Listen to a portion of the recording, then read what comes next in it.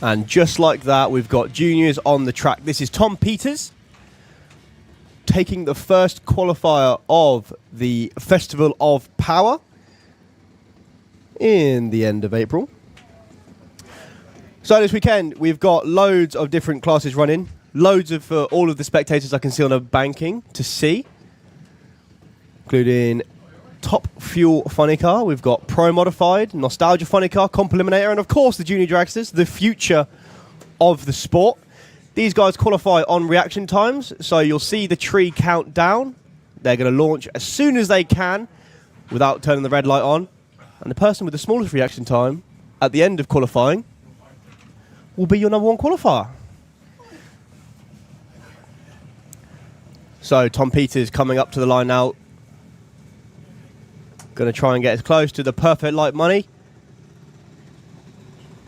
Of course, that's being 3 zeros.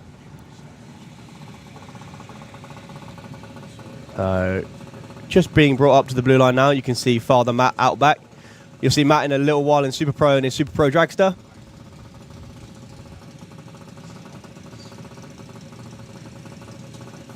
Tom just rolling it into pre-stage, a little bit further into stage. So what's the #1 qualifier going to be after the first run? It's going to be a 0.1 red. Of course, very quick reaction time in the JMAs. And he goes 8.11 at 77 miles an hour. Oh, look at this. Frankie Kent's new car's on the line. That thing is a work of art. Look at that.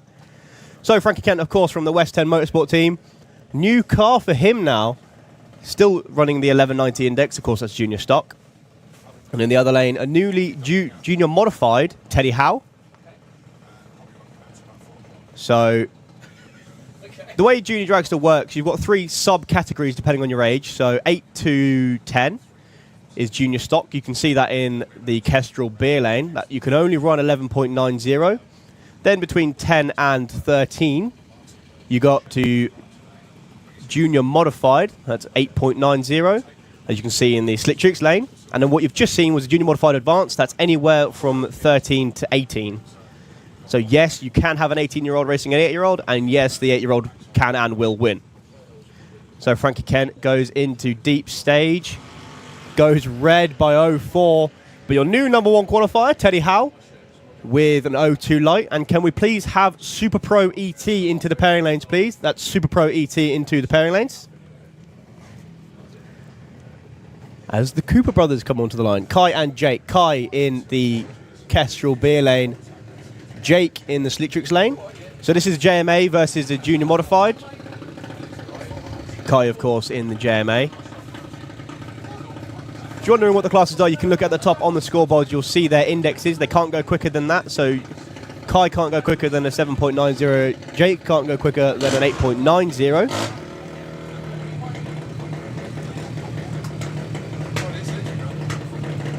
And if you can spot the difference in the cars, you've got a better eye than I, because I can't. Of course, one's quicker than the other, but that's about it. So Jake coming up to the line now.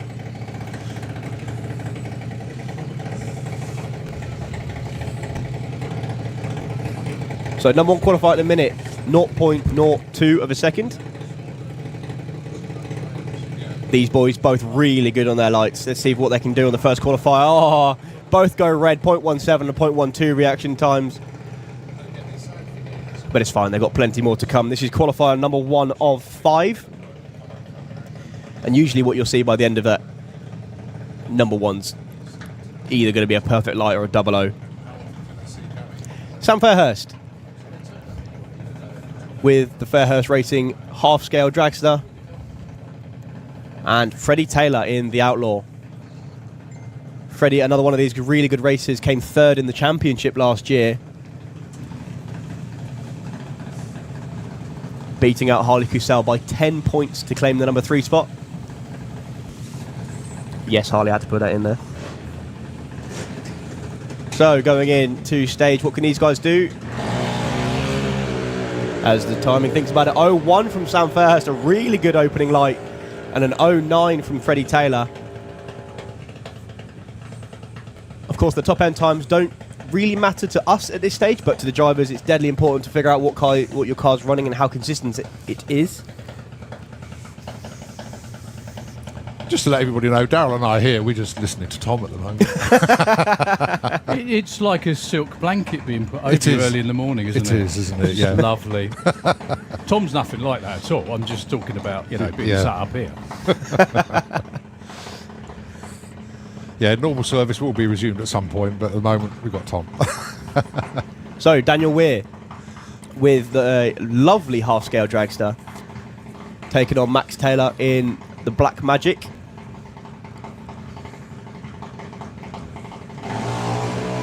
Oh 04 and a 0.1, a couple of good opening reaction times.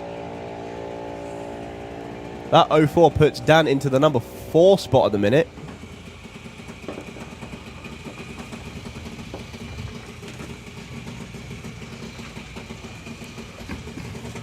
Oh, I thought we were seeing a new car then, but we're not. This is the Violet Haze.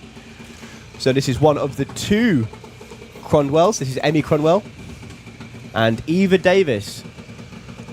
Now, I will interject just for a second, if that's all right, Thomas. Mm-hmm. Obviously, you used to race in Junior Dragster. Quite an intense place to be sometimes, isn't it? Yes.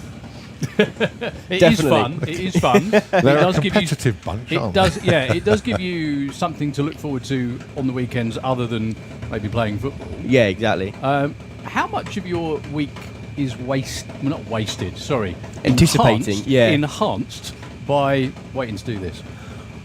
Well, I can't say I didn't get much done at school. Okay. But... Because you'll get a clip around here still from your mum. Yeah, exactly. But definitely lessons you're thinking, that's it, that's Monday done. That's Tuesday done. And the question we all want to know is, how does everyone get out of school on a Friday? Ask no questions, tell no lies. No, fair enough. I always wonder if the class actually watches on YouTube, on TV at school and things like that. I think some do. Couple of red lights, 0.11 red lights for both of them there, actually. Yeah, because it's competing at a national level. Yeah, you're allowed out of school. Yeah. Is that it? Mm-hmm. Okay. And of course, when European finals come around, you're racing for the country. Yeah. Wow. And for those people lucky enough in the summer, get to have a trot down to Hockenheim and round number 1, Saturday night, 60,000 people. How cool is that? Emily Moore and Harry Peters. Now, fun fact about the car Harry Peters is in, I only ever made it to 1 final in my career. That car beat me. I can hear a tiny violin. Sorry. Yeah, so that's a championship winning car that Harry's in. Caitlin Wilson won the championship in it. In fact, lots of history of both these cars. Good idea to take the tyre covers off. I didn't notice that. That's the problem when they're black, I suppose, isn't it?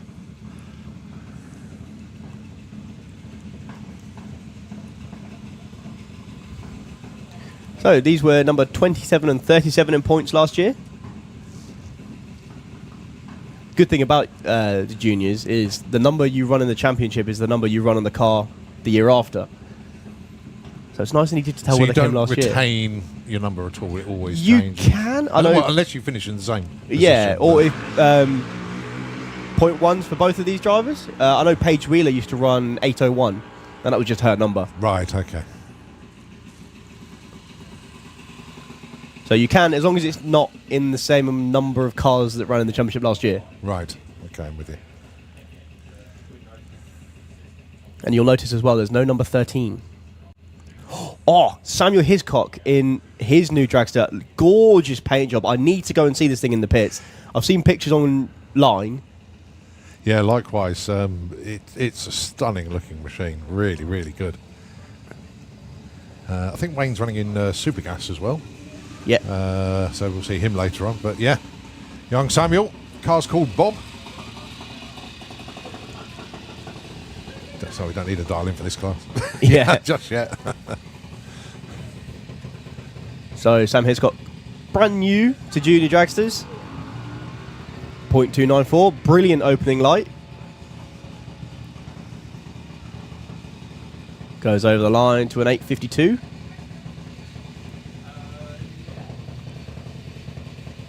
Well, he's got JMA on the board. Oh, Harley made it. Brilliant. I got a message from Jack whilst I was up here, and he went, you about? You fancy crewing? And I'm like, there's a bit of an issue with that. So I roped Harley in, so I could see Harley out front, directing traffic for Jack. Best car in the field that is that Jack's driving, and I'm not biased. Honest. It's my old car. And Lola Bell Kent in the other West 10 Motorsport car. Probably going to go better than it ever has done now, isn't it? Oh, yeah. He's already got more rounds than me. Lola Bell in the junior modified in the other lane. Both these drivers done really well last year. Jack bringing it in nice and slowly. Lola's already in.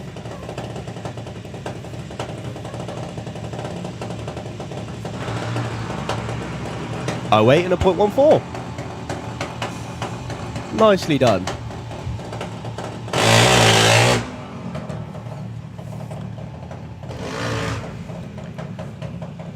Now this is a race you could see in the final, not Q1. Max Love and Luke Mugridge. Yeah, Mackenzie's first race, he missed the first round, didn't he? He wasn't well. Yes. So good to see he's fit and back in the car.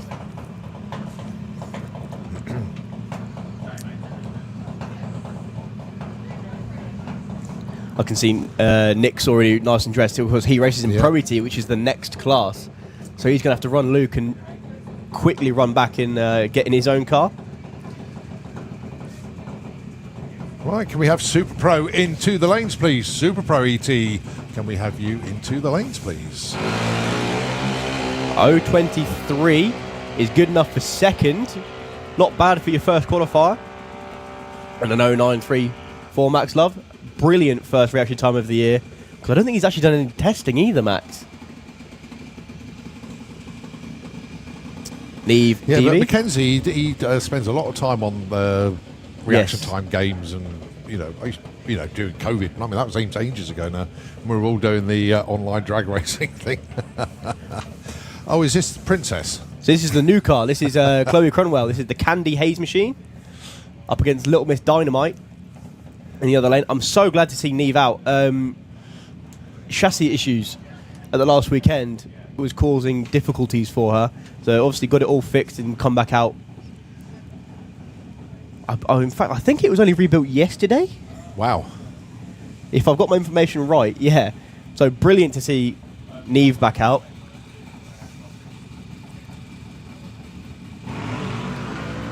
Couple of close reds. 3 reds both sides of the track. Oh, really going for it.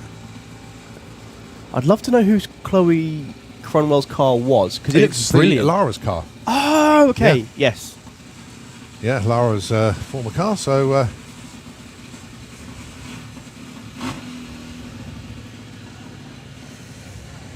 Blimey, I knew something you didn't. That is a first. I only found out yesterday, though. So, Oh, okay. Yeah.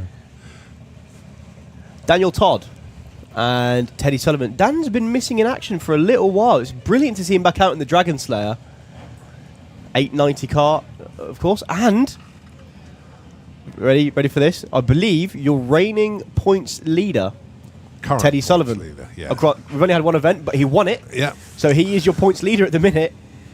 That is Teddy Sullivan in the Slick Tricks lane. He's also undefeated in 2024. Well, that's one way of looking at it. Oh, 08 light, that'll do to number 6 spot at the moment. Oh, I had to squint then, because that second 8 looks a lot like a 0 from here. Yeah. Don't forget our Perfect Light and Perfect ET awards are up for grabs this weekend, courtesy of Eurodragster.com and, of course, our other sponsors. The Twister Racing Team, in memory of Hayley Hadfield, and, of course, Kath and Tig Napier. So, massive, massive thanks to them. So, it's quite big in other motorsports to get females into the sport. I think we've only had a couple of pairs where they've both been males so far in Junior Dragster. Which is brilliant to see. Brilliant to see. We don't need any of that diversity rubbish. We were here long before. Exactly. Decades before, in fact, actually. All right, Gray Smith with Boost Monkey Junior Dragster. That's a cracking looking car, that one. Going alongside, as you say, the Cherry Bomb machine of Ada Cassis. Now, did that used to be Bandit 1? It did. Right, okay. Wide awake club for Grace. Straight into the number 4 spot with that one. 047.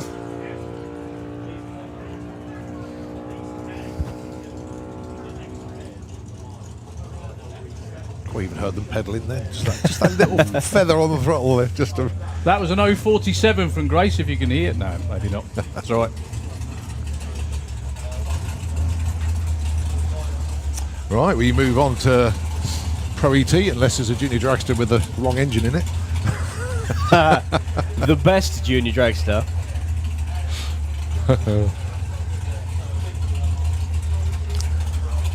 I see a new colour scheme underneath us as well.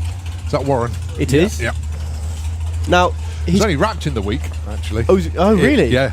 It's he thought it happened very quickly, and I thought, look, yeah. Okay.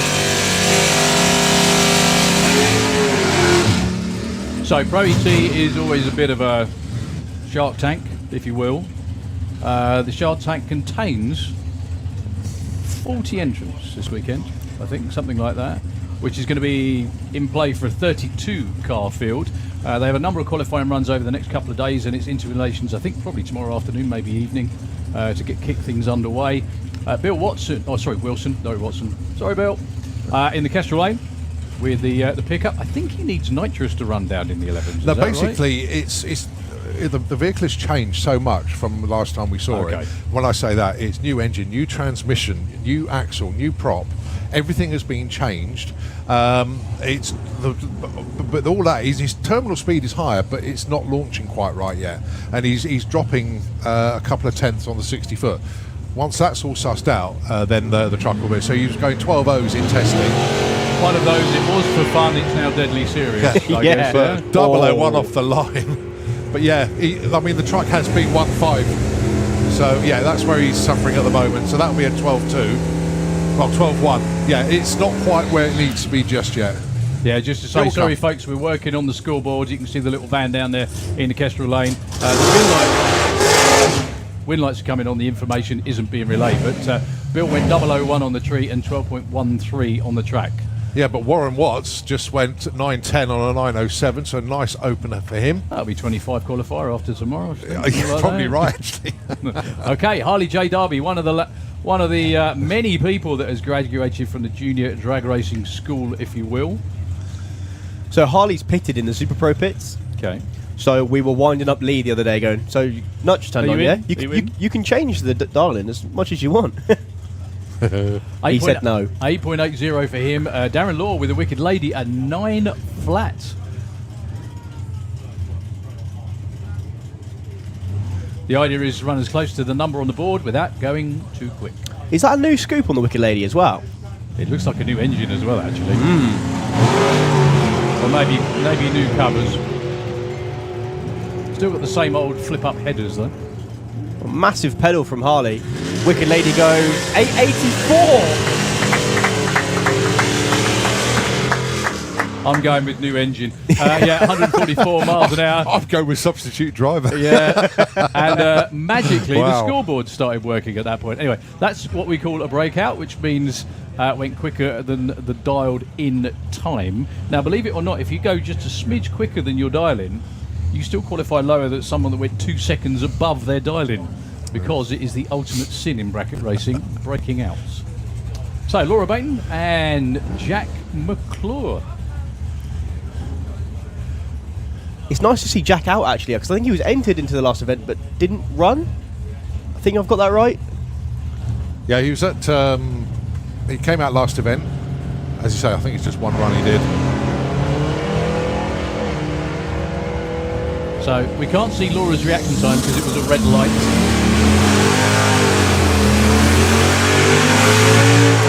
That was too quick. 10:45 and 13:43. The other thing is as well, we've got to say these are absolutely optimal conditions for race engines. Lovely cool air, bit of a tailwind. The only thing that would be nice is a little bit warmer temperature, but we can't have everything. This is England. Time for a shout out, actually. We're missing one of the Rudd family this weekend. Steph is at home watching on the live stream. Steph, hi. Shame you're not here, but I know studies are very, very important. Everybody from Pro ET is missing you here this weekend. especially Dan. He's really, really missing you. He's walking around like misery warmed up. I just have to say, nothing is more important than drag racing. Yeah. Education. That's right. No, nothing's more important than. So let's see how Mr. Qualifying gets on, looking for his 962.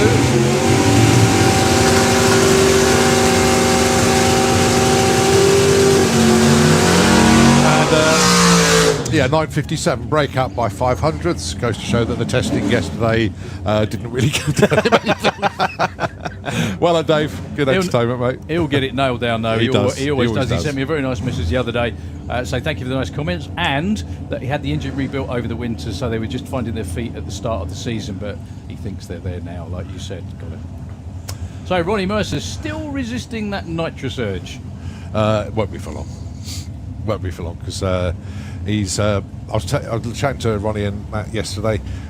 They are going on a European tour this year. They're going up to Tierp in Sweden. They're going to Hockenheim. They're going everywhere. They're going to Cloisters in France. Excellent. I think they're on a 6-week jolly, basically. That's what the Scandinavians have been doing for years. Yeah. They stopped work for 2 months to go racing every single weekend, like 12 weekends in a row. Pretty awesome. But it's good that he's doing it. Taking on Bob Molden. 006 light for Bob Molden.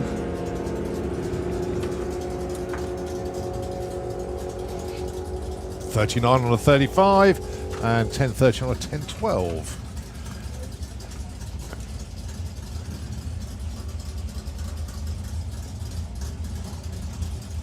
Nice to see the Moldens back out after, I think they destroyed it last year, didn't they? Yeah.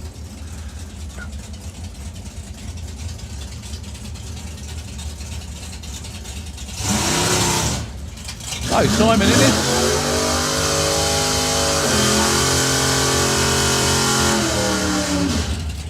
Yeah, just had to double check it. Ronnie Mercer is double classing this weekend. He's running in Super Comp. 890. Obviously. Yeah. Not in Outlaw Anglia, bizarrely. No, he's running in because when he goes around Europe, he needs to run, I think, in comp in one of the classes so he can race. That's how he's going to be able to go. Do you know what? That's what I've just got to say this very, very quickly while I remember. Every year we used to go to Mantua and you used to get the most bonkers cars turn up in Supercom because they didn't fit in anywhere else. And that's obviously what Ronnie's doing, if you like. One year there was this P-shaped Volvo with a supercharger on it that would run low sevens, no problem. Like running 890 or trying to run 890 very unsuccessfully. It was awesome.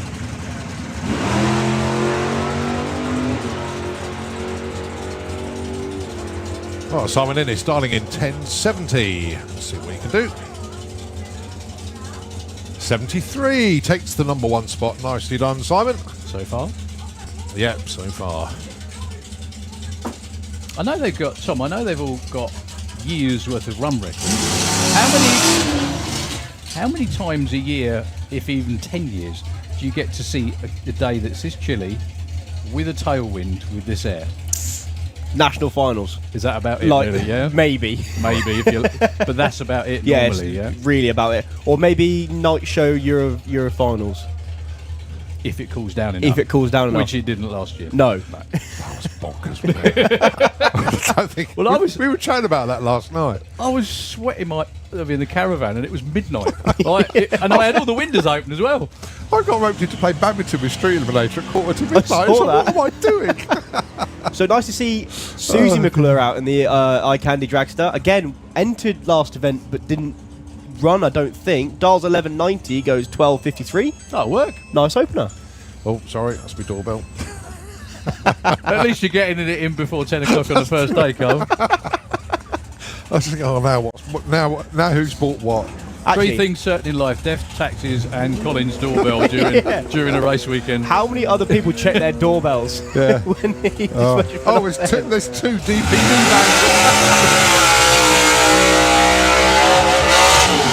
vans. 2 DPD vans outside my house. They're meeting up at your house going, I'm watching him on the live stream, let's have him. Yeah. Oh dear. Right, okay, you got to change the subject very quickly. 2 green cars. One of them was your national champion last year in Pro ET. That, of course, is the Jaguar. Just a little purge of the nitrous there, bringing the car in. So that's Lee Morris with the green with MVE type. Going alongside Stevie Gates, your current points leader in Pro ET, having taken the win at the Easter Nationals. With the car that shan't ever be known as the Reborn package. Return to sender. Let's see how then. Stevie Gates. Oh, 01 red. So, dialing for Stevie. 8:59. 10:01 for Lee Morris. Oh, 8:58 with a 9. Deary me. 2:10,000. It was that much. Do you know what? That was almost a perfect run. Yeah. Mind you. Meanwhile, in the other lane, 10:03, Lee Morris goes into the #1 spot, 200ths off. So, yeah, stamps his mark on the class straight away. I had a message off Mr. Goff after the last event, and, I was mentioning what he put in the ad, that it's a very successful car, go fast, win, whatever else as well. And he just put, I'm not going to put the swear word in it, but he just said, I told you. Oh dear. Right, Doug McClure, Don Scott, your next pair. Doug with the success, Anglia 1147, and Don 990.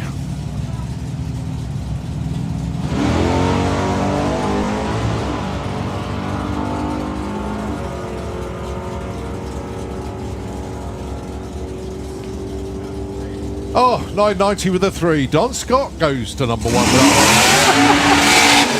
That might be there. Sorry, not bad from Doug either. Only 400 off, 11:51. I was going to say, that might be there for a little while. Could be. We're going to be down to 1,000. He's definitely going to qualify, let's put it that way. So, Andrew Brook with the Appliance Dragster that previously driven by Mason Griff. His very, very successful car with an LS in it, obviously. Taking on John Beam with the shotgun. Nice surprise the other week to see John Beam testing with his other new 14-second pass at 160 mile an hour. And a new set of tyres. He was telling us all about that one. So first gear, just wheel spin. Shifted into second, wheel spin. Shifted into third. It was still spinning. I didn't know what to do. Got to the 8th mile. Well, fun enough lift is the all answer. of a sudden the tyres hooked and he's going, rah! 160 at the stripe. Unbelievable. Yeah, he's quite happy with that. Well, this car's not slow either. Look at the dial-in, 905. Upgrades done to the #1. Yeah, I was pulling some immense wheelies a few weeks ago, back on the Easter weekend. Yeah, he's got new wheelie bars being constructed. Look at that. Beautiful. Rode that well.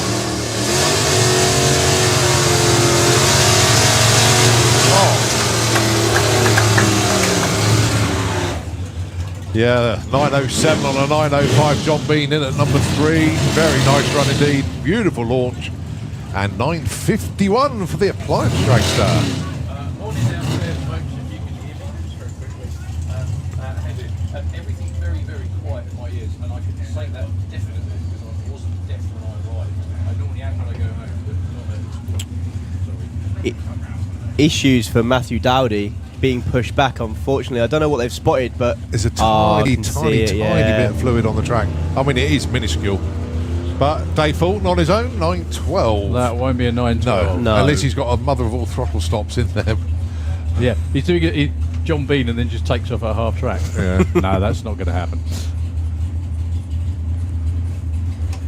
Sorry, I didn't catch the end of that, Pete. You were saying?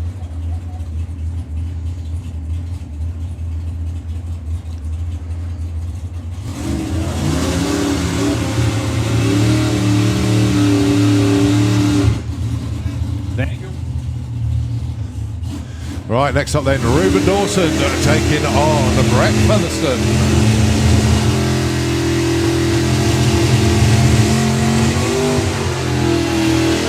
Actually, could be Brett on his own as they're still sorting out the lane. Can we have Super Comp into the pairing lanes, please? Super Comp, let's have you into the lanes, please. So, yeah, I think it is going to be Brett on a solo whilst they just tidy up in the Kestrel beer lane. Brett, of course, a former champion in Pro ET. That's nicely away. Indeed, it was 004 on the tree. Now then, 961. That's what he's more interested in. 959 breaks out by 200ths. People missing by oh so much this morning. Do you know something though? It would be wise with the amount of runs people might get over the next couple of days, and the weather and everything, and there's 40 guards, to put in a nice safe one to start with, just so you sleep. Right, Reuven Dawson then into the 8s yesterday in testing, really starting to get a hook on this. Into the 8s already. Awesome. 896 for that car.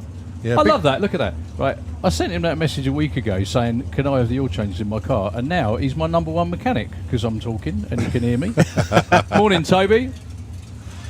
Hope you're doing well, mate. I'm only joking, obviously. I know you're a busy boy. And I hope your dad's well too. It's nice to see him the other day. Oh, that's gone. Beautiful launch. Just having a little bit of a wander over to the wall. Should be the 8s again. Yeah. Oh, wow. The really scary thing for everybody in comp is that's an awfully long way under his index. Well, when your tuner is Ray Barton. Oh, is that right? When Ray Barton comes over and is here this weekend. So, yeah, you know they're on it. Well done. Blimey. Someone came to play. Yeah, dearie me. No, someone came to demolish everyone. I don't know how to play. Dearie me. Right, Tom Kay and Mark Huxley, your next pair. So the Can-Do 2 Toyota Corolla, 974 on the dial-in. And Tom Kay looking for that 1020 and a straight run would be nice.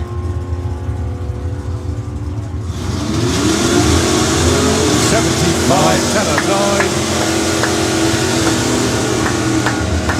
Big breaker actually for Tom Kay. Dialed at 10.2, went 10.09. I bet Ray Barton's walking around thinking, why are these guys racing in the middle of winter? It's so bloody cold. Brilliant. However, again, conditions that they never see pretty much in the States. Almost never. Good news is the sun is actually out. So, although it might feel cold, the track's getting warm. You're not fooling anyone, Tom.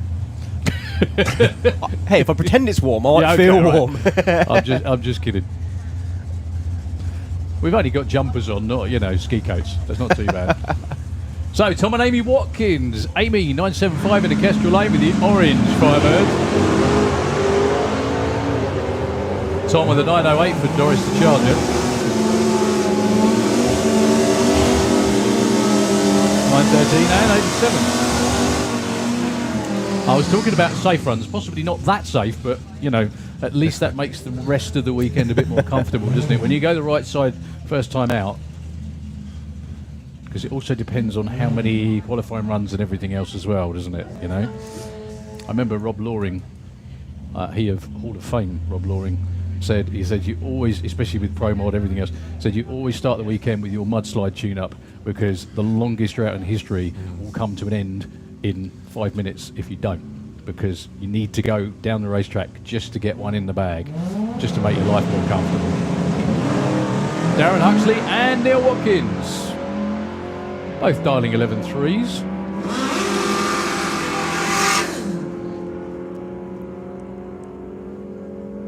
$50 and a 29.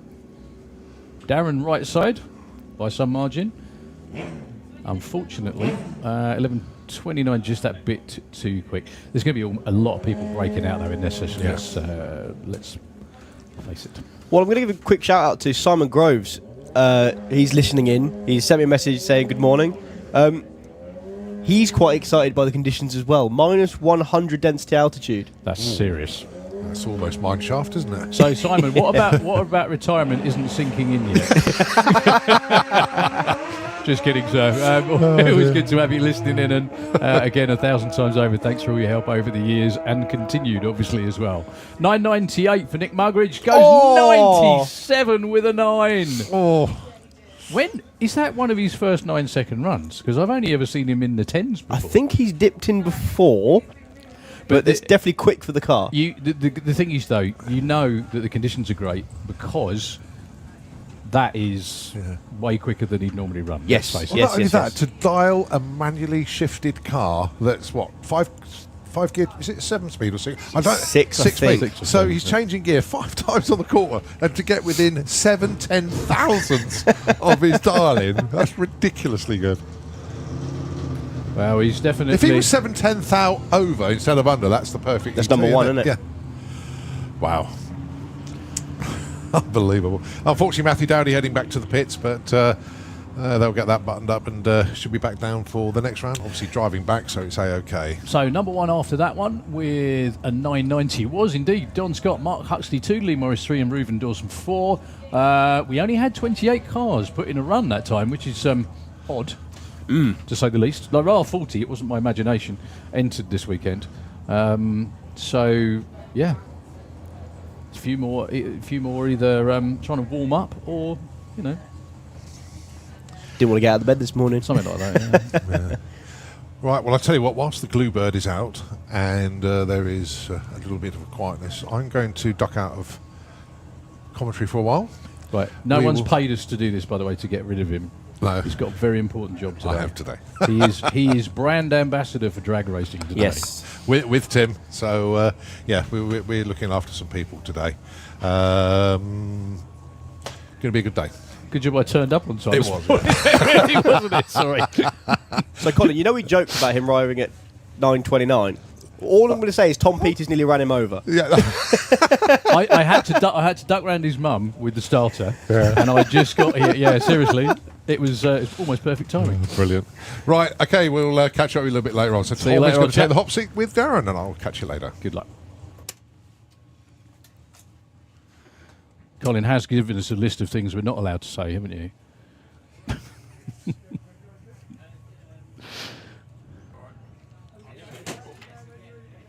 just leave those there. Right, we will be up at some stage.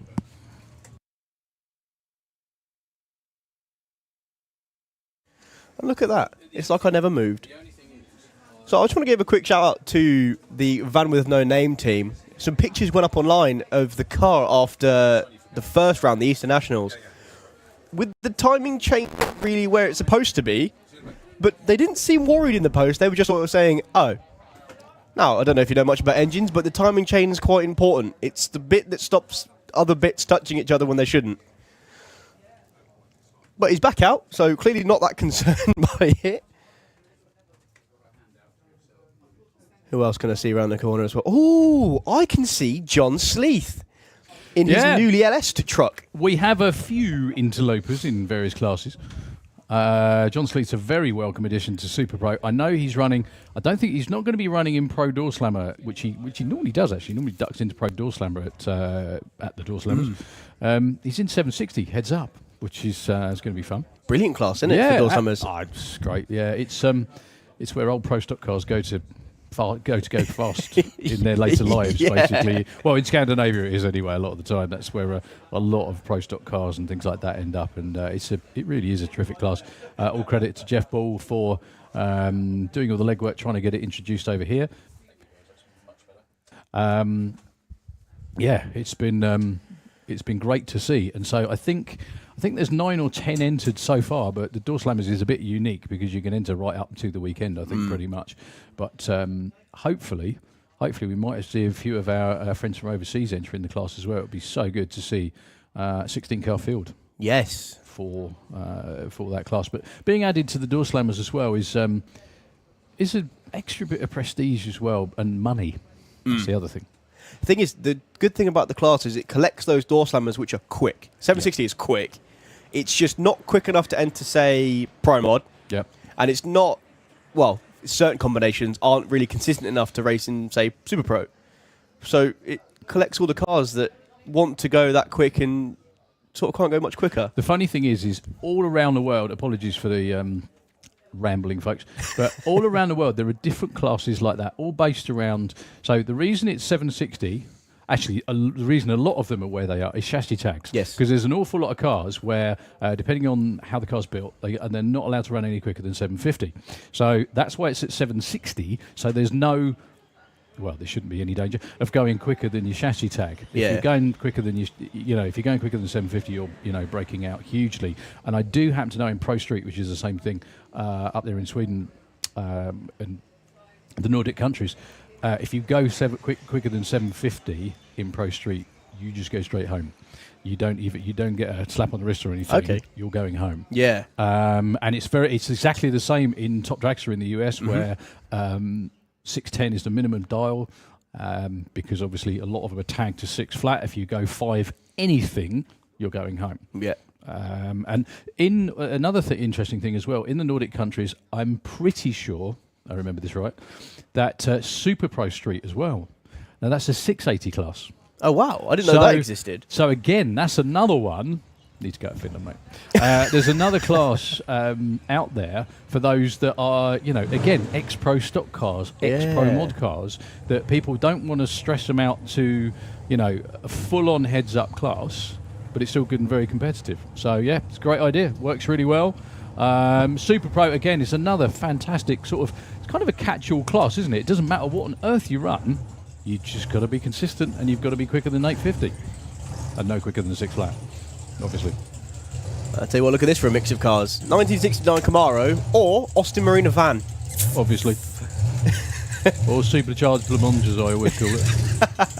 It does look a bit like that, doesn't it? Especially now the roof's sort of faded a different colour. Or maybe it's painted like that, I don't know. Anyway, it's all good. So, the name of the game here is Dial Your Own, again, just as you've seen earlier with Pro ET, but a bit quicker. Anywhere from 8.50 all the way down to 6 flat. 8.90. Oh, is it 8.90? Or 8.99, I think it is.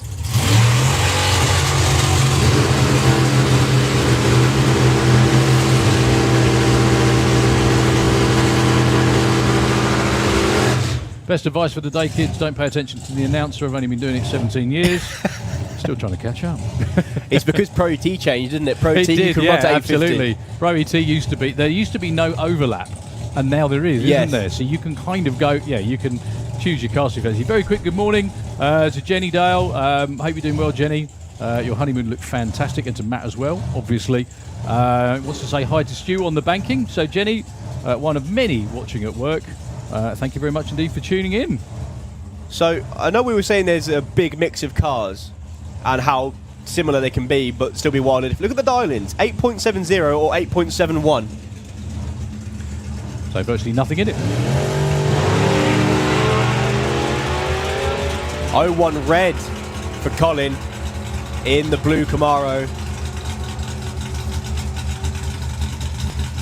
Oh. Dave Russell with a 73 on a 70 will be number 1 for now. Just too quick. Colin Morris. Now, I've always thought, on the subject of bracket racing. Now, I know have you driven Mick's car?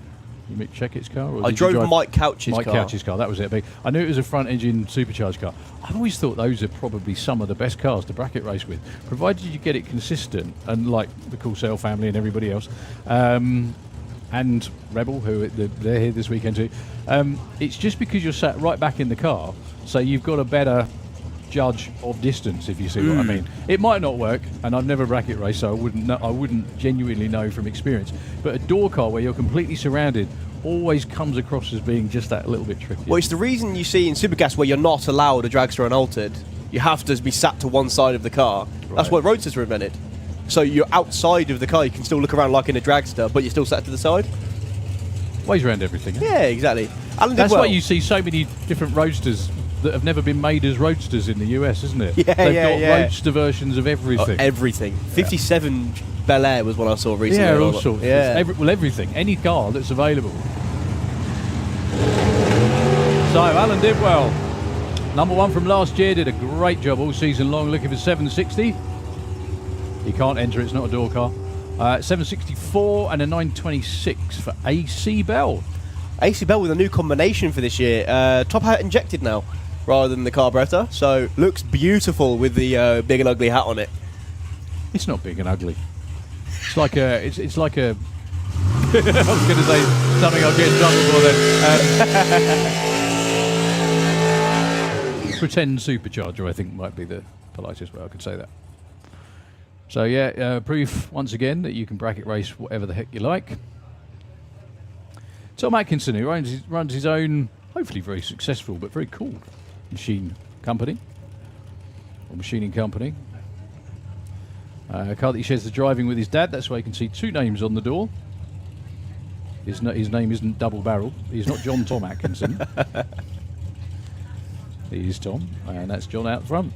So they do share the driving throughout the season. How difficult is that, though? I mean, I'm sure, I don't think you've ever done that, but I always thought that must be difficult to keep a rhythm if you're sharing driving throughout the year. Yeah, I've been involved with teams who swap drivers, and the whole idea behind it is because in MSA competition, you can't swap drivers in the same event. Right. So that makes it a little bit easier because the drivers obviously have different inconsistencies. They like certain things, they don't like certain things, but you can iron them out between events. The difference comes when you go to like a Run With Your Brong style event. You can switch and change between rounds. That's when something gets difficult. 034 light. And late 46 is what you're looking for. And the wheel stayed on the floor, actually. There was no wheelie for them. Oh, wow. That will be your number 1 qualifier. I must admit the competition in the other lane was the shoe, so he was always going to win that one. But awesome stuff. There we go. Put it away for the rest of the weekend. Have a barbecue. Have the rest of the weekend off to eliminations, I think, after that. Yeah, do it. Can we have funny bike, comp bike, junior, drag bike into the pairing lanes, please?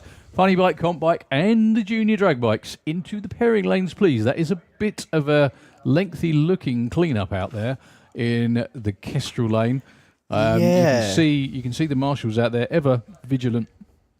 Gives me a perfect opportunity to say very good morning to all of our wonderful SPRC marshals, all the way from the pit staff to the lineup folks round the back as well, the guys that do the burnout box, everybody you see on the start line, but also the complete army of people that you can't see in the timing booth, in scrutineering. They're not technically SBRC, but whatever. And all the way down the shutdown area, various crews down there. Very good morning again to Angie, who I do understand has got a bunch of newbies with her. Yes. Or effectively first-timers up there this morning. So I hope you all really, really enjoy one of the world's most unique motorsports.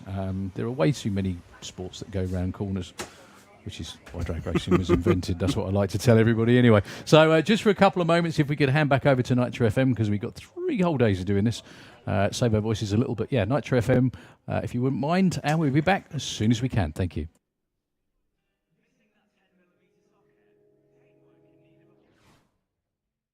So you're going 12 O's in testing. One of those, it was for fun, it's now deadly serious. I guess, but double O, one off the line. But yeah, I mean, the truck has been 1.5. So yeah, that's where he's suffering at the moment. So that'll be a 12.2. Well, 12.1. Yeah, it's not quite where it needs to be just yet. Yeah, just to say, sorry folks, we're working on the scoreboard. Scoop on the Wicked Lady as well. It looks like a new engine as well, actually. Or maybe new covers. Still got the same old flip-up headers, though. A massive pedal from Harley. Wicked Lady goes 884. I'm going with new engine. 144 miles an hour. I'd go with substitute driver. Yeah. As you say, I think it's just one run he did. So we can't see Laura's reaction time because it was a red light.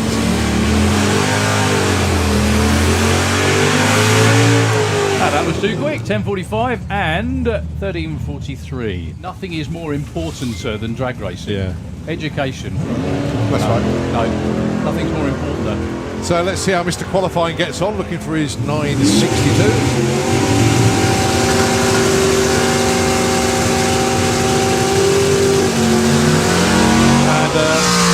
And yeah, 957, break up by 500ths. Goes to show that the testing yesterday didn't really go down. Well done, Dave. Good entertainment. The Scandinavians have been doing it for years. Yeah. They stopped work for 2 months to go racing every single weekend, like 12 weekends in a row. Pretty awesome. But it's good that he's doing it. Take it on, Bob Molden. 006 light for Bob Molden.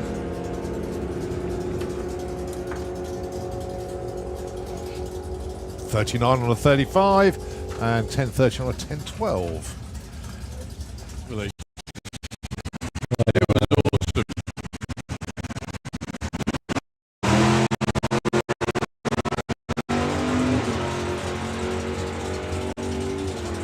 Oh, Simon Innes starting in 10.70. Let's see what he can do. 73 takes the number 1 spot. Nicely done, Simon. So far. Yep, so far. I know they've got, Tom, I know they've all got years worth of run records. How many? Let's see how then. Stevie Gates. Oh, what a red. So, dialing for Stevie, 8:59, 10:01 for Lee Morris. Oh, 8:58 with a 9. Deary me. 2:10,000. It was that much. Do you know what? That was almost a perfect run. Yeah. One. Yeah, I was pulling some immense wheelies a few weeks ago, back on the Easter weekend. Yeah, he's got new wheelie bars being constructed. Look at that. Beautiful. Rode that well.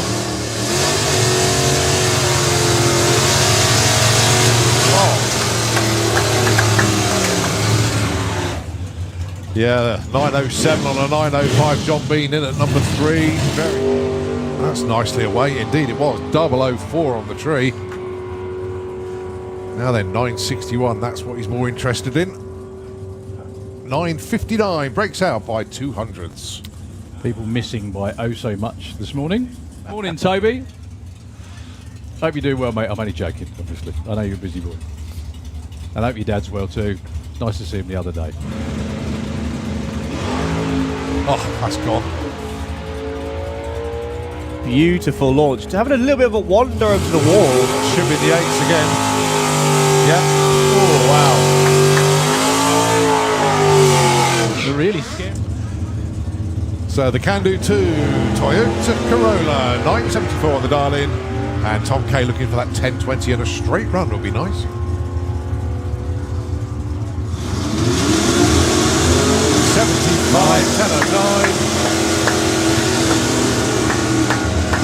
Big breaker actually for Tom K. Dialed to 10.2, went 10.09. I bet you're not fooling anyone, Tom. Hey, if I pretend it's warm, I might Yeah, okay, feel right. warm. I'm just kidding. We've only got jumpers on, not, ski coats, so it's not too bad. So, Tom and Amy Watkins. Amy, 975 in the Kestrel Lane with the orange Firebird. Tom with the 908 for Doris the Charger. 913 and 87. I was talking about safe runs, possibly not that safe, but, at least that makes the rest.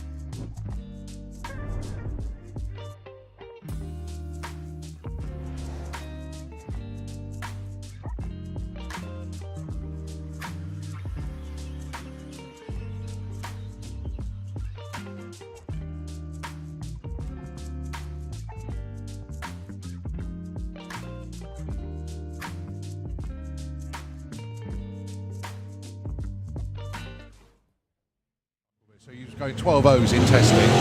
One of those, it was for fun, it's now deadly serious. I Yeah. guess, But double O one off the line. But yeah, I mean, the truck has been 1.5. So yeah, that's where he's suffering at the moment. So that'll be a 12.2. Well, 12.1. Yeah, it's not quite where it needs to be just yet. Yeah, just to say, It'll sorry come. folks, we're working on the scoreboard. Scoop on the Wicked Lady as well. It looks like a new engine as well, actually. Or maybe new covers. Still got the same old flip-up headers, though. Massive pedal from Harley. Wicked Lady goes 884. I'm going with new engine. Yeah, 144 miles an hour. I'd go with substitute driver. Yeah. Ben. As you say, I think it's just one run he did. So we can't see Laura's reaction time because it was a red light.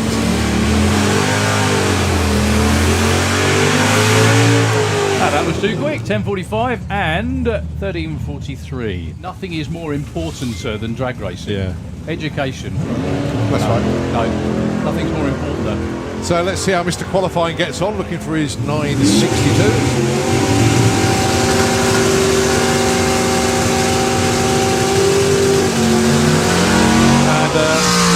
Yeah, 957, break up by 500ths. Goes to show that the testing yesterday didn't really get anything. Well done, Dave. Good entertainment. The Scandinavians have been doing it for years. Yeah. They stopped work for 2 months to go racing every single weekend, like 12 weekends in a row. Pretty awesome. But it's good that he's doing it. Take it on, Bob Molden. 006 light for Bob Molden.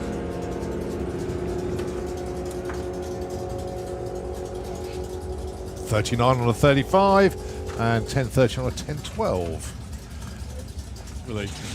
It was awesome.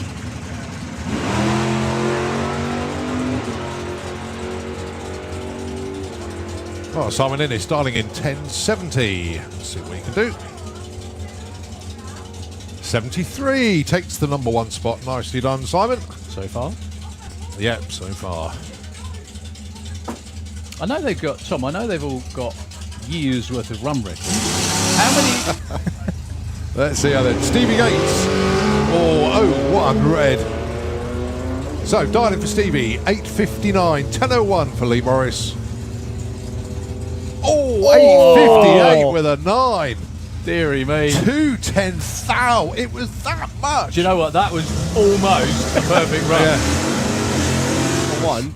Yeah, I was pulling some immense wheelies a few weeks ago, back on the Easter weekend. Yeah, he's got new wheelie bars being constructed. Look at that. Beautiful.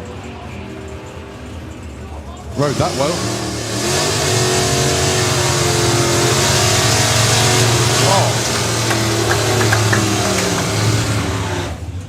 Yeah, 907 on a 905. John Bean in at number 3. That's nicely away. Indeed it was. 004 on the tree. Now then, 961. That's what he's more interested in.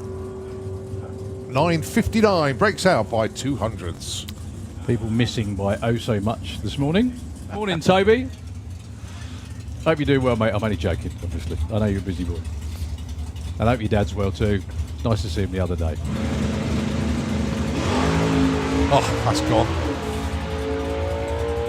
Beautiful launch. Having a little bit of a wander over the wall. Should be the 8s again.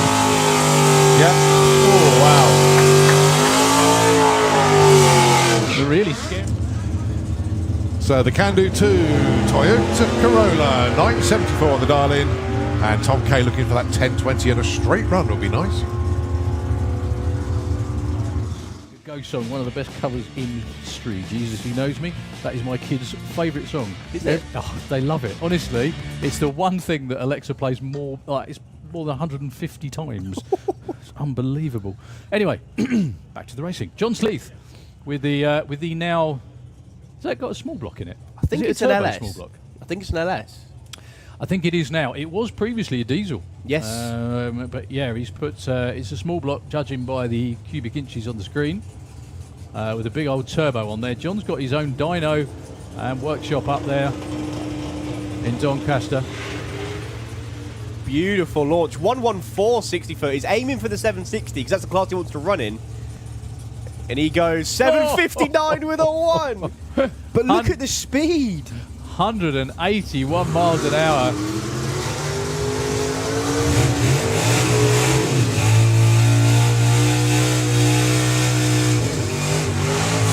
That was terrific. I think that's one of his quickest runs ever as well. Yes. Awesome stuff. Yeah, John Sleeth does a lot of great work for many racers on his dyno. It's quite bizarre watching the videos online, actually, of his dyno. Because Dyno videos are the Dragsters scariest thing I've ever seen, I think. A lot of them are. Especially Andreas Arthursson's one in Sweden, where he's put Andre Arnover's car on it, and it's like... in a nice way. So, Bob Doyle and Mark Bailey. Bob in the Z-Case Datsun, looking for an 859. Mark Bailey with the Barracuda.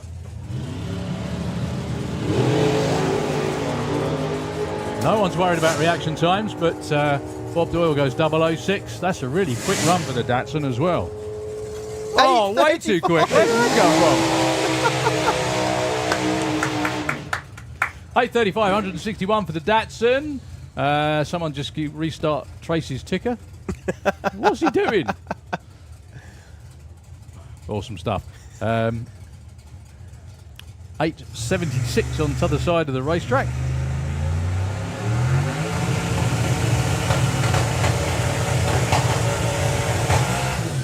So Mark Courcelle in the Kestrel Lane with the ball breaker. This is kind of 8-0 weather for them, isn't it? You know what I mean? Yeah, I've looked at the dial-in, and I'm not going to say that they're wrong, because chances are it's now going to run at 825. But if I had to take a bet, I'd say 811. It depends what Steve's put in it, obviously. It depends what they've got in it. They might have... This kind of weather is really good for going quick, super quick. It also depends on what launch he does, because depending on how confident he is on the track, he may go trans brake or he may go foot brake. So go on, what difference does that make for people that don't do this? So a foot brake launch is like leaving the lights at a traffic stop. Like you let go of the brake, gently on the throttle, you're off. So lame, you mean? Lame. Trans brake is a bit like if you were to hit your clutch, hit the throttle, it go up on the uphills, and then you just dump the clutch. It's a lot more vigorous, violent. Yeah. It basically it kicks in. It kicks everything in instantly, doesn't it? Really. Andy Thetford, apologies, Andy, with 760 dial-in. Awesome turbo Camaro, another one of our 760 warriors.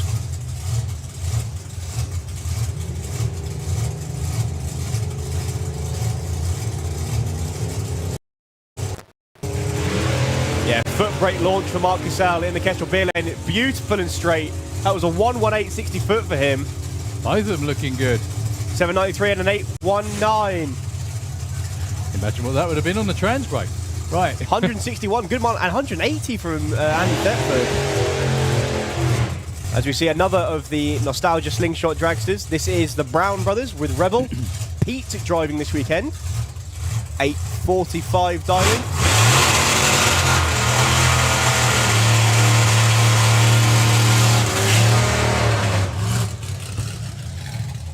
They are the real Mrs. Brown's boys. Not the ones you see on telly, obviously. No.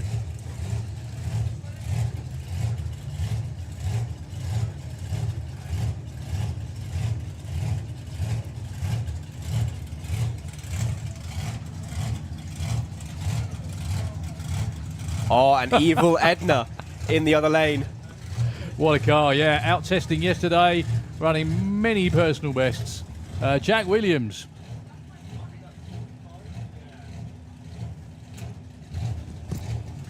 There we go, 845 dial-in for Pete Brown in Rebel. I'll tell you what, someone's got a huge barbecue in the pits, or I think their rings need gapping. Yeah, that's not gone well, whatever that is. That's hot oil, that is. Anyway. Beautiful launches for both these cars. 7:59 dial-in for Evil Edna, the Nova in the Slick Tricks What lane. a run that was. 7:53 and an 8:81 for Rebel. Beautiful run. Maybe you shouldn't have complained about the dial-in. I'm just kidding. Obviously you should. Yeah, 183 miles an hour. 760 class hotting up nicely with quite a few cars that are going too quick. Yeah, if you can get hold of it out there, especially off the start line, these are prime go-fast Yeah, conditions. well, look at that. A 110 60 foot from the Nova. I tell you what, it's really transformed it with the... I'm only laughing. That's awesome. I don't think I've ever seen anyone back up another car with their crash helmet in their hand. So, Leah, take a bell, darling. That's awesome. Obviously, Leah will be in the car very, very, very, very, very shortly. I think Supercomp's almost next, actually. So this is Joe Kellett with a car that he and his sister share. That was Leah doing backup duties in possibly the best outfit for the day. Yeah, Supercomp's yeah, they the are next straight class. after. So effectively, Joe's got to turn off at the end of the racetrack after running hopefully 750. Come straight back down to the start line, hop out of the car. Leah's got to put her... I think probably after Joe's gone down the track, Leah will actually be getting fully suited up, waiting for him. 104 60 foot. That's a cracking 60 foot, actually. That might be a little bit quicker than 750. 734. Yeah. Just saw Pete's face then go, what? Knocking on the door of 80 miles an hour, beg your pardon. Leah's down there thinking, that looks fun. Yeah, Leah's down there thinking, wow, that looked fun. That's going to be the mother of all throttle stops, I think, in just about 5 minutes. Okay, Al Schofield with the Scud number 2, the Dragster. Really cool looking car with a blown small block Chevy in there. Transplanted from the altered. I don't know if the altered's still up for sale, actually, but that's a very, very nice car. So, Al, a few weeks ago, was in the mid-sevens, which is what he's dialing in now. 758. Taking on Callum Swinchat with the Kings Racing Topolino. Yeah, I can see Sharon quickly diving into the car. I don't think Alan's arm restraints were plugged in. Quick work from the crew there to bring him up to the line. 7:58 the dial in, 8:93. See, Callum's one of these guys who can just chuck out 8:90. No matter what the weather is, he's always seems to be in the 8:90s. Always shocked that Callum has never won more, to be honest, because he's so good on the tree. Ex-junior, and the car's really consistent. Well, Al Schofield will get there first by some margin. 7:69, 8:90 with a 7. Couple of ticks too quick for Callum. Not bad from Schofield. That puts him into the number 4 spot. I think we need a 760 Dragster class as well, looking at this. The amount of them we got. Just kidding, of course.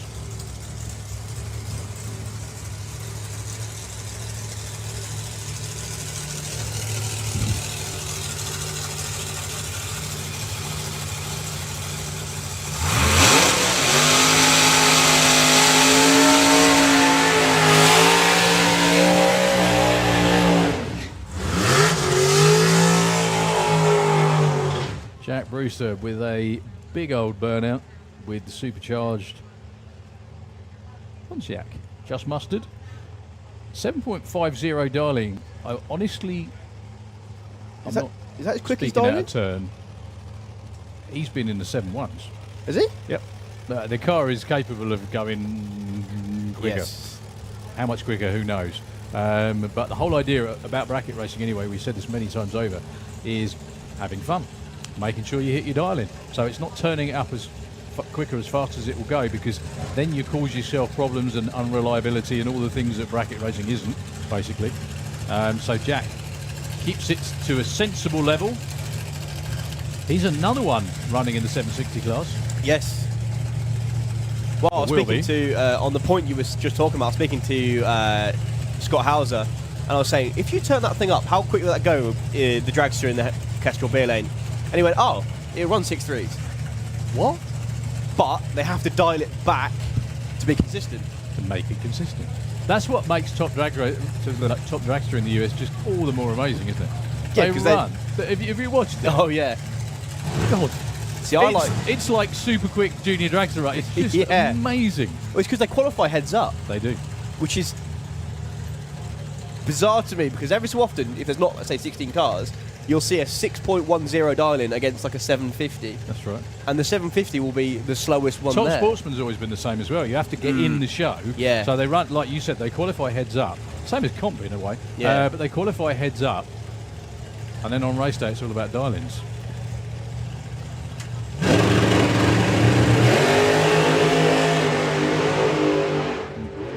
Meaningful launch from both there. Jack's off the power. Not for long, 731. No. 7:31, too quick for Scotty. Jack does actually get qualified at number 5 with that one. 7:68, 1:59 with lots of yes/no moments down the track. Have you ever had that? I've had it in a junior. Yeah. I got hit by quite strong headwind about the 8th, and obviously lifting in the car with slicks is a very bad idea to do when you're sideways, because that's when Yeah. things tumble. So I was sort of going towards the wall going yes, no, yes, no, yes, no, yes, no, yes. Okay, I'm cool, I've saved it. Yeah, it's the thing where you think it's going out of shape. No, it's not. Nail it, nail it, nail it. This is Matt Peters in the Slick lane. Just seen him on track before. Wasn't in a car, but he was running with his two sons. 7:67 the dial. Again, another one of the ones in the 7.6s. Told you.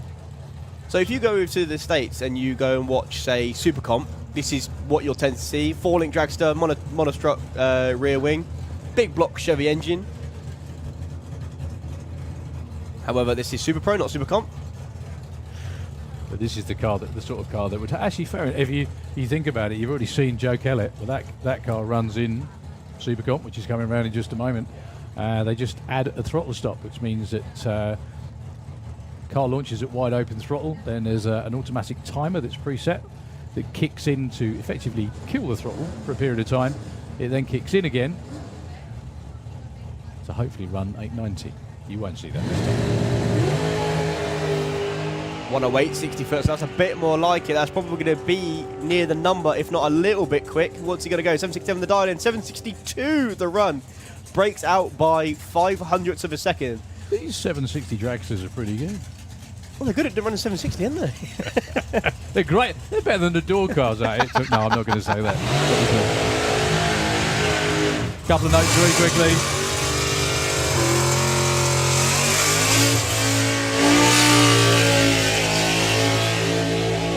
Mr. Dave Nelson been in touch to say very, very good morning. Wants to give a shout out to, as we do, Eurodragster.com teammates Chris Witten, who's in Sportsman ET, who's just been up to assist and given us some pens, which is very kind of him, and Graham Watkinson, who's sat next to us, looking only slightly less puzzled than he did 3 weeks ago, which is good to see. Only slightly less. Just kidding. Only a little bit, yeah. Right. But no, as always, everybody more than appreciates all the good work everybody at Eurodragster does.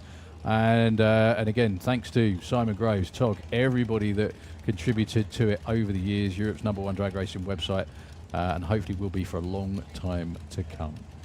Although quite a few of them, they're quite old, so probably not. But you know, we'll have to see. Have to get the next shift in. Okay, that's Daniel Giles over there in the Dragster, 7:43, breaking ranks and going 7.4 instead of 7.6. And Dave Crowhurst. This is a substantial step up in elapsed time for the Camaro.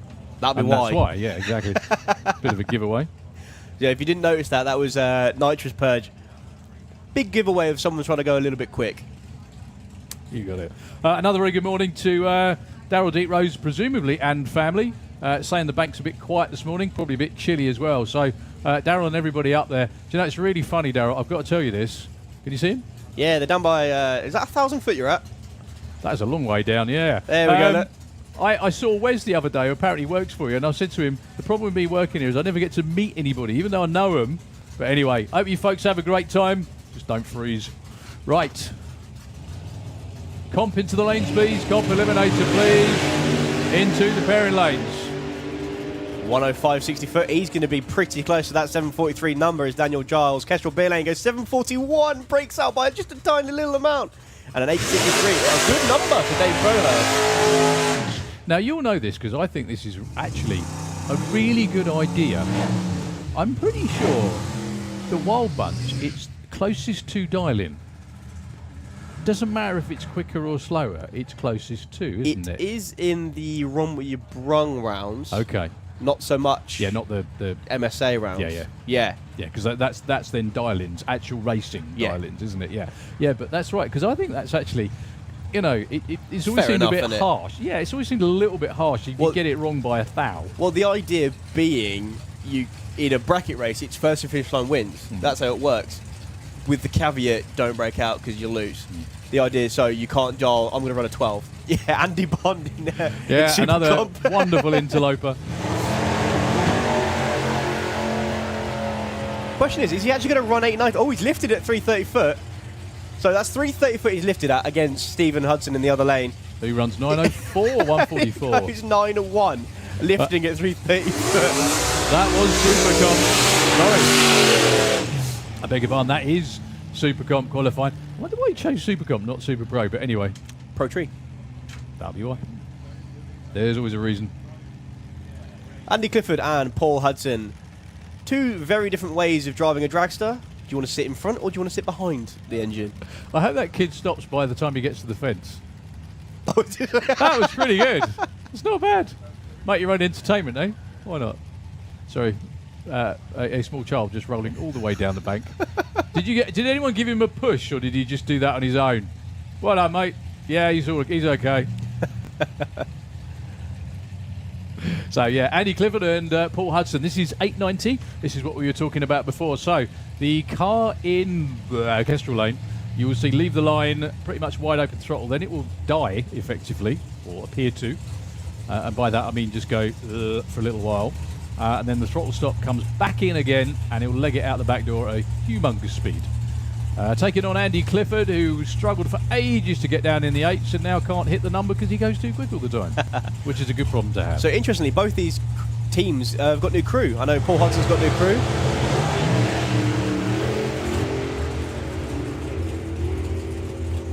Lovely straight runs for both of these drivers. They're going to be close to the finish line, yeah. There we go, look at that. 8.60, 153 for Andy Clifford. Who cares about indexes, eh? Well done, sir. I was just going to say Andy Clifford's got new crew because they've stolen their song back from Runa. Really? Yeah, because usually crews on Duncan's top fuel car. Okay.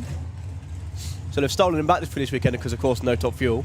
Well, 886 as well in the other lane for Mr. Hudson. Too quick on both sides. Now, if you saw, if everybody on Facebook, the drag racing community is great. I love race weekends. I love race season because it just gets you open it and it's just everything that you want to know. Yes. Right. Yeah. So yeah. algorithms do work in your favour sometimes. Obviously, no cat videos, loads of drag racing stuff. The state this car was in a week ago, as in it's not a state, not a mess, but as in a billion pieces, and it's down there running. Well, in fact, both these cars were apart. Both of them, yeah? Yeah, not that long ago. So that's Richard Tunstall. And Warren Watt.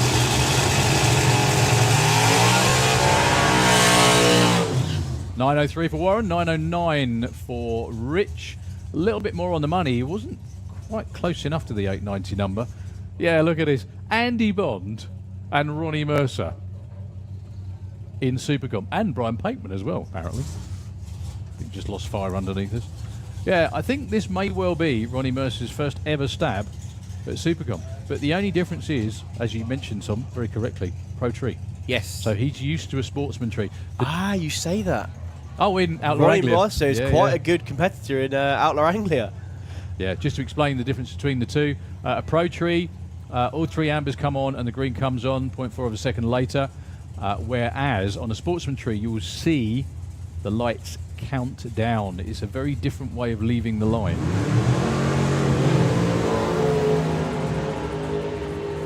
See, I always remembered Brian Pateman for running in Supergas Supercomp before making the change, but he hasn't run a Supercomp for a long time. Oh, blimey. Not a bad first stab at it for Ronnie Mercer. 885, 150, and a 901 at 134. Very good. That'll do. And look at that. Leah, who was previously backing up her brother with her helmet in her hand, is now being backed up by her brother, who's With wearing his- his SANS device. Oh, he is. Yeah, there we go. He's not keeping out of the tradition though. No, he needs the helmet. I probably put it in the car. That's a good thing. It's like a Superman quick change, isn't it? He still looks like Superman. Look at those shoulder pads. Look at the, look at the width on that. So this is going to be a rather serious throttle stop this time. Yes. Joe went 7.3, over 180 miles an hour. Let's see what Leah does. So the car will jump off the line like usual. It will probably go quiet till almost the end of the grandstand. That long. But watch the mile an hour at the top end as well. It may be north of 168-ish, I reckon. There you go. So hops off the line. There you go. End of grandstand. Well done. Whoever turned it back on, well done. Will it be 890? The answer is nope. 876 at 174. Well, at least it's consistent in both classes. Couple of tenths under at least in each one. Obviously, the air's better than everyone thinks it is. I just watched Joe go, oh, whoops. Well, yeah, whoops again. Never mind. They've still got plenty more goes. Okay, so we move on to two wheels.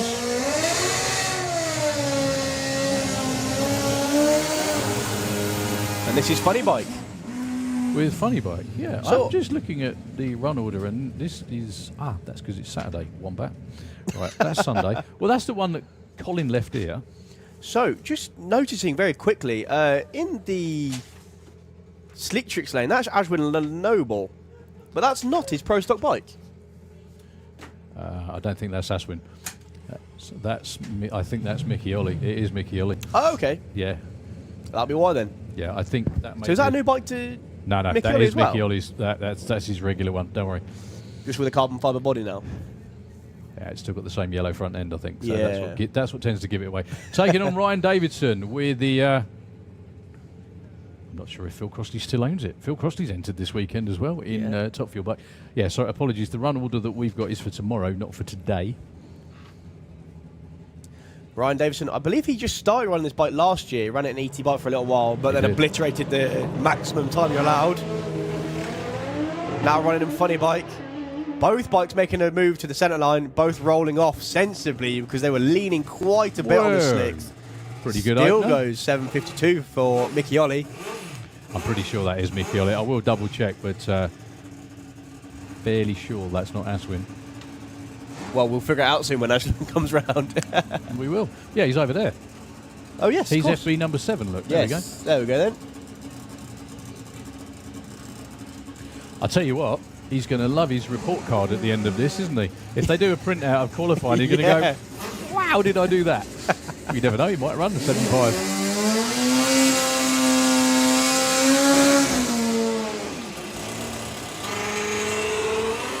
So that's Roger Moore. And the Rigaboot Express. So, Roger Moore's bike, Yep, I'm looking at it, supercharged, correct, 4-cylinder. correct. The only difference I can see the fact between that and a Top Fuel bike is the fact that that doesn't run nitro. It runs methanol, that's right. So Yeah. can I call it a top methanol bike? If you can. Yeah, yeah. 'Cause That's that's exactly what essentially it is. isn't Yeah, it? yeah, yeah. It was originally built by Bob Brooks. It was originally all yellow, because it was called yellow metal. It's now all green, because it's called Boxer Frogs. And Roger and the team doing a real good job with it. See, it really was down on power back at the original Easter meeting. That isn't. That's much more like it. But he's out the throttle. Looks like Dave Peters might actually make it there first. Yeah, 840 to 850.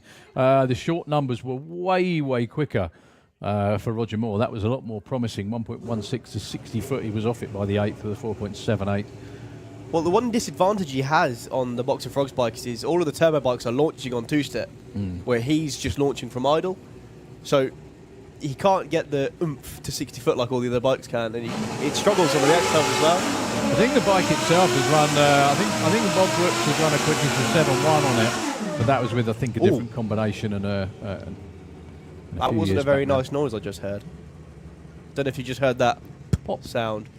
Well, they're both still there, which is a good thing. And they're both still running. This is Eric Richard from France. One insanely quick funny bike. one of the quickest in Europe, actually, from France.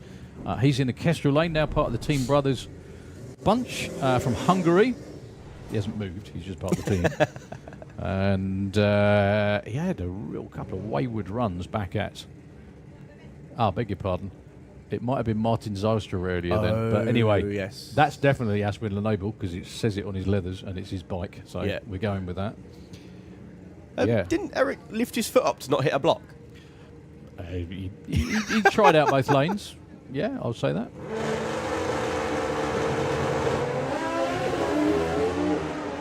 Ooh, going over to centre line again. Moving his foot out of the way of the blocks again. He's still got the power on. 746, 178 miles an hour. He actually goes to number 1 with that, believe it or not. And 936 at 134 for Aswin Leno. I apologise, Martin, if that was you earlier. Yeah, I'm just going to blame Daryl for that one. That's right. Into comp bike. Super Street. Comp bike, yes, you're right.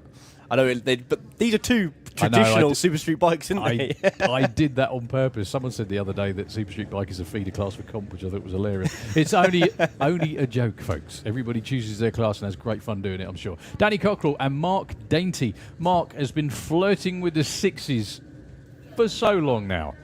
Been 7.0 numerous times, been over 200 miles an hour quite a few times as well. Will today be the day? Great conditions for it. This is one of our heads-up classes, so there's no dial-ins, no nothing. It's go as quick as you can. Good-looking run for Mark Dainty. Oh, so close again. 7.03, 205 miles an hour for Danny Cockrell. He looks like he sat up most of the way down there, yeah. 7.79 at 193. Someone just give Mark Dainty a gust of wind behind him and he'll be there. He will be there. So, we have many ladies on 4 wheels. We also have them on 2 as well. And blooming good they are as well. Jasmine Cordell with the bike that for all intents and purposes looks like a Pro Stocker. I think it probably was at one point in its life. However, it's now got a nitrous engine in there and runs well into the 7s. Jazz has actually been away racing over in the US. Did really well too in Valdosta in Georgia. Not with this machine, on one that she rented and or borrowed. Taking on Mike Piggott, one of the many Warp Speed racing machines. Funny enough, who also won in America too. Last week, the Hansdale Leaks.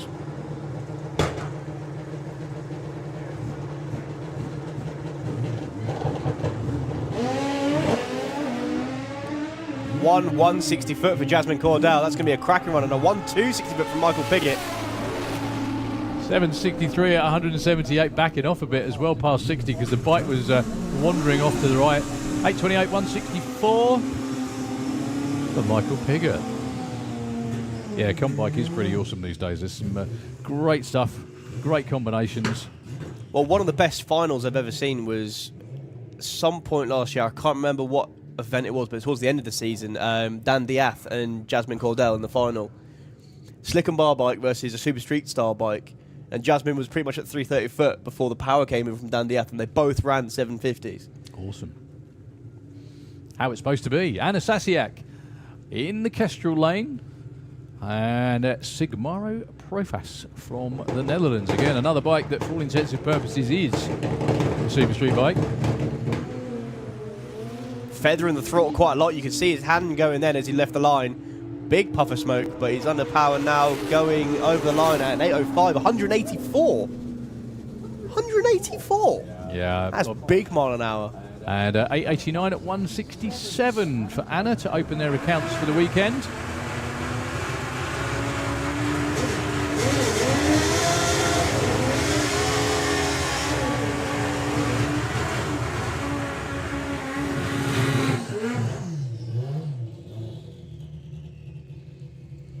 Loving the paint job on Adam Burns' Spyro machine. Got unveiled before the Eastern Nationals. Cracking airbrush job on the bike. Could we have Motorsport UK Pro Modified into the pairing lanes, please? Motorsport UK Pro Mod into the lanes, please. Box to clear the screen's packed up. If anyone knows how to do it, or do you want to give it a whack? So I think this is time to say, if anyone is around in the spectator land, get to somewhere where you can see the track, because Pro Mods are not far away. So, Adam Burns, comp bike. 7:03 is the number one qualifier in a minute. Adam would be screaming if he got there. Whoa. That went up. It gripped. It certainly certainly gripped. In fact, I think that's probably what the issue was. It gripped that much. I think it stalled the engine out by the sounds of things. That's unusual because they kind of normally the tune in the bike or the car is around getting it off the start line to keep the RPM in the right place. But everything looks okay. Nothing appears to be broken. So on the subject of Dan Diaz, up next is the Busa that has done incredibly well in the 850 Championship for the last few years. Dan had never raced anything before, came straight out of the box and won the championship. That's what a bit of racecraft and focus can do for you. Against Michael Gooding. Again, this is a heads-up class. There's no dial-ins on the board or anything like that. It's a case of going as quick as you can.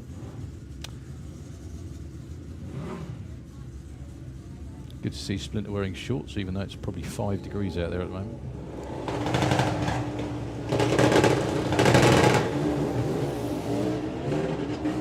Very relaxed 60 foot from Dan compared to what we're used to seeing.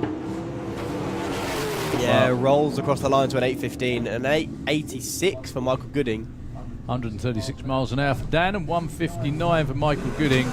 Dan was on a really pretty good run that time. That would have been a mid-7 or thereabouts, but obviously something happened. Going from 850 into comp, he was very open about it, obviously. Once you start stressing everything, once you start taking it beyond, because it was previously, what's the word I'm looking for? It was quite tame to keep it to running. The bike could run way quicker than 850, and they just had to keep it in the 850 range to run in the class. But now they've taken all the restraints away, if you like. Yeah, it does tend to find weak links that weren't ever weak links before, basically. Yeah. So, Tony Clark, great to see Tony back on a bike again in the Kestrel lane against Chris Neary.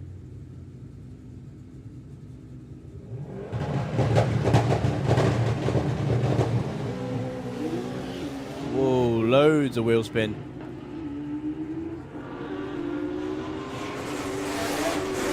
Chris Neary, 8:29 at 182, 9:32 at 1:58. For Tony Clark. The last time I saw Tony, he was riding the bike, Phil Crossley's funny bike. Oh, wow. Most recently. Okay, Paul Hambidge, one of those really stupendously big speed bikes, kind of like a super street bike with a slick tyre on it, in the Slick Tricks lane, taking on Keith Wright.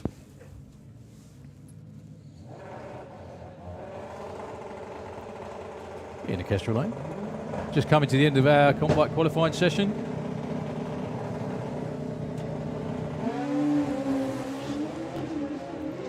Probably one of the tamest launches I've ever seen from Paul Hambidge.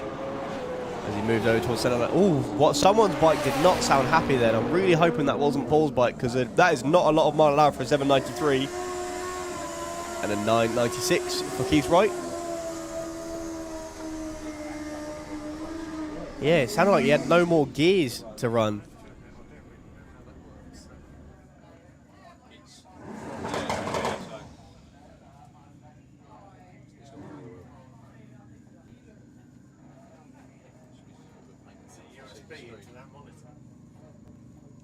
So, Kev Charman. On his Hayabusa. Bike squatting as he leaves the line. Going down the track to a 783, 177 mile an hour. Good enough to put him in the number 4 spot after the first qualifier. Good looking run as well. Well, the giveaway that was probably going to be quite good was Brad O'Connor standing down there watching. Ah. Which tends to mean things go quick. Okay, we are on with Junior Drag Bike. What a way to go racing on the weekends. How cool is this? It's good job this sort of stuff wasn't around when we were little. I don't mean you, sorry. I was going to say, I was little, not you. So, Declan Butt and Anouk Bergering You've seen the Junior Dragsters. This is the bike equivalent. Very similar rules, except for these guys don't qualify on reaction times and they don't run on the Sportsman tree. Yeah, that's got to make it super. I always thought that makes it really difficult, doesn't it? Just the Pro Tree thing is when it comes to eliminations as well. When you've got long waits going on the start line, that kind of thing. So Anouk's dial in 1282, Declan's dial in 1160. Declan goes 12 flat and Anouk goes 1323. Nice openers. So I can see that is the Pollen Count racing team. Sophie Pollen on the bike this time because Grace has moved up into ET bike. And the other lane, Holly King. I was actually over in Hockenheim when they collected this bike, wheeling it through the pits, and everyone was watching it going, ooh. So these are oh, I thought they were both JBPs. These aren't. So there's Holly King, JBP. She can run anywhere up to 790 at this event, I believe. And a JBM 890 index for Sophie Pollen, and in fact that is her dial-in. Have a guess which one's two-stroke. Holly looking for an 830. A bit concerning because they're side-by-side. 860 for Holly King, and number one qualifier for Sophie Pollen, 892. At a good mile an hour as well for an 890. 71 mile an hour. That's cracking speed for an 890 run. Let's welcome Jackson King on his Dayglow yellow machine. So he's on just a junior bike, so he can run up to 1190. And Brad Morrison, he can go all the way up to 890, but he's dialed 1155.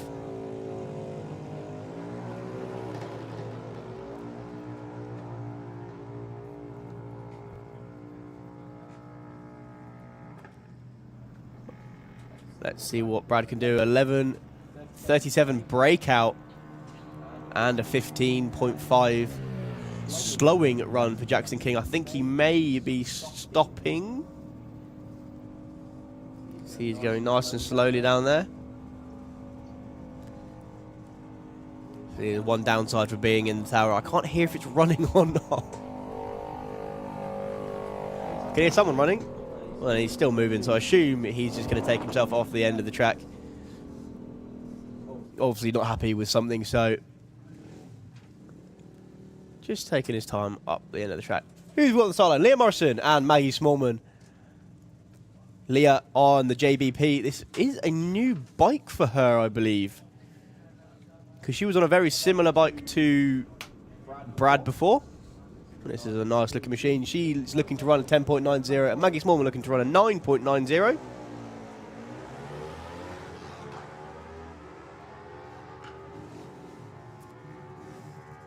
As their helmets glisten in the sunshine going down the track, Maggie goes 989 with a 9 and a 9. She breaks out by less than 1/10,000th of a second. Which isn't a lot, is it? It's actually nothing.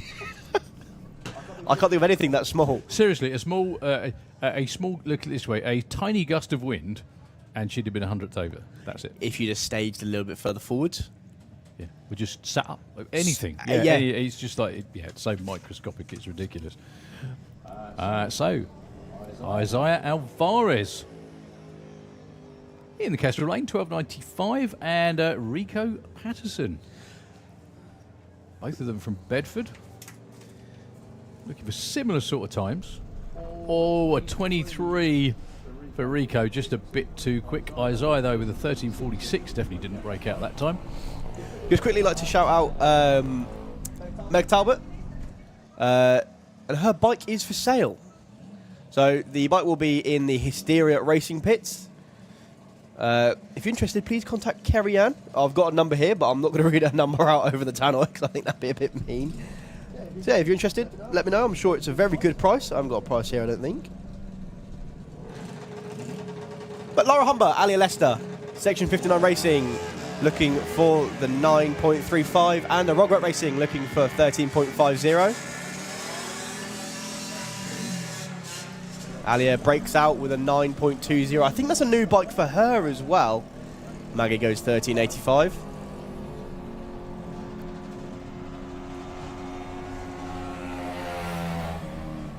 Richard Wilcox in the Kestrel beer lane on the Firefighter Racing 2-stroke bike, looking for a 9.55. This bike is one of the hardest launching bikes I think I've ever seen. Really hikes back. He actually did a wheelie at one of the events earlier last year. He's taken on Declan Butt on one of the best looking junior bikes in my opinion. Proper old school Top Fuel style.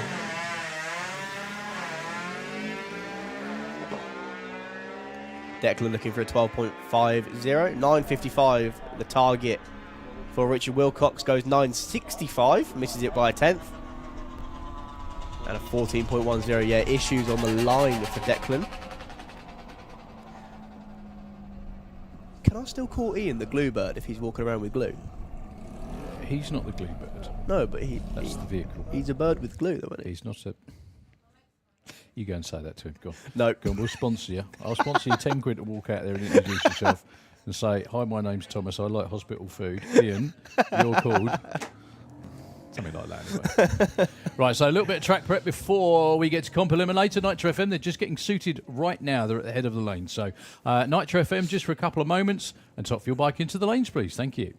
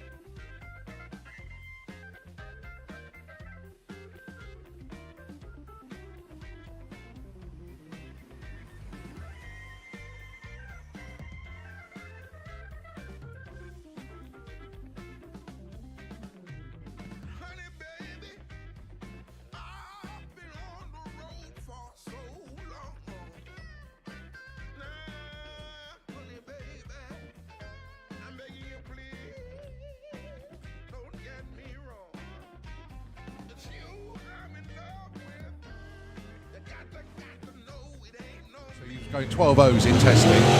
One of those, it was for fun, it's now deadly serious. I guess, but 001 off the line. But yeah, I mean, the truck has been 1.5. So yeah, that's where he's suffering at the moment. So that'll be a 12.2. Well, 12.1. Yeah, it's not quite where it needs to be just yet. Yeah, just to say, sorry folks, we're working on the scoreboard. Scoop on the Wicked Lady as well. It looks like a new engine as well, actually. Or maybe new covers. Still got the same old flip-up headers, though. A massive pedal from Harley. Wicked Lady goes 884. I'm going with new engine. Yeah, 144 miles an hour. I'm going with substitute driver. Yeah. Then, as you say, I think it's just one run he did. So we can't see Laura's reaction time because it was a red light.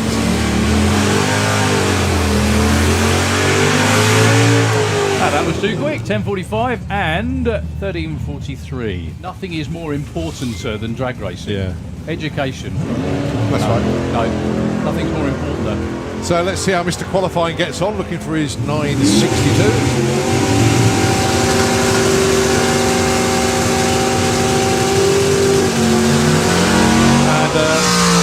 Yeah, 9.57, breakout by 500ths. Goes to show that the testing yesterday didn't really go down. Well done, Dave. Good entertainment. The Scandinavians have been doing it for years. Yeah. They stopped work for 2 months to go racing every single weekend, like 12 weekends in a row. Pretty awesome. But it's good that he's doing it. Take it on, Bob Molden. 006 light for Bob Molden.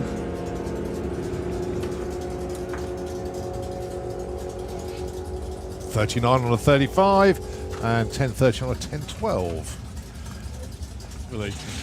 It was awesome.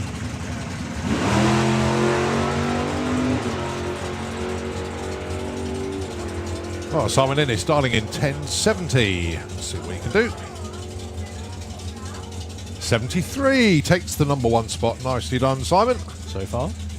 Yep, so far. I know they've got, Tom, I know they've all got years worth of run records. How many? Let's see how then. Stevie Gates. Oh, what a grid. So, dialing for Stevie, 8:59, 10:01 for Lee Morris. Oh, 8:58 with a 9. Deary me. 2:10,000. It was that much. Do you know what? That was almost a perfect run. Yeah. One. Yeah, I was pulling some immense wheelies a few weeks ago, back on the Easter weekend. Yeah, he's got new wheelie bars being constructed. Look at that. Beautiful. Rode that well. Oh. Yeah, 907 on a 905 John Bean in at number 3. That's nicely away. Indeed it was. 004 on the tree. Now then, 961. That's what he's more interested in. 9:59 breaks out by 200ths. People missing by oh so much this morning. Morning, Toby. Hope you're doing well, mate. I'm only joking, obviously. I know you're a busy boy. And I hope your dad's well too. Nice to see him the other day. Oh, that's gone. Beautiful launch. Having a little bit of a wander over the wall. Should be the 8s again. Yeah. Oh, wow. They're really scary. So the Can-Do 2 Toyota Corolla, 974 on the dial-in. And Tom K looking for that 1020 and a straight run would be nice.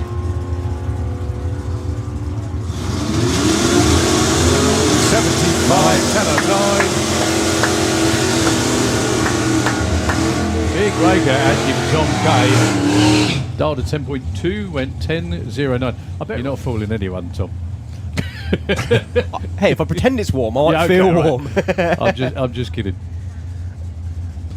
We've only got jumpers on, not, you know, ski coats. So it's not too bad. So, Tom and Amy Watkins. Amy, 975 in the Kestrel Lane with the orange Firebird. Tom with the 908 for Doris the Charger. 913 and 87. I was talking about safe runs, possibly not that safe, but... So, Bob Doyle and Mark Bailey. Bob in the Z Case Datsun, looking for an 859. Mark Bailey with the Barracuda.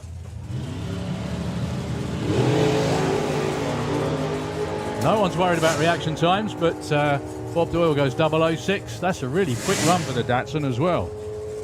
Oh, way too quick. Where did that go wrong? 760 dial-in. Awesome. Turbo Camaro, another one of our 760 Warriors.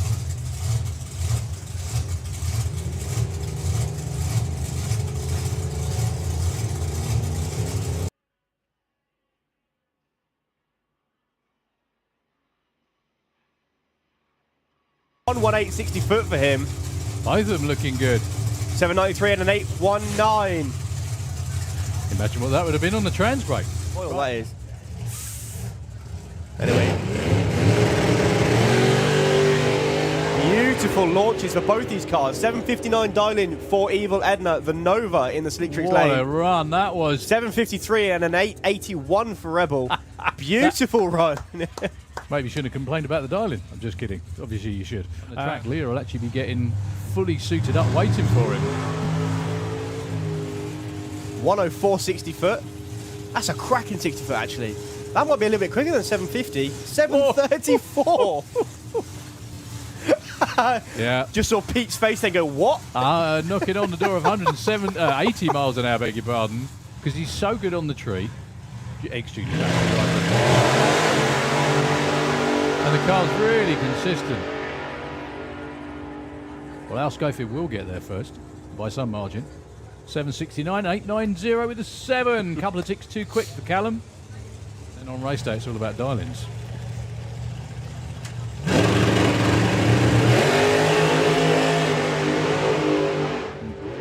Meaningful launch from both there. Jack's off the power. 731. No. 731 too quick for Scotty. Jack does actually get qualified at number 5 with that one for a period of time.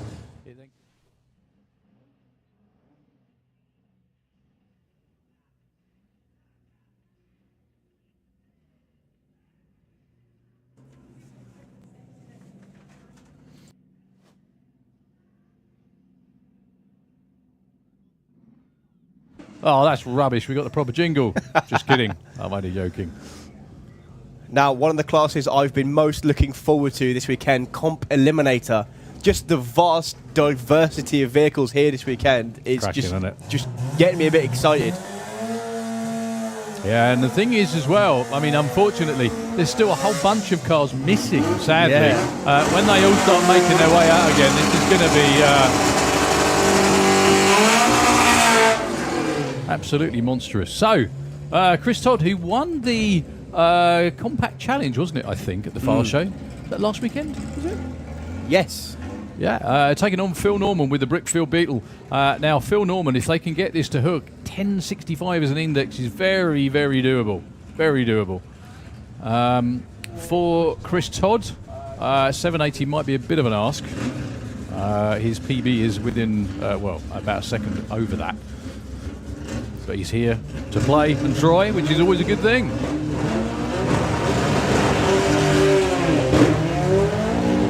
So a lovely launch from Chris Todd there. He's got to fight bringing the wheels in the air because it actually slows him down. Index of 780, if he hits that, he'll be amazed. But a 931, that's about on pace for him. Issues for Phil Norman, unfortunately. So I'll probably explain how this class works. Depending on your engine type and your combination, as well as your Yeah, it all depends chassis. on the engine size, transmission, all kinds of stuff. You have to have a certain amount of pounds in the car per cubic inch, that kind of thing, basically. Yeah, so you get given an index. So in this case, we've got a couple of the stock, super stock cars. We've got a AA stock and a G stock auto. I think what that means. So different indexes depending on the combinations. 1040 for Dan Williams and 1168 for Spencer Tram. Qualifying, your task is to beat that index by as much as you physically can. And in eliminations, you've got to play a little bit more safe, but we'll come to that when we get to it. Indeed. Supergas into the lanes, please. So, the first of Williams Brothers cars, well, both of them actually are Williams Brothers cars, hence the quarter panels.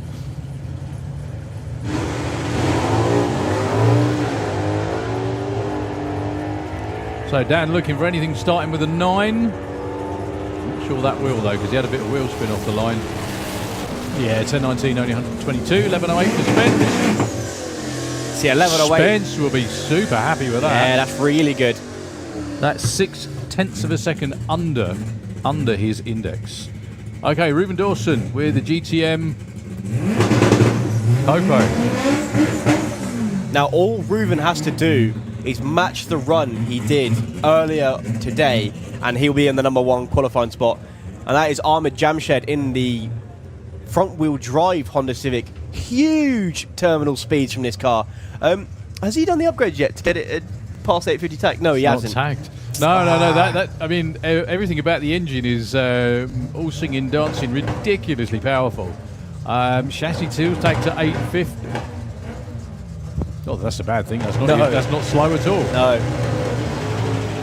So lots of wheel chatter from the Civic and a big wheelie from the Camaro. And you'll see the horsepower of the Civic come back as he's going to pass the Camaro. 896 with a 4 for Reuben Dawson. He goes to the #1 spot.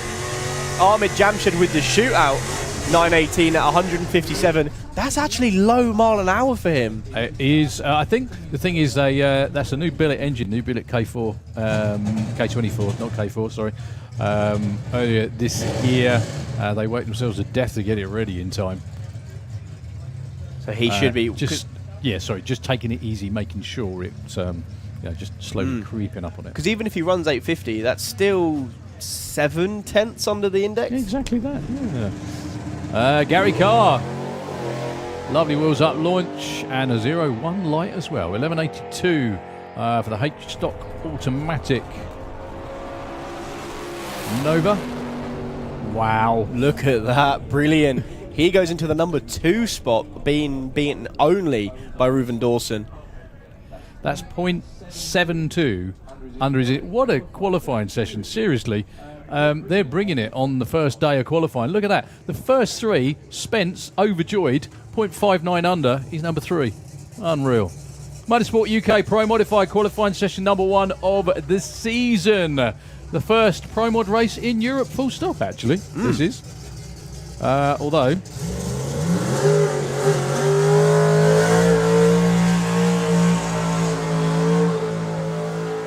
That is Andre Arnover, using Santa Pod as his own personal test facility over the last couple of weeks. Not that that's a bad thing. That's really good. He managed to put in a number of runs last weekend, and it was freezing last weekend. I mean, it ain't exactly warm this week, but my goodness to me, it was cold last week. It was single digits. It was breezy, but it was a tailwind. And getting a car like this that's got a few thousand horsepower to hook is absolutely... It's hard work on the best of days. But you can see from the way the flag on the top of the car is billowing, it's billowing down the track. So he lived in the 580s. He went 587 yesterday. They've been working on getting the car off the start line quicker, because that's always seemed to be the Achilles heel of turbo cars. They run the back half like an absolute bandit, sort of like 1.9 something in the second half of the racetrack. It's the first half I'm not going to say they struggle with, but they're just not quite as quick as the blown cars and the nitrous cars. However, that's no longer the case. He went 0.96 to 60 foot a number of times. Andreas Arthurson, the tuner from Sweden, and the driver from Estonia, the incredible crew as well getting this Mustang ready.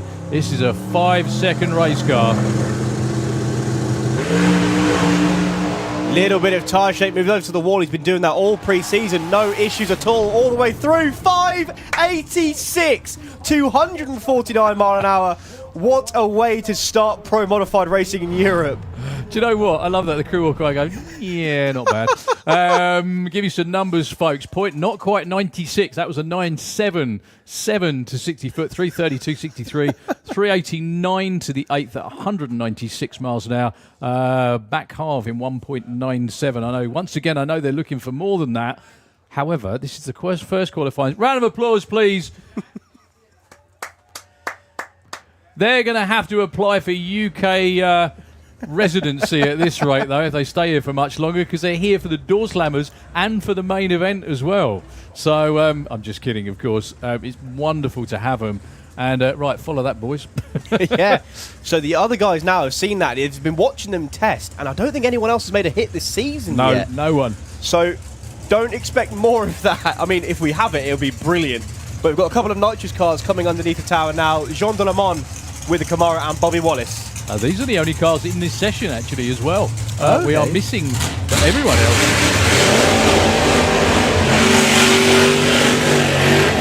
John Webster, Wayne Nicholson, Andy Robinson. Well, it's going to take a PB from Jean to take the #1 spot.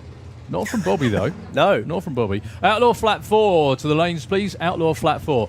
Now, Bobby Wallace is the UK's quickest Pro Modified car. He's also defending Motorsport UK Pro Modified champion from last year. Issues for Jean de Le Mans. Cannot get it into reverse. All the crew over there giving the car a wiggle. Believe it or not, it does make a difference. Yeah, it's just the way everything lines up. Unfortunately not. So Jean's going to have to do the driver's shame up the top of the track. Not going to be able to make the run. Yeah, he comes from a long way away as well. When I say the southwest of France, he's closer to Spain than anywhere, really. Like 3 kilometres from the border. It's a long way down. But he's still got another few runs. Got another 1 or 2 today, I think. Something like that. He's got another 2 today anyway. So, Bobby doesn't really know the meaning of test. Bobby's one of the drivers where if it feels strong, he's going to keep his foot in it. So, we could potentially see a low 6. They're probably just going to, one kit, not hit it too hard on the first run. Basically, Andre Arnover is starting this qualifying session 8 or 10 runs further ahead of everyone else. Yes. I'm not going to say and it shows, but that was the result of a lot of testing. Yeah.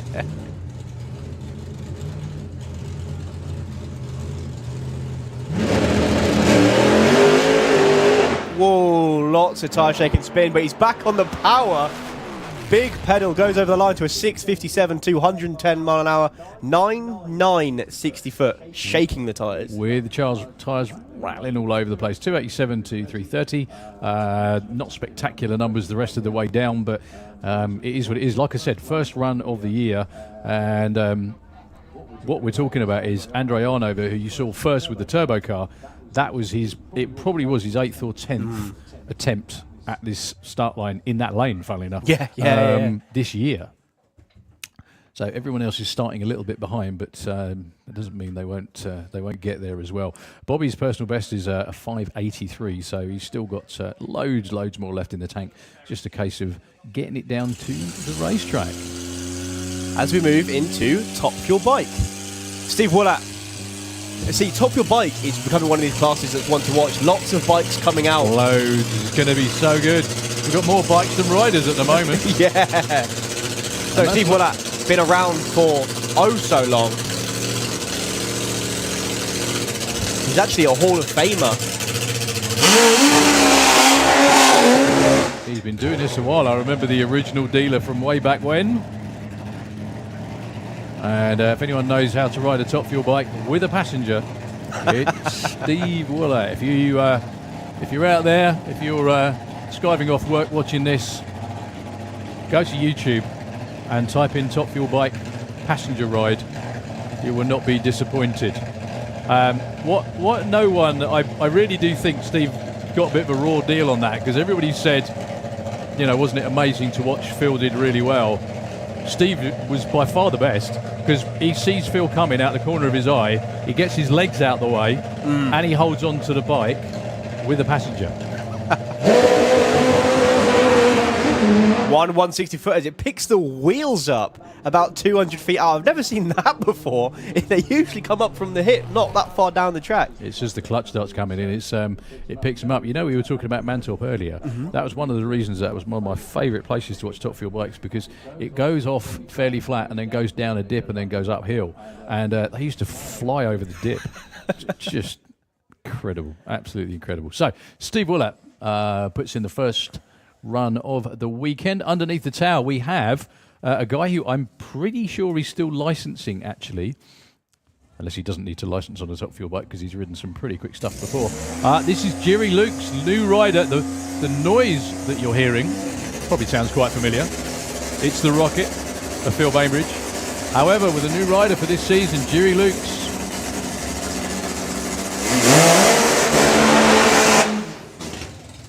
shaking the tower on the burnout as well. I think it's lost fire. Can we have Outlaw Anglia to the lanes, please? That's Outlaw Anglia to the pairing lanes, please. If you can't hear, Jerry's going down there going, brum, brum. Is it still going? No. Yeah, unfortunately lost fire when it came down off of the burnout. Thing is, this is one of the most monstrous Top Fuel bikes in the world, let alone the country. I think it's the only 3-cylinder Top Fuel bike on the planet. It is an insane... The thing is, it's got such a unique sound as well. You can hear the cylinders going in and out of phase as it sits there and idles. And as I said when it did the burnout, it actually rocked the tower. Something to do with the exhausts facing upwards, but if you look at the radius of the exhausts, they are much big. Well, everything else has got 4 cylinders. That's got 3. It's a bore spacing thing. It allows you to put more nitro, that put more fuel and spark into it, because traditional bike cylinder heads, the cylinders are very close together, and they're very, very prone to getting too hot. Doesn't mean they don't run quickly, but they are prone to getting too hot. One of my favourite all-time, I think loads of people's all-time Top Fuel machines, especially on 2 wheels, is coming up next. Keith Edwards, I think I said this before. I've never met you, sir. It's not knowingly, but I'd love to shake your hand for doing what you've done, which is restore the Imperial Wizard, which was and will always be Brian Johnson's machine from back in the day.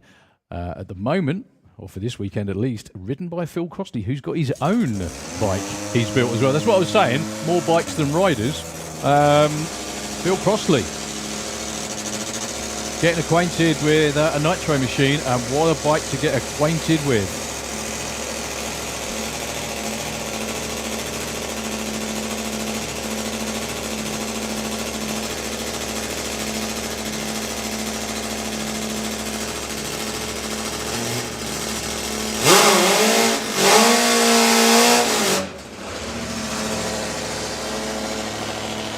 Must say as well, this is one of the first runs of not only the bike but the rider on the bike.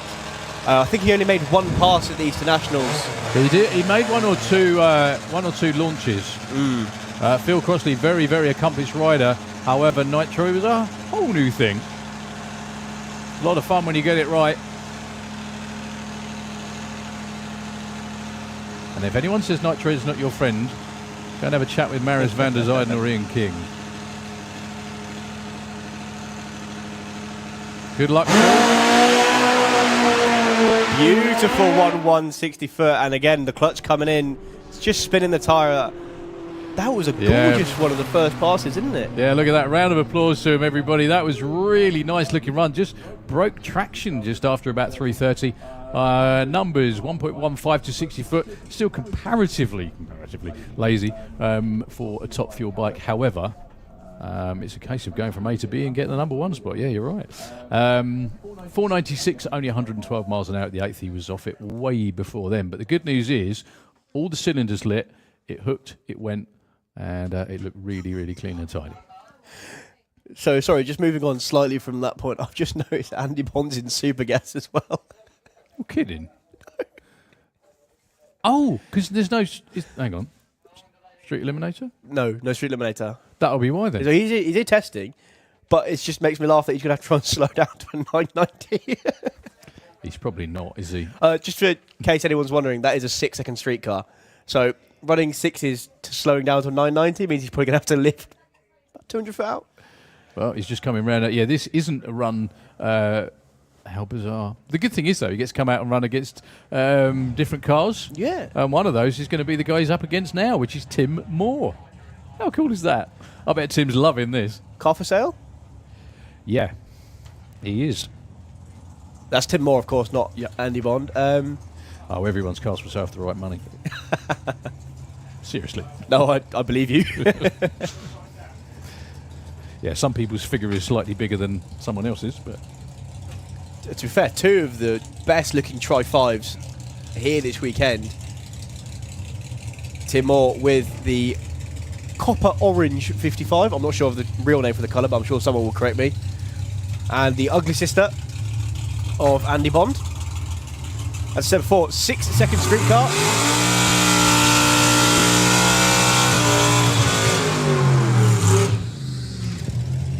Yeah, there we go. Look, big for sale sign on the back of the car in the Slick Tricks lane. So, in fact, to go in super gas racing or super comp racing, or in fact, if you're super gas or super comp, you can go pro ET or super pro as well. So, do whatever you want to do with it, but it's for sale. Yeah, and Andy Bond's got super comp, super gas on the back, so that's quite intriguing. So, again, another one of the classes with the throttle stops. My apologies.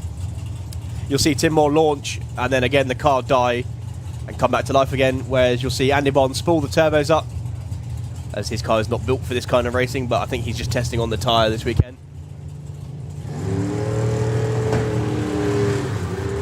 There you go, so away Andy Bond goes, lifts at 330 foot, and he's actually braking.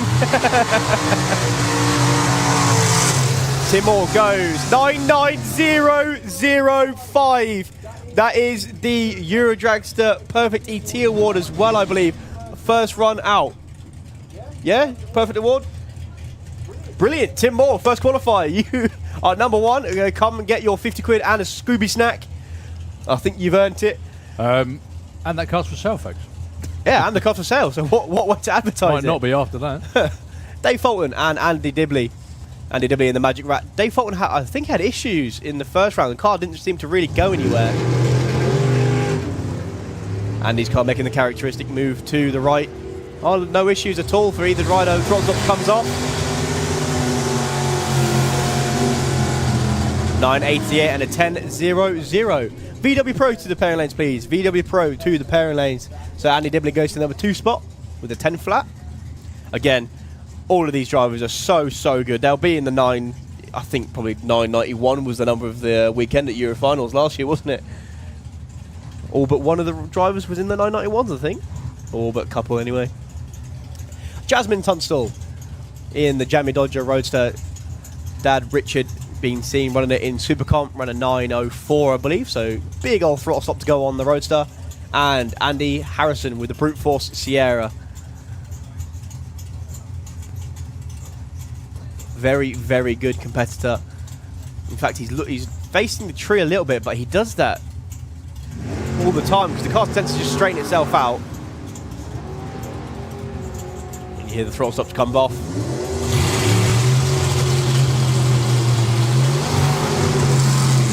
983 and a 998. Breakout and a little bit slow. He'll want to improve on that. Well, another one that's going to have to lift is Mr. Bob Molden. Car runs 9.3s, doesn't have a throttle stop, so it relies on his right foot to, I'm not going to say guess correctly, because he's done this for so long it's not really a guess anymore, is it? But calculate correctly, there we go. One of the most amazing things I've seen was I used to run a 790 class, believe it or not, out on the west coast of California when I was there, and there was a car called Hairdrigger, which was a blown altered. The guy that used to drive it was amazing. He used to lift at half track, count to 3 and nail it again and run 790 every time. Amazing. So Bob a long way out in front, going to have to lift, goes 983 himself and a 999. Good job. For Stu Morris.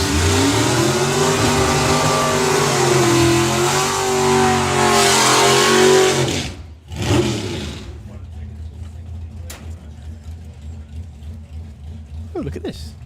Just been handed some data for one of the classes coming up. I know, in the tiniest writing. I can read it, can you not? I can put my glasses on. Wayne Hiscock and Dave Sherritt, both drivers, one of the guys who have to lift at the top end.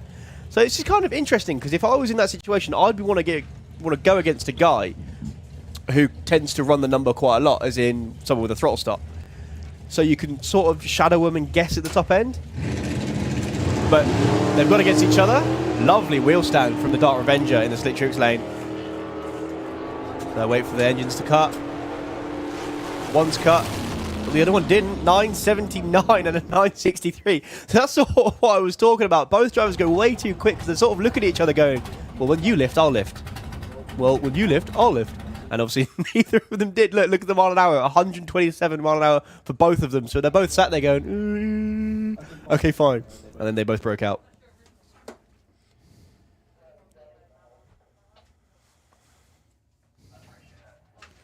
So we are on with Outlaw Flat 4 by the looks of it, and Outlaw Anglia too, but underneath the tower. Jimmy Luke's giving it another attempt. So the thing with Nitro as well is if the car just dies, it's not like a road car. You can't just turn it back on again. That's what they were doing. It was they had to take the plugs out, fire it over, get all the fuel out of the cylinders.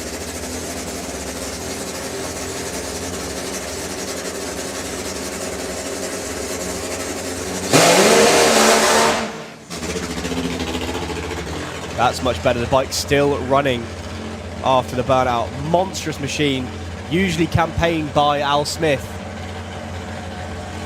who used to ride the bolts off the machine. Jimmy Luke's a fresh rider to Nitro.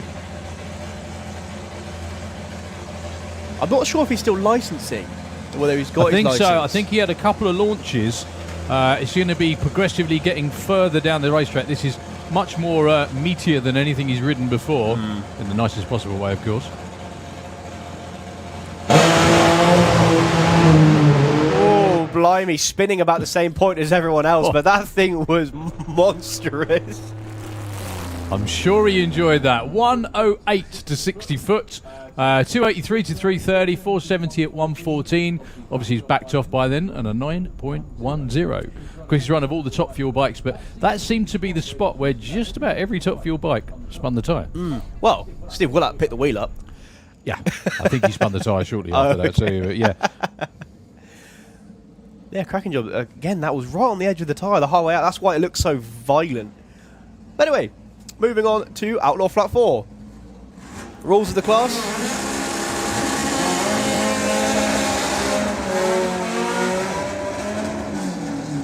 Well, have a guess what you think the rules of the class are. Do you have a flat 4 engine? Yes. Cool, come race.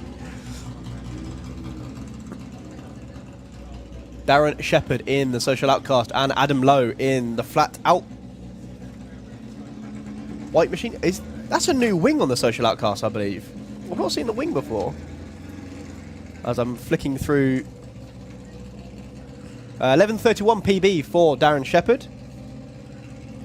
Again, heads up class.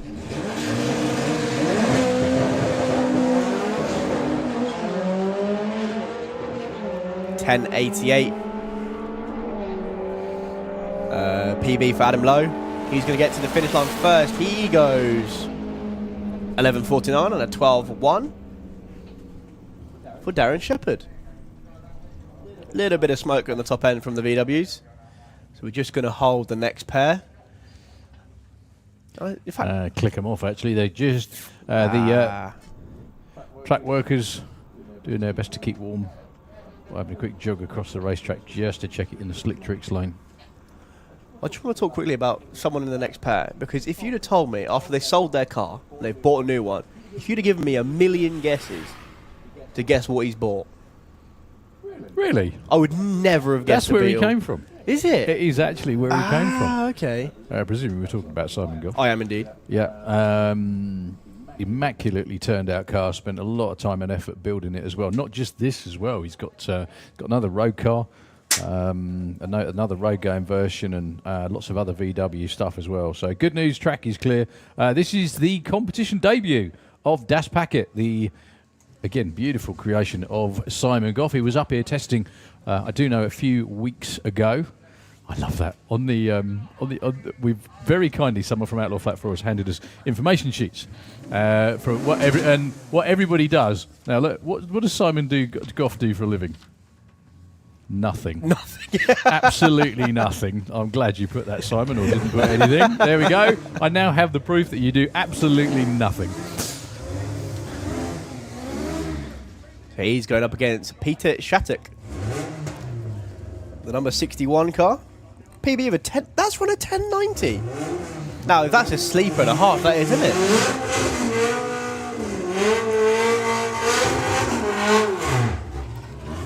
Yeah, Simon Goff knows his way down a racetrack. He's won championships previously, Super Pro and Pro ET. Now, one thing I do like about this class is all of the stickers are in the same font.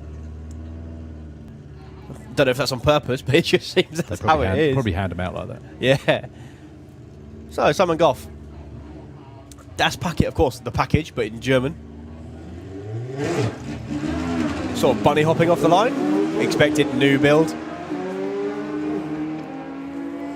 Peter Shattuck off and running. Needs to be at 11.49 to take the number one spot. Goes 11.0 at 120 mile an hour. Lovely run. 14.15.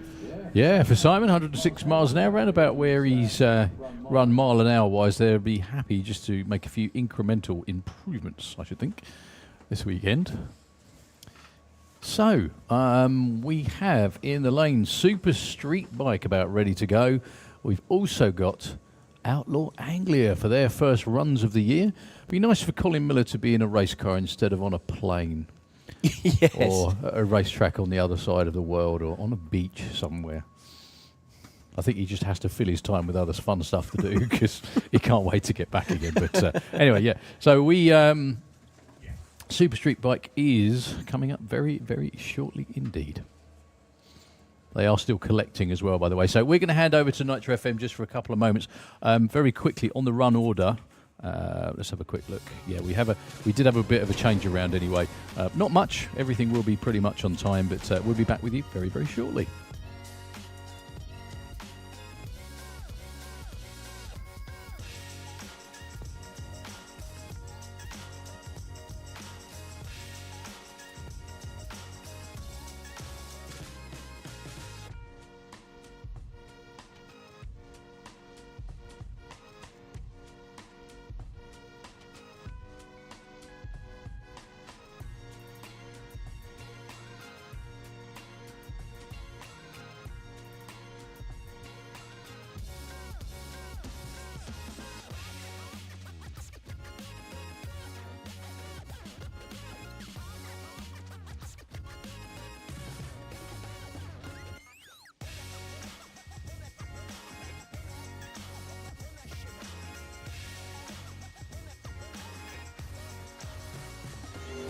That's nicely away. Indeed, it was 004 on the tree.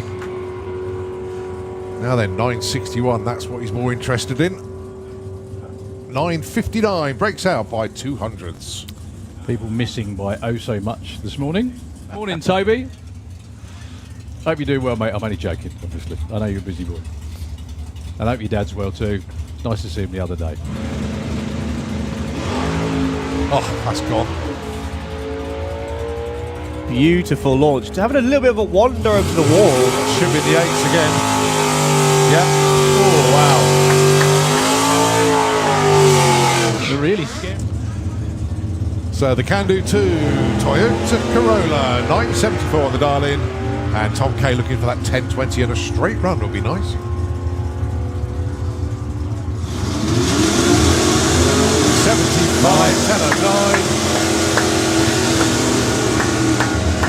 Big breaker actually for Tom K. Dialed at 10.2, went 10.09. I bet you're not fooling anyone, Tom. Hey, if I pretend it's warm, I might Yeah, okay, feel right. warm. I'm just kidding. We've only got jumpers on, not, you know, ski coats, so it's not too bad. So, Tom and Amy Watkins. Amy, 975 in the Kestrel Lane with the orange Firebird. Tom with a 908 for Doris the Charger. 913 and 87. I was talking about safe runs, possibly not that safe, but... So, Bob Doyle and Mark Bailey. Okay, we're back on with Outlaw Anglia. They were just getting suited and booted. Super Street Bike's not far away as well. We also got VW Sportsman as well.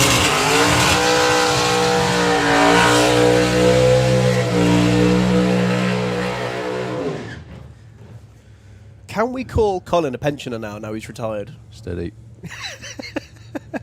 You can if you want to, yes. Okay, I'm going to take that one as the warning that it He is. is not your average pensioner, though. No. By any stretch of the imagination. First of all, he's Scottish. I don't think Scots do retiring, do they? Anyway, this is Outlaw Anglia. Ben Kennedy with Relentless. The Turbo Pop. Looking resplendent in its new suit. In the Kestrel Lane. Colin not taking it easy off the trailer. Nitrous Purge from run 1 of the season.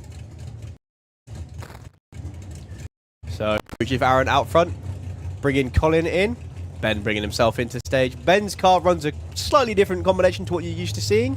That's a Anyone, yeah, exactly. Yeah, 1UZ Lexus V8 with a single turbo. Yeah, and it runs real quick as well, runs into the low 9s. Colin's been in the 6s with the Flying Fifer. Let's see what they've got for the first runs of the year. Ben spooling the turbo, Colin goes in. Nice and gentle for Colin as he moves over towards the centre line. Does his bit of a pedal and keeps going again. No shake as well, that's always going to be good. 787 at 175. I can only guess they're getting set up for 760. That's what that's for. 998 for Ben at 134. Yeah, it's a really good run for Ben. That's sort of where the car's comfortable as well in the high 9s. He's been into the low 9. Has he dipped to the 8? I think he's only ever been low 9, but it's a very. But what it is, it's incredible. It really is. Oh yes. Okay, Wayne Power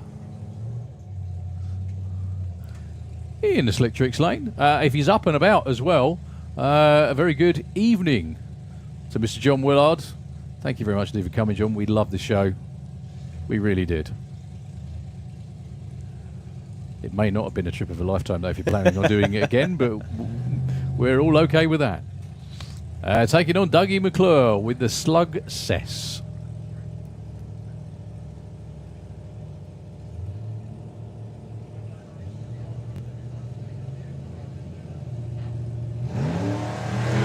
I almost had like trans brake issues then for Wayne.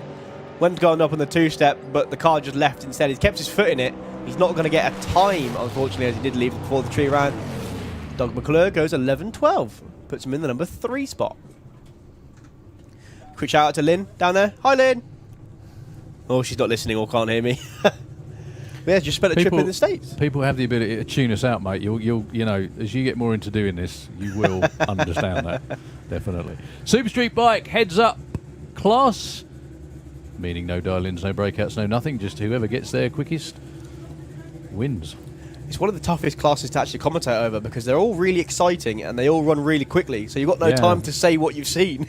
It's what we were just talking about, you know, value for money quarter mile racing. They just bang through really quickly, don't they? And it's great. It's really good. Gives you no time to explain what they are, how they're set up or anything. Street tyre bikes that go blooming fast. There we go. That'll do it. Yeah, things you need to know. If it's a 6, it's good. If it's a mid-60, it's really good. 200 miles an hour is always good too. Yeah, but 230 is the standard now. That's mental, isn't it? Well, also, teams from all over Europe. Margot Schmidt from the Netherlands in the Kestrel lane, taking on Daniel Lentz all the way from Hungary. Now, both of these are actually teammates. Daniel is the standard bearer for the quickest run ever in Europe.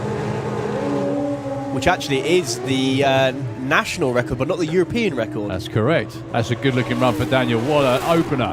6:77 with an 8. 227.93 miles an hour. Margot with a great run off the trailer. 7:19 at 205. She was probably looking at her teammate going, oi, slow down, slow down. or alternatively, her own bike going, come on, let's go. Excellent numbers to open with.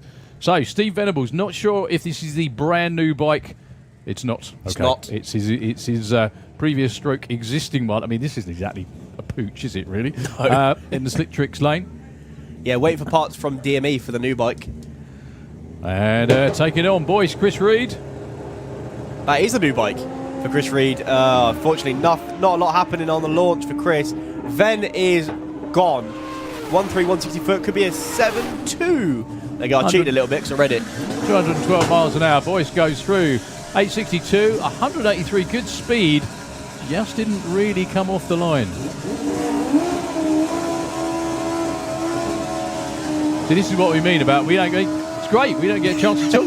Yeah. They just sort of zip through. It's awesome to watch. Absolutely awesome to watch.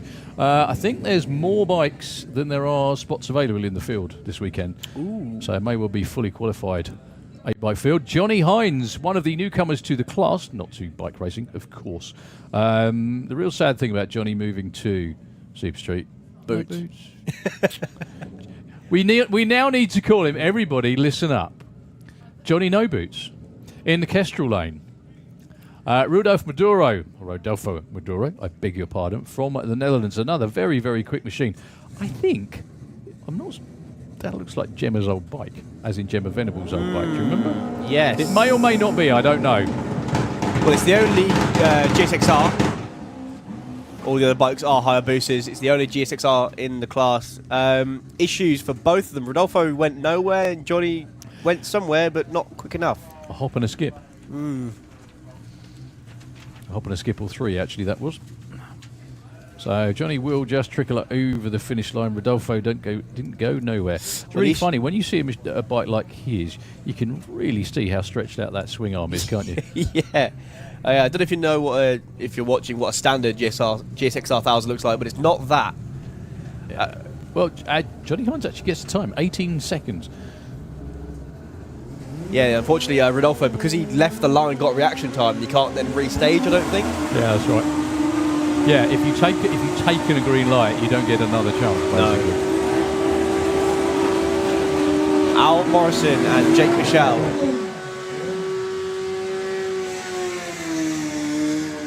I'll say that again in case you didn't hear me. Al Morrison and Jake Michelle. Jake ran an incredible 666 last time out at the Eastern Nationals. I even went and spoke to him and went, how the hell did you do that? And he went, I don't know. I have no idea, but it did. Yeah, but it did. I had the pleasure of interviewing Jake when he took his first ever #1 qualifier at the European finals in European competition last year. And it's funny. It's great to get the reruns of a lot of that stuff because you forget what a moment that was. That was just awesome for him as well. Taking on Alan Morrison, who was getting quicker and quicker back at Easter. He's not going to get a time. He rolled the lights. A little bit of wheel spin for Jake Michelle, but he's got out of the way. 677's the number. Now it's 674. 221 miles an hour. Look at those short numbers. 120 to 60, 310, 452, 178 the 8th mile. And #1 qualifier again, Jake Michelle. And the thing is, you can see from here, that was black tracking the whole way up. He was spinning the wheels, doing 221 miles an hour. So, Brad Head, another one of the 850 bike graduates, should we say? He's moved up into Super Street Bike. Had a quick chat with Brad as well, because although the bike's got the same bodywork on it, pretty much everything underneath is different. So he's getting used to He riding does the bike look again. You're right, actually. He looks the same. Taking on Al Morrison Jr., Europe's fastest super street bike. 200, like you said, 230 miles an hour. Absolutely. Bear in mind, that's only from there to there. Yeah. Imagine what that would do wide open for a longer period of time. Scary stuff. So Al looking to take the number 1 spot. 674 is the number. 123, 60 foot. He looks close. That's a good stab at it. 687 and a 785 from Brad Head. 179 mile an hour, moving in the right direction on the new combination. Yeah, 687 at 221 that was for Al Morrison Jr. Did actually do it quicker than that, to be honest. Yeah, it did. But that may have been in comparison to, Brad probably thought he'd left the handbrake on. Seriously, second slower. Yeah, that wasn't deserved at all, was it? Dearie me. Okay, VW Pro. Another one of these classes that's quite exciting because the number of different combinations is quite broad, considering it's a one manufacturer class. Ish. Well, Ish. you know, obviously the Volkswagen Group is allowed in. So if you've got a Bugatti Veyron, come race. Good point. Yeah, there may be lots of stuff that's quicker than you, but yeah. actually, there's every chance there is. Really. So Hazel Carter, 12.99 is the dial-in. James Hodson, 10.85 with the Golf. He goes over the line to a 10.79 breakout. Hazel goes with a 15.37.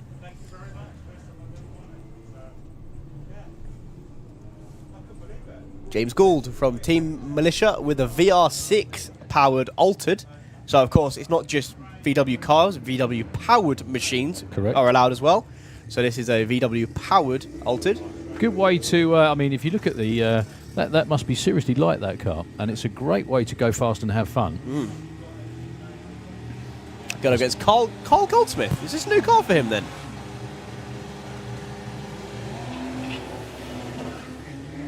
Ooh, bits flying out the back of Carl's car. Yeah. Not too sure what that was. Looks a bit light, so it looks fine. Yeah, he just blew away, didn't it? James with 925 goes 952. Right numbers, wrong way round. Still good number though. 138 miles an hour. Carl with a 1438.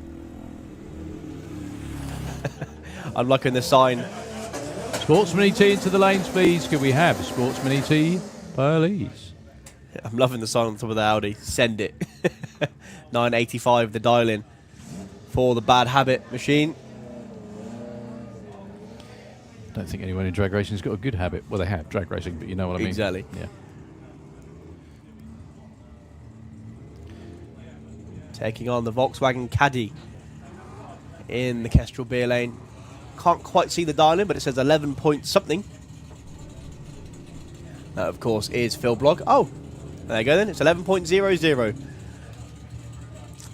And Chris Waterhouse looking for 985. Now that looks a lot like a front-wheel drive launch. I know it's a four-wheel drive car. Oh, lots of smoke coming out of the car at the 8th mile. He's still with the power on. Goes 981, 150, and a 12.42 for Phil Blogg.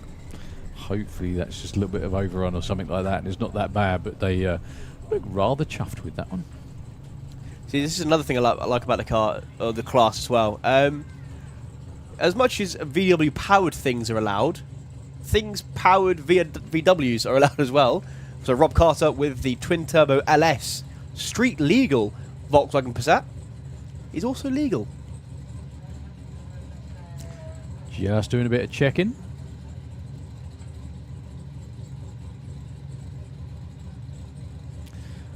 Yeah, another quick, was worth mentioning as well.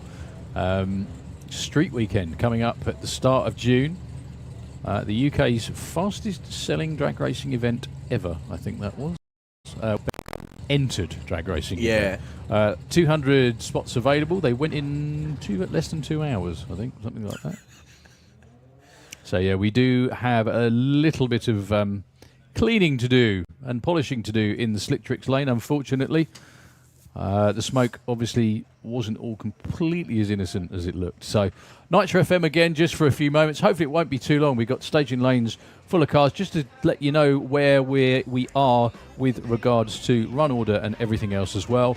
We're due to have VW Prime VW Sportsman, but I do know not far away a Nostalgia Funny Car and Fuel Funny Car. In fact, I can actually see Tony Betts pushing out from over there as well. So they're probably going to be 20 minutes, half an hour, something like that away. So don't go anywhere, folks. Back to Nitro FM.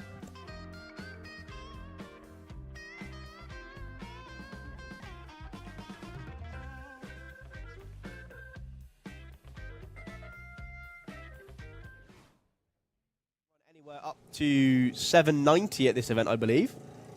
And a JBM 890 index for Sophie Pollen, and in fact that is her dial-in.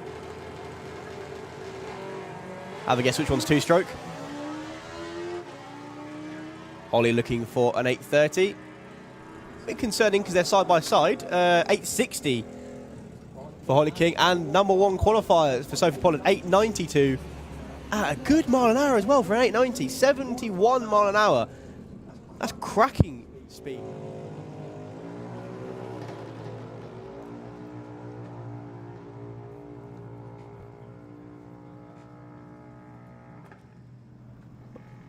Let's see what Brad can do. 11:37 breakout and a 15.5 slowing run for Jackson King. I think he may be stopping. See, he's going nice and slowly down there. See, there's one downside for being in the tower. I can't hear if it's running or not. Can you hear someone running? Well, he's still moving, so I assume he's just going to take himself off the end of the track.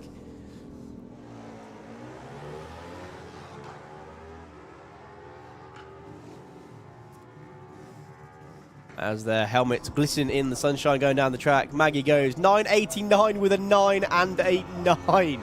She breaks out by less than 1/10,000th of a second. Which isn't a lot, is it? It's actually nothing. It is. In the Kestrel Lane, 1295, and Rico Patterson. Both of them from Bedford. Looking for similar sort of times. Oh, a 23 for Rico, just a bit too quick. Isaiah, though, with a 1346, definitely didn't break out that time. Just quickly like to shout out, but Laura Humber, Alia Lester, Section 59 Racing, looking for the 9.35, and the Rogret Racing looking for 13.50. Alia breaks out with a 9.20. I think that's a new bike for her as well. Maggie goes 13.85.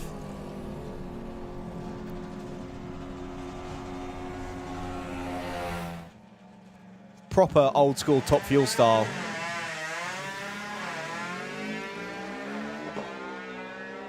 Declan looking for a 12.50.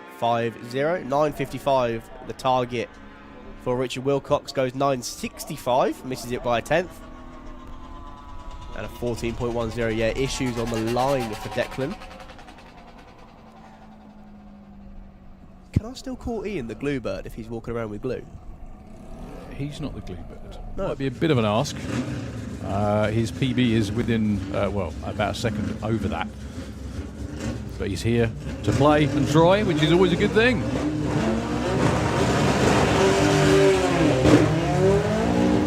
So a lovely launch from Chris Todd there. He's got to fight bringing the wheels in the air because it actually slows him down. Index of 780, if he hits that, he'll be amazed. But a 9.31, that's about on pace for him. Issues for Phil Norman, unfortunately. So I'll probably explain how this class works. Depending on your engine type and your combinations, you've got to play a little bit more safe, but we'll come to that when we get to it. Indeed. Super gas into the lanes, please. So, the first of Williams Brothers cars, well, both of them actually are Williams Brothers cars, hence the quarter panels.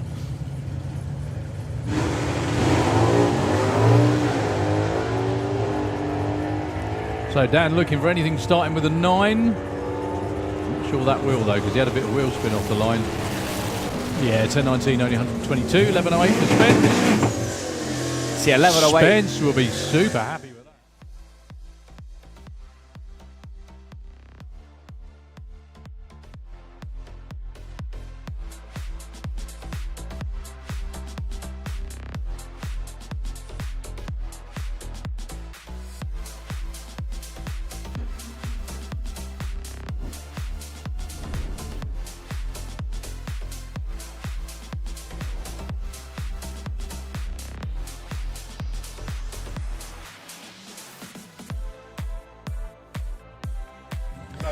Look at that, we're back to racing. We were back that quick, we missed it. Rob Carter with Percy the Passat, twin turbo V8 in that thing. Runs deep into the sevens, dial-in of 784. Going up against Abby Tether, 1282 Golf R. But in fact, I think it's a pretty standard Golf R as well. So they're rapid from stock. Of course, it's most likely had a remap and what else? At least, yeah. Yeah. I say remap at very least. Lovely launch from Rob Carter, 132, 60 foot. You can see the suspension working beautifully, separating the rear end, putting the traction on the floor. 824 at 170 mile an hour. Brilliant opening run of the season? No. Yeah, I think so. Oh, was he here? Was he not here at Eastern National? He wasn't. Well, not that I saw, actually. No, I didn't see him. 1407 at 106 for Abby. A little bit off the pace there for Abby. I'm not too sure what's happened. She took a long time to come off the line. I wonder if she didn't get the launch control set up.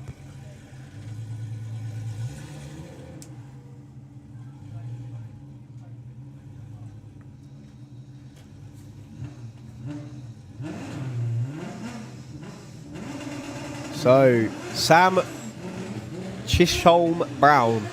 I really hope I'm saying your name correctly. And Jacob Bailey with the Jetta. So we've had some information come in about Jacob's car. He now holds the record at Gordon's Dyno, which is a company used quite a lot by quite a lot of the VW racers, because he's put a weight plate on the front of it. So if he runs a 10 now, he's going to go very, very quick this weekend, apparently, as he's only on wastegate pressure. I love the name of Sam's car. It's called the Unauthorized Purchase. And Sam's car running what looks like a Pro Mod style ball horn out the side. 164 60 foot from Jacob Bailey's car. Sound like gear selector issues though at the 8th mile. He's going to go through. It's not going to be a 10, but it is a 12 at 105. Nice checkout pass. And Sam just gently rolling down the track to what will surely not be a 12.99. Still gets time though, 25.4. And he's actually still in the number 8 spot, because as Darryl was saying earlier, you run that far under your index, or slower than your dial-in, sorry. It's better than going 100th too quick. 11.99 dial-in for Jake Fronda. No gasser, which is what I was sure he was entered with. But you hear the two-step and the wheel spin. That's a rapid dial-in. 11.99 from a Golf R. In what he calls Neon 2. Oh, and he goes 11.95 breakout.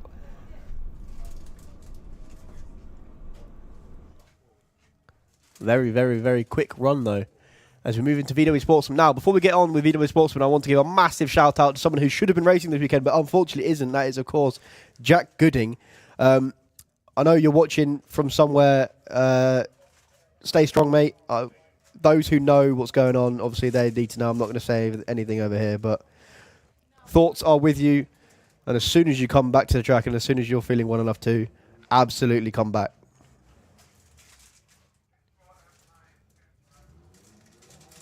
We all wish you could have been here this weekend.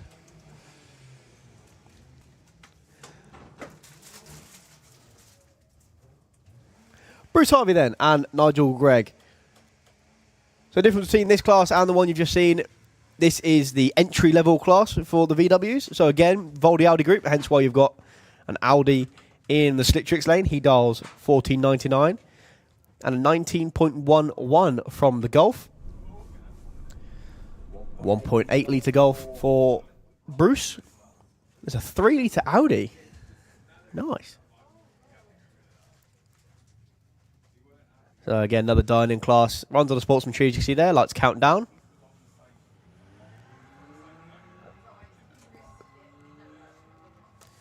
Got to aim for the numbers on the scoreboards without going too quick. 14.99 the dial-in for the Audi. Let's see what he can do. Goes 15.24 and a 18.73. Huge breakout for the Golf. Here comes a car with a name that I love saying, the Takacat 2. That is, of course, John Gallant in the Audi TT. And Paul Robinson with the number 1 on the card, champion from last year. He does 14.71.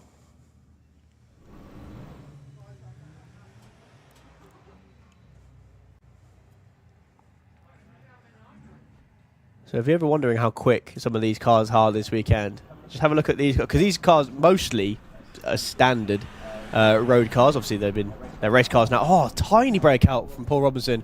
Breaks out by the tiniest dial 14.71, ran a 14.70. But yeah, so these cars are mostly standard, and there's some cars running 7-8 seconds quicker. Next up, Jerry Sadler with the Blue Action Beetle, and Polly Judge with Halfway to Hell, the TT. 14.61 dial-in for the yellow car. Anyone on the back who plays yellow car, you can punch each other now. Jerry looking for a 15.71, so he's going to get to the finish line first. And goes over the line at a 15.45 breakout and a 16.21 breakout in the other lane. In fact, I'm going to play my game. Right. Everyone who can hear me right now, what you're going to have to do, you're going to have to pull your phones out and go to the stopwatch. Pick a car, and you've got to try and hit their dial-in. So we've got Steve Metcalf with a 15.60 and Karen Waterhouse with a 14.60. Second between them, nice and easy. And in fact, they launched a bit quickly for me to get my time out. So I'm going to do it with the next pair. Apologies. Cracking burnout from the Lupo there.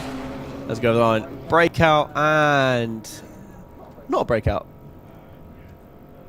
15.54 and 15.83. So this pair, 13.70, 13.10. Pretty much on the limit of what you can run in VW Sportsman. I'm going to get my stopwatch out. I'm going to try and hit a 13.10. So, Nigel, I'm with you. That's, of course, Golfy McGolfface in the Slick Tricks lane. Danny Bean in the other lane. Right, start the timer. He's off and running. With the Lupo chasing him down. See, I've got the advantage of I can watch him and try and judge when to stop the timer. Now. Oh, broke out. Oh, so did he. 13.08 and a 14.34. Oh, the timer's reset, so I can't see where they've gone in. Danny goes to number 3 spot with that in the Lupo. All right, let's try it again. We've got Laurie Anslow with the Seat and Reese Finney with the Lupo. Let's go with 15.67. That is the time to hit. Not too sure what just came off of Reese's car, but looks like a little bit of rubber. So going over the line, going to stop the timer about now. I run a 15.71. He goes 16.22 and a 14.09 breakout in the other lane. We've got a couple of Beetles. Jordan Clark in the Thunderbug and Lorraine Large in Flossie. Of course, she is the nurse.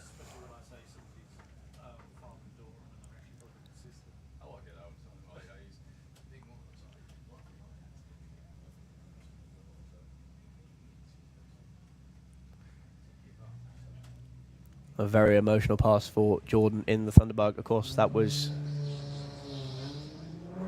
Lawrence's car.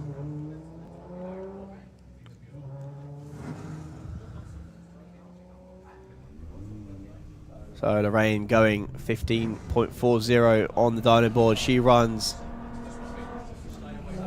16.0 and an 18.3 for Jordan.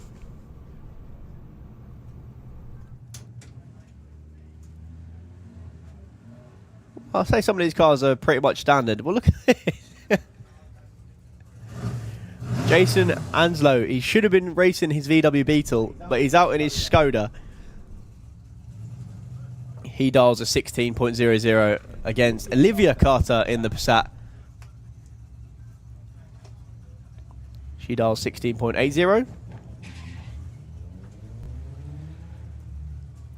Now, can the Skoda beat the Passat? Well, he's ahead now.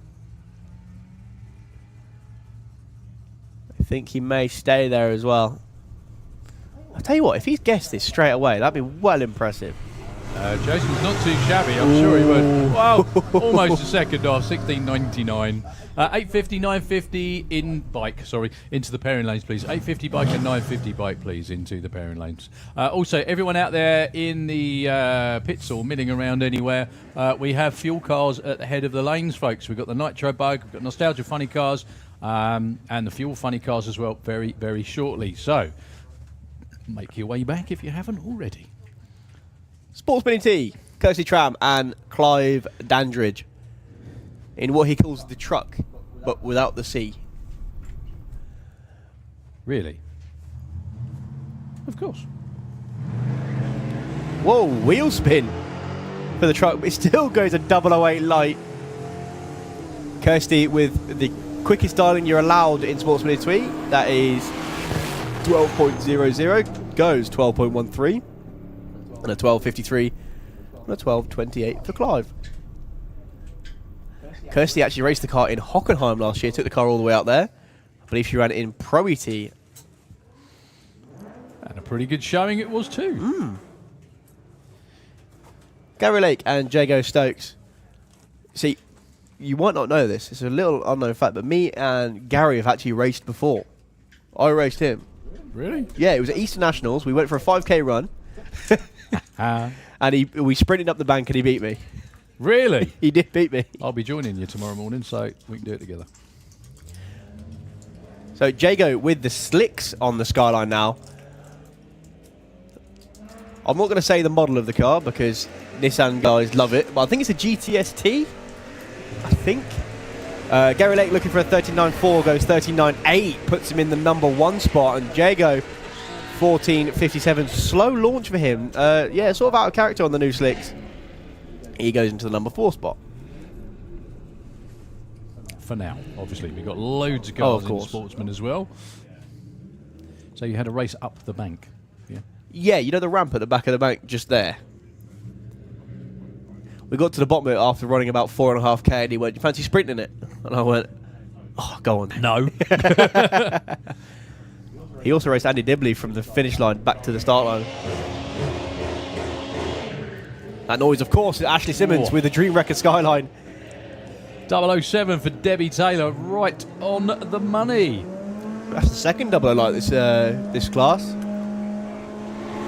Hard to do with street cars. Yeah, very 31 hard. For Ash, gets him the #2 spot. Debbie with a 13.77.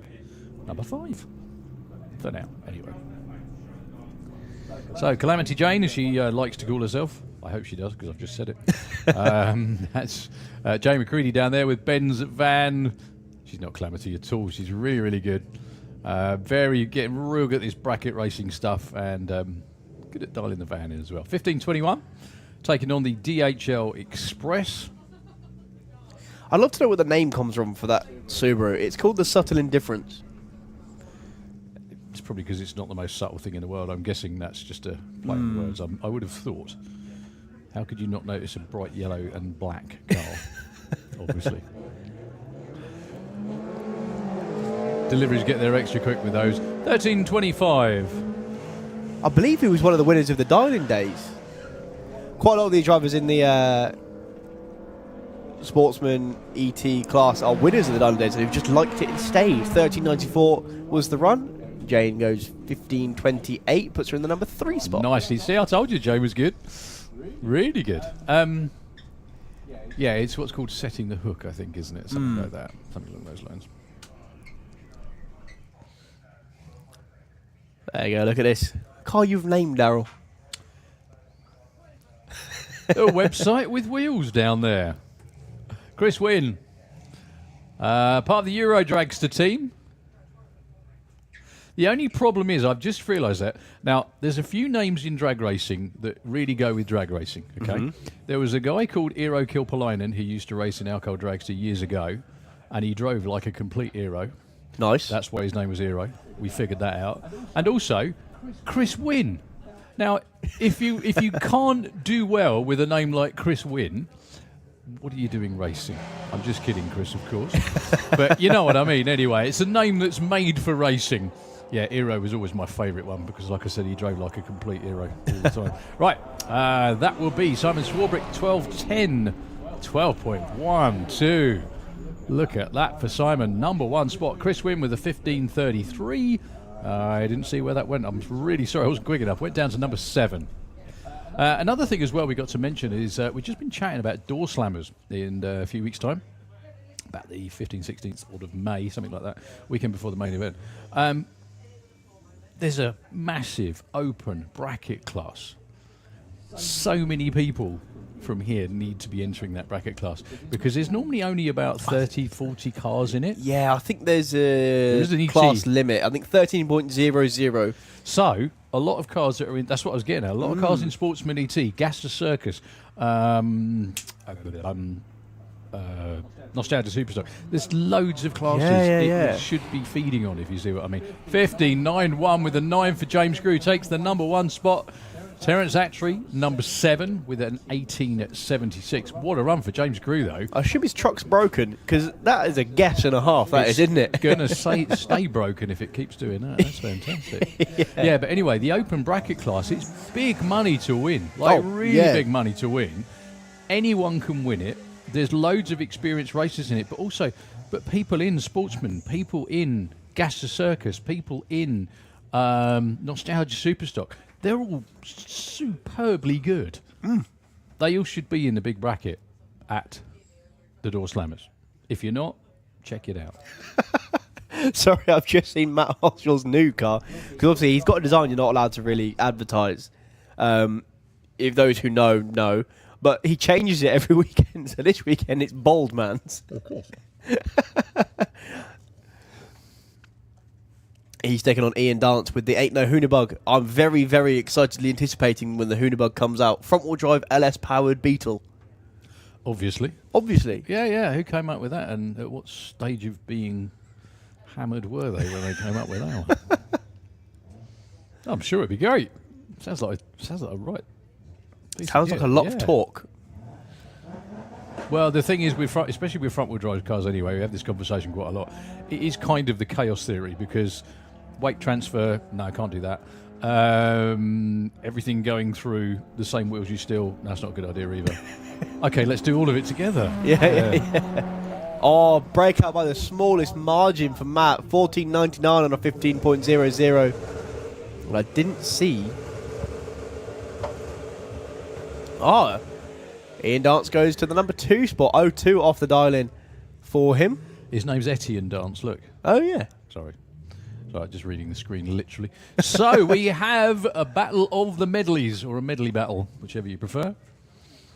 ET Bike, please, into the pairing lanes, please. ET Bike, please, into the lanes. So, yeah, dual medley in the family Jeep in the Kestrel lane, 12.51 and 13.55 for our medley. Just saying, Jill Medley nearly beat Andy Bond once in that Jeep. In Street Eliminator. In Street Eliminator. That was cool. Granted, she did leave before the tree ran and before Andy had actually staged, but she nearly beat him to the finish line. Well, she's just gone and killed Alan on the lights as well. In fact, I think there's quite a famous video of that one, actually. Summer Nationals a couple of years ago, there's a YouTube short somewhere around of that. It's a cracking video. 12.31 breakout. 2 tenths too quick. And for Alan as well. 13.40. So, Georgina. Taking on Richard Palmer with the family cat. Of course it's a family cat, isn't it? Once again, folks, if you're not in a viewing area, we've got Nitro cars ready to go. Both Nitro Bug and Venom are at the head of the lanes. At least. I can't see who else is there, because we can't see quite that far around the corner. I saw Tim Garlic toe down as well, so good. So about to have our first whiff of loud stuff of the season. 13.47 the dial-in for Richard Palmer. It won't be a 13-second run. Oh. Might be for Dave, but he's running after him. Georgina looking for a 15.90. Goes over the line at a 15.82. Breakout by the smallest margin. Well, we've just got it in reverse. That's a good start.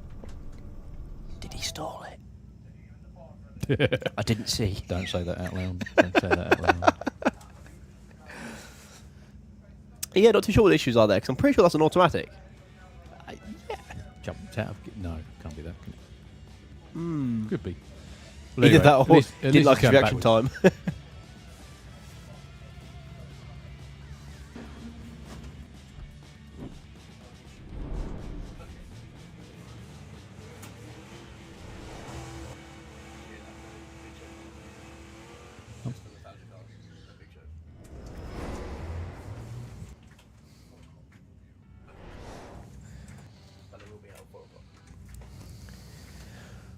Chris Creswell with the Fiesta. Is that a new Fiesta, Chris? Possibly. Hard to tell without the number plate. Well, one of them's blue, That's a good point. but I can't remember which one of the Creswells has the blue one. It could be. Going up against Troy Attree with the blue Temptation Camaro.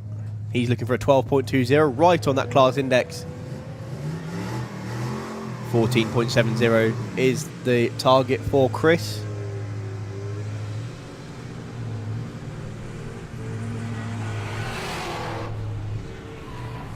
$12.65 and a 14.80. Good enough for the number 7 and 13 spots.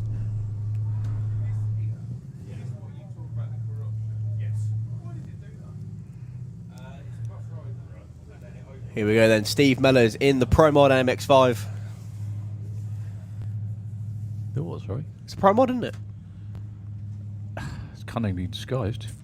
That Maverick of Adam Wakefield, I'm sure that's one of those cars that looks like it's been around a while, if you see what I mean. Yeah. Well, obviously it has because it's a Maverick. They're not new, but you know what I mean anyway.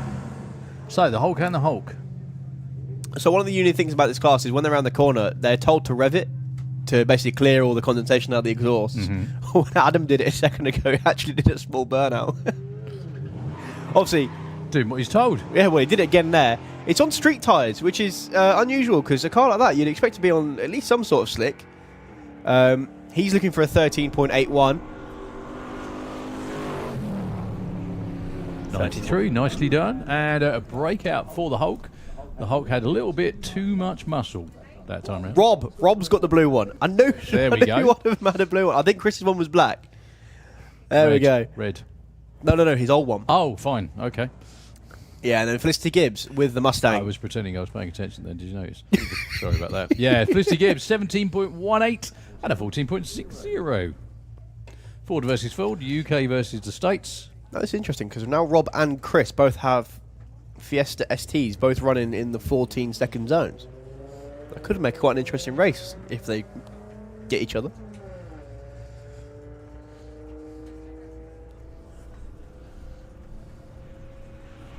So the Fiesta goes thinking about it. 14.47 breakout and a 17.22. So only good enough for the number 5 spot. Okay, Steph Pateman. Whoa, cloud of smoke from Pete's car. That's Pete Walters down there in the Camaro. Cracking burnout. You want to say plume of smoke, I meant tyre smoke. I didn't mean engine smoke. The bad kind. So, two families that have been involved in drag racing for a long while. I think this is the last pair of street cars before we move on to fuel cars. Just a couple of moments. Pete obviously usually races in his Super Pro Dragster. Taking some time out to go racing Sportsman AT with his Camaro. I accidentally called it a Mustang in my vlog the other day. Oh dear. I know, I obviously wasn't paying attention. At all? Genuinely. You been here before? No. No. 12.38 is what he's looking for. Goes 12.29, pretty close. Ooh. 200s too quick for Steph Bateman. 13.98 on a 14 flat. Still pretty close though. Again, two families. Well, members of the same family. Holly Waters, been, again, the Waters family been around for a while in the Slick Tricks lane, 15.45. That's Pete's sister. And taking on Brian Huxley with a focus like you have never seen before.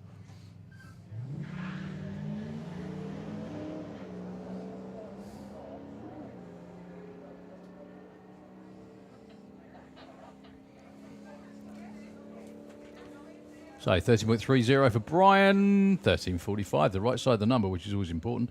Gets him the number 12 spot. Holly moves into the 11th spot with a 15.58. Okay, folks, all of you on this lovely Friday. Hopefully it's warmer than it looks. It actually looks quite nice out there, to be honest with you. Air's great for racing. We've got a tailwind again, which is most unusual. We also have fuel cars in the lanes for the first time in 2024.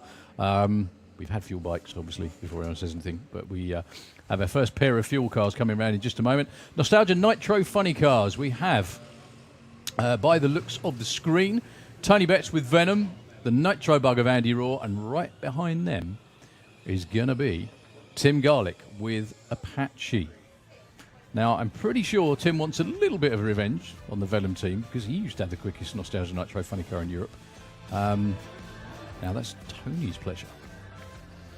After a run last year at, I think it was Dragster, wasn't it, in the summer? It was in the B final, if you like. And, yeah, Tony ran down in the fives for the first time. But our first look at these cars in 2024, their first runs out on the racetrack. So, again, folks, this is going to be effectively, it's qualifying for eliminations. However, these are their first times they're going to be seeing a racetrack this year. So these are going to be test runs, more than likely half track at most, but we'll have to wait and see. Yeah, lots of upgrades and bits and bobs going on in the Nitro Bug pits. I've seen Andy Raw posting quite a lot of stuff. Yeah, I'm not sure the one yesterday was real. The twin mags? No. Well, they're not allowed them for starters. No. It's obviously just to wind somebody up, which I can't imagine he would do. No, of course not. But anyway, Andy is on the hunt for being the world's quickest and fastest Beetle. Who's got that in a minute?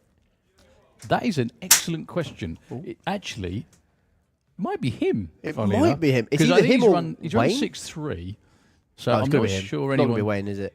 Well, I'm thinking Wayne Allman with the mental breakdown. No. Wayne's been in the 60s, but he hasn't been quite that quick just yet. There is a Pro Mod one in New Zealand.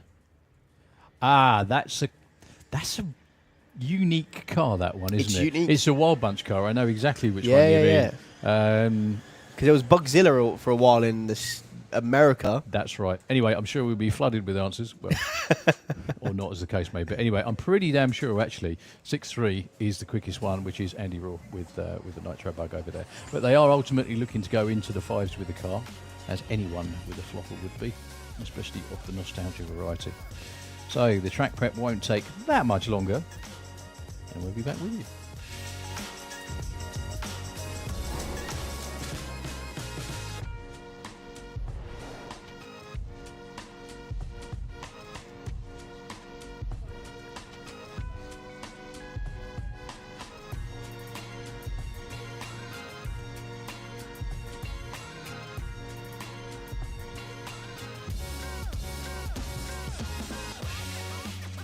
So the run order for today, we have got the Nostalgia cars right now. After them, we've just had Sportsman ET. We've got 850, 950 bike, and ET bike, Nostalgia Superstock, and then that is our first qualifying cycle done for the day, and then we go back into Junior Dragsters as well. And all the good stuff after that. We've got another 2 rounds of Comp Pro Mod, Top Fuel Bike, and Super Street Bike. And also later on today, around about 4 o'clock, all being well, we have the big show at Nitro Funny Cars as well. The match race between GTB between Jason Phelps and Patrick Pears from Sweden. Cannot wait. It's going to be awesome. Absolutely awesome. Patrick's car is one of those cars that if it hooks and goes from one end to the other, hold your breath. Oh, yes. Absolutely.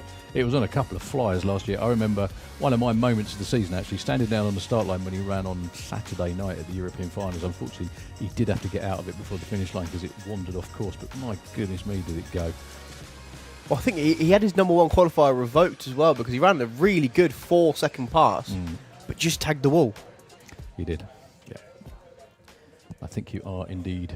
Just a quick shout out to everyone watching on the live stream, watching the coverage. You got a really good view of Ian walking down the start line and the tractor parking up. So wherever you may be watching the live stream. In fact, if you've got the live stream up and you can put comments on the YouTube, let us know where you're watching it from. I'd love to hear. I'm going to quickly load it up on my phone without it making any noise. See, I always, it's amazing because mine never works. Not here anyway. Oh, really? No, definitely not. Anyway, Nitro Bug and Andy Raw coming round. They're actually going to tow Andy round and fire him up just behind the start line. And I'm pretty sure Tony Betts will be starting from round the back as per usual.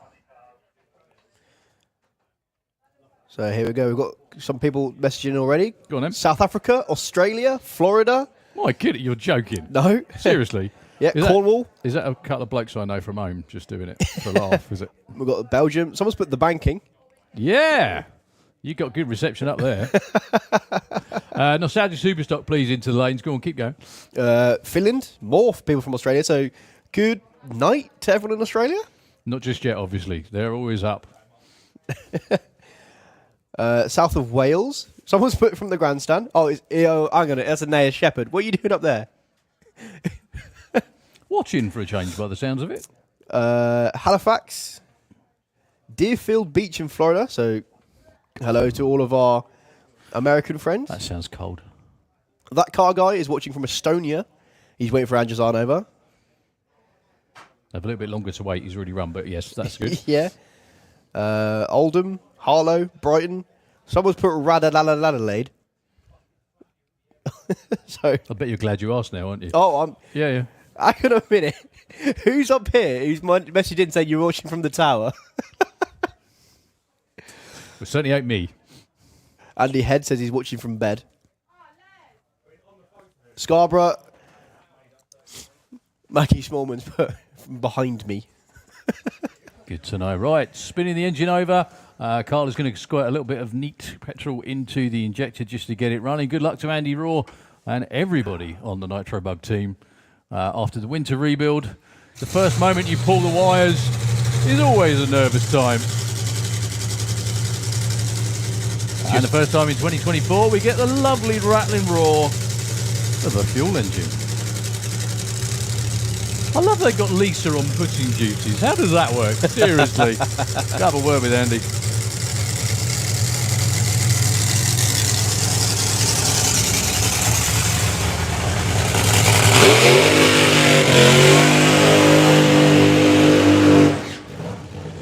Nice strong burnout across the start line. Just quickly, Nostalgia Superstock to the pairing lanes, please. Nostalgia Superstock to the pairing lanes. Okay. Sorry. So what you're looking at there is around about 500 cubic inch nitro burning Hemi. The reason it's we call it a nostalgia car is because it's back to kind of the way it was done 30 or 40, probably more like 40 years ago, with smaller supercharger, smaller fuel pump, single mag, but it still means it goes like a train. Of course, this is the one and only nitro burning Beetle in the world. I can't believe they didn't make them like that from the factory myself, but there we go. I mean, I'd have bought one. So, crew chief, Carl Harrison, final adjustments on the injector, on the bug catcher. Get it? Never mind, anyway. That's actually a bird catcher on there, but there we go. Good luck to Andy Raw. Ooh, well, they say you can't pedal a nitro car. Well, you can. That almost looked like it took him by surprise then. That was still nice and strong. Not nearly as quick and fast as they were looking for, but first run of the season is always just to check everything out, make sure everything works, make sure the systems work. I think he's even pulled the parachutes up the top end to make sure they work too. And then once we've got that one out of the way, yeah, I think that is trailing the chute behind it. Yeah. Then we can get after it and try and get a bit quicker and a bit faster. So, Tony Betts with Venom. The Cast of Thousands Venom team. Is it the Clitter team in the States who famously have got 1 million crew? Who's that, sorry? The Clitters. Yeah, but that's because they've got three fuel cars, three big show fuel cars to run. But yeah, but usually when one gets in the final, they all barrel on the sideline, don't they? Yeah, well, that's because normally one car gets there and they've got a crew of about 30 or 40 people in total. Yeah. Imagine their hotel bill just for one weekend. It's just nuts, you know. But anyway, just blast the cobwebs away for the Nitro Bug team. Up next, Tony Betts with Venom. And quite possibly alongside Tim Garlick as well. We're about to find out. I think those fellas are about to find they placed their camera in exactly the right spot to get a proper blast up the Utah. Give the Nitro Bug team a round of applause. Come on, warm your hands, please, everybody. They will be back again a little bit later on today, I think. Yeah, it will be Tim Garlick and Tony Betts side by side. So the first time side by side Nitro this year. Here comes Apache looking beautiful as it comes around the corner. There's just something about a nostalgia funny car cackling nice and slowly.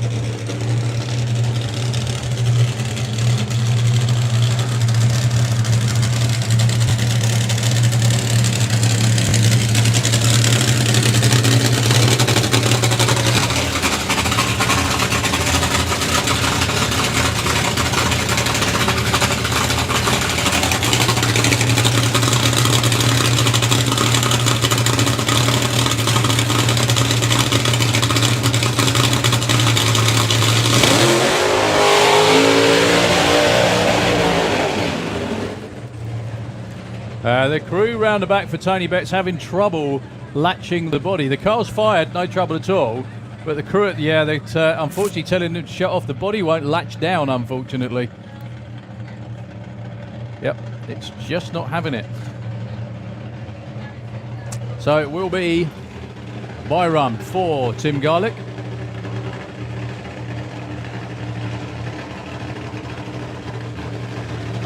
Tim been running this car for quite a long time now. Very, very well seasoned behind the seat of the Apache machine. As Darryl said, was the fastest nostalgia funny car, but now looking to get his title back.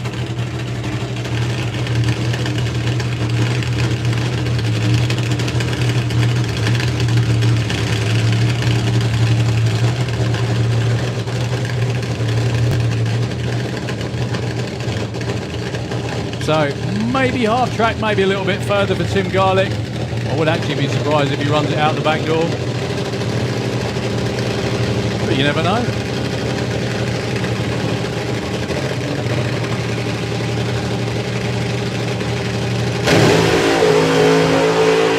What a beautiful launch. If he lifts now, it would be such a shame he hasn't lifted all the way through. 594! Wow. Ladies and gentlemen, the quickest run ever in a Nitro nostalgia funny car in Europe. 594, 239 miles an hour for Tim Garlick. And that was his first run of the season. That is insane. I saw the launch and it went arrow straight 104 to 60 foot. And I thought if he lifts now, it's going to be such a shame. But he didn't. He kept his foot in it. And that was the result. 393, 194 to the 8th mile. And Tony Betts, your record lasted all of the off-season until Tim got back at it. But I'm sure they'll have something to say about that. Real shame not to see them side by side. But Tim Garlick, I'm sure, will be one happy boy after that one. Give him a round of applause, ladies and gentlemen. Quickest run ever in one of those cars in Europe. I remember when a 5-second run was absolutely stout with a much more, shall we say, potent funny car than that. That was amazing. Well done. So, 850 bike. It's, of course, Mick Wynyard and Carl Thomas. Carl Thomas on his new bike for the season. He ran it a little bit last year, but only dabbled. He's on it full time now. 852 was a run from him and a 786. Okay.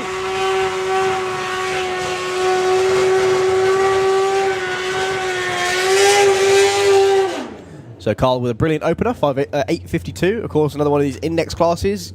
Everyone's got to try and run the same number.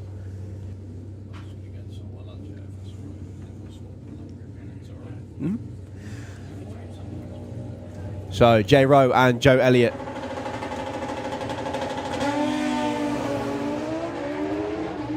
think this is the only BMW as well in the 6 lane. Oh, issues for Joe. No issues at all for J Rowe. Jay goes 8.48 with a 5. Breaks out just by that little bit.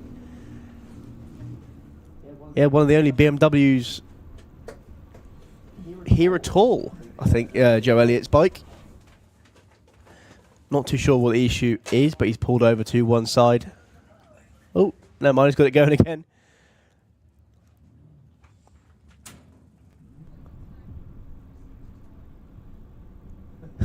He made Chris run all that way and then drove away at the last second.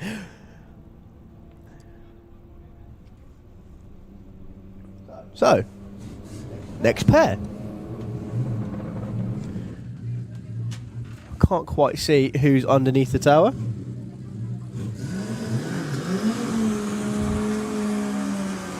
Pete Wise and Ian Critchlow.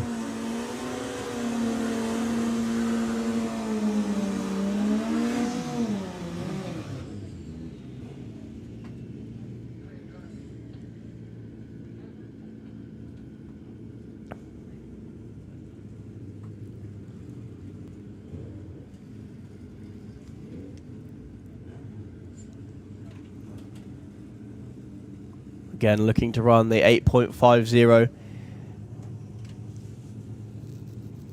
Ian's bike, well capable of running deep in 7s. In fact, he's done it before. But he's got to run the 8.50 at least 1 point this weekend. He's going to be close to the top end. Here he goes, 8.53 and an 8.53 side by side.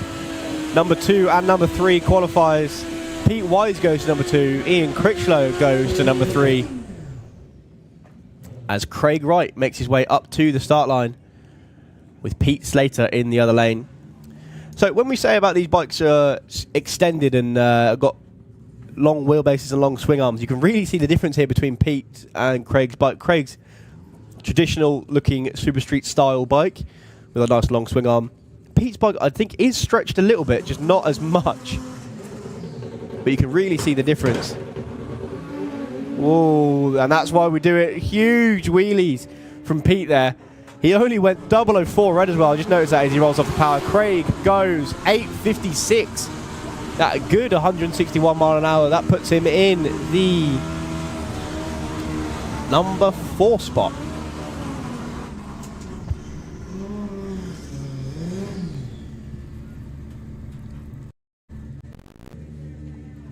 Stacey Reed in the Kestrel beer lane with Boyce out front. We've seen Boyce in Super Street bike. She will be on a solo.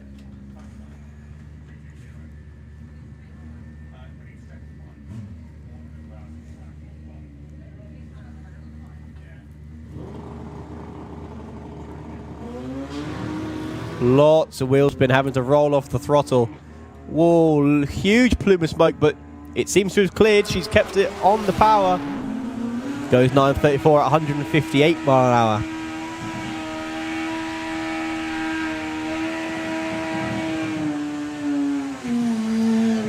I can see Brad and Jake Michelle on the line, so this must be Costas, in which it is. Costas has to run 2 events at the club level, which I believe 850 is, before he can move up to the national license and go racing Super Street bike like he wants to. You can see having a look around the bike.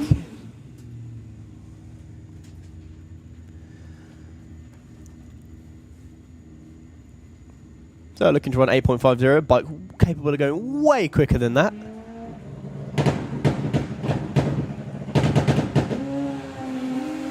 '06 red, that is an insanely quick launching bike. If he can go 06 red on that style, goes over the line. 7.45. Yeah, I said the bike could go way quicker than an 850. I'd say he has. Jake, that's the wrong class. He's supposed to be an 850 bike, not Super Street.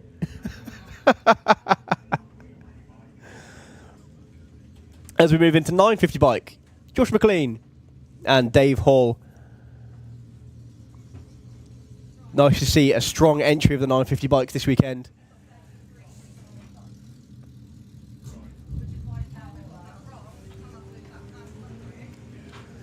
And can we have Junior Dragster into the pairing lanes, please? That's Junior Dragster into the pairing lanes, please. Huge wheelie from Josh McLean's bike. Not too sure what fell off it, but something did. Dave Hall. Oh, Dave must have gone before the tree run. He doesn't get a time, unfortunately. A 10:22 for Josh McLean. Rob Stanley brings the bike up to the line.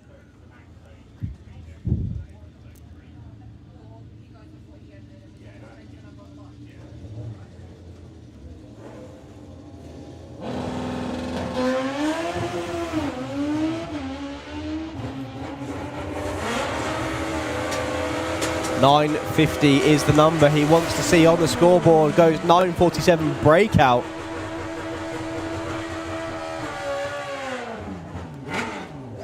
Still good enough to go to number 2. ET bike now. So this is the ET bracket class for the bikes. As the Americans would say, this is dial your own racing, even though they appear to have dialed the same number. $9.99 on the scoreboards for both these riders. Harrison Brown on the That-A-Do racing bike. And Robbie Dobby on the Super Penguin. You can see we're going back to the Sportsman tree. Harrison making his way over to centre line, but reels it back in nicely. 9.88 breakout and 10.46.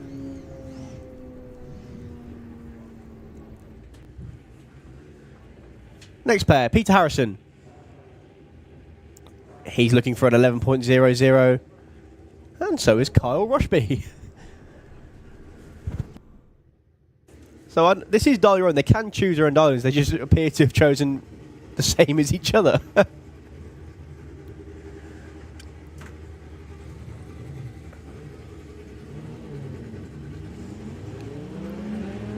So let's see what these two riders can do. Both looking for an 11.00. Peter Harrison goes 11.03 and 11.35.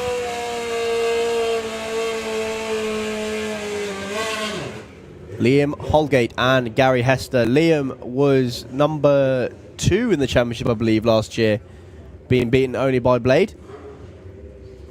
Yeah, Blade had a real standout season last year. Oh, yeah. Definitely. Gary pointing at the wall about 100 foot out, but that normally straightens itself out, no problem.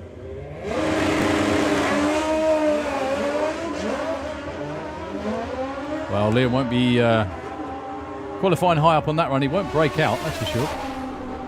77 for Gary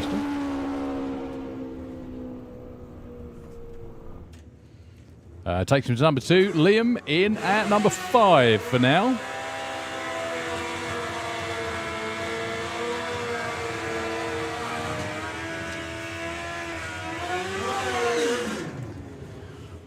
Okay, Phil Pratt, who didn't pay to race for years in the nicest possible way. What I mean by that, obviously, is when you win the championship, part of, you don't just get a pat on the back and a trophy, you do actually get free entry into, or complimentary, if you will, entry into the race events for the following season. However, Phil was number 4 in the championship last year, unusually for him anyway.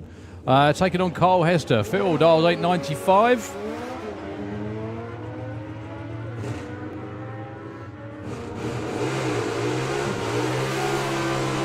$8.97, that'll work.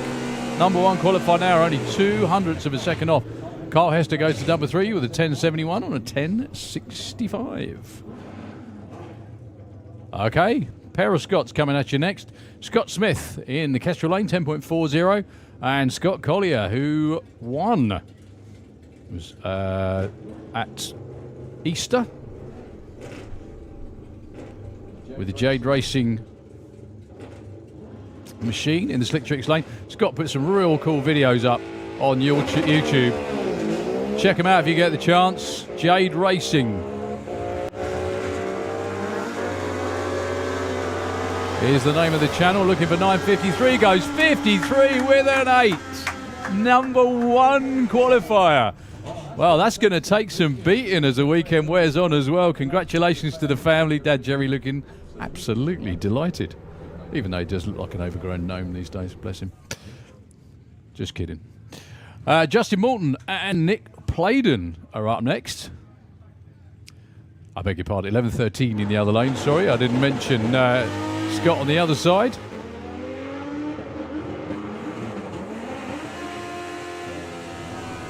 So Nick Playden looking for 11:20. Goes 11:24. That's some really good runs here. Justin Morton not going to make the finish line under power. I think Nick Playden's going to go into number 3 with that one. Let's wait until the screen updates itself. Number 4, beg your pardon.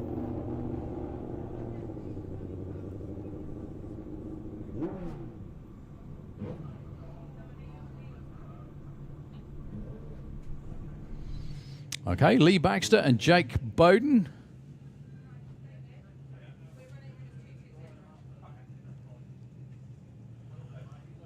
Jake with an 1180 dial in the Slick Tricks lane, and for Lee Baxter, just a tick over a second quicker, 10.70.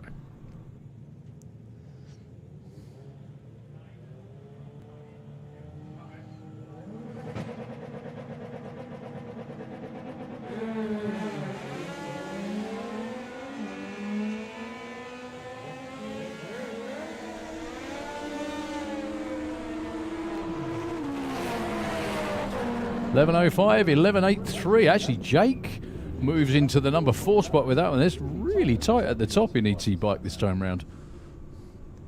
Okay, Leo Lester, Kestrel Lane, 10.85, and Dave Grundy. Dayglow Dave Grundy. 10.55 is what he's after in the Slick Tricks lane.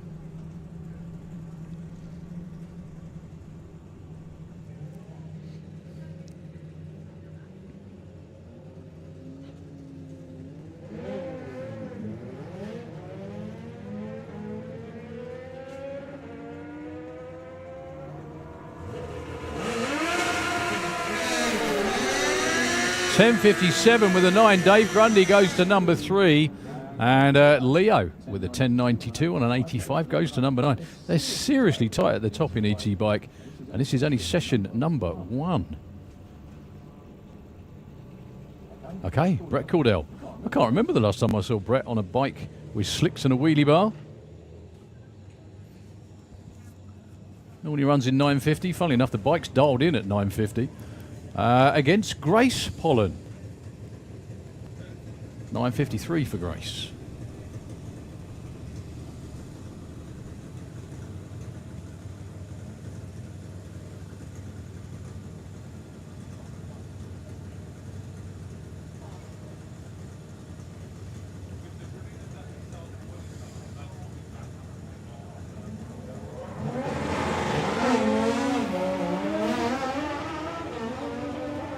Yeah, no doubt a checkout pass for Brett. Before he got here, the bike has only just turned on. It never ran, never moved under its own power or anything, but still goes 10.33. Lovely job, and a 10.12 for Grace.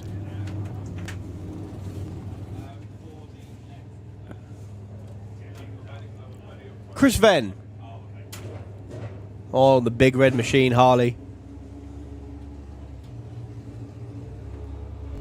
Dials 9.90.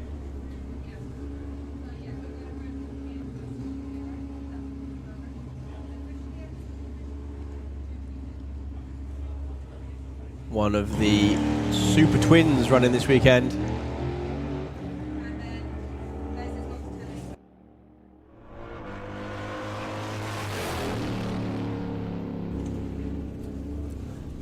Goes 9.79. Breakout.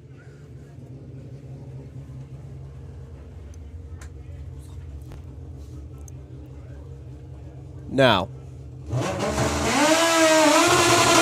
Blade King. Now, it's funny this, because on the timing screen up here, we get a load of information from the rider's number. Now, because Phil Pratt has been number 1 for so long, and of course Blade's now running the number 1 on his bike, it says up here it's Phil Pratt. Unfortunately, Phil, it's not. It's Blade this time. Oh, he's been told to shut the engine off. Not too sure what Ian spotted. But you'd much rather shut off before you make the run, rather than potentially getting oil under the big old slick on that bike. In fact, I don't think I've seen that bike before from Blade. Or maybe I have a while ago, but it's certainly not been riding it for a long old time. As we move back onto 4 wheels. Matthew Dowdy underneath us. This is Nostalgia Superstock. He got clicked off, unfortunately, in Pro ET. Not too sure what the issue was, but it was enough to get him shut off, but not enough to stop him from driving back.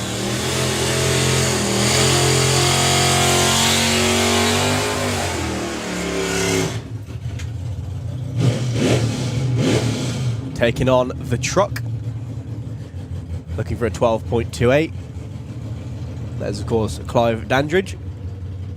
So he got wheel spin in Sportsman ET, which is very unusual. I don't think Matt started a 17. I think that's probably an 11. Oh, but he's taken it. He's got into stage. Oh, lots of wheel spin from the Nova there. In fact, it may have helped him. That car can run way down into the 11s. Clive goes 12.81 on the 12.28. He went 00 again. He hasn't done a reaction time today, not a 00. Matt goes over the line to a 22, which is fortunately only 5 seconds slower than the index, which I think he meant to dial an 11. That's lap 2. Next up, Adrian Portelli with the big red 6 and Spencer Tran. Spencer's already made a run today in Comp Eliminator. In fact, I think he's number 3 qualifier in Comp Eliminator. Running what he's dialed, 11.07. A 10.90 for the 66 Charger of Adrian Portelli. If you don't know the rules of this class, you're caught on very quickly. All steel American muscle cars running in this class.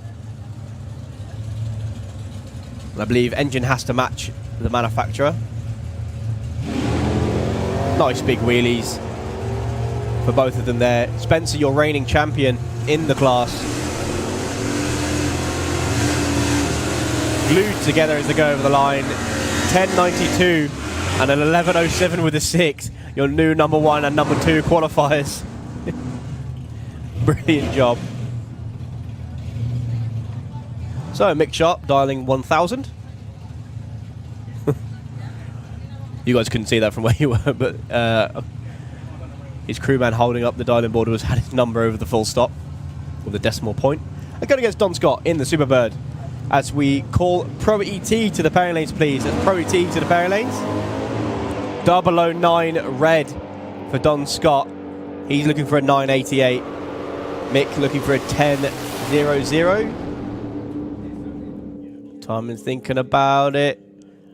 Oh, look, they ran what each other dialed. Don ran 10.01. Mick ran 9.77. Bob Main with what is not a Superbird. That is a Dodge Charger. Obviously, issues for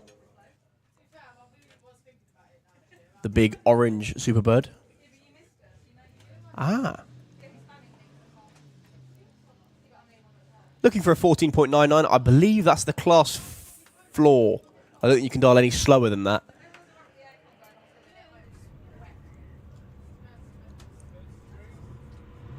Goes over the line.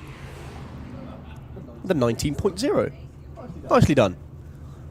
Now, looking behind the tower, I can see a certain orange funny car looking to fire up again. Obviously had issues on the first attempt, but they've been given a chance to go again.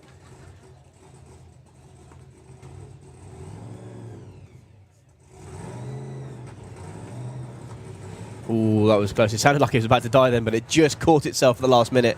That is, of course, the Venom funny car. So, ladies and gentlemen, you will be treated to Nitro once again. Hopefully the issues that they had previously have been fixed, because it was running before. They just couldn't get the body latched. I don't know if you've ever seen these cars in the pits, but they hinge at the back and then latch at the front. So if that body doesn't latch, or which it has now, that's latched beautifully. Thumbs up go to Tony Betts as he comes around the corner. So the Venom funny car, for your viewing pleasure, I don't think this is going to count as a qualifier, but the test run is just as important.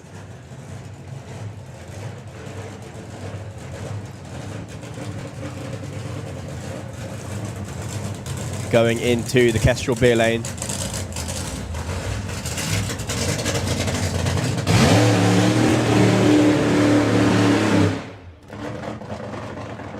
Characteristic low revving burnout.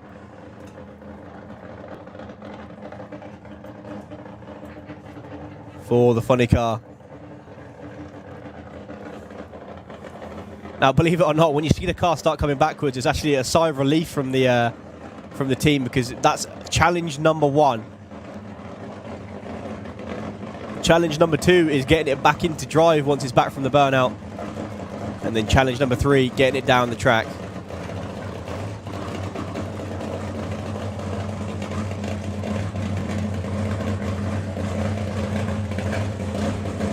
Coming into this event, Tony was the owner of the fastest and quickest funny car. It's only just been taken off him.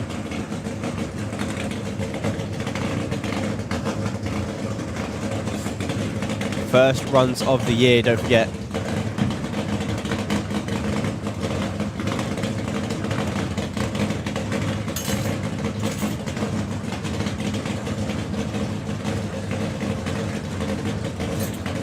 So challenge number 2 complete. Car is in forward gear.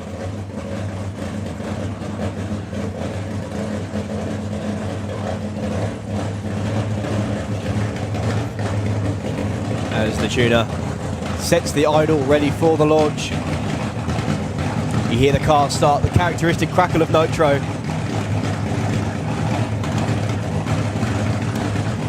It's crew chief and friends with just about everybody, I think. John Wright walks away from the car.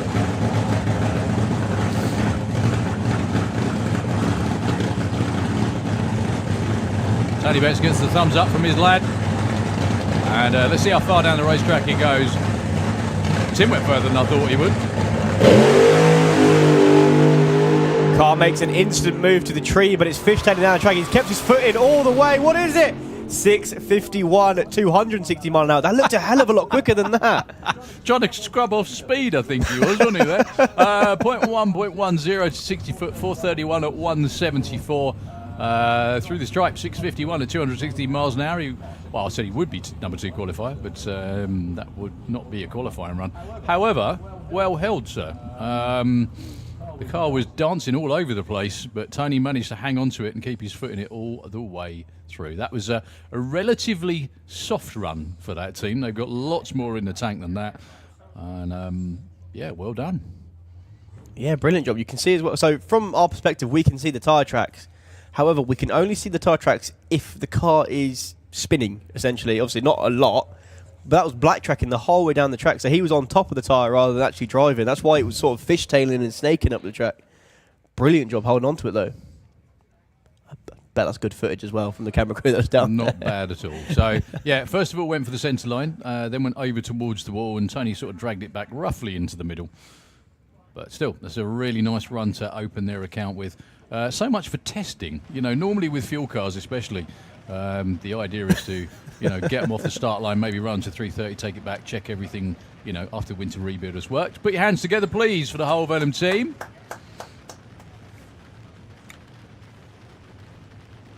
Almost a record-setting performance in a dually, or how many people you can cram into the back of one, at least, anyway. Yeah. So, moving on to Junior Dragster. Looking behind the tower, it's looking fantastic, but issues for Sam Hiscock.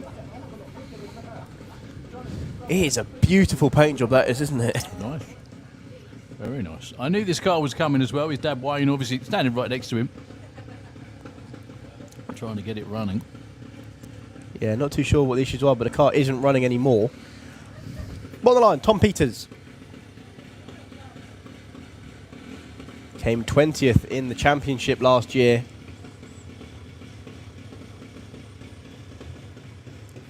Just trying to see where position he's in at the minute. So I think there's scheduled 3 qualifiers today. And this is number 2.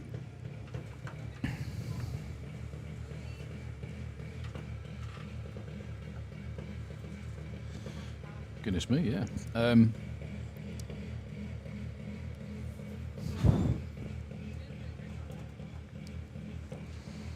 not going to say anything. I'm just going to show Daryl something so you can see. Yeah, I know. So I just looked at. Yeah. Yeah, don't. Just. I'm not saying anything. So, Tom, bringing the car to the line. I actually can't see where It's still he that. is in a minute. It's still that's a bit of a. Yes. Yeah. But anyway. So, 0.12 reaction time.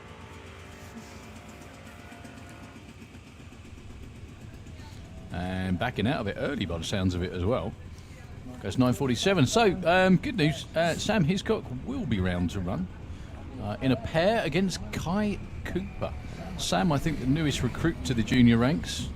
There's actually 2 this weekend. Really? Sam and Chloe Cromwell. Excellent. What we always like to see. He's in the Kestrel lane.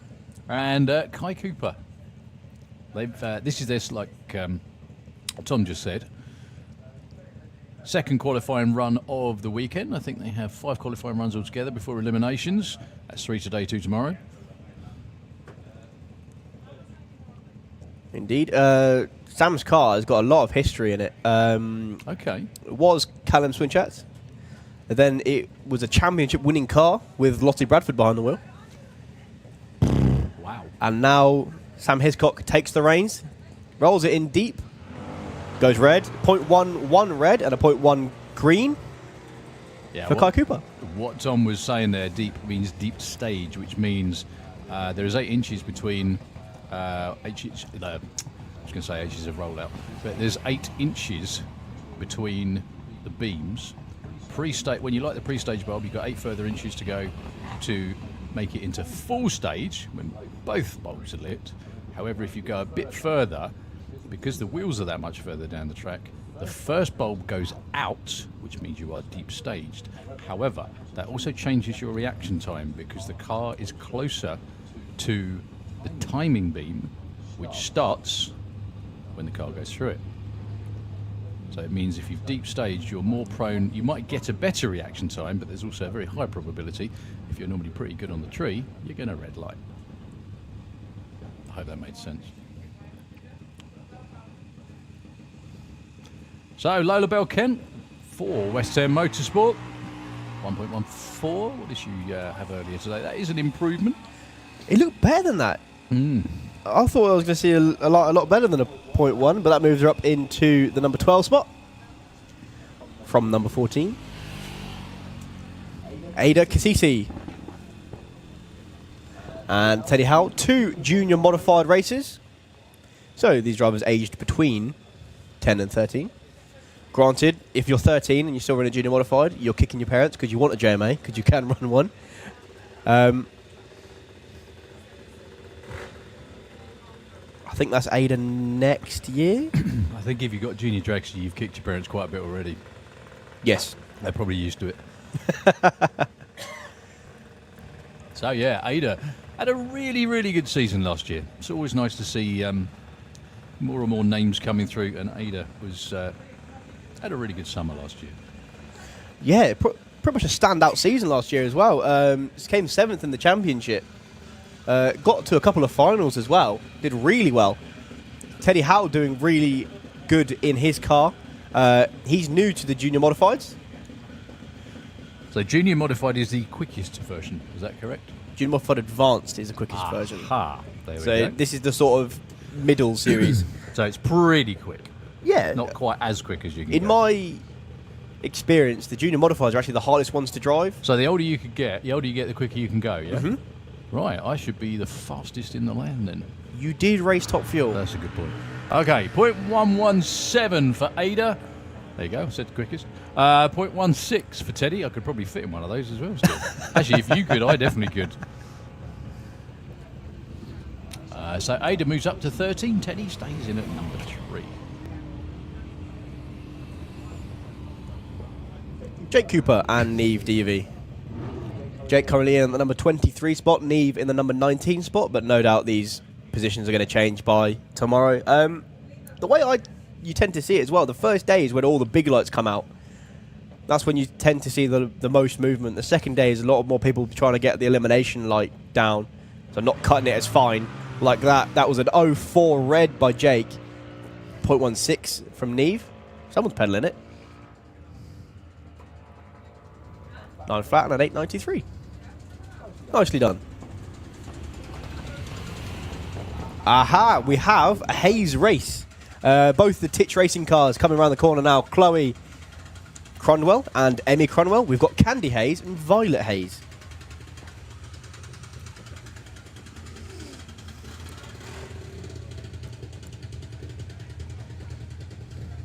Again, lots of history in both of these cars.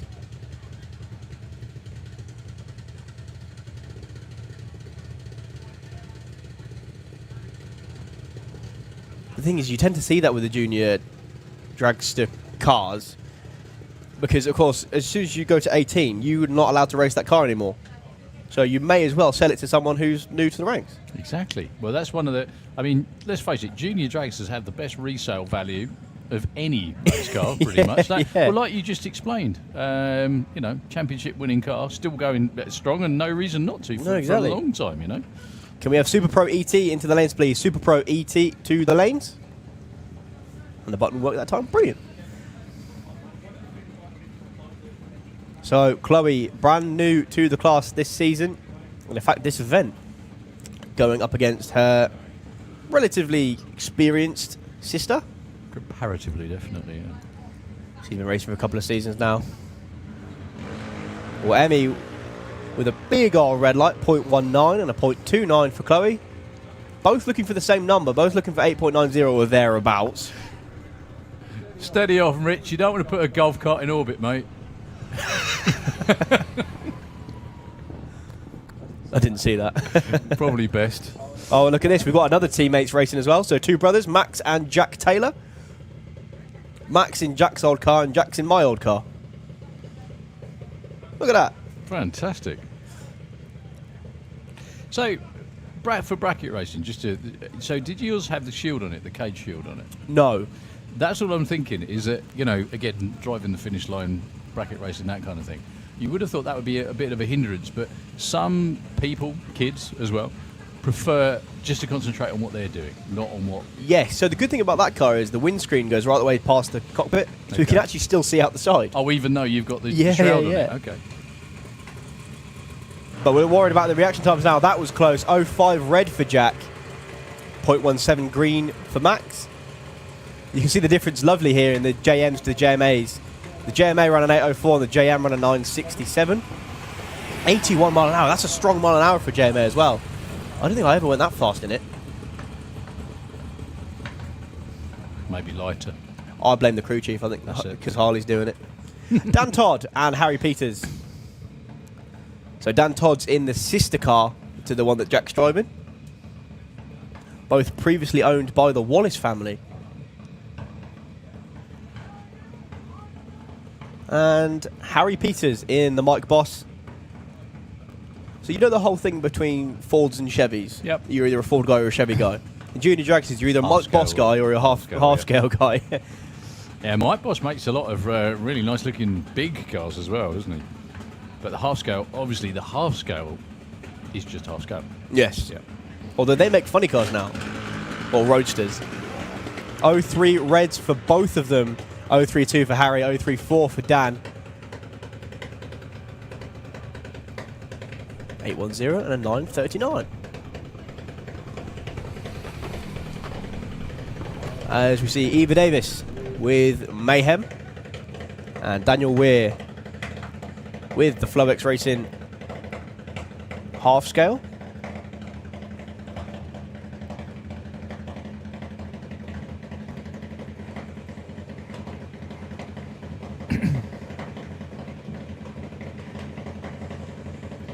Tell you what, there's some experience on Eva's team, isn't there?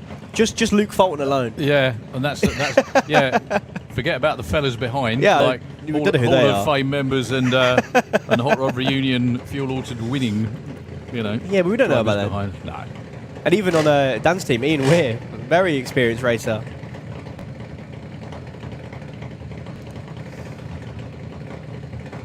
So looking for reaction times, needing better than an 0.12 to take the number 1 qualifier.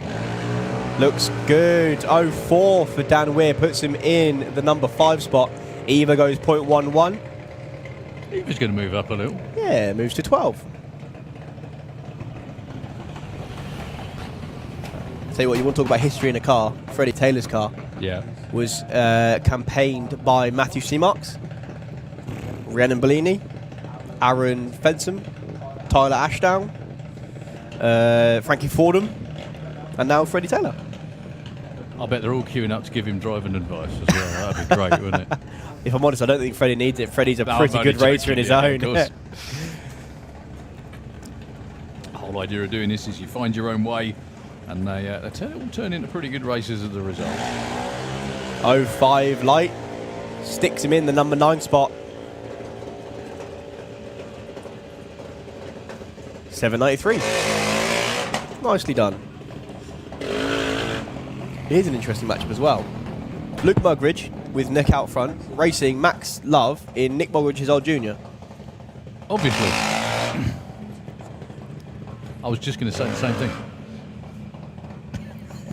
Without all the information and the words.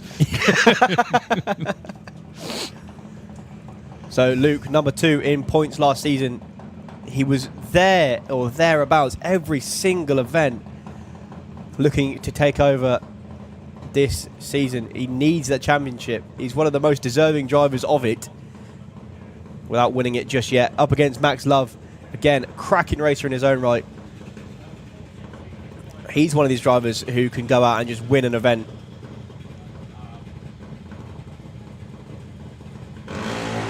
Cracking lights for Looking both good. of them. 0.3 and an 0.2. Luke Mugridge goes to the number 2 spot. Max Love goes to the number 4 spot. Yeah, I think Luke was already there, but at number 2. But that's still a couple of great. What you want is you want to be consistent. See, a lot of the time, one of the things I've noticed, and this is no respect to any driver in any class, but in qualifying, everybody is like on the money, trying as hard as they can, and then a lot of times in eliminations when there's actually win lights, like you just motion, Yeah, it kind of backs takes a off. step Yeah. back, if you like. Yeah. Did you notice that when you were racing a lot of the time? Yeah, it used to really, really annoy my sister because obviously she's my crew chief. Okay. I'd go out and I'd be able to cut a decent line in qualifying, and then elimination comes around and I'd be like 0.1s, 0.15s. Yeah. For no other reason, I just don't want a red light. You're just more conscious of not red lighting. Is that what Yeah, it is normally? yeah. Well, and the added bonus, it annoyed your sister, obviously. Yeah. Exactly. There we go. She did get her own back when she drove the car, though. So, Teddy Sullivan, your current points leader in Junior Dragster, winning at the Easter Nationals, taking on Emily Moore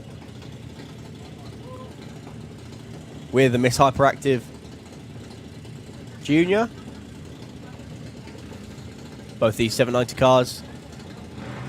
I believe Emily's only just made the step up into JMA. That's another car that's been around for some time. I remember racing it when Jacob Kopans was driving it.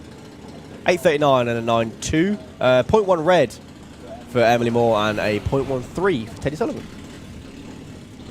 Sam Fairhurst and Frankie Kent. Frankie debuting his new car.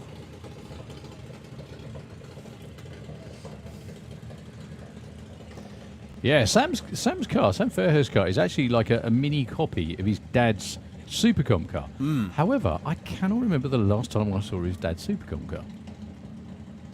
I think it was the first season Sam raced. I think it came out for an event. Yeah. Although he's entered into Supercharged Outlaws for Nostalgia Nationals. Who? His dad. Really? Oh, excellent. So we're just waiting for Emily Moore to clear the top end. Just going around the corner now. Frankie going in to stage 1190. So he is a junior stock. Stand first, of course, the JMA. He's been around for a long time now. Goes red, 06 red, and a 0.15 green for Frankie Kent. One of the things I loved Frankie for was I was at the top end crew for Ada last season, so one of Frankie's first ever events, and he went red in eliminations, and he comes around the corner smacking the steering wheel, and I'm like, yeah, you're going to be a racing driver when you're older. I think he was then, by the sounds of that. Greg Smith with the Boost Monkey Jr. I remember the first time my first ever proper race, and everyone said to me afterwards, weren't you happy that you ran your personal best DT? I said, no. I lost. I lost. You know, it like showing up and not winning gets old. Well, for me it did, instantly. Yeah. Not like, it took no time at all. So Gray Smith stays at number 5. That was a 0.52. Really good lights in a row again. That's the kind of consistency you need. Pro T coming around the corner now. Dave Fulton and Reuven Dawson. Dave obviously fixed whatever the issues were from the first run to go run in Super Gas. But he's in Pro T this time.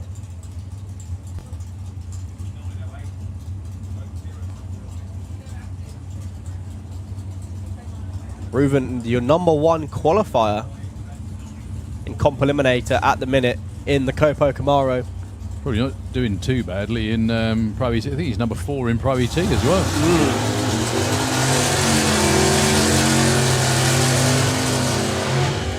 So 850 to 1199. I hope I got that right this time.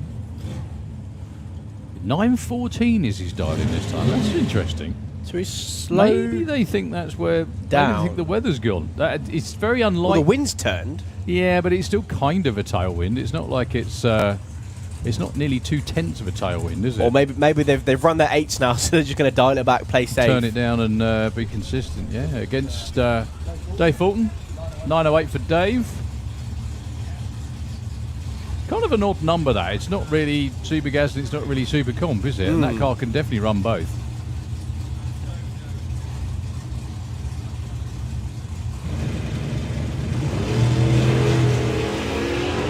.03 light for Reuven, 0.15 for Dave.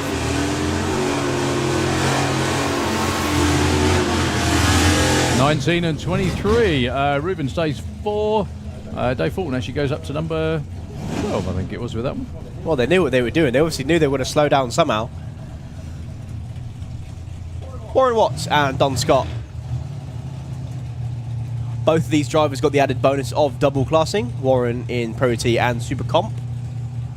Don in Pro T and Nostalgia Superstock.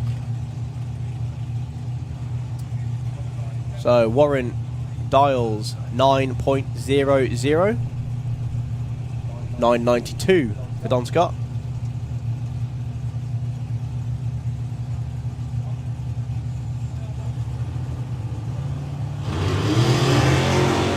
Pair of reds.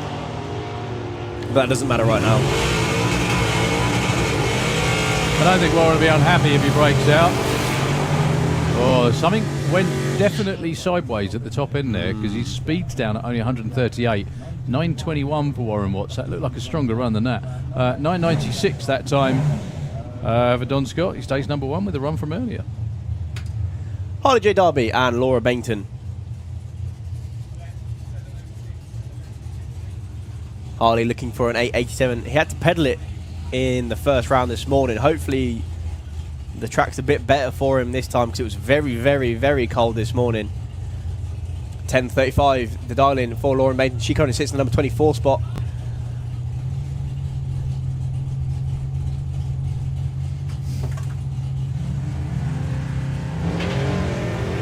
.06 at a .19. Harley's off the power again, unfortunately.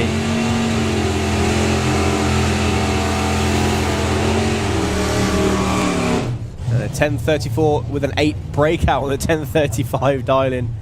Not too sure what the issue are for Harley. She's been just the wrong side of the number both times so far this weekend, as Laura. Never mind. Okay, so Mason Griffiths in the Kestrel 1150, and Mr. Wheelie, John Bean. He's wheeling that much. He's actually, his wheelie bars aren't straight anymore. Because you know it comes up with quite a twist. Yeah, I know what you mean. Do you reckon they've set that? That might be the preload. Could be. Mason Griffiths looking for an 11.50. John Bean looking for a 9.07. Doing the age-old tactic of dialing what you ran before. Even though it's warmer or colder or the weather's changed or whatever. Oh, look at that for a wheelie. Taking it all the way out past 60 foot.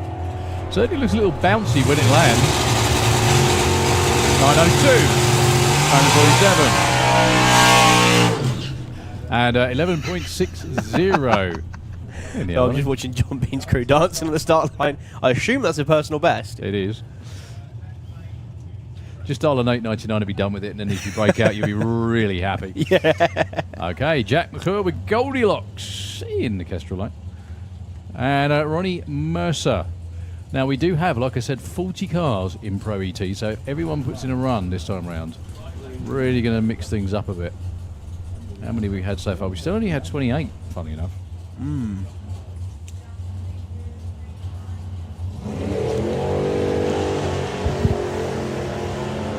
So interesting, Ronnie is running the nitrous for Supercomp, but not for Pro ET. 10.29 with a 9. Up to 12. No improvement for Jack McClure with only a 12.59, unfortunately.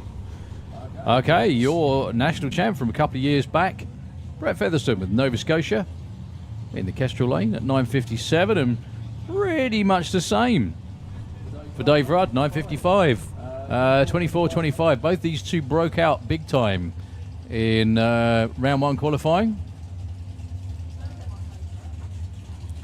Yeah, they're both on the minuses, aren't they? Both on time as well. Yeah, Dave's got a bad habit of waiting to the last qualifier to then go bang on with like 5 zeros. He might not this time. Oh, he doesn't actually. 9.63 and a 59. Brett moves to number 4. Dave, he's missed a qualifying from last year. It seems to have slightly deserted him, but like you said, as qualifying moves on, he gets closer and closer, doesn't he? So he's safely in at the moment with number 12, and at least the car's making consistent runs, which is always good for the soul. Susie McClure with the Eye Candy Dragster. Dials 11.90. One thing I'd love to know as well is if your car's running slowly, because something's not right, but it's running consistently, do you try and find what the problem is? Yes.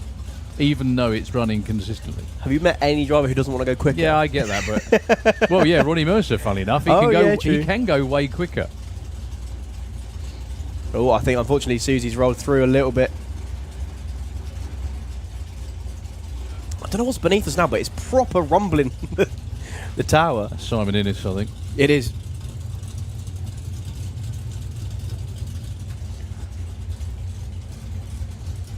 There we go. So Susie's going to be bringing it in nice and slowly. There we go. She's got to stop.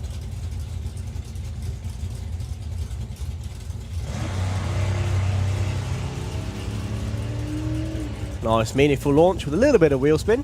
I think she's off it at 330 foot. Definitely cruising through.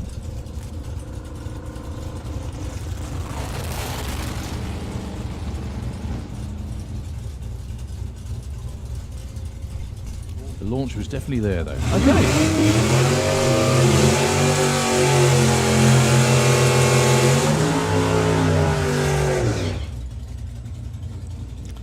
So, Simon Innes and Mark Huxley.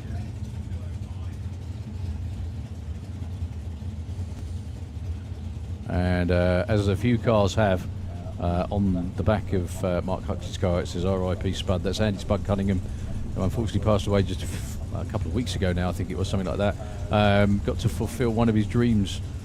Took a passenger ride in this car. Again, just only a few short weeks ago, wasn't that long at all, and absolutely loved it. So, a friend to many, many people. Mark trying to do him proud this weekend. Looking for 977 and 1072 for Simon.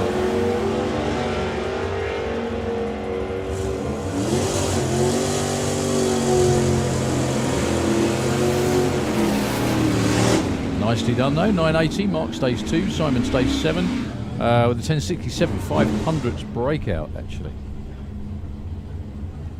So Bob Molden with the original French muscle. See, Bob's car is quite interesting because last season he ran with no wheelie bars, and it really, really confused me because he covered up the holes as well, where the wheelie bars go in the car. Really? What? I think there was a number plate that went over it. Yeah.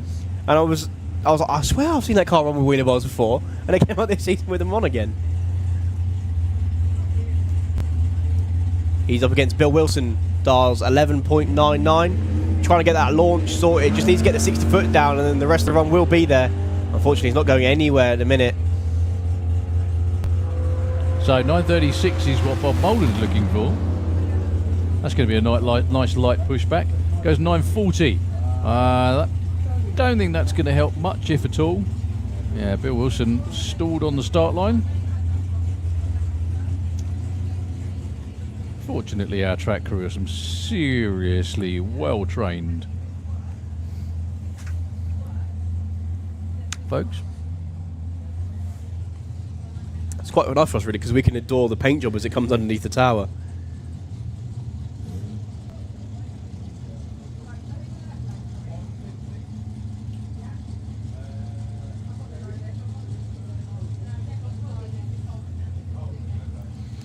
Okay. Moving on, we've got loads of stuff to get through for the rest of the day. Amy Watkins and Darren Huxley.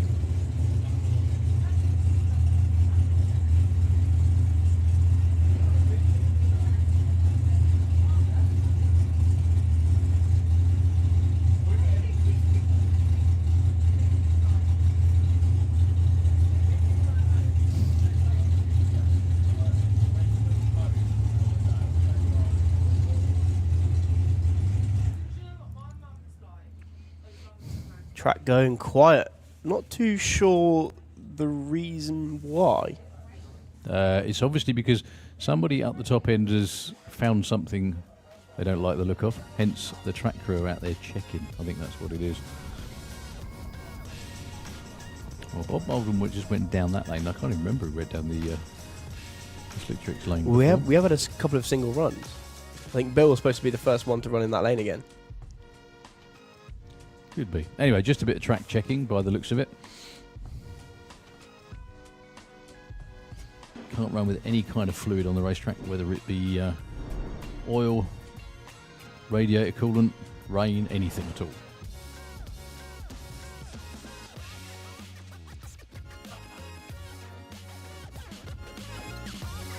Yeah, so the tractor's coming out for a couple of moments. We'll hand back to Nitro FM again. We've still got loads and loads to get through, so don't go anywhere at all. But as soon as we're back running, we'll be with you.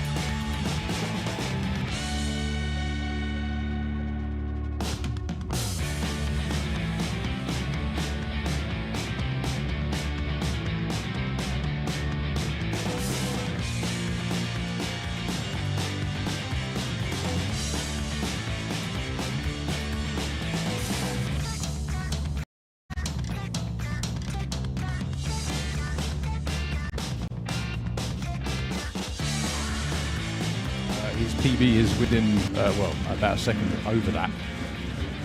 But he's here to play and try, which is always a good thing.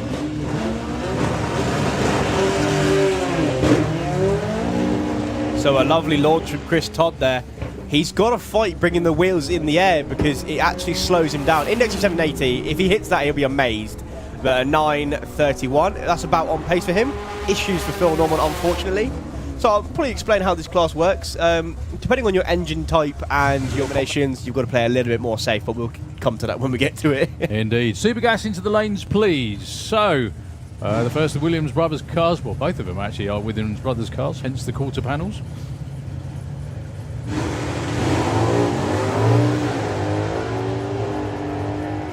So Dan looking for anything starting with a 9. Not sure that will though, because he had a bit of wheel spin off the line.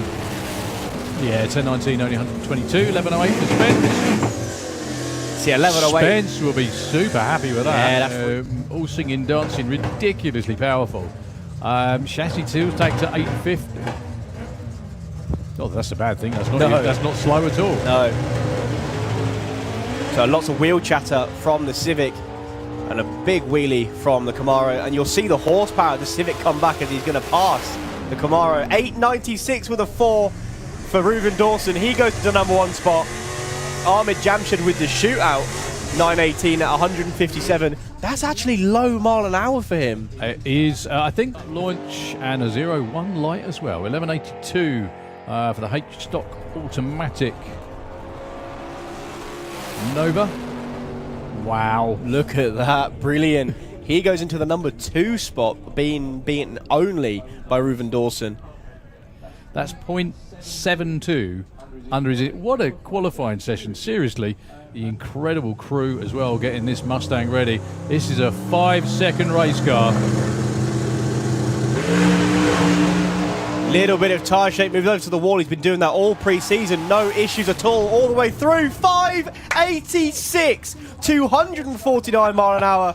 What a way to start pro modified racing in Europe. We are back with V8s. Actually, one V8. Yeah, good point. I just corrected myself halfway through.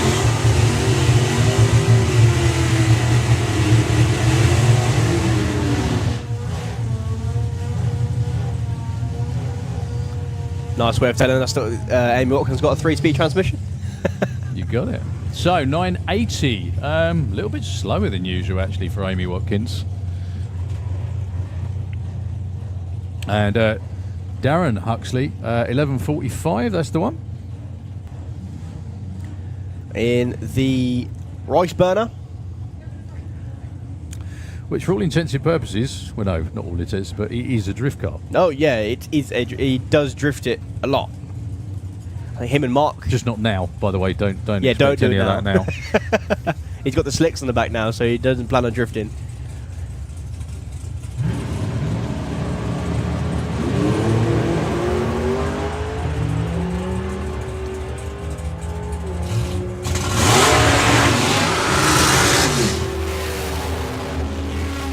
Seven for Amy. That's really is a way off what she normally runs. I mean, she's #12 qualifier.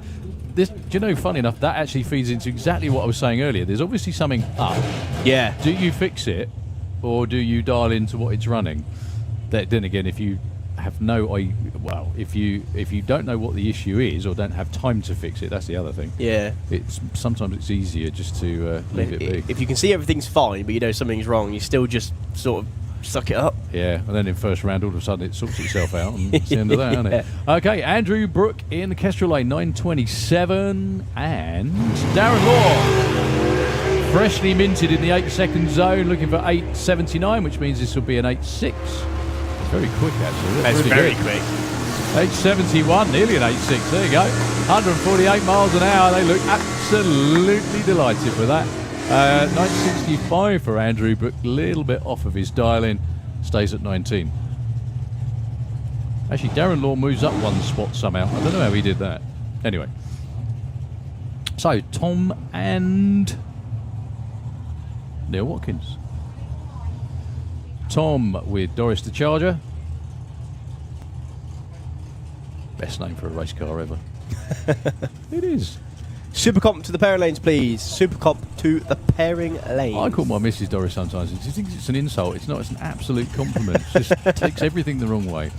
Neil Watkins. If I called her the Little Purple Express, then she'd have something to worry about, I think. So 909 for Tom. He's 11. Neil's 26. Oh wow! 300 too quick.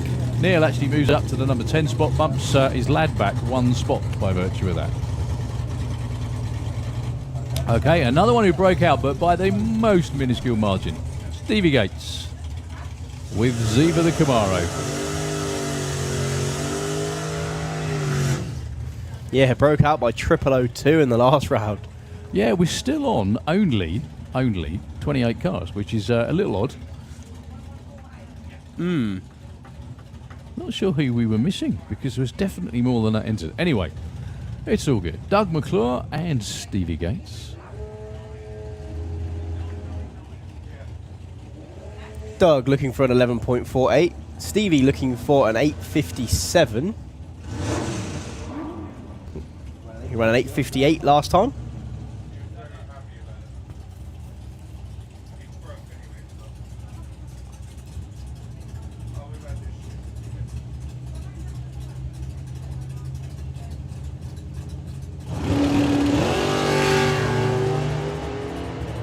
Stevie's certainly loving the new car.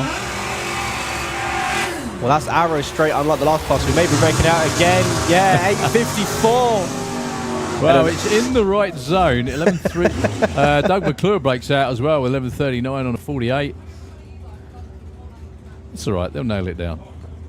So another one who broke out by the smallest of margins. Nick Muggeridge broke out by 0007 in the last round.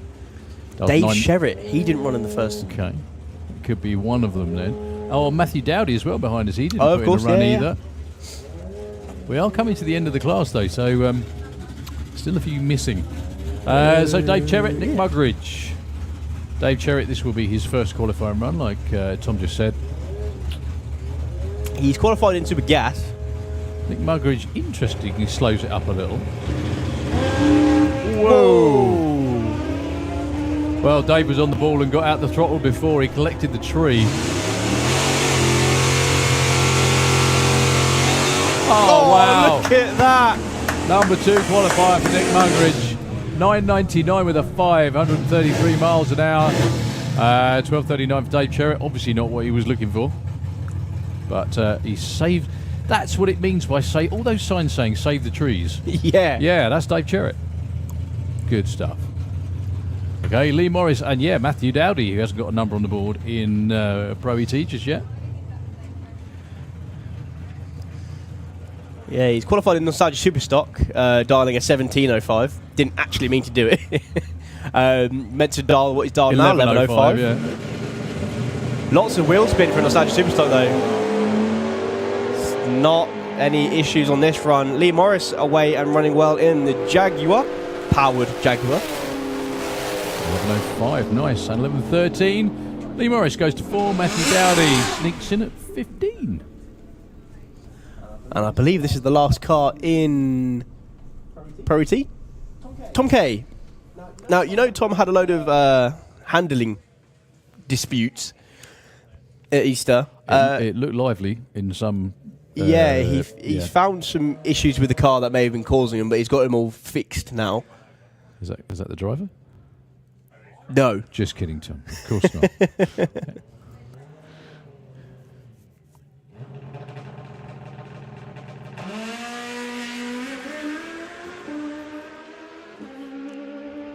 Oh, someone came off then. Not too sure what that was. Looked like stickers, actually. And another one. 10.11 goes into the number 8 spot. It's 131 miles an hour. Yeah, that's decent mile an hour. I don't think I've seen him go that quick before. You may have also noticed that Liv isn't here this weekend supporting Tom either. Obviously had enough of him going sideways and when that's it, I'm not coming. A bit too heart-stopping. Yeah. Yeah, whatever it was is not a problem because the track crew are just out there picking them up. You can tell it's not hot either. Nah. Yeah, that's always the other thing you have to be very wary of. But no, yeah, the car, Tom's car was, brilliant driving jobs. I can say that much. The saves are incredible. But you don't really want to be saving a 10-second, bracket car, do you? On almost every run, as funny as that sounds, it really isn't at all. Okay, so we're back to track prep with the Gloober before we go to Super Pro ET, folks. Nitro FM again for a couple of moments, and we'll be back to the racing.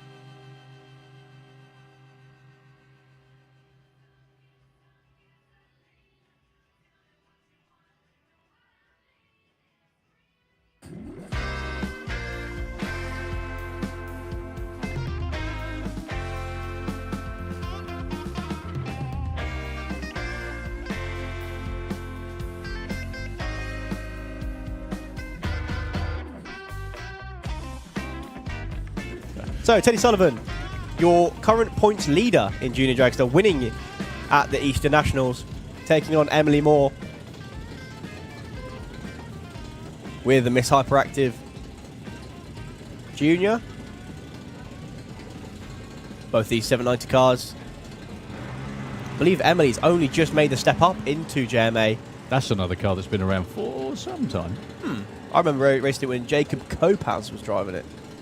839 and a 9.2. 0.1 red for Emily Moore and a 0.13 for Teddy Sullivan. Waiting for Emily Moore to clear the top end. Just going around the corner now. Frankie going in to stage 1190. So he is a junior stock. Sam First, of course, at JMA. He's been around for a long time now. Goes red, 06 red, and a 0.15 green for Frankie Kent. One of the things I love Frankie for was I was at the top end crew for Ada last season, so one of Frankie's first ever events, and he went red in eliminations, and he comes around the corner smacking the steering wheel, and I'm like, yeah, you're going to be a racing driver when you're older. I think he was then. Yeah, by the sounds of that. Person best ET, I said no. I lost. He like showing up and not winning gets old. Well, for me it did instantly. Yeah. Not like it took no time at all. So Gray Smith stays at number 5. That was a 0.52. Really good lights in a row again. That's the kind of consistency you need. Pro T coming around Wait the for corner. Dave.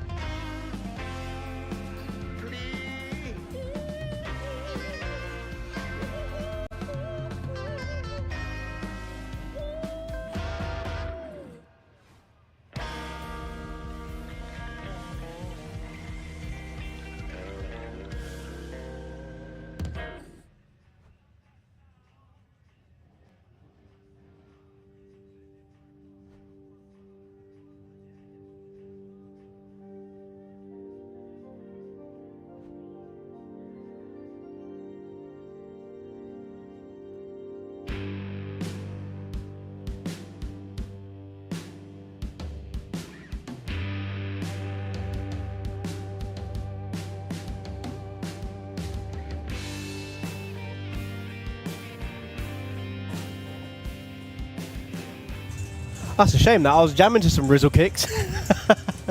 Okay, on to Super Pro. Couple of very well-seasoned races. Lee Huxley with the Dark Horse Mustang and a new paint job this season against Colin Morris.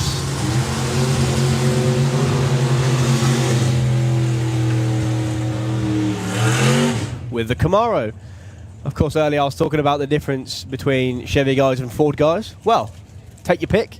Both dialed in 200ths apart. 868 dial in for the blue Chevy Camaro of Colin Morris and an 870 for the Dark Horse Mustang of Lee Huxley.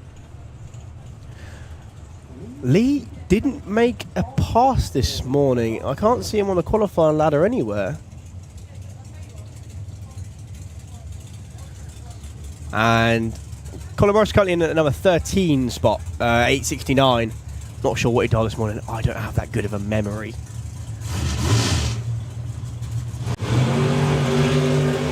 Dial below 2 light for Colin Morris though. Gets the jump. Good practice for Sunday. 870.02 off and a 901. If I've not already, super come to the lanes, please. I can't remember if I pressed the button or not. Well, I pressed it now and it worked. Cool. Joe Kellett being backed up by Leah again with her helmet in her hand.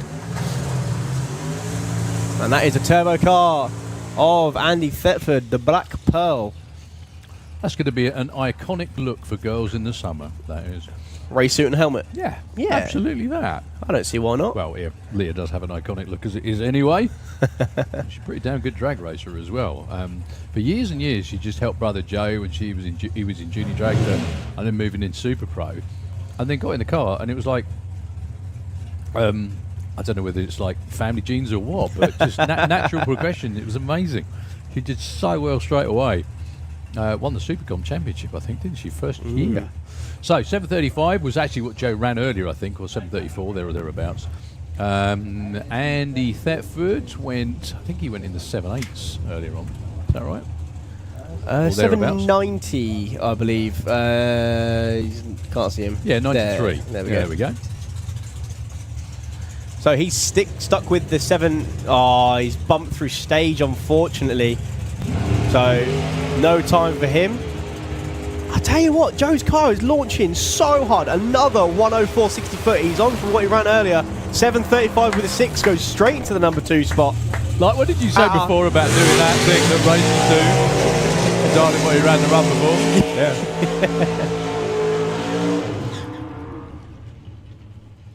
I think. Yeah, it is.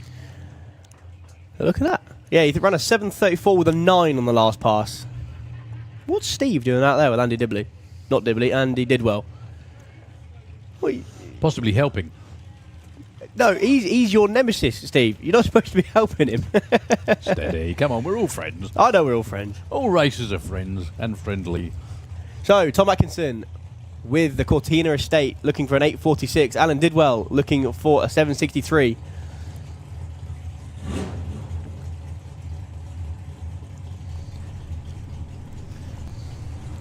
I think what's happened here is Steve's that good of a crew chief, other teams are trying to steal him.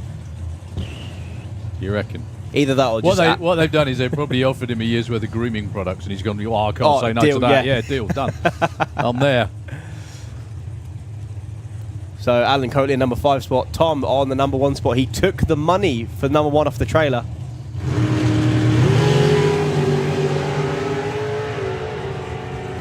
$114.60 foot for Alan Didwell. Goes over the line to a 763 with a 1. Wow. Drops Tom Atkinson to the number 2 spot. He goes to the number 1 spot. Yeah, Tom broke out as well with 500. My goodness. Pete Brown. Pretty outstanding.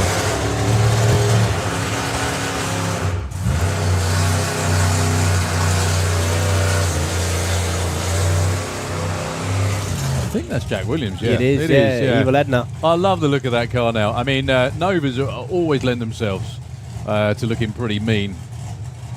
That takes it to the next level. That is awesome. So, 753 is his chosen number.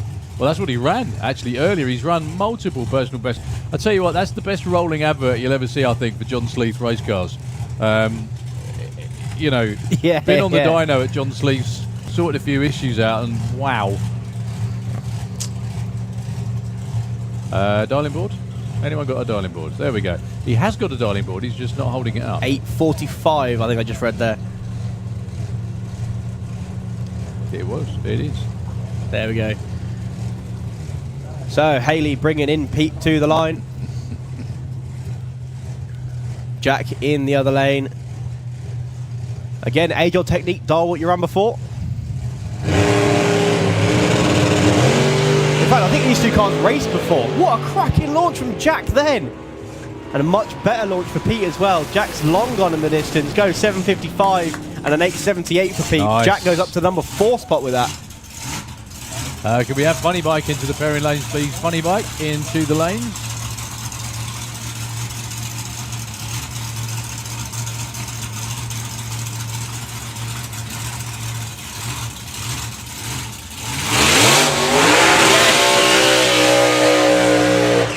Now these two are pitted next to each other in the pits, and the banter between them is amazing because obviously you've got the turbo dragster of Key Astley and the blown dragster of Alan Schofield. I don't think Key made a run this morning, but both of these cars... He didn't. I think this might be his first run of the season, actually. Now, I had a long chat with Kieran last year. He's such a nice fella. Emma Checkett's little brother, apparently, as well, if you didn't know. But 7:55 is his dialing on the board. The card leaves like a slug. However, it does not back off like a slug at all. No, he's fixed to 60 foot now. Oh, was he? Yeah. Well, the only trouble he's now running up against is a 750 chassis set. Yes. Which is actually the same as Scud. So both these cars small cubic inch, 361 and 355. So, blown versus turbo. You see one leave like a bandit and the other one try and pull him back at the top end. Al Schofield was a bit too keen. Yeah, 1.13, you're right. He has actually sorted the 60 foot out. 765 for Al Schofield on a 63. Was number 7. When Kieran gets there, we'll update the screen, and he's actually up to number 4. Yeah, not sure what the issues were for Key. He left really well, 113, 60 Really well, foot. that's what I said, yes. It may have just been a checkout pass, though.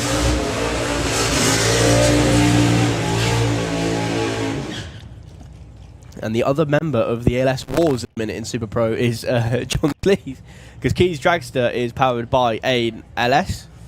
Yeah, same LS. thing, basically. Single turbo LS, I think. 750 is the dial for John Sleeth. He ran 759 earlier. Again, another door car entrant into heads up. 760.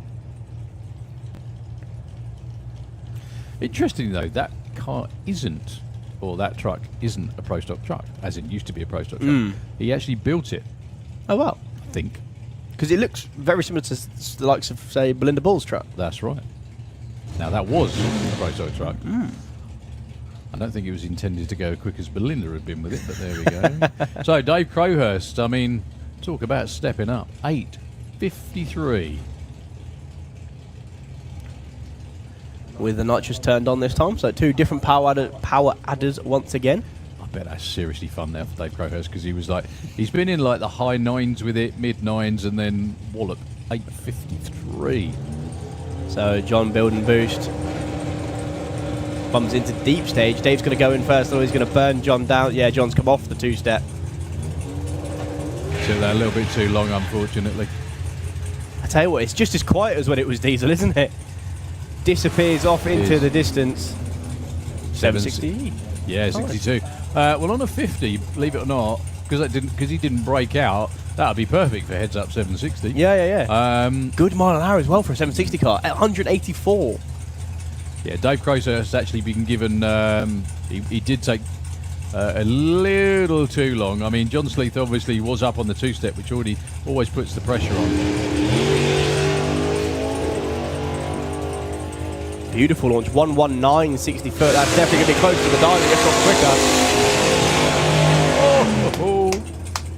Breaks out by 400s, goes 8:49, 158. I do think's interesting. There's a couple of people like that who have beetles in their DNA. Yeah. He had his amazing one, which he unfortunately, I think he crashed. But he bought that car, and now he's racing that predominantly anyway. Very much the same as Dave Swift.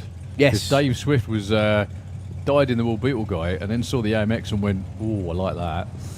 And now he runs the AMX almost exclusively as well. I'm pretty sure Dave's still got the Black Ranger. Still brings it out. Sorry? I think he's still got it. Is he? Yeah, he just brings it out every so often. Okay, Callum Swinchat and Bob Doyle. Callum, currently number 80. No one's on the front page of the qualified order at the moment. That is what you call a tailwind, straight down by the looks of that. Oh, Callum, 007 red. Will it be an 88? It's a 93 and a 54. Well, Bob Doyle dialed what he ran earlier and then went slower. Callum Swinchat went 93 on 88. That gets in the number 8 spot, but real good, really consistent. Just about as deadly on the tree as you can be.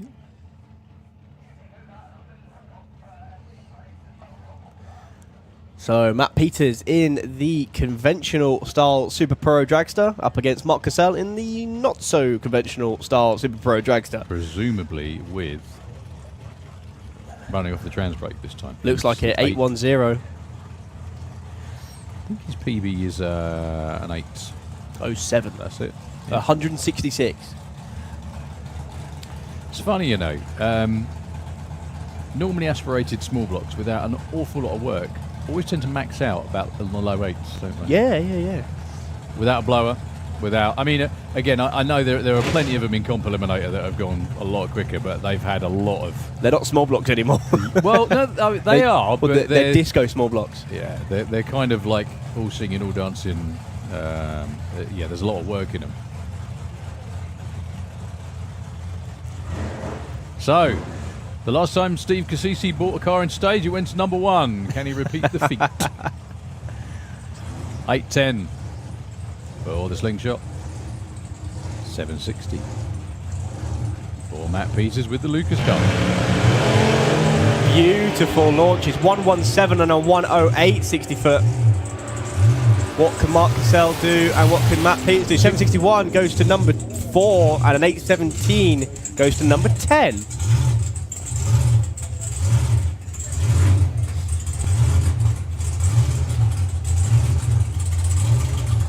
I can't believe only 100th off. That's number 4 already. They've only had 2 attempts.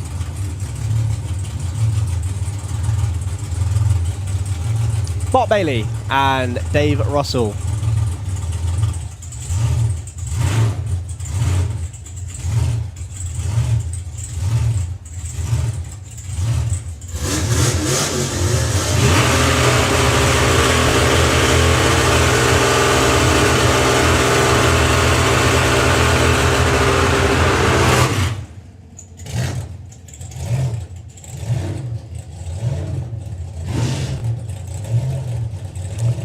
Love to know just how much rubber and weight they save by scraping the tubs every winter. Do you know what I mean? Yeah, because you see it, quite a lot of it comes out, doesn't it? Massive, the amount that builds up under there. You could fix it by doing smaller burnouts. Not the answer. No. Hey, get smaller children to go underneath the arches and scrape them. Yeah, exactly. Yeah, Mark Bailey, 877 with the Cuda and 873 for Dave Russell.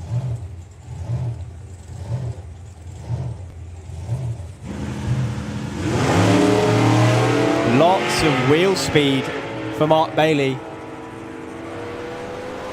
fact, they're glued together over the line. It's going to be interesting at the top end. 871 breakout and 869 breakout. Yeah, they both pushed each other a little too far that time. Jack Brewster and Daniel Giles coming up next.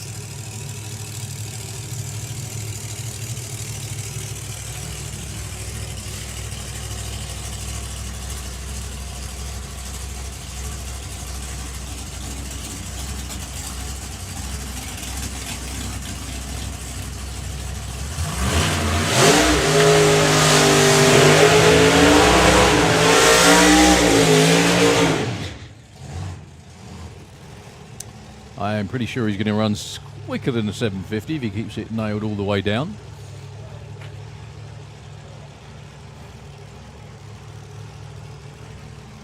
That's Jack Brewster with the Pro Mod looking gun. There's actually one very interesting rule that I think that car breaks a little bit. Is you're not allowed to have the injector higher than the roof. Than the body, that's correct.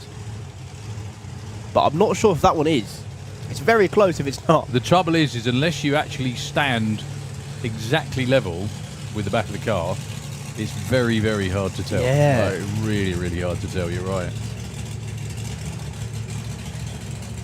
So the Giles and Hartley car coming back nice and slowly, building the heat in the engine. Aha, Ed Keach has just chimed in. Thank you very much indeed, Ed. He just a heads up that Day Swiss Old Beetle is the one that Carl Goldsmith is running this weekend. Okay. So there we go. There we go. So he's actually moved over to an AMX full time. Thank you very much, Ed. Hope you're well, sir. Lovely to know. So both of these, Store Car and Dragster, very evenly matched. Both have got similar engines. However, there's a big old supercharger sitting on Jack Brewster's car that is not on Barry Giles' car, even though they have actually the similar injectors on the top of them.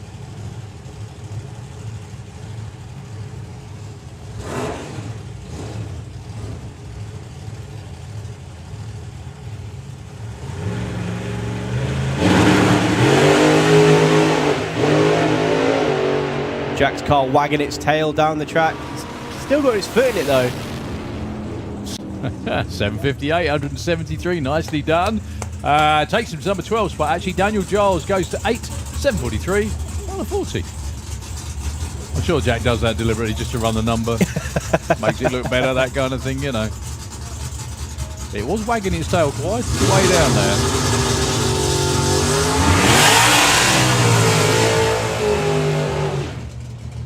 Scott Hauser and AC Bell up next. Just to give you an idea where we are in the running order, we've got Super Comp, Funny Bike, Comp Bike and Junior Drag Bike to go. Then we're back into Comp Eliminator, Pro Modified, Top Fuel Bike and Super Street Bike once again. Hope everybody out there is enjoying themselves and staying warm. Now obviously this event normally is scheduled to run over the Easter weekend, which means Friday, Saturday, Sunday is Good Friday, which means everyone's not at work. I'm guessing that's probably why everybody's kind of waiting until tomorrow as opposed to today. And the rescheduling thing as well, unfortunately, but it was what it was. We just couldn't get everybody on site back then. You'd be pleased to know the weather was pretty much the same as well, though, wasn't it? Very similar temperature and everything. Bad news for AC, unfortunately. Being pushed away. He's already got, I think he'd already got a run on the board anyway. So Scott Hauser, 7:30. 01 red.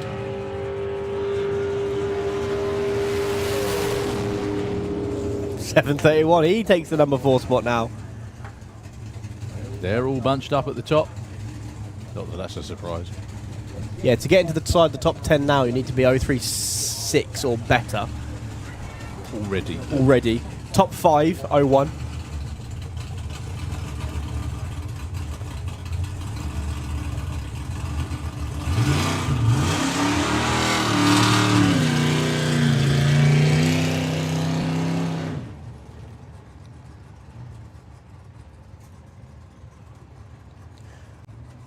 So, the other one of the bells in the...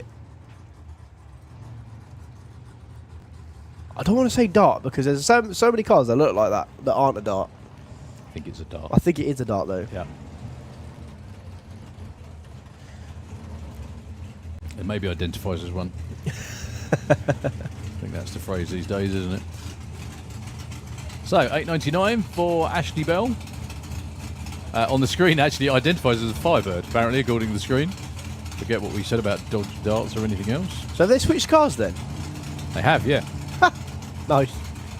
Well, and Ashley goes, I'm not sure where he's off to, actually. No.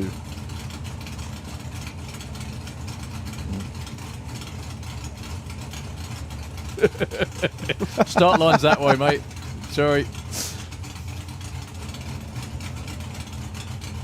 Yeah, so there's the Firebird that it says he's driving. Yeah, it's not. So unfortunately, issues for AC in the newly injected Firebird. Well, they got the perfect view of the racetrack from where they are. Yeah, yeah. Let's see what Ashley can do. Lots of wheel speed. And he's now taking it down the centre line. He's still on the power. He's lifted now. Yeah, I think tyres got cold. I'm not entirely sure they were warm in the first place, actually. No. Okay, we have Supercom coming up next. That's all for Super Pro for now. Who have we got in the top? So Alan Didwell, number 1. Tom Atkinson, number 2. Joe Kennett, number 3. Scott Hauser, number 4. And Matt Peters in the number 5 spot.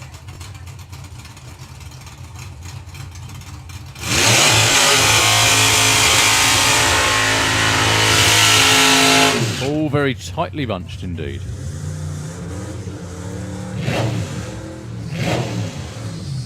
So 2 cars running without throttle stops. Yeah, you could say that. Sorry, I'm trying to make it, feel included. I think Andy Bond could put a block of wood or a house brick under the throttle and he'd still run quicker than 890 easily. So of course, Supercomp aim of the game run 8.90. Andy Bond, the car in the Kestrel B lane, is here for a bit of testing. Trying to get.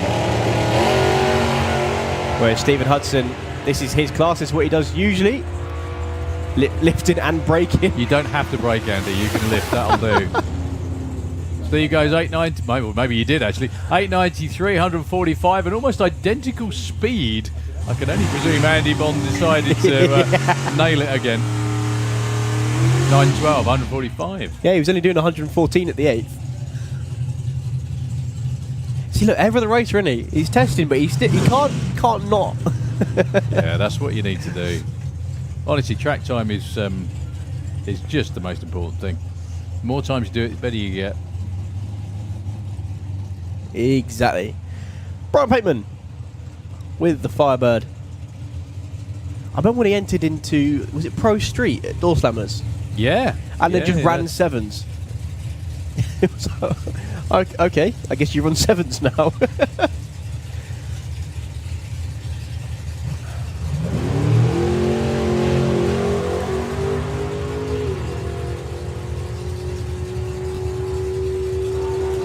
Lovely looking run. Looks a bit quicker than an 890. 876, 155 mile an hour. Good, we have Comp Eliminator into the lanes, please. Comp Eliminator for Q2 into the pairing lanes, please. I think there's still a whole bunch of cars in Comp we haven't seen yet. So, Andy Clifford, who went way too quick earlier. But did he care? I think not. I'll blame James. Up against Richard Tunstall with the Roadster. Pretty much, Roadster, as we said earlier, is pretty much the vehicle of choice for Supercomp, Super Gas type racing. Actually, more Super Gas than Supercomp. Supercomp's Dragsters, really. Yeah, Richard ran at 909 in the first qualifier. Not where he wants to be at all, because I didn't hear much of a throttle stop either. Whoa, Andy making a huge move to the centre line, but he's put his foot back in it, riding the centre line the whole way down the track. He's past Richard. He goes 914, and issues for Richard goes 1067. Right side of the number.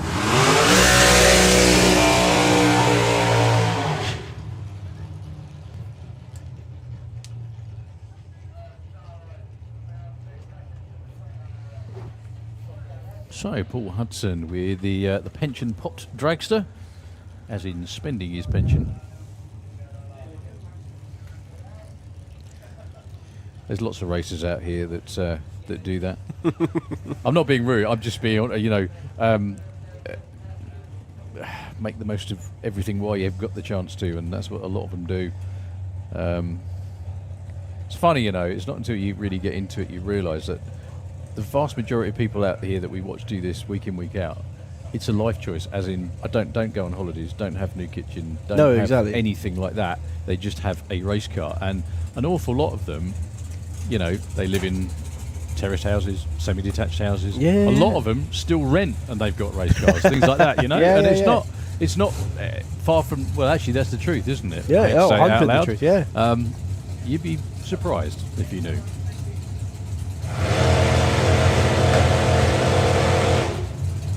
Yeah, that was a long old tree that time. I didn't have his visor shut, so That's why. Ian didn't trigger the light. So now, if this is where, if it was eliminations, you'd be thinking about, is my transmission hot? Torque converter's got warm now.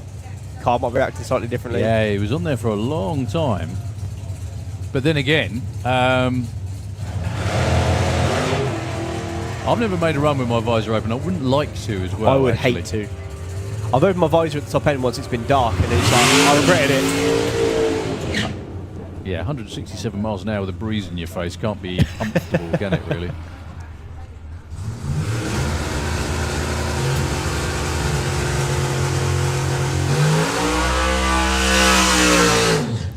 So, Leo Kellett against Ronnie Mercer. Where on earth can you, on the planet, can you see this sort of... Bear in mind, these two are they're both race cars. One's driven by a young lady who... don't think I'm giving away any secrets. She's a proper doggy person. Pretty much what she does for a living. I don't know what Ronnie Mercer does for a living, but I'm guessing it's not that. No. But they're both incredibly good racers in their own right. Ah, you say that. I was watching a Division 7 race, NHRA, and I saw an Anglia versus a Dragster in Supercomp. Why not? I think it was an Anglia Gasser, though. I was very surprised. I bet they were on a racetrack where the air temperature was 5 degrees, though. weren't they? No. No. So Leah in the number 9 spot, Ronnie in the number 8 spot. Both cars broke out last time. So the difference between these two cars, Leah's got to dial in the throttle stop, Ronnie's got to dial in the nitrous. Oh, look at that. They both run 889. Ronnie with a 3. Leah with a 4. How cool is that? That was pretty awesome, actually. That was really, really good. Difference in speed at the finish line of nearly 30 miles an hour, but Yeah. that doesn't matter. Moving into funny bike. Yeah, I was just going to say, moving into funny bike. That's Mickey Ollie. Or Martin Zalstra. Or Martin Zalstra. We'll find out in a minute. Comp Eliminator right behind them. So we had the supercharged, basically, the top methanol funny bike of Roger Moore taking on the Rigaboot Express of Dave Peters. Both these two bikes well capable of going deep into the 7s.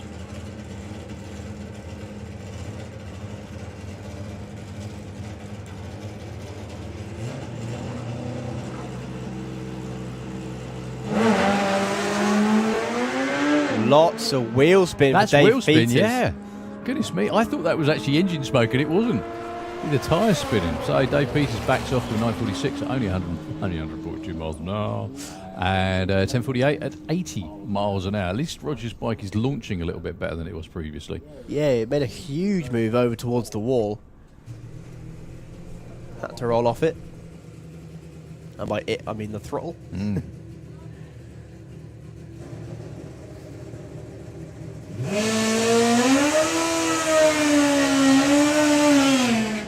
So that's going to be Ryan Davidson. It is indeed.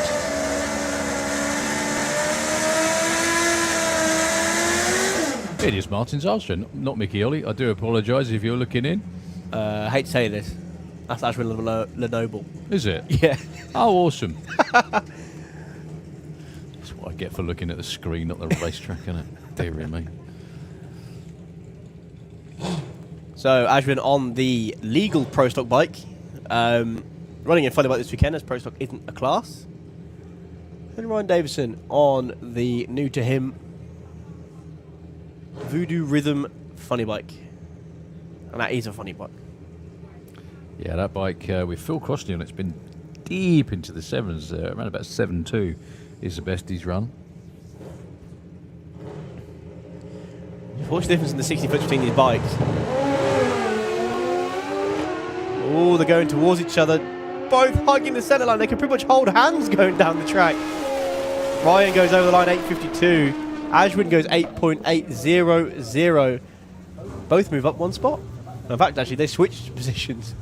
That was cool. Well, it's cool because I was watching. I wouldn't fancy doing it, but, you know.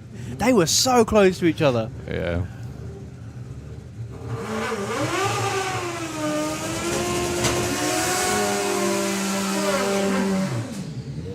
Okay, Eric Richard from France in the Slick Tricks lane. This bike has been down into the mid-6s on quite a few occasions before. I think that was Martin Zylstra, and I don't think he'll be moving forwards by the sounds of that. No, he's off his bike, Yep. unfortunately. So, Eric, on a bye run. Now, he's a tendency when he's in the left lane to move to the right and towards the centre line, which is fine if you're in that lane, but if you're in this lane, it means you're going towards the wall.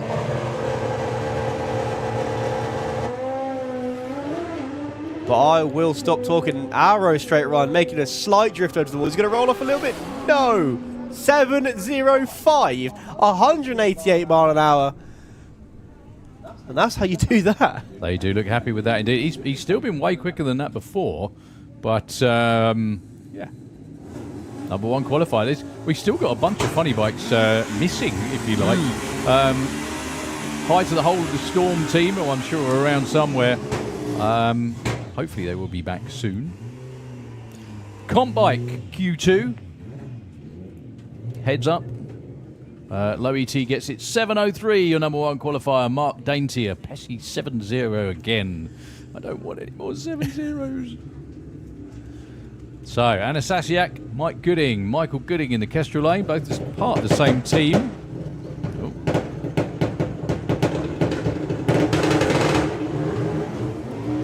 Anna was ready to go way before the tree ran there, so she's not going to get a time, unfortunately.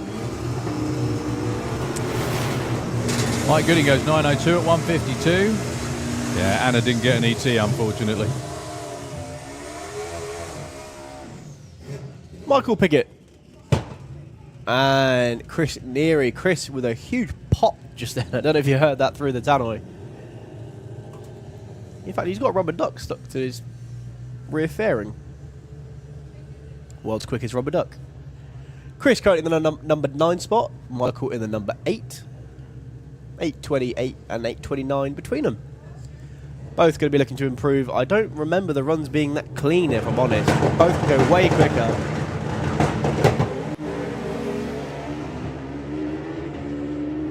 In fact, that's much better. Both bikes running down the lane. 7.62 and a 7.99, both improving to the number 2 and number 7 spot. Michael Piggott. 190 miles an hour as well. Can we have Motorsport UK Pro Mod, please, into the lanes? Pro Modified into the pairing lanes, please. Sorry, I just saw Keith Wright after his burnout have to waft the tyre smoke away from his face so he could see where he was going. So that is Keith Wright, and take it on. Oh, hang on a minute. Mark Dainty, who is your current number one qualifier with a 7.03. He doesn't want any more pesky 7.0s though. He ran 200. He went 205 miles an hour.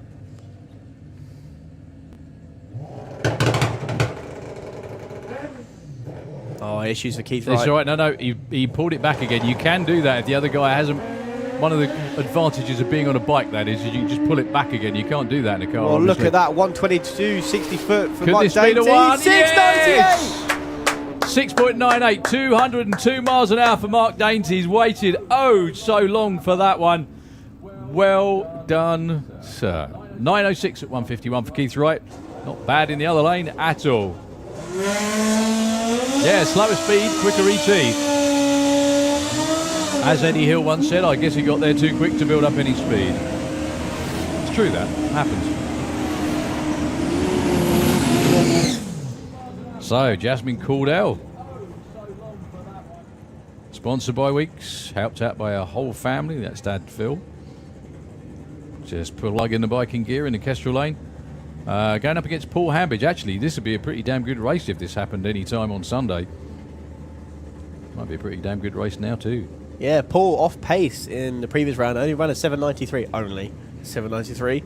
Jazz 763, she's got a little bit more in the bike, but that was a cracking first run of this event.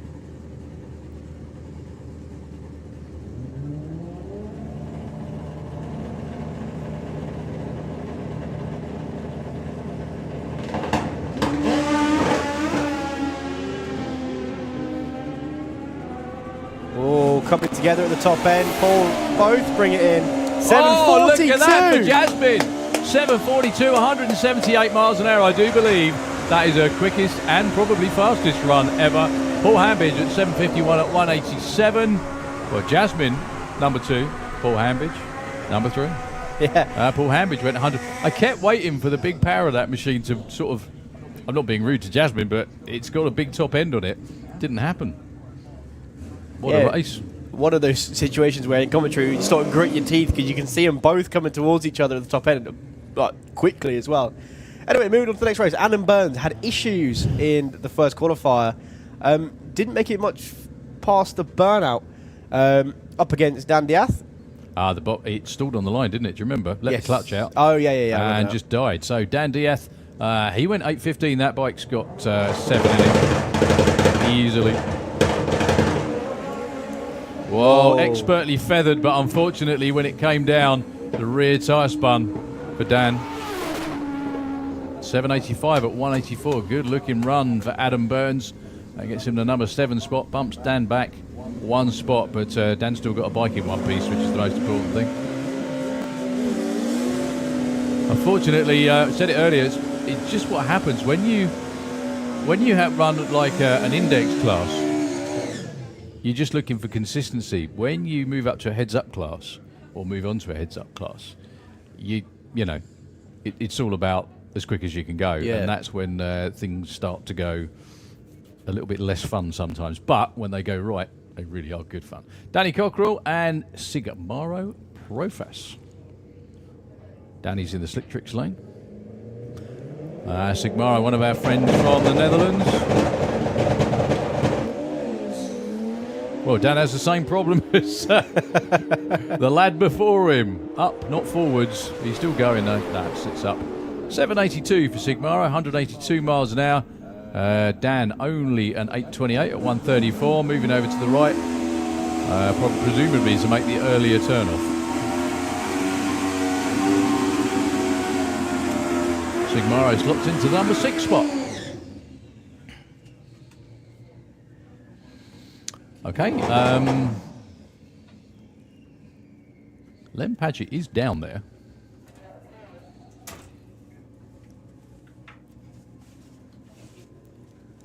Yeah, Lem Padgett was missing action in the first qualifier. Same again. Issues getting the bike started. Looks like it's going to be a buy run for 30 Martino. Yeah, it came up with Kev Charman last run, and I was convinced it wasn't, but I read it out anyway. Yep.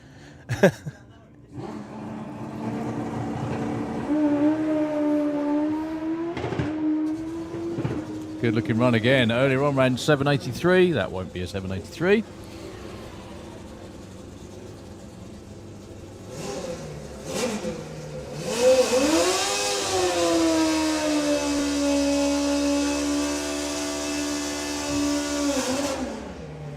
So we got the last couple of bikes in comp. Oh, the last bike actually, I think, in comp bike. That is Lem Padgett, who hasn't got a number on the board yet.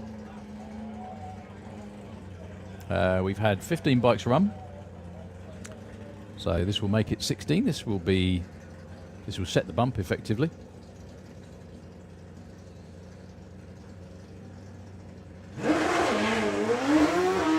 Bike instantly going towards the centre line, but then straightens it up.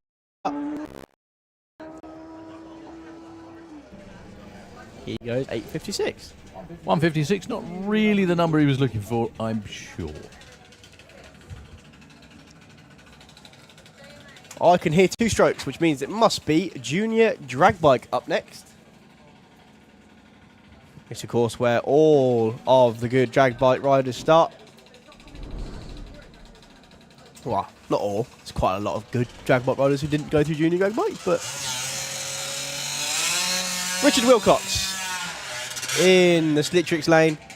not double dutying this weekend. Usually double duties with this one and the junior Dragster.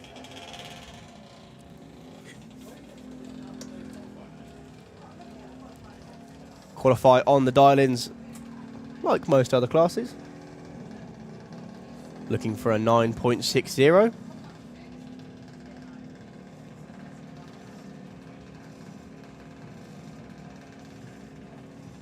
Final checks from Dad Andy. Yeah, as I said before, it's one of the hardest launching junior drag bikes there is.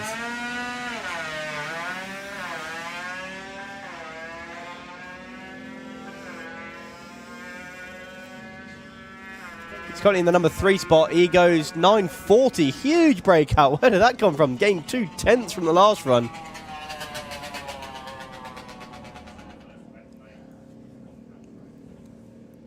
Jackson King and Asaya Alvarez on the Firecracker.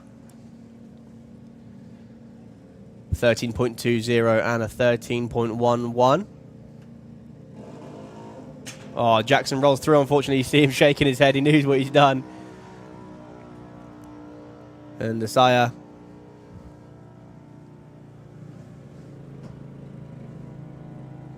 looking for a 13.20, goes 13.52. He moves up to the number 5 spot. Unfortunately, no time for Jackson.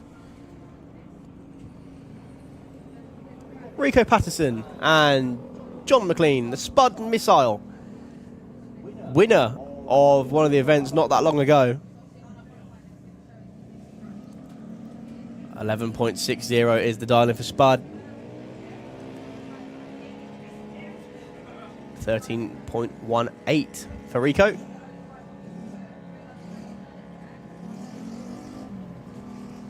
$11.83 and 13.35. Number 4 and number 5 is where they go in the order. Liam Morrison and Declan Butt. Declan with issues in the round before. Bike didn't really seem to go anywhere off the line, but he's still looking for 12.50. Leah looking for a 10.93. Nah, issues again for Declan, unfortunately. He's got it off and running now. So just see how low Declan sits on that bike. His feet are nearly scraping the floor. 11.09 for Leah. She stays in the number 2 spot.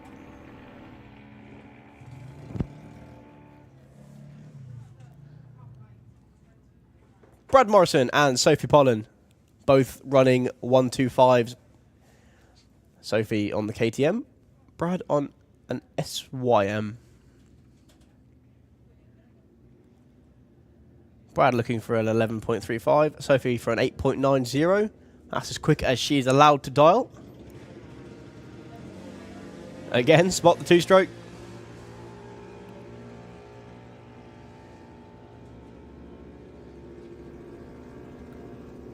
.9 with a 9. She stays in the number 1 spot. Brad at 11.44 moves up to number 3. Holly King and Alia Lester.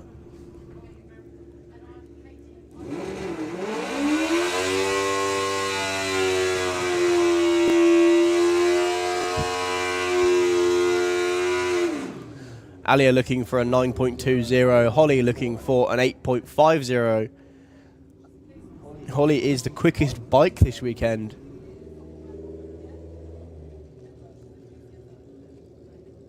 By about a second, actually. Followed by Alia Lester in the other lane. So, quickest 2 bikes this weekend, both. Oh no, Holly's a JBP. Alia's only a JBM.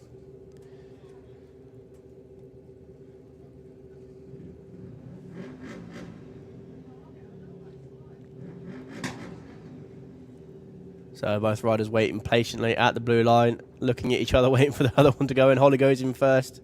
This is only qualifying, don't forget.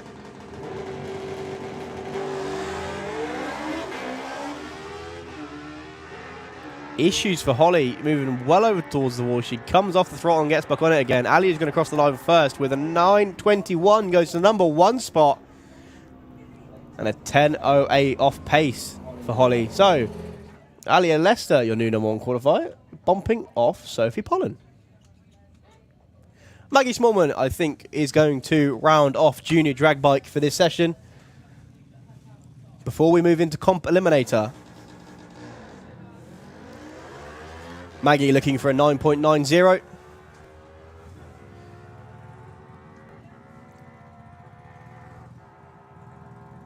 .98. Oh no, we have one more pair. Anouk Bergering and Lyra Humber. 13.00 and 13.70. As Maggie moves up to the number 4 spot.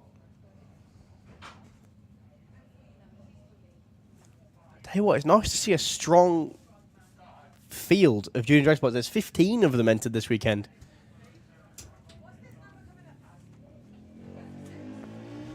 Oh, issues for Lara. Unfortunately, bike just dies as she goes to leave. Anouk looking for 13.00, goes 13.19. Not sure if... there we go. Lara's going to have another attempt. So Anouk goes into the number 8 spot.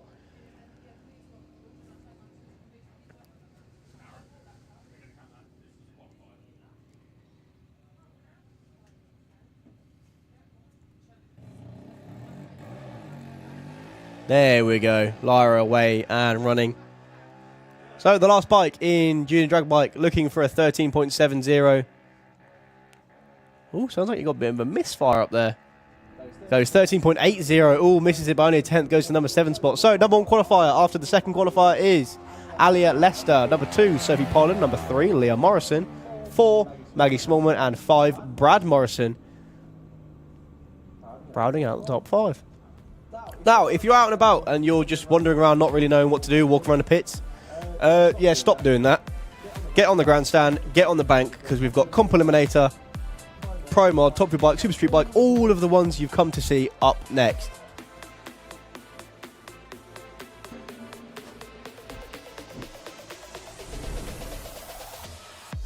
But of course, that's after a little bit of track prep.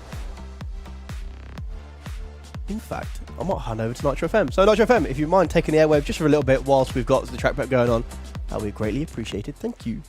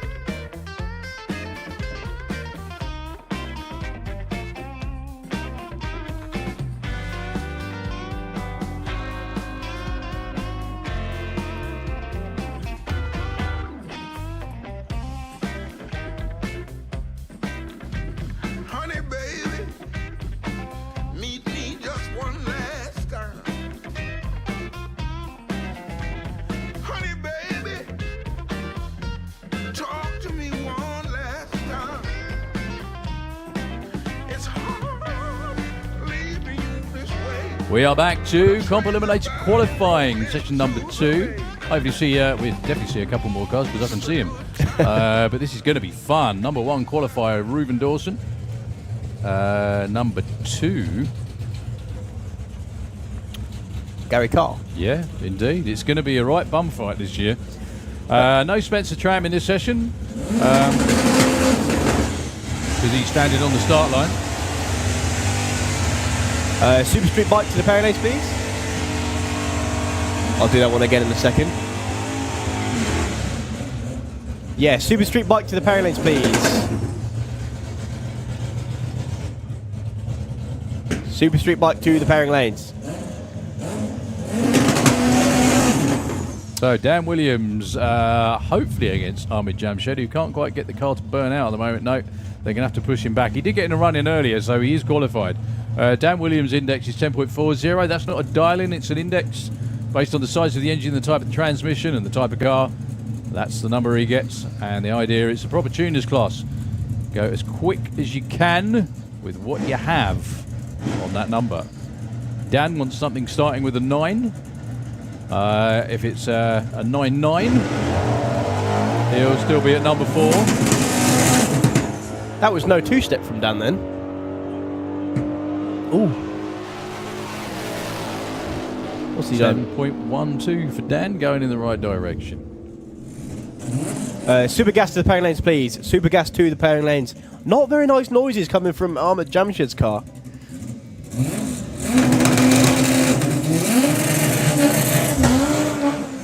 That's a bit more like it, and a bit more smoke as well. So Ahmed earlier today, this is a front-wheel drive car. All front-wheel drive cars had the same index, which is a very generous 9.2, especially when there's a number of them that run low 8s and 1 or 2 around Europe have even dipped into the 7s. That's much more like if Ahmed Jamshed, if he can boost the power in the top end, he should be there or thereabouts. 885 goes to the number 4 spot. There's a lot more in that car. That's only a second run on that combination. Pretty much 167 miles an hour.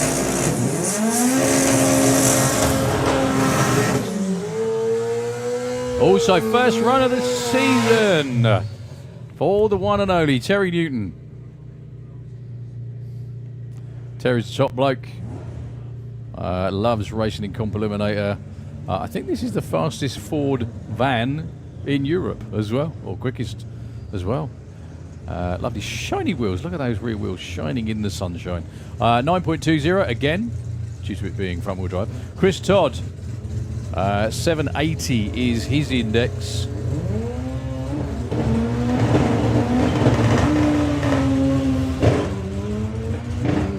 Lovely launch from Chris Todd. 891 back in the 8s. Brilliant. 156 miles an hour. 1178, 136 for Terry Newton. Again, that car is an 8-second car.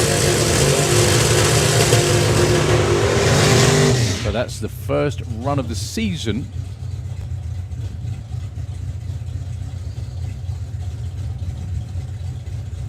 Just checking everything out. So, Rob Smallworth with the Dirty Dog 55. Oh, I think was testing yesterday. Yeah, it was yesterday, wasn't it? And on the Monday Racing Club. Ah, of course, yeah. Car runs as a super modified. His best runs, I think, are in the mid-7s, a 7.5. He's going to have to squeeze out a little bit more than that if he wants to stay up with the front of the pack. Up against Gary Carr, who is indeed number 2 qualifier at the moment. A massive 0.72 of a second under his index.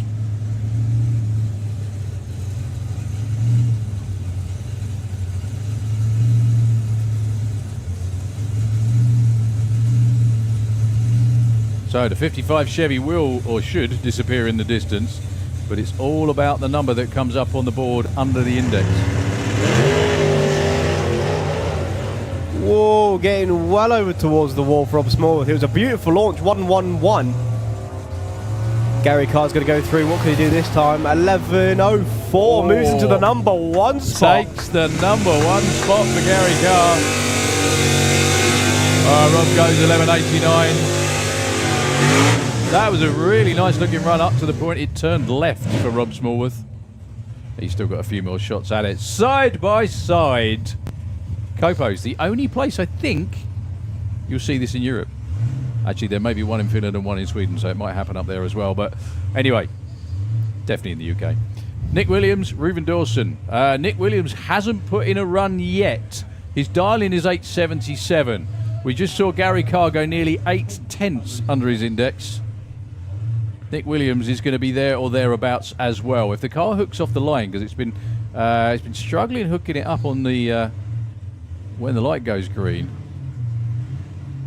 Even though these cars look the same, they do have different indexes. If you look on the scoreboard, you can see there's about a second difference. Yeah, well, besides engine size, well, look at that. I hope someone got that picture. Ian Blackett stood right in the right place for that. Nick goes through. Is it 799? Yeah. And that only gets him the number 2 spot, folks. Reuven Dawson goes 902 at 148. He's now bumped back to number 3. So listen to this, folks. 0.74 under only gets you number 3. Only number 3.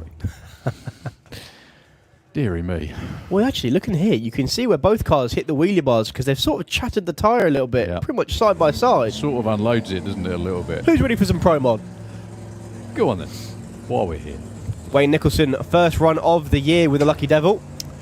Yeah, modified 5 second door cars coming your way. 2 5.8 second door cars as well. Absolutely, 2 of the UK's quickest. Wayne Nicholson and Bobby Wallace, these two squared off in a final or two, I think, last summer.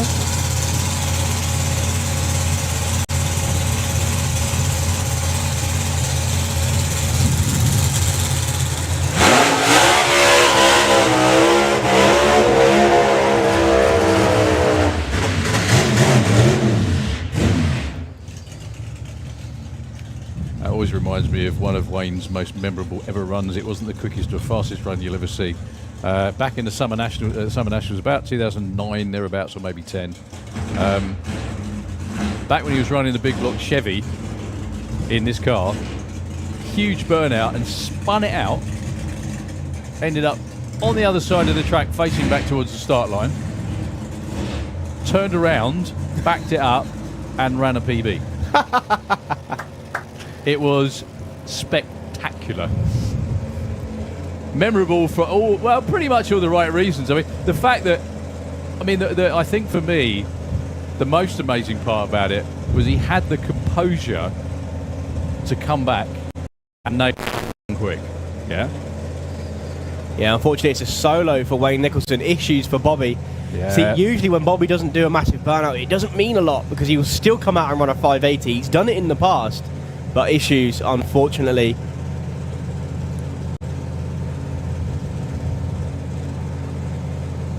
So Wayne Nicholson's first run of 2024 at this event last year. He ran his first ever 5 and he didn't just tickle it, he went into the 580s. So Joe gives him the signal that it's a bye run. Comes up on the 2-step.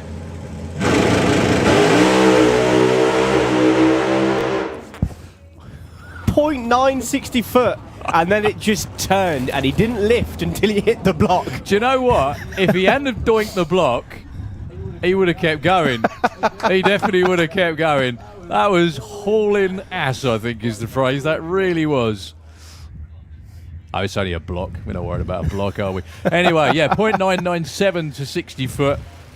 He hit the 330 block at 2.69. And trickled through with an 802, 116 miles an hour. So bear in mind, he was on the throttle for 2.5 seconds and he ran an 802. Which is a bit nuts when you consider what everything else we've seen, but there we are. So the block will be replaced. The only reason we need to go out and do a little bit of a sweep is sometimes, even though they're styrene blocks or foam blocks, if you will, they do splatter a little bit. We don't want any of that going into any engines or anything else as well. So there we go, another memorable run from Mr. Nicholson. I wonder what speed he was doing at 330 foot, because he was doing 130 at the 8th. Wasn't hanging about at all, was No, it? that was gone. That was one of those where, even though it happened like that, you watch it and think, he's going to lift. He's going to lift. He's not going to lift. He's not lifted. No, he's not lifted. Yeah, only foam blocks. The great thing, give the Lucky Devil team a round of applause, please, if you can hear me in the grandstands. And Belinda, give him a clip round the ear when you see him, obviously. Thank you. So we've got a couple of guests from Silverstone this weekend, don't we? I wonder if they enjoyed that.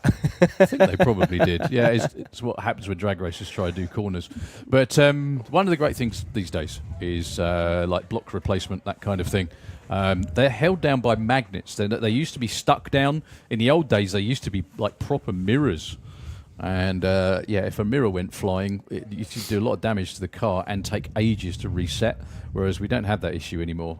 They just got like reflectors that set into foam blocks. And it is a simple case. It really is a simple case of putting another one out there on the magnet. Simple as that. Yeah, it used to be quite a long job to replace a block. Yeah. It still is if someone demolishes one, because you've got to go out with the drag mat. But a lot quicker now. Awful lot easier. So Bobby Wallace and family, must be so nice to start a season wearing a big number 1 on the front and the back of the car as well. If you're wondering as well, by the way, that's Bobby actually driving the golf cart, not the car. Although his sister is actually an incredibly accomplished Pro Mod racer as well. She won her first ever Pro Mod race. She got a license on test day and then won the race, won the event. Jean Doulemont coming up next. I'm not sure who we're supposed to be seeing side by side, but we're still missing John Webster, who I know is here, and Andy Robinson, who I know is on the way. It's always the same.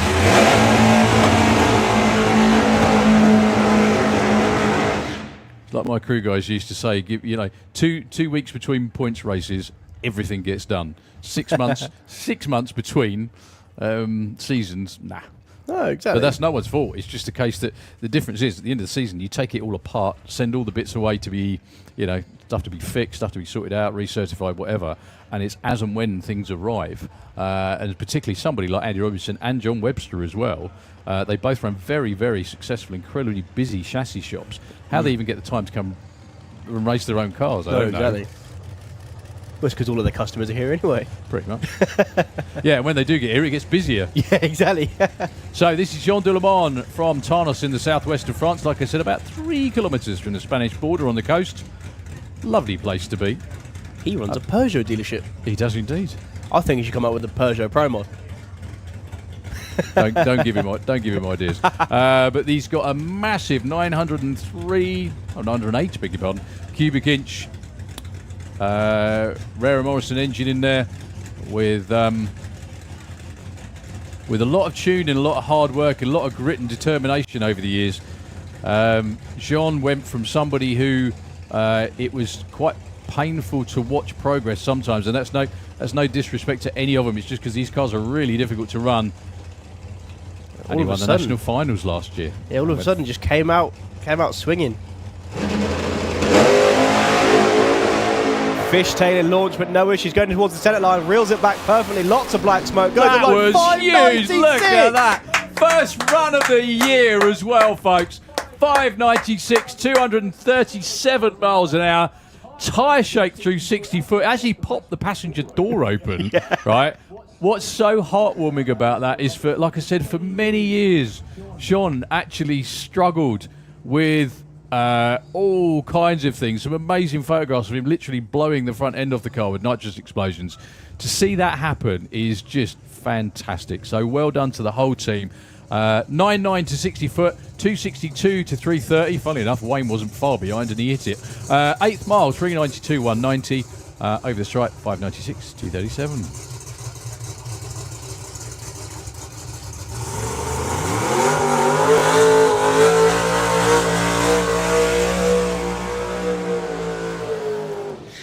Next up is the man who's got the Kestrel beer lane sorted. He can do that one now. Absolutely. He's going to have a go in the slick tricks lane this I think time. this is the first time in 2 weeks he's running this lane. Yeah, he's run 4 580s now this year, all in the Kestrel beer lane. At least.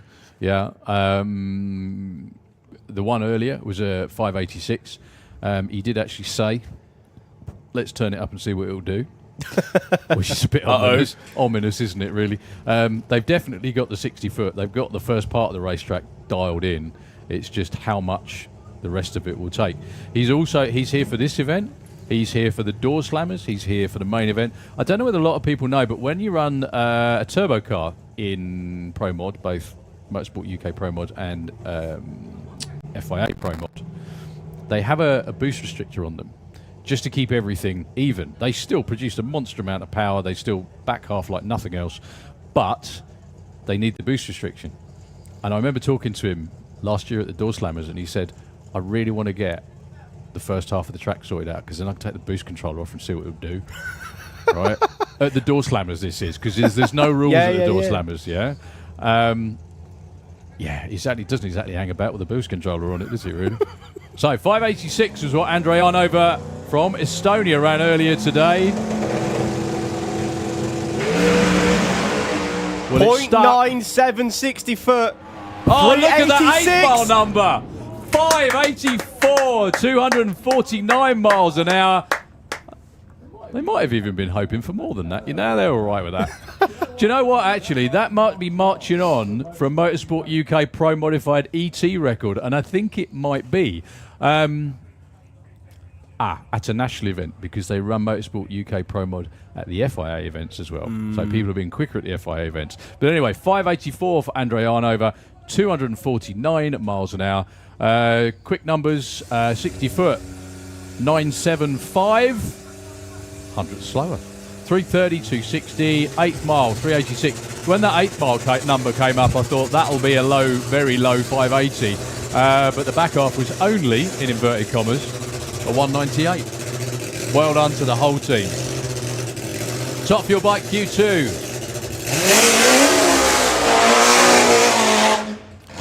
Steve Willett with the dealer.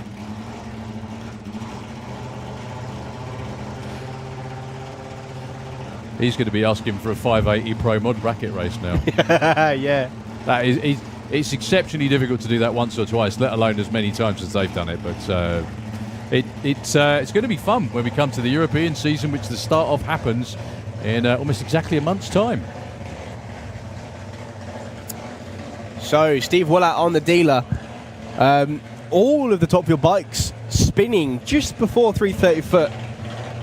Steve actually pulled a wheelie before his bike spun. So the first guy to get it down the track is going to be your number one qualifier. Will it be Steve Willett, and will it be on this run? Nope. No, drifting over towards the wall. Didn't sound like it was firing on all 4 cylinders either, and it did go left as soon as he nailed it, which is most unusual for Steve. Trickled through the 1089. A couple of years back, he was knocking on the door of the 5s. And then unfortunately ran over the crank, because that again, that's what happens when you step them up and you get to the you find where the limit is, and unfortunately all the parts and pieces tell you where the limit is.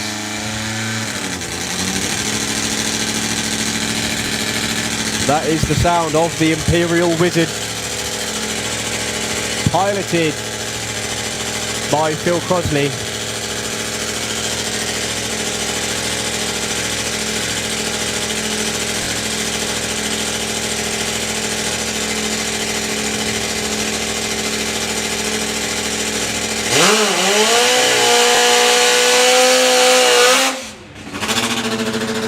Now it was really, really strong earlier on. All 4 cylinders firing. Spun the tyre around about 330, like I think everyone did actually in Top Fuel Bike, pretty much.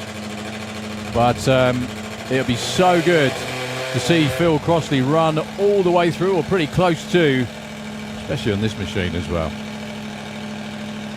This at the time was one of the world-beating Top Fuel bikes. I'm talking 34 years ago when it was debuted by Brian Johnson.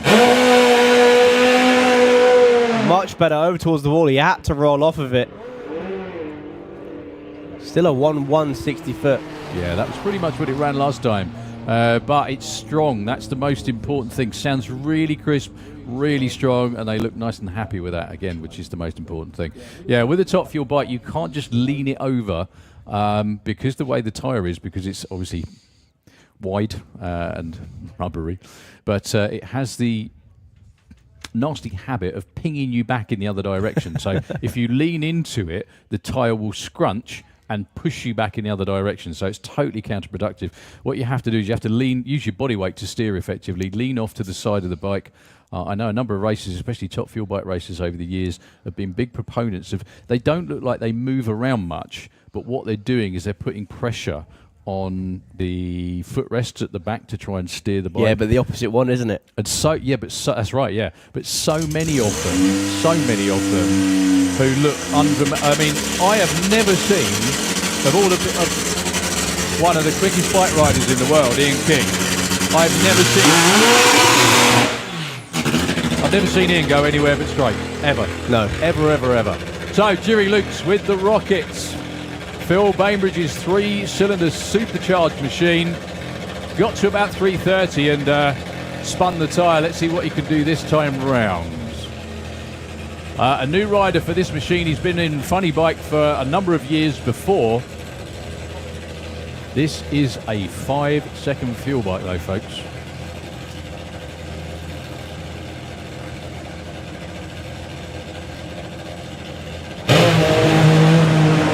He's going to have to get off as well.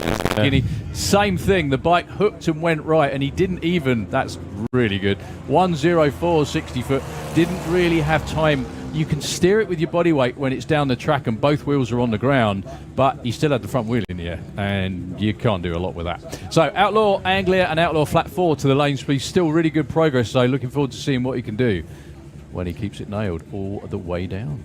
Super Street bike. Quick, get your breaths in now. It's definitely like that, isn't it? It really is. Daniel Lentz and Margot Schmidt.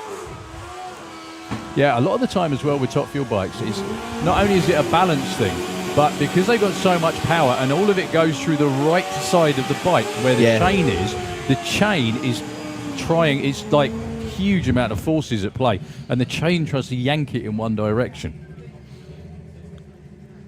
Super Street bike, Daniel Lentz, Margot Schmidt. These two raced side by side earlier as well. They are teammates. Margot is number 4 with a 7:19. We've got 3 riders so far in the 6s. VW Pro, please, into the pairing lanes.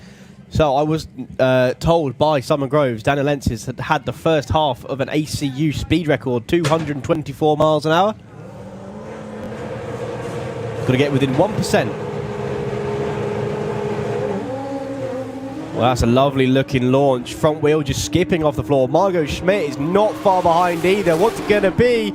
686, 224 again. And a 706 at 209. Not quite sure 224 is going to back up 227. Margot, though, with a really nice 706. Just a tick below 210 miles an hour at 209.88. Okay, Steve Venables, who was the man to beat for a long while in Super Street bike, and maybe again soon. Having a new bike built for years and years, having everything supplied by DME out there in the US. However, he's changed direction. Jake, building him a new bike. And he's got a street car as well. He's definitely, definitely had a change of life somehow. Anyway, so Steve Venables over there, Kestrel Lane. The number you see on the board, the 1838, that's the bump spot. And it's Johnny Hines, the man in the Slick Tricks lane. That's his number. He wants better than that now.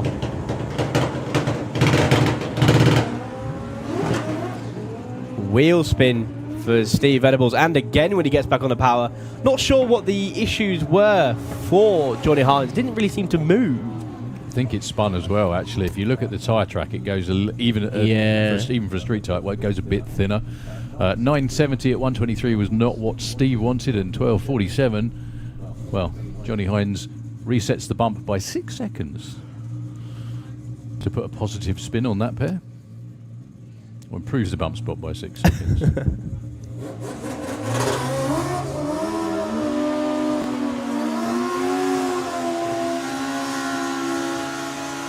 So, Rodolfo Maduro, who didn't get a time, and Alan Morrison, who also didn't get a time.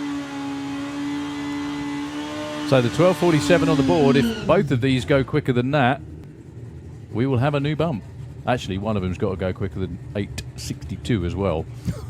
Oh, yeah. Which they can do. Easily. Yeah, Rodolfo having issues. Sort of launched and then the bike cut out. Al Morrison rolled through stage. It looked like the clutch setup was a bit too aggressive. So it just dragged him through stage. Hopefully they would have adjusted that by now. They know what they're doing. There we go. Much better from the both of them. Lots of wheel spin for Rodolfo. No issues at all for Al Morrison. Long gone. 7.18, 198 miles an hour. 8.86 at 168 for Rodolfo. Doesn't get him in. That's what I said. The bump spot now moves to an 8.62. Very doable, though. They still got one more run a little later on today. I did notice some smoke out of Alan Morrison's bike up the top end. I don't know whether it was just a bit of an overrun or hopefully nothing serious. Always hopefully nothing serious. Once again, thank you to our fantastic track crew. The Santa Pod Racers Club, absolute army of volunteer workers pretty much who keep this place running. Everybody in the pits, down behind the start line, the ones you can see obviously out there on the start line, but everybody up there past the finish line too, keeping everything moving smoothly. And if they see if a bike or a car comes around the top end where they go off the track and they stop, if the marshals up there see anything leaking, missing, whatever it might be, they'll radio back to the start line and all the other marshals to say, hang on a minute, we need to check this out. Yeah, and breathe. Best place in the world to breathe is on the start line, yeah. You should make that your own trademarked yoga pose, you know that. It's called a start line breath. There we go, it goes, there you are. Like the Pro Stock Bike Rider's Prayer, because they all do that, where they lean down so that you can see straight down the racetrack.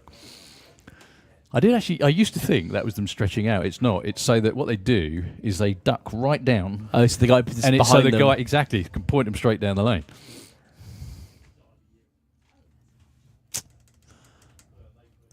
So Dave running forward the tractor. Yeah, so a little bit of a sweep. Hopefully won't be long. We do have tractor coming. Okay, folks, Nitro FM just for a couple of moments. Everybody's still suited, ready to go. But again, we've got 3 whole days, well, 2.5 now, to do this.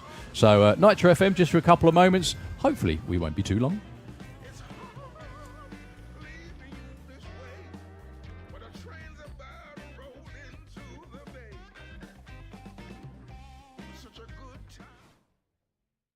Phil was number 4 in the championship last year.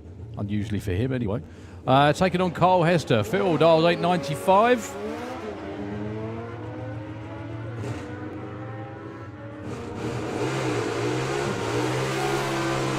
.897, that'll work. Number 1 qualified now, only 0.02 of a second off. Carl Hester goes to number 3 with a 10.71 on a 10.65. Easter with the Jade Racing machine in the Slick Tricks lane. Scott put some real cool videos up on YouTube. Check them out if you get the chance. Jade Racing is the name of the channel. Looking for 9.53, goes 53 with an 8. Number 1 qualifier. Well, that's going to take some beating as the weekend wears on as well. Congratulations to the family. Dad Jerry looking absolutely delighted. Even though Justin Morton and Nick Playden are up next. I beg your pardon, 11.13 in the other lane. Sorry, I didn't mention Scott on the other side.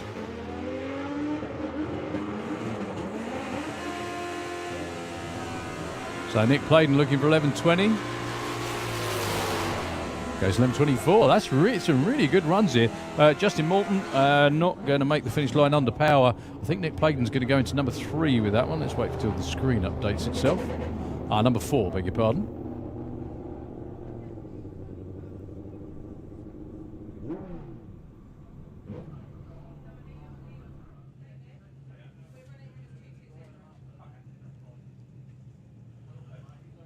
Jake with an 11.80 dial in the Slick Tricks lane. And for Lee Baxter, just a tick over a second quicker, 10.70.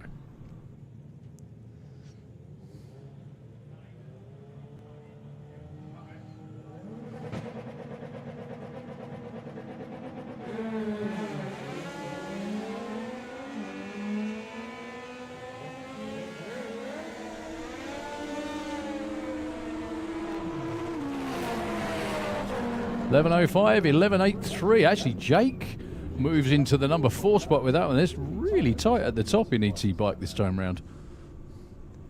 Okay, Leo Lester, Kestrel.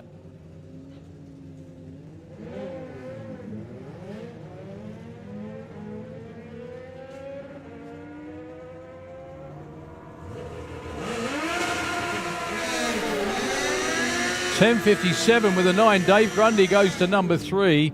And Leo with a 10.92 on an 85 goes to number 9. They're seriously tight at the top in ET Bike. And this is only session number 1. Okay, it's Grace Pollen. 9.53 for Grace.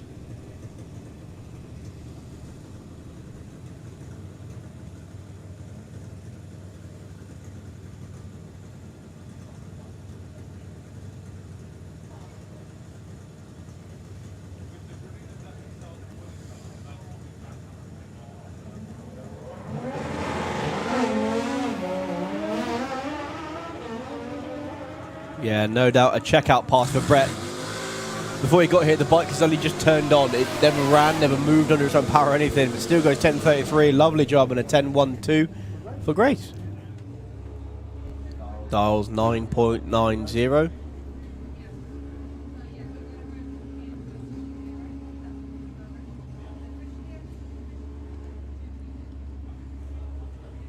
One of the Super Twins running this weekend.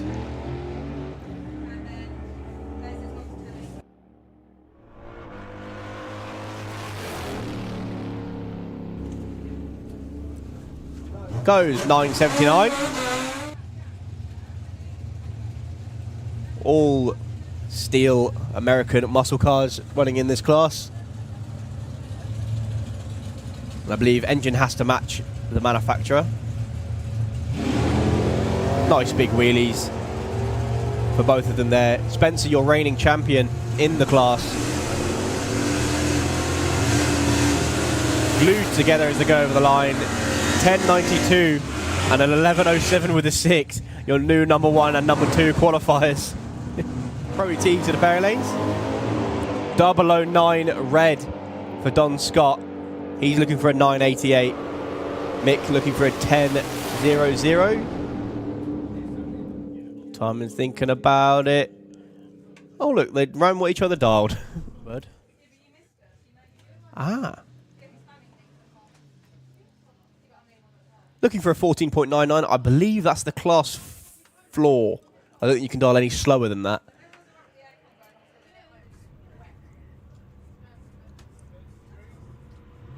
Goes over the line. The 19.0. Nicely done. Now, looking behind the tower. It's Crew Chief and friends with just about everybody, I think. John Wright walks away from the car.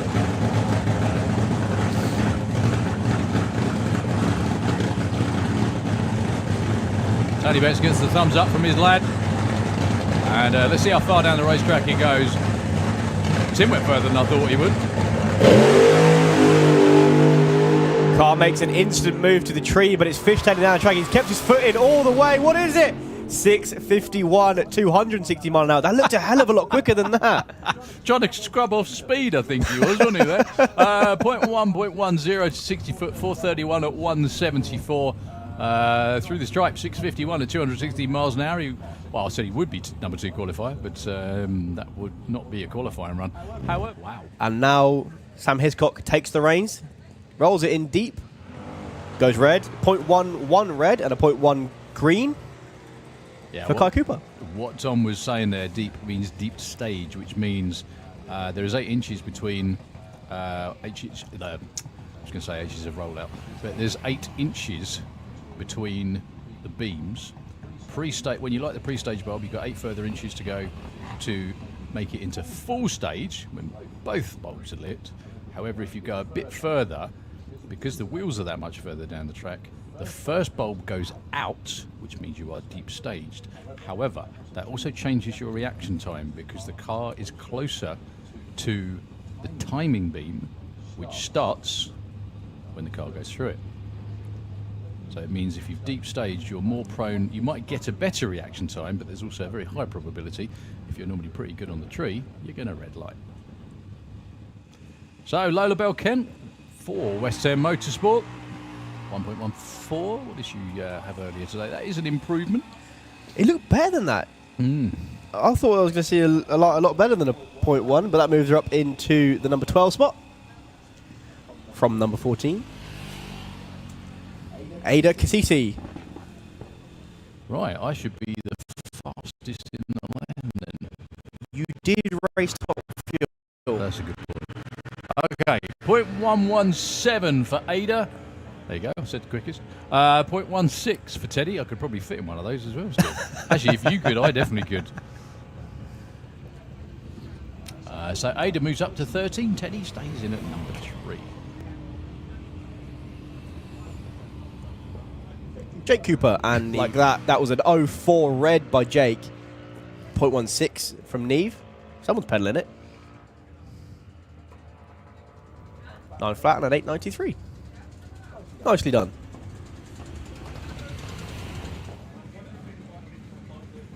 So Chloe, brand new to the class this season, and in fact this event, going up against her relatively experienced sister. Comparatively, definitely, yeah. She's been racing for a couple of seasons now. Well, Emmy with a big old red light, 0.19 and a 0.29 for Chloe. Both looking for the same number, both looking for 8.90 or thereabouts. Steady off, Rich. You don't want to put a golf cart in orbit, mate. Cockpit, so we can actually still see out the side. Oh, even though you've got the yeah. shroud on it. Okay. But we're worried about the reaction times now. That was close. 05 red for Jack. 0.17 green for Max. You can see the difference lovely here in the JMs to the JMAs. The JMA ran an 804 and the JM ran a 967. 81 mile an hour. That's a strong mile an hour for JMA as well. I don't think I ever went that fast in it. And Harry Peters. Thank you, Rashidi, folks. Still not quite sure what the delay was. I could only think there's a bit of wet stuff from somewhere, but no one moved. And it was the shortest of delays, which is always a good thing. So we're on with the Super Street Bike. Al Morrison Jr., currently your number 3 man with a 687 over there in the Kestrel lane. Now takes on the man who is on the bump, Chris Reed, otherwise known as Boyce. With his daughter Stace with a matching 2-2. Actually not matching, Stace's looks a lot more dirty. Boyce is better at washing, I presume. In the Slick Tricks lane. So that number on the board is Chris Reed's.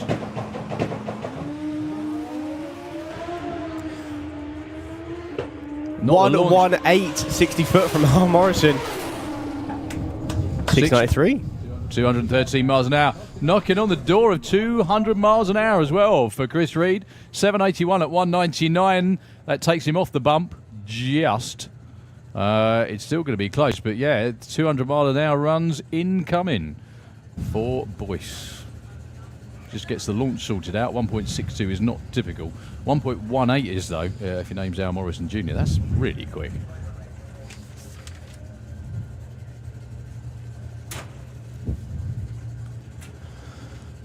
Well, up next, we're going to have a JKE Raceworks team matchup. The man himself, Jake Michelle, in the Kestrel Beer Lane. And JKE rider number 2, Brad Head, in the Slick Tricks lane. Brad currently is the bump spot with a 785. Still learning the combination on the bike. Lots of new stuff. Yeah, a few riders moved from 850 into Super Street Bike, which is always good to see. Look at that 60 for Jake, 119, but he's off the throttle before the finish line. Brad isn't. Wow, 57, 188 for Brad Head. Actually goes to the number 7 spot. That makes Boyce the bump again with a 781. But he's in for now. Personal best, I think, of 757, 188 miles an hour for Brad Head. Well done. Jake went through with a 784. only 121 miles an hour. I bet Brad was like going, "Go on then, Jake." Disappear in the distance. He goes, "Oh no, I'm going to win." I've got him. Yeah, frame that time into it quick. Okay, Stu Morris, Wayne Hiscock. We're on with Super Gas. You two.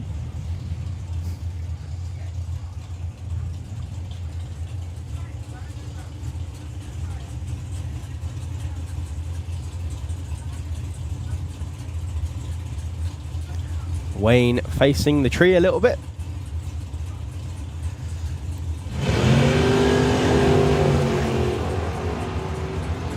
So Wayne going to disappear off in the distance, lift about 1,000 foot and hope Colin doesn't come past him. Ooh. 980 for Wayne Hiscock, only 97 miles an hour. Yeah, you saw that right. And 988, they both went too quick. So, Jasmine Tunstall in the Roadster went too quick earlier. 983 was her number from before, needs to be the right side, as in higher than 990. Yes.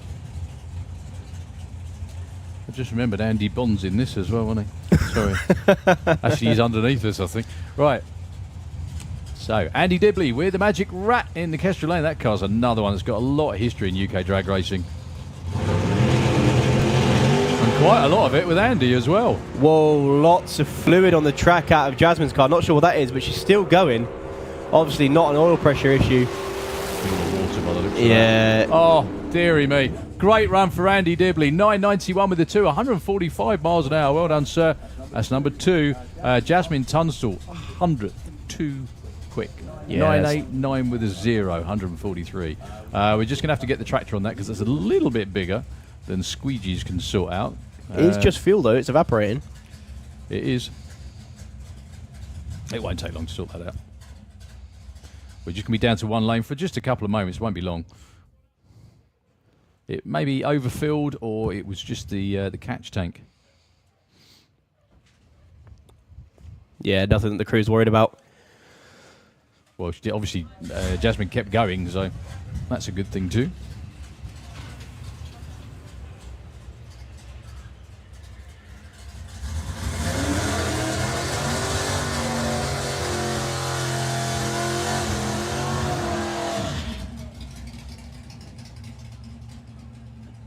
I'm pretty sure this car...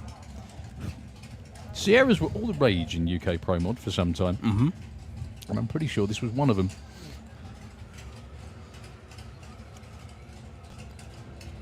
If it isn't, I apologise, but it's very, very similar to the car Tim Hines used to run from days gone by. I believe it is an X-Pro mod, you know. Nice to know I was paying attention sometime in my 20s, I think. Not for much of it though. That's me now. Yeah, okay. So there you go. You'll be in 20 years' time. You'll be the old bloke, and someone's asking you questions about what. Oh happened yes, in your younger days. Yeah. So Andy Harrison, previous UK Supergas champ, already went 9.98. 10.02. The improvement they were looking for. Side-by-side try Chevys again. 55 and a 56. The 55 for Tim Moore. Yeah, that's a very accomplished Supergas car. I think before Tim had it, it was actually a comp eliminator machine. Oh, really? Yeah. That's, I think it was from Germany originally. In the Kestrel Lane. Whereas Andy Bond's cars had a bit of storied history as well. Mm. But it's never been as quick as when it's in Andy's hands.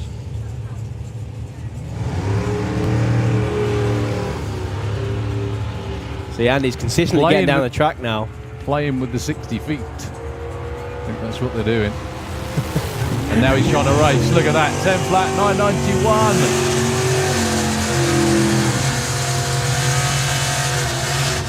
Well, if Tim Moore does sell the car, he can retire a happy boy. He went 990 off the trailer, then 991 in the second session. Well done, Tim.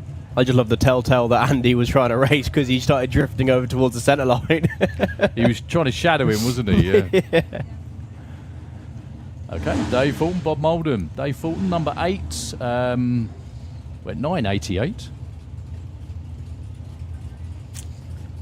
Bob the right side with a 9.98.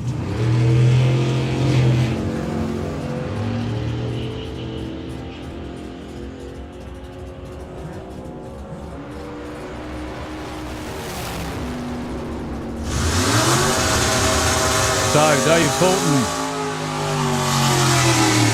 goes number 3, bumps Bob Moulden back 1 spot, went 9.93 at 145. Bob Moulden just broke out at 9.85. So, Dave Cherritt.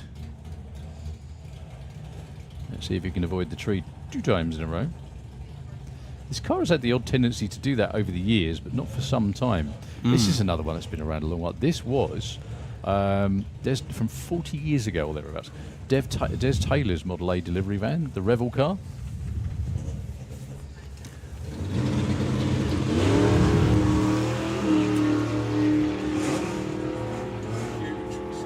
It sounds very lazy going down the track. Still goes 9.80 breakout. Leaves him in the number 10 spot. So, Tim Moore number 1 still. Andy Dibley moves up to number 2. Dave Fulton number 3. Andy Harrison number 4. And Bob Moulden in at number 5. As we move into Outlaw Flat 4. Mark Eltringham missing in action for the first qualifier. What a car. Car you can race and have a picnic on as well. Look at that wing. My goodness. Actually, both of them you could, couldn't you? Yeah. Well, that's what they used to be called, wasn't it? Like picnic tables or whatever. The wings. They obviously serve a purpose, though. Yeah, when Mark's car gets going, it's going to be a real one to watch out for. It's not exactly hanging about now. Look at that. 9.49 at 150 miles an hour. 12.25 at 116. That was special in a very quick way. Need to say, number 1 spot.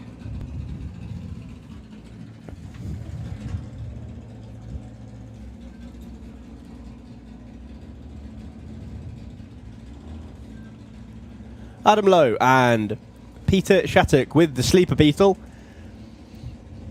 11.03 and 11.49 between them. And believe it or not, the one in Citroen Lane is the quicker of the two. Whoa, taking a bit of a wander around his lane. Adam Lowe's got his nose in front. What will the numbers be? 11.48 and a 10.99. Absolutely overjoyed with that one. 121 miles an hour as well. To a 11.40, excuse me, 120. Nice and struggle the way down. So, Das Packet with the nitrous on. Simon Goff. Even though that car looks like it's been around a long time, it's virtually all brand new. It's very, very, very nicely done. Simon, again, has got a road one that he's built, which is just another Carman that's just amazing. One like an award-winning type of car.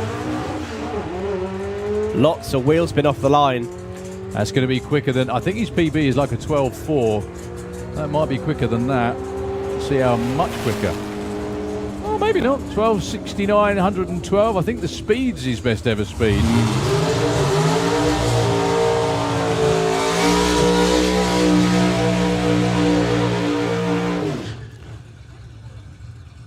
Who better to announce the arrival of Outlaw Anglia?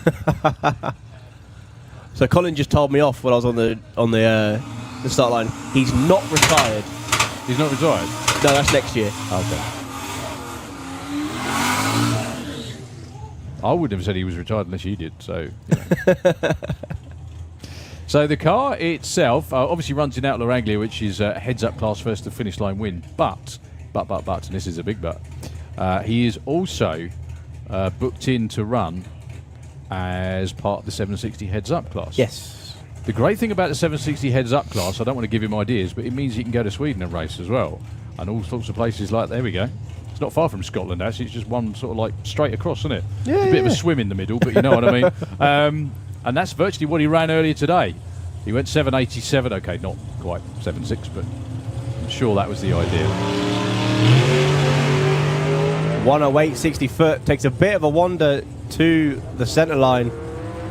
Well, Tell you what, Ben Kennedy's on a run as well. What's Ben going to do? Oh, 881! goodness me! 153 miles an hour for Ben Kennedy. That could well be his quickest ever. Goodness gracious me.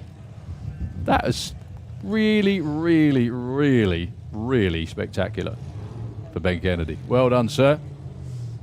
Everyone's got their eyes on Colin going for the grandstand as usual. That's with the turbo Lexus engine in there. Yes. That's what makes that even more, you know, something that was never built to go quarter mile quickly. And he's made it happen. So Wayne Power and Doug McClure.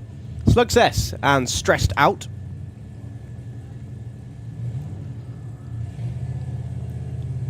Aaron, the crew chief, on the Flying Fifer out back for Wayne Power.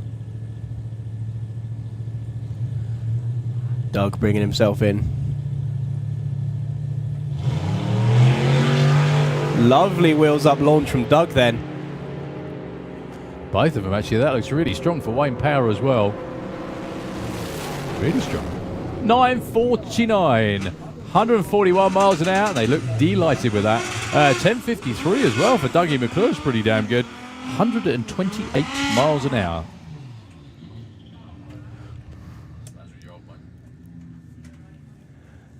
So, into VW Pro. Chris Waterhouse with the Bad Habit S3. 965 is the dyno. 981 was the run earlier today.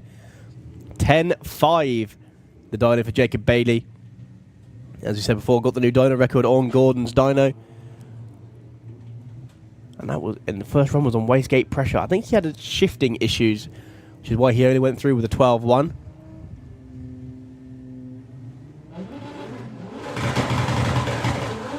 Certainly means, well, lots of wheel spin for both of them there. The Audi's going to get there first. He goes 983 and an 1174. Improvements for both. Chris goes actually to the number 1 spot with that. And Jacob gets bumped to the number 4. Carl Goldsmith and Hazel Carter now. Hazel in Patricia the Passat, and Carl Goldsmith in what we've just figured out, or been told, is Dave Swift's old Beetle. Just quickly, VW Sportsman to the pairing lanes, please. VW Sportsman to the pairing lanes.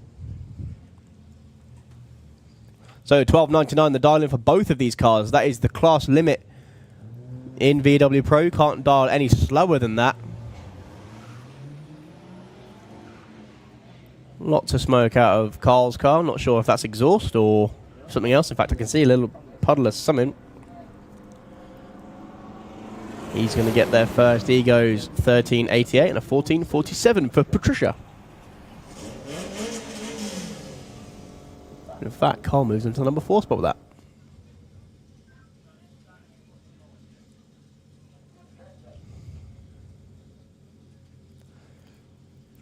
Yeah, unfortunately, Carl's under the tower being told to shut off. Not too sure what the smoke was coming out of Carl's car.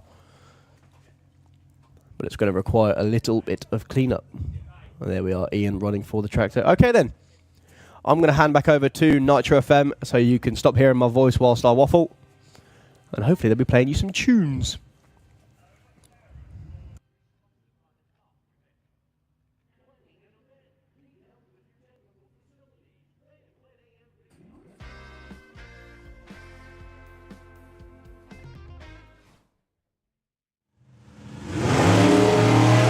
Lots of wheel speed for Mark Bailey. In fact, they're glued together over the line. It's going to be interesting at the top end. 871 breakout and 869 breakout. Yeah, they both pushed each other.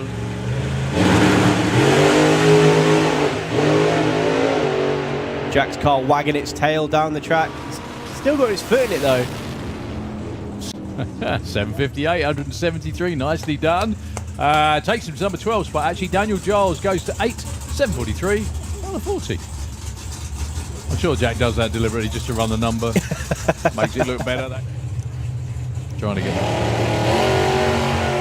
Whereas Stephen Hudson, this is his class. This is what he does usually. Lifting and braking. You don't have to brake, Andy. You can lift. That'll do. So there you goes, 890. Maybe you did actually. 890, 345, and almost identical speed.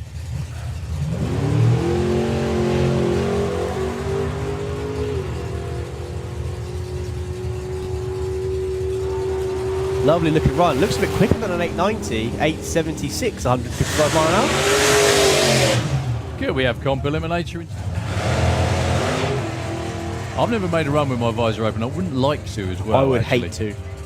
I've opened my visor at the top end once it's been dark, and it's like, I regretted it. Yeah, 167 miles an hour with a breeze in your face can't be comfortable, can it, really? In fact, with the air temperature was 5 degrees, though. No. No. So Leah in the number 9 spot, Ronnie in the number 8 spot. Both cars broke out last time. So the difference between these two cars, Leah's got to dial in the throttle stop, Ronnie's got to dial in the nitrous. Oh, look at that. They both run. 889. Ronnie with a 3. Leah with a 4.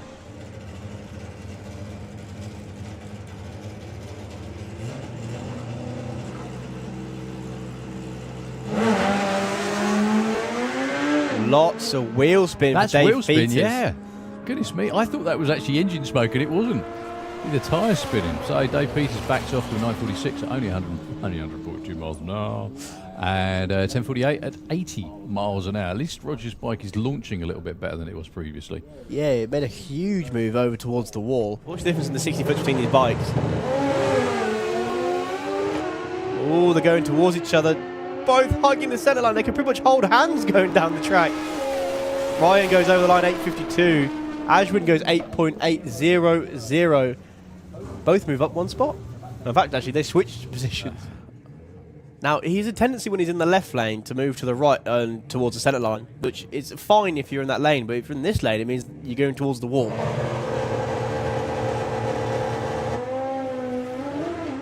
But I will stop talking. Arrow straight run, making a slight drift over the wall. He's going to roll off a little bit. No! 705, 188 mile an hour. And that's how you do that. They do.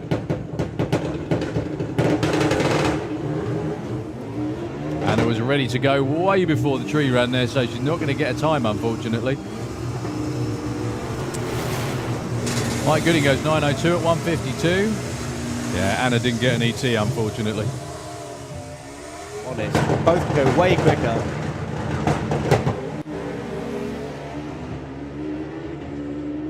In fact, that's much better. Both bikes running down the lane.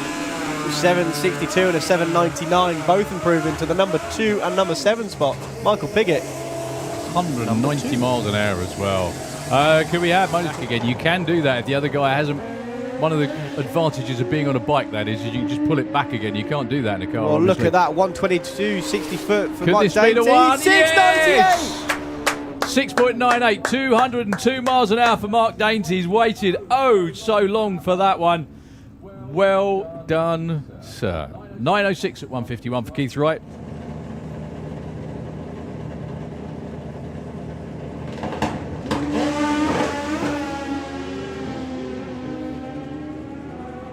Oh, coming together at the top end. Paul, both bring it in. 742. Oh, look at that for Jasmine. 742, 178 miles an hour, I do believe. That is her quickest and probably fastest run ever. Paul Hambidge at 751 at 187. Well, Jasmine, number 2. Paul Hambidge, number 3. Yeah. Paul Hambidge went 100. I kept waiting for the big power of that machine to sort of... I'm not being rude to Jasmine, but it's got a big top end easily. Whoa, expertly feathered, but unfortunately when it came down, the rear tyre spun for Dan.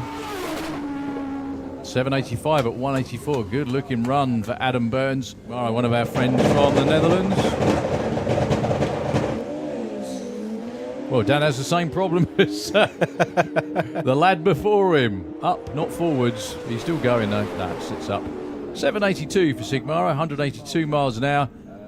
Dan only an 828 at 134. Moving over to the right. Presumably to make the earlier turn off.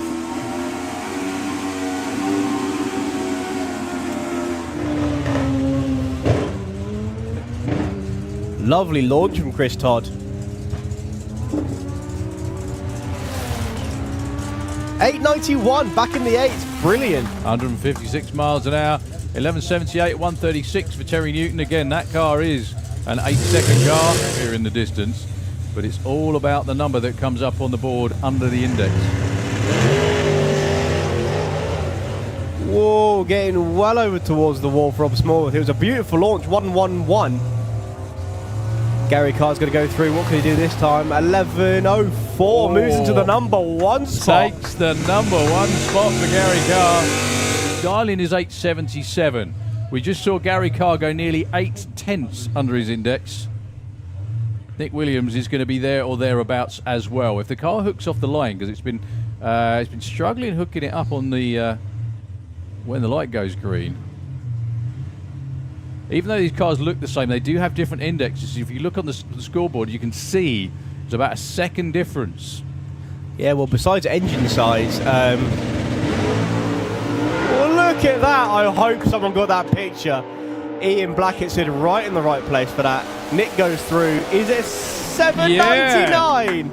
And that only gets him the number 2 spot, folks. Reuben Dawson goes 902 at 148. He's now bumped back to number 3. So listen to this, folks. 0.74 under only gets you number 3. Joe gives him the signal that it's a bye run. Comes up on the 2-step.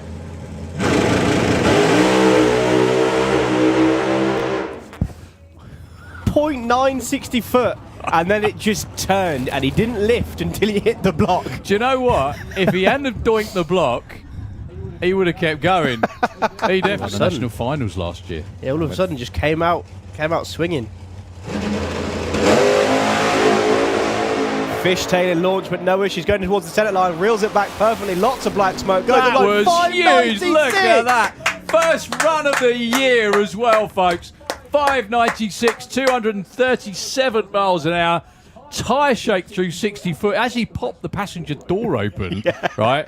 What's so heartwarming about that is, for, like I said, for many years, Sean actually struggled with all kinds of things. Some amazing photographs of him literally blowing the front end off the car with nitrous explosions. To see that happen is just fantastic. So well done to the whole team.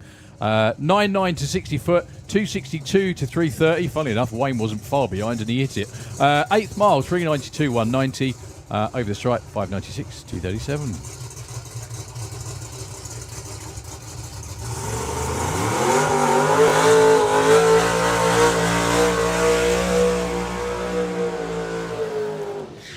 Next up is the man who's got the Kestrel beer lane sorted. He can do that one now.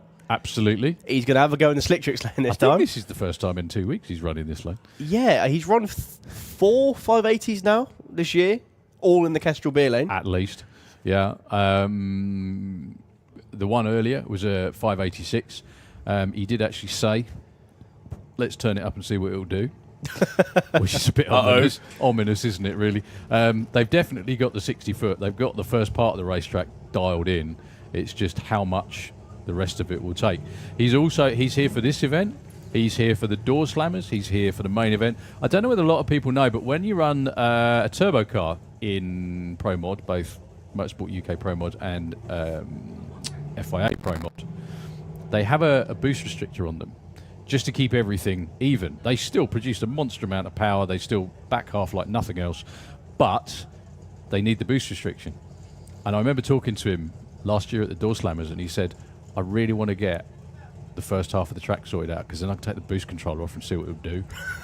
Right? At the Door Slammers this is, because there's no rules at the Door Slammers, yeah? Yeah, exactly. Doesn't exactly hang about with a boost controller on it, does it, really? So 586 was what Andrei Arnova from Estonia ran earlier today. Well, 0.97 60 foot. Oh, look at that 8-mile number. 584, 249 miles an hour. They might have even been hoping for more than that. You know, they're all right with that. Do you know what, actually? That might be marching on for a Motorsport UK Pro Modified ET record, and I think it might be.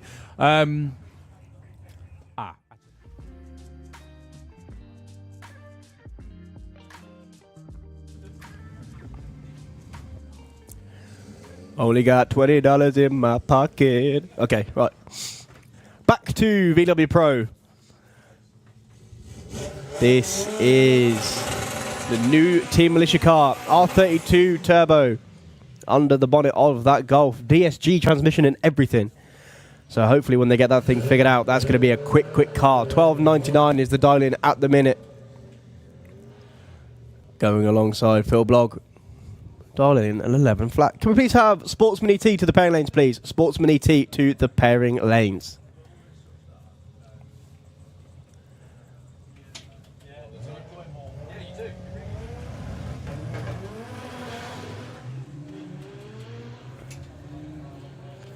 Issues, unfortunately, for Sam. But 11 flat, the dial-in for Phil goes 12.05 in the caddy. Sam goes through with an 18.4. Well, James Gould with the VW Altered. Now, I say it's an Altered. It hasn't actually got a body on it. It's got some body work on it, but it doesn't have an Altered body on it. I guess it's because it's easier. It's weight. Even though it's pending. Is it? I don't know. Okay. Could One be. thing I noticed as well, because he's it's probably a rule thing as well, because of where his knees are and it's not enclosed. He's actually got like a safety net over his knees. Oh, wow. Well, either that or a hairnet for his knees. Who knows? Taking on James Hodson. So 950 in the Altered, plays 1075. It's a really nice looking car. That is such a great idea. There's quite a few cars like this. Ben Mace has actually got one that hopefully will be in comp sometime soon, because that would be such a thing to see. Well, it was a lovely looking 60 foot from James.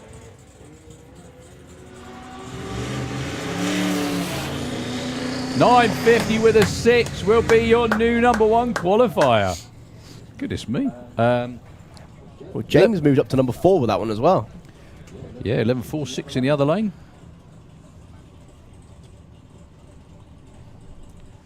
I love that 784. I think that could be one of the quickest ever dial-ins for VW Pro, actually. We do need to check. I'm sure someone out there is listening. There's plenty of people that are, but 784 has got to be one of the quickest ever dial-ins for VW Pro. Go on. Wayne Allman may have beat it. Did he run in VW Pro? He has run in VW Okay, Pro. well, then he would have done. I was also thinking of the Outrage car, but I'm not sure whether he actually ran in VW Pro. Oh, issues for Rob Carter. Car went silent. Oh, look, we've got someone on work experience join us. How cool's that?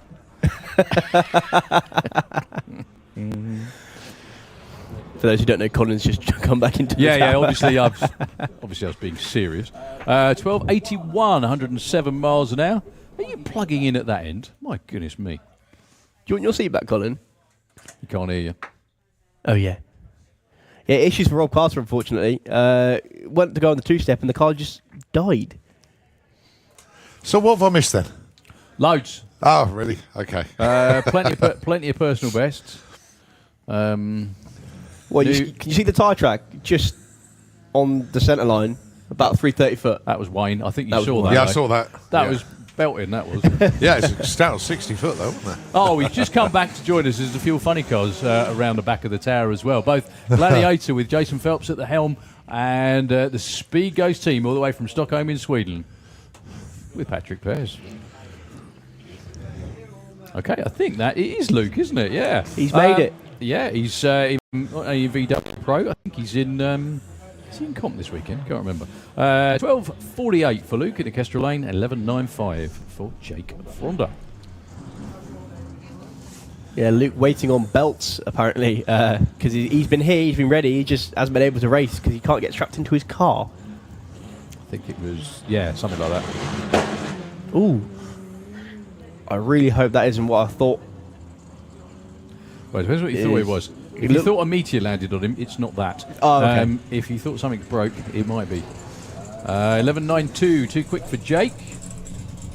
So have you had a pleasant day, Colin? It's been very, very good indeed. The guests that we were looking after today were suitably impressed. Good stuff. Colin, if anyone doesn't know, Colin also does guest services. So if you book a VIP, you book a VIP package and a tour, you get Colin. That's right. Yeah, yeah, yeah. Own personal commentator on the grandstand. Yeah, that's it. Claire might have something to say about that, but there we are.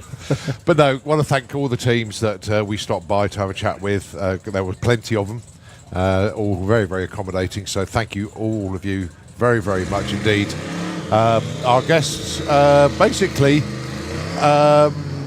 Pretty much said yes to every question that we asked them. So, as in, can we do this? Can we do this? Yeah? Can we do that? And the answer was yes. Okay. So, yeah, we're now going to formulate our final plan. And for those that haven't got a clue what I'm talking about, it will all become clear in a month or so. Those that do know what I'm talking about will be smiling from ear to ear because they know all about it. But yeah, that's basically it. And in actual fact, Neil's coming along, so I need to have a quick chat with Neil. But yeah. Tremendous success. Tremendous success. Good, good. Rob Carter bumps into stage. In fact, that's much more like it, isn't it? Yeah, it was nice and strong earlier too. 776, 178 miles an hour. I think that's the quickest and probably fastest he's ever been as well, judging by the dance on the start line. You can always tell by the crew dance exactly, how things have gone. Especially if you're wondering, is that a PB? Isn't it a PB? Yeah, the look of that it was. Okay, we have big-time fuel funny cars around behind us. Two absolutely state-of-the-art machines. One all the way from Stockholm in Sweden. Driven by Patrick Pears. He did, I think, briefly, he did have low ET at the finals last year. I think it was also about 30 degrees warmer at that event than it is now. I'm not exaggerating at all, am I? I think it might have been at least 25 degrees warmer. I know there's only two of them, but if there was, say, the full field that usually come out and play, this would be the furthest and the least furthest travelled. Pretty much. Well, actually, I think probably Dave Bryant wouldn't be far either. I think, yeah, exactly. and Kevin, actually. I'm pretty sure their workshop's only just there too. So... the funny cars in the UK are pretty much all based literally here, if you like.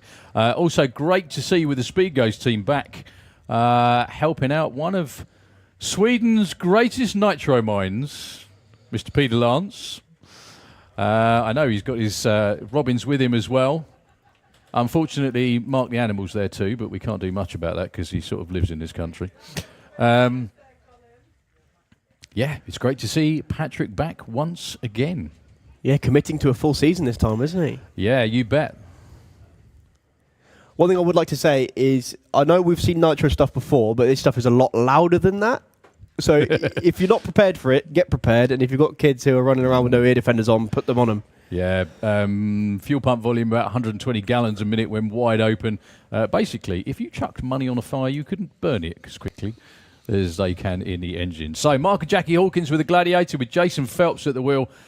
One of the nicest looking modern day funny cars you will ever see. Coupled with another one as well, Patrick Pearce with a very unique looking Dodge in the Slick Tricks lane. So this is a match race that will be happening over the next few days. However, as I've said numerous times, although it's all gone out the window pretty much, they're still their first runs of the season. Just testing everything to make sure it all works. It's not necessarily about win lights. It's making sure the cars get off the line safely and get as far down the track as they can, keeping them in one piece, which is always in the budget-laden world of European drag racing one of the most important things, making sure that they stay in one piece.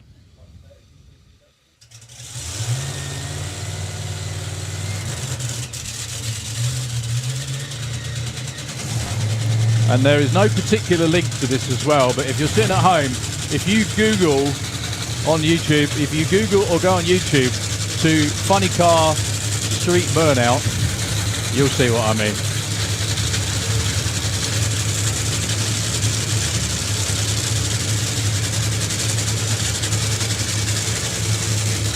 You can really see the different style of headers between these cars. Patrick's got the more modern dragster style headers. Whereas They look like, yeah. Yeah. God, that guy must be a horse of a man. There's one bloke pushing the car.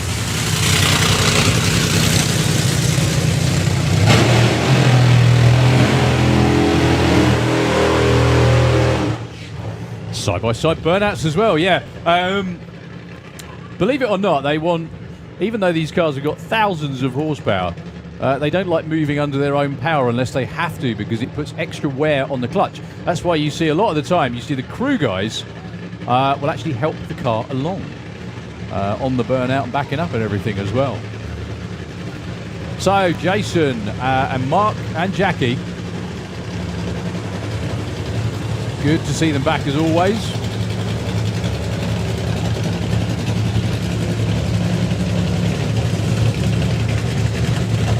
This is a match race this weekend, but starting at the main event in just a few weeks away, 5 Fuel Funny Cars going to be battling out for the European Funny Car Cup. Kevin Kent won every event last year. He was unbeaten.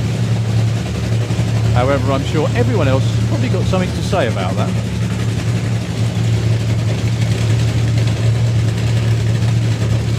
Now, these cars are tricky enough to get down the track on a really warm day. On a less than warm day, we shall see. The air conditions are fantastic.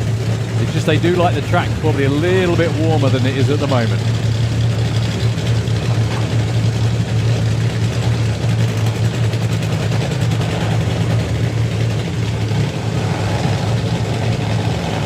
So Patrick rolls up the speed ghost in the slick tricks lane. Jason in the Gladiator. Both crew chiefs give each other the nod.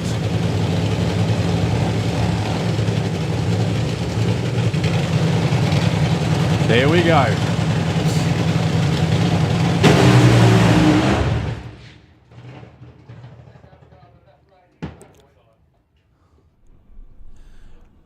Wow.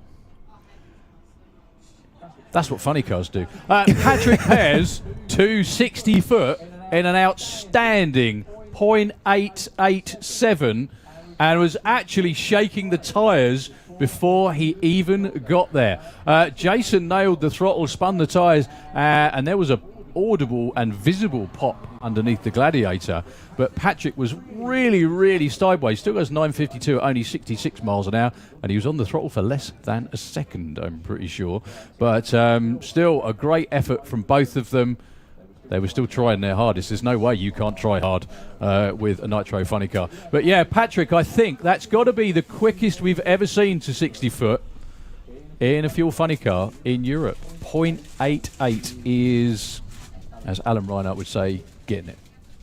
Yeah, I think that was part of his issue, if I'm honest. 0.88 was far too quick. Yeah, it needs a little bit more wheel spit, a little bit more wheel slip, and not quite as much grab. But that's still impressive, nonetheless. The fire crew checking out Jason up there in the Kestrel lane. Hopefully, nothing really nothing too serious. Yeah, there was a big old flash of flame. Not something we've seen since probably Mickey Kagarod's burnout. Yeah, a lot of the time. Put your hands together for both teams, please. Come on, keep your hands warm. They work their backsides off to do that for you and not spend a small amount of money as well. So, yeah, hopefully that was just a quick backfire because the engine over-revved. But, yeah, more of that, please. Well, maybe not the maybe not the that. pops and the bangs, but you know how that works anyway. So we'll hand back to Nitro FM for a couple of moments while they tend to Jason up there in the Kestrel lane. And fingers crossed that Julie makes it that far with that many people in it. But yeah, Nitro FM for a couple of moments. We'll be back on with the racing. If you're looking for anything from a hot drink to a full cooked meal, why not visit the Pod Cafe? Eat in or take away. Open for early morning breakfasts and throughout the day till late in the evening for evening meals.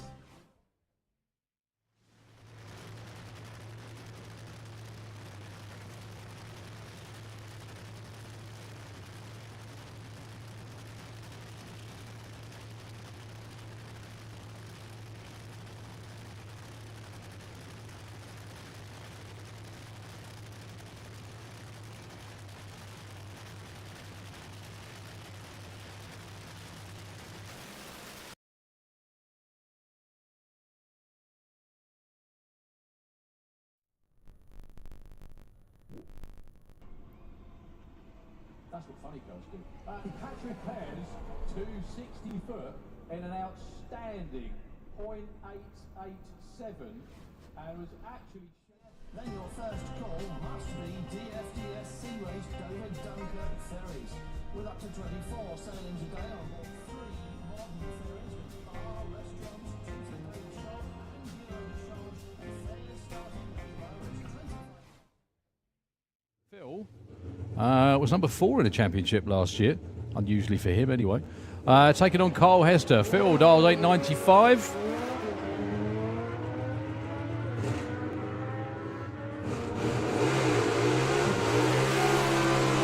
897, that'll work. Number 1 qualified now, only 0.02 of a second off. Carl Hester goes to number 3 with a 1071 on a 1065. Easter with the Jade Racing machine in the Slick Tricks lane. Scott put some real cool videos up on YouTube.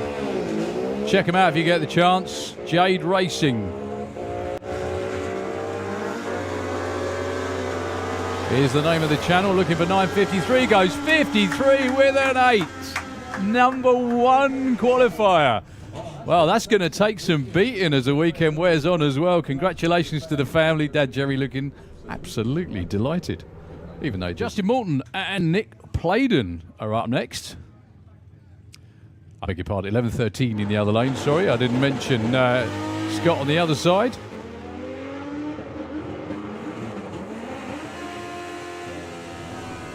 So Nick Playden looking for 11:20. Goes 11:24. That's some really good runs here.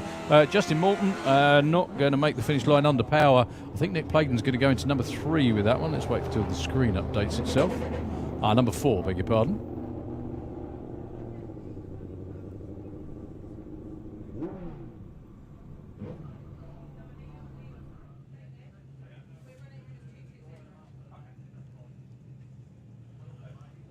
Jake with an 1180 dial in the Slick Tricks lane, and for Lee Baxter, just a tick over a second quicker, 10.70.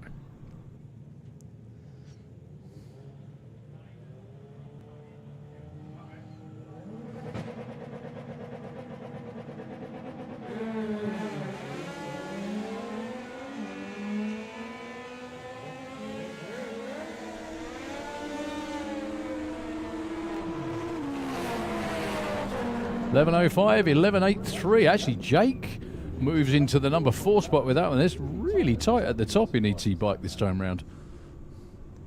Okay, Leo Lester, Kestrel.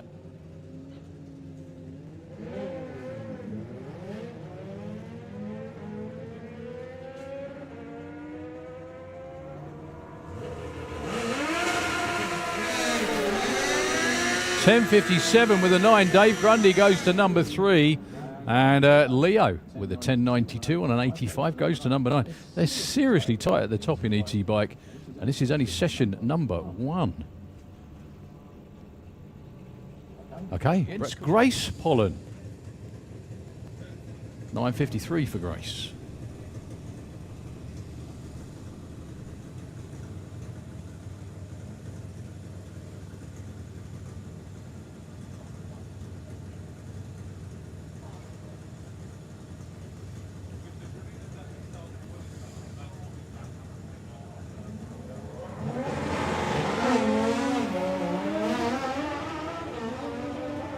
Yeah, no doubt a checkout pass for Brett. Before he got here, the bike has only just turned on. It never ran, never moved under its own power or anything, but still goes 10.33. Lovely job, and a 10.12 for Grace. Dials 9.90.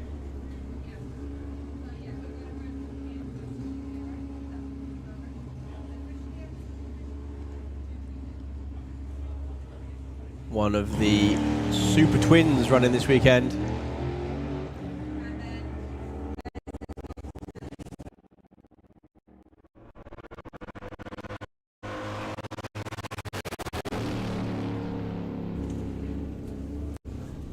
Goes 9.79. All steel American muscle cars running in this class. And I believe engine has to match the manufacturer. Nice big wheelies for both of them there. Spencer, your reigning champion in the class. Glued together as they go over the line. 10.92 and an 11.07 with a 6. Your new number 1 and number 2 qualifiers. Pro T to the pairing lanes. 009 red for Don Scott. He's looking for a 9.88. Mick looking for a 10.00. Timon's thinking about it. Oh look, they ran what each other dialed. Bird. Ah. Looking for a 14.99. I believe that's the class floor. I don't think you can dial any slower than that.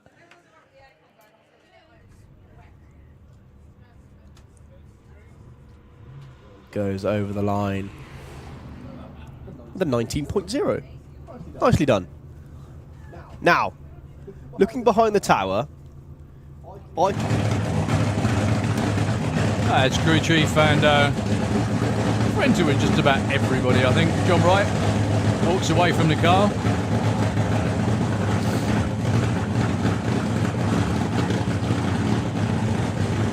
Tony Betts gets the thumbs up from his lad.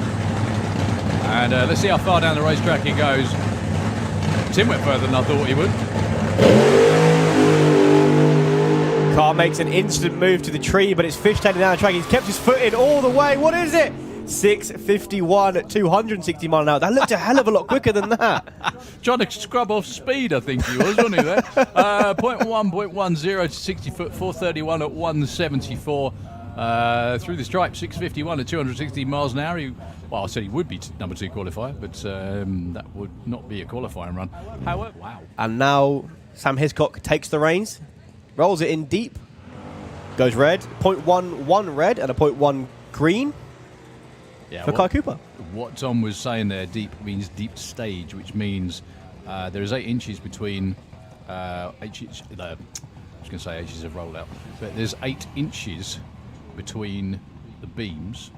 When you light the pre-stage bulb, you've got 8 further inches to go to make it into full stage when both bulbs are lit. However, if you go a bit further, because the wheels are that much further down the track, the first bulb goes out, which means you are deep staged. However, that also changes your reaction time because the car is closer to the timing beam, which starts when the car goes through it. So it means if you've deep staged, you're more prone, you might get a better reaction time, but there's also a very high probability, if you're normally pretty good on the tree, you're going to red light. So, Lola Bell Kent.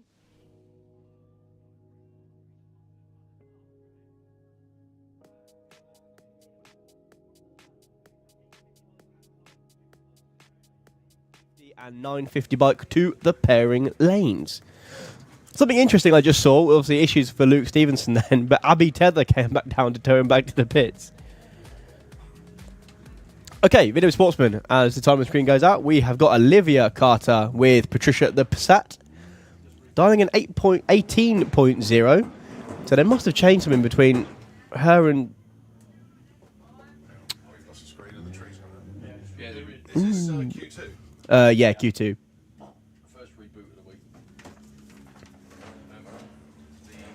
Yeah, they must have changed something between last round to this round because 18.0 is completely different to what it ran in the last round.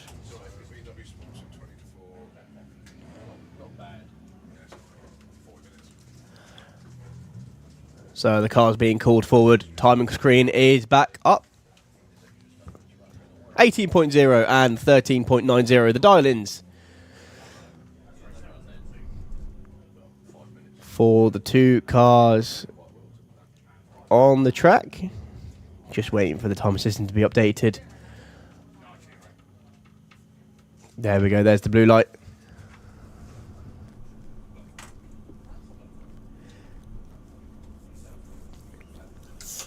Lowry Anslow and Olivia Carter coming in for their second qualifiers. Ooh, not too sure what happened there. Olivia didn't seem to move anywhere, but got a red light. Yeah, so the time won't be representative, unfortunately. It may work in her favour, though. Lowry looking for a 13.90, goes 14.17, and Olivia goes 18.55, moves her up to the number 5 spot, and Lowry goes to number 3.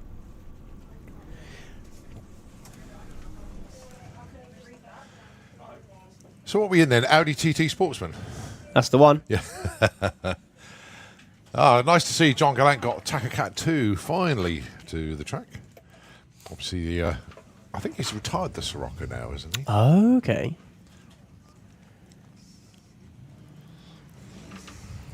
Well, he's currently your number 1 qualifier, here's John.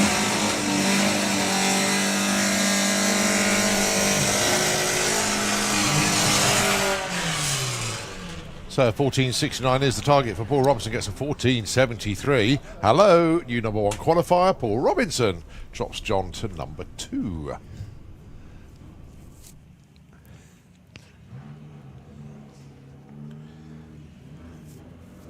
Nigel Gregson with Golfy McGolfface.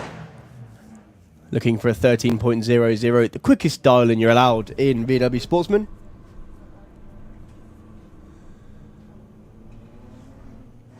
Up against Steve Metcalf with Blue Steel Baja Beetle.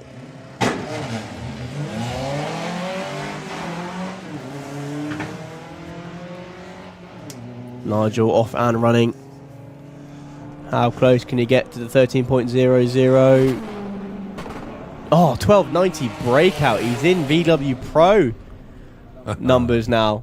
15.90 for Steve. So I did see Tim Moore take the perfect ET money in Super Gas. Great run for him. And yeah, he was rather happy in the pits when I saw him. Have we got the reaction time money still up for grabs, or is that gone as well? Callum Swinchat went 0007 red. Oh, not good enough though. Nope. That was a good effort from Callum. So that's still available then. Yep.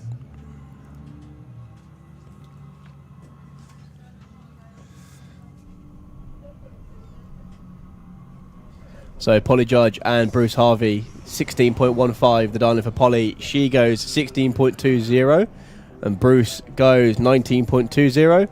Improvements for both. Polly goes to the number 9 spot. Just read on the back window, actually, Jordan Clark. As you know, he's got the Golf that he runs normally in VW Sportsman, but he's got the Thunderbug. And on the back window, beautifully written there, the memorial pass for Dad. Tell you what, you're going all right, actually. Looking for a 15 flat. Lorraine, 15.95. 14.0. Massive breakout. And Lorraine, for good measure as well, breaks out. Oh, dear. Drag races, you got to love them, haven't you? Thomas Webb with Jimmy, the Golf. And Reese Finney, the Wolfgang Lupove. 13.77, plays 15.67. So, Thomas, you enjoyed your day up doing commentary again? I have. I've been loving it. Good, good, good. We get lots of nice messages from people as well, which Those are the ones that have just got appreciated. through. We put a filter on it. We did block the other ones. Oh, okay, that's good. No, thank you ever so much, Dean. I really appreciate your help today. And looking forward to next weekend as well. Indeed.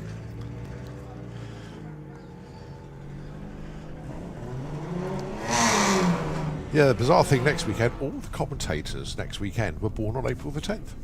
Oh, really? Oh, it's just me and you, isn't it? Yeah, next weekend, yeah. Oh, dear. Right, John Crawford and Karen Waterhouse. John Crawford recently posted some pictures of him as a kid, and I looked at him and going, "Nah, that's not you. That's no, that was never you." Okay, so the menopause outie TT, I like that, a little bit of a typo. 15 seconds is the dial-in for Karen. John Crawford looking for 15.65. Now, this is John's first qualifier. He's been at work today. Okay. Hence, that's why he missed his first one. Managed to blag his way out and got here in time for a second one. 14.71 breakout for Karen, way too quick. John Crawford straight in at number 6 with a 16.06. quick shout out to Jack Gooding. I know you're watching. I know you should be in this weekend as well, but yeah, Jack, can't. I haven't had a chance to put my personal spin on this yet, but Jack, I'm so pleased that you are still supporting everybody here, and I know it's not a good ride you're on at the moment, mate, but keep hanging on in there, and you got so much support from here you wouldn't believe it. So Jack, just keep fighting it, mate. I know you're doing everything you can, and to Gary and the whole family, special thoughts with you all this weekend and every weekend, to be honest.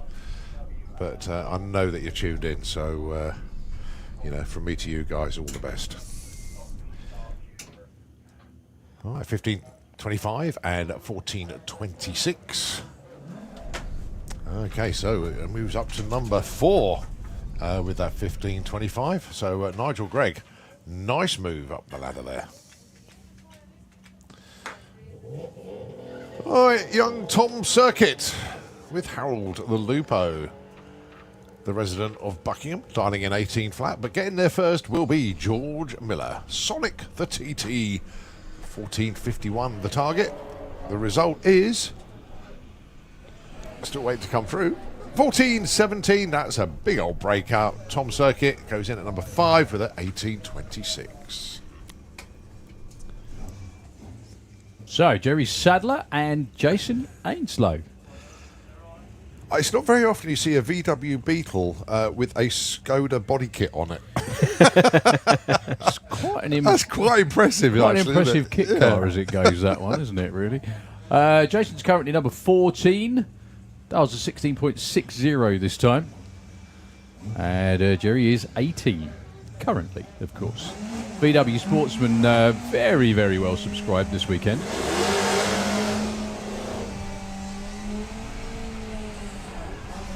$15.47. That's moved him up from 18 to 3. Nice move. Breakout for the Skoda. 16.43. A little bit too quick. Right, Sportsman ET.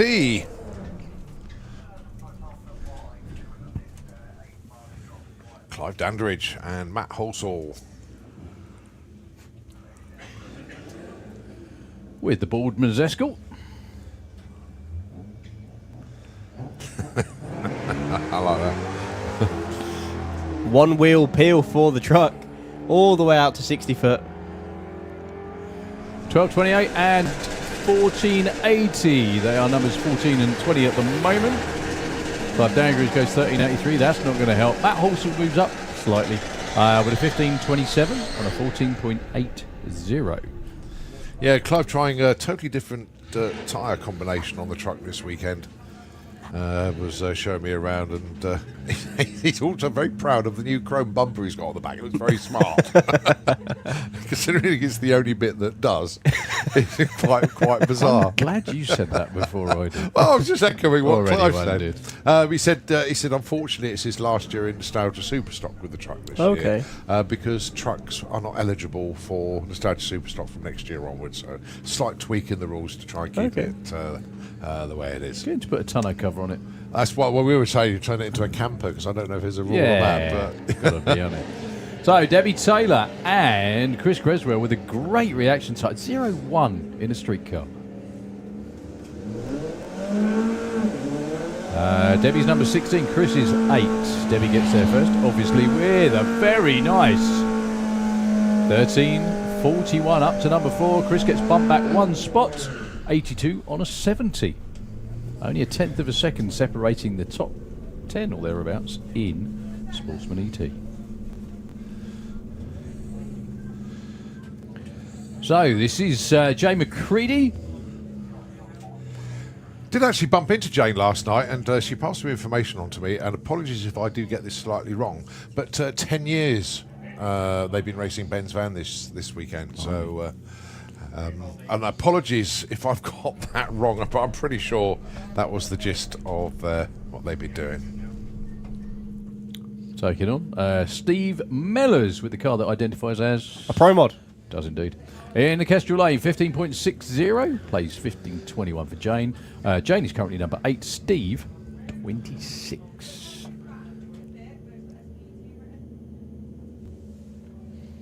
Hulk gaining some fans. I bet you didn't know the Hulk had a bald head, did you?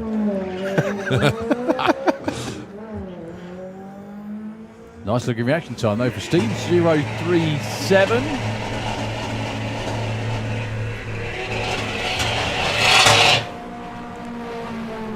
Jane goes too quick. 15.08 for Jane. Oh, that's heading back towards the 14s again.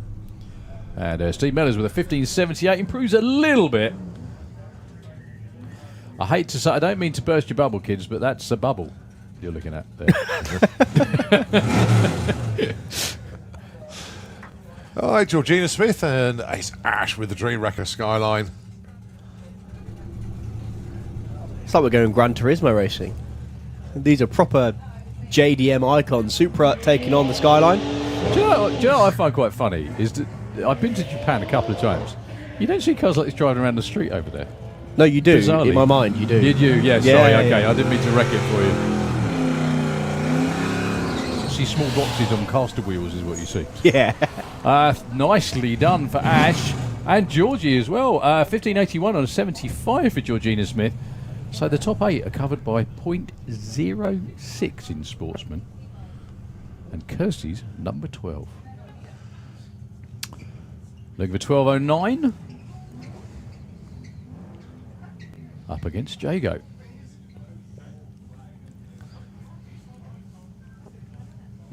I'm convinced I saw Jago's car with slicks on it, but they didn't look like slicks. Or are they? But my eyes I aren't think very they good. are, yeah. I'm convinced I saw Jago Stokes post from social media yesterday. He'd hitched up his caravan to tow it from Didcot to here. So that's saw about that. 55 mile towing trip. Well done, Jago.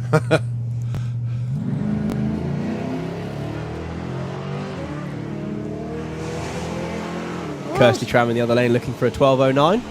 Still a little bit of a tailwind for everybody. Oh, Oh, 12 flat for Kirsty. 9 hundredths too quick. 9 stinking hundredths too quick. yeah, double breakout actually 13.17, too quick. On the other side as well. Oh, let's have Nostalgia Superstock into pairing lanes, please. Nostalgia Superstock. Can we have you into the lanes, please? Yeah, that's so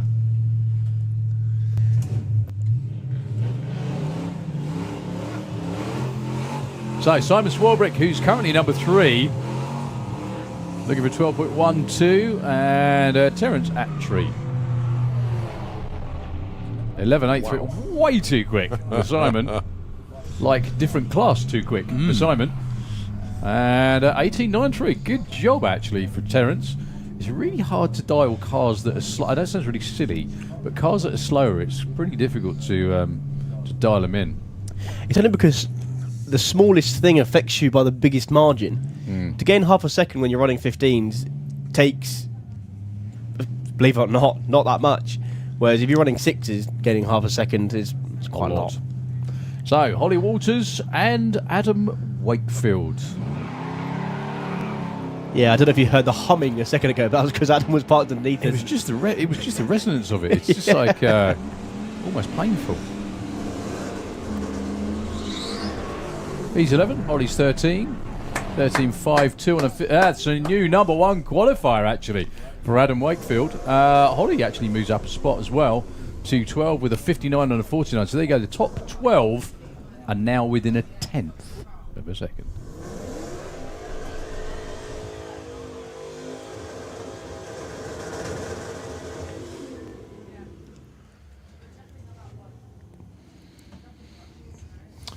All right, Gary Lake and Alan Medley, your next pair.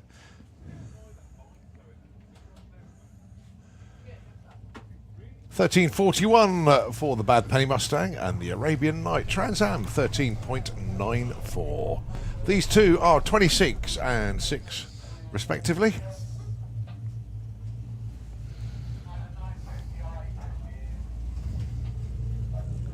It's a pretty stout field at the top in Sportsman. Very close, and 2 very close reaction times as well. 008 red, unfortunately, for Al.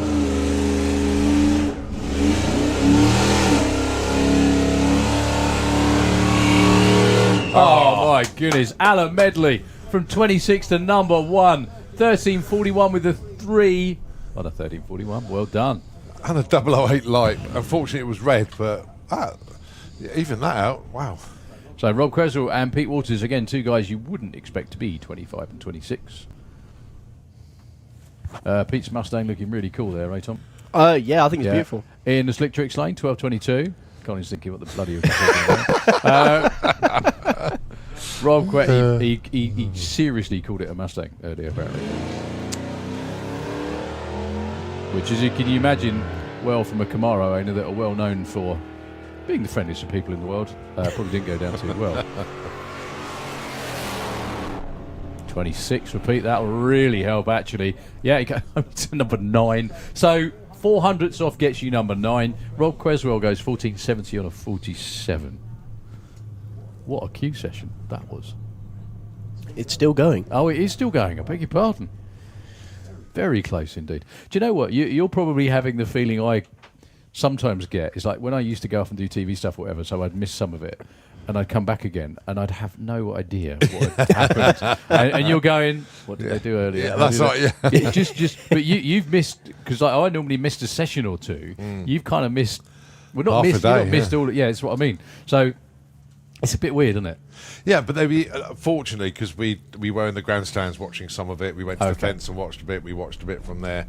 So yeah, sort of trying to keep up with what was going on. And one of the perfect bits of timing is we walked into Pro ET pits and they'd just been called. They all started suddenly coming out. It was nice. like, oh wow! All these cars suddenly started moving around. So that was quite good.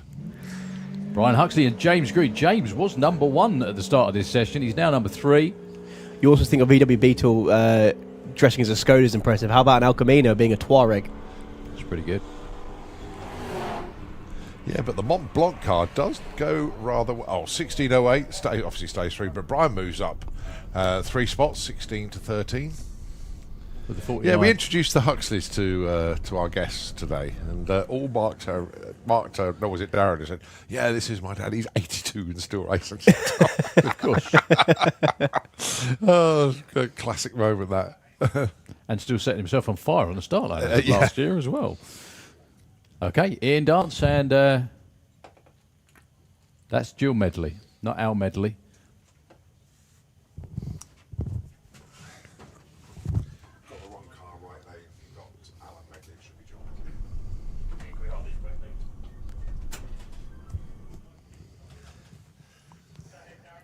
There we go, just fixing the timing. Otherwise, although Jill might be quite happy, she would be number 1 qualifier. Yeah, but she would also have been called Al. Oh yeah. Yeah. So Jill Medley, they've got the same number apart from 1, which was what the problem was. But that's fine. So it's now Jill. Now, her husband went from 28 to 1. Can Jill go from 27? This would be incredible if she can. Oh, She had a good here's go. a move. Yeah, she has improved actually quite a bit. Up to number 14. Indard stays number 4 though. Junior Dragster, please, into the pairing lane. That'll be the start of Q3. Junior Dragster. The T Caddy. It's the roof rack that always does it. This takes the title of being the slowest car here, I think, isn't it? 20.5 dialing. Yeah. That's got to be it, yeah. In the Slick Tricks lane, taking on the website on wheels, Chris Wynn. With the Vito.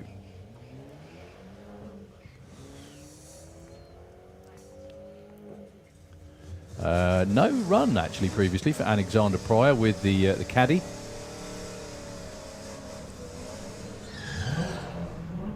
$15.48 for Chris Wynn. I don't think that's going to improve him, actually. Alexander Pryor goes, actually, no, he gets bumped back. Alexander went 20.69 on a 20.50. I did actually see Richard Palmer being pushed back He was. in Q1. Yeah, it was weird. He was in the final at the Easter Nationals. Didn't win the final, but left with the points lead because he qualified well. He did well, yeah. Compared to Gary Lake, who won the event but had a nightmare in qualifying. So, yeah, Richard Palmer was the points leader coming to this event, having not won the previous event. Well, he's not actually qualified, and he's going to do really well to get up there in this field at the moment. Troy Attree, currently number 24. Is that going to help? The answer is, we don't know. Yes, it does. Richard Palmer actually goes into 26 with a 14.09. Troy, Mr. Attree moves up to, I think that was 14, wasn't it? I saw, yep. Okay, last couple of cars. Before, we've got bikes down there. We've got Nostalgia Super Stock collecting. I did think, though, for Clive Dandridge, that's just an epic excuse to go buy a new car, isn't it, really? Well, if you remember, he had the Mustang before that. Yeah. So yeah, of course he did, yeah. Yeah, he was still racing Sportsman ET with it and everything, so he does like the truck. Yeah, good, it's a good bit of kit, that. Okay, Felicity Gibbs in the Slick Tricks lane underneath us against Steve Giles with the unsubtle indifference.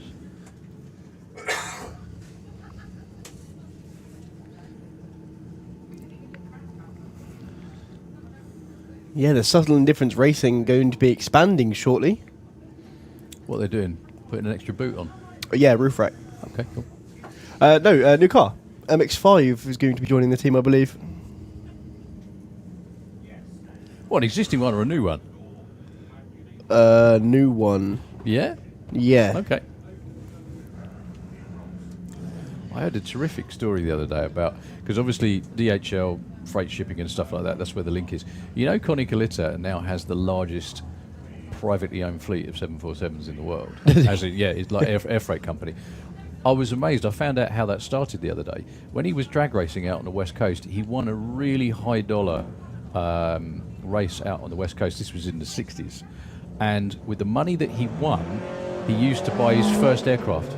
Oh, wow. And that was how it started. Wow. And now he has, I can't remember how many there are, but he's actually part of like DHL's network and everything else as well. It's massive.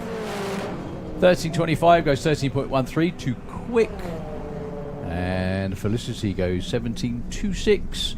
No help, actually, even though that was a very good run. Well, obviously it's a bit warmer where Steph is. Either that, she's got the heater up. 14.00, pretty much what she always dials anyway, with the family BM. So would she now need arm restraints? Stop it. Probably. I don't know. Yeah, good point. I don't know that whether that kicks in at a certain elapsed time, though. That's the only maybe, thing. yeah. It might be an elapsed time thing, too. Interesting choice to run with the roof down. The roof down for once, yeah, exactly.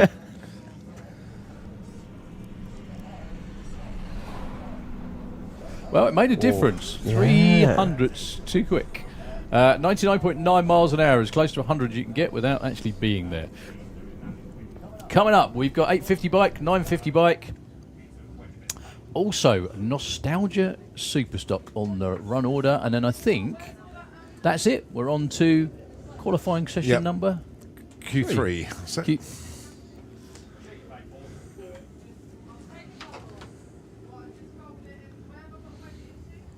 Right, small amount of track prep.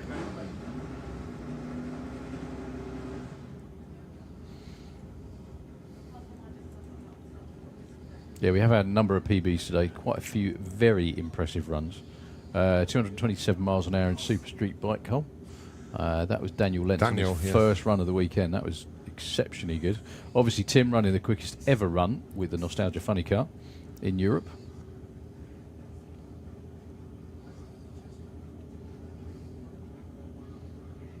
There's me sort of like being really polite and say, look, it's their first runs of the year, folks. Don't expect too much.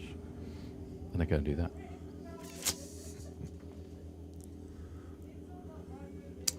So in case you're wondering, Ian isn't weed killing out there. He's actually, that's effectively glue, if you like. They can change the mixture of it depending on how they want the track to react and the weather as well. So you use a different compound and a different mix if it's really hot or if it's really cold. So obviously, it goes without saying, they're using the cold weather mix at the moment. But it's working though. I mean, seriously, 580s in Pro Mod. Andrei Arnova running his competition PB this weekend in this kind of weather is, again, outstanding. So we've got 850 bike, Q2 under the tower, Pete Wise and Pete Slater.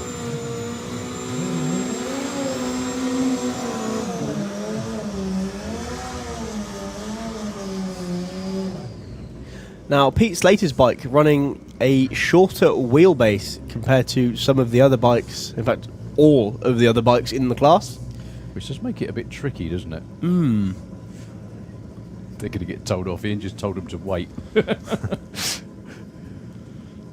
coming to check out the start line. Yeah, exactly. See?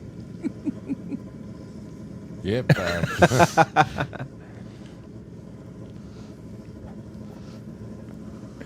Yeah, but I've been waiting all day. Come on. Can hear the little voice in there, can't you?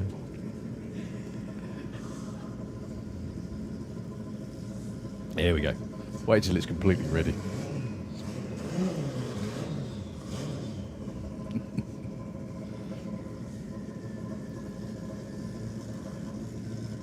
Yeah, no harm, no foul. They're going to take the green together, I think.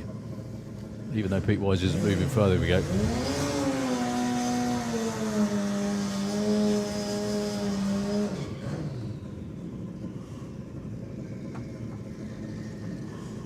So Pete Wise is a current number 2 qualifier with an 853. The top 4 are really bunched. Very, very close to that 850 number. I think about 10 years ago, this class didn't even exist, did it? I don't think. If I'm honest, I don't remember.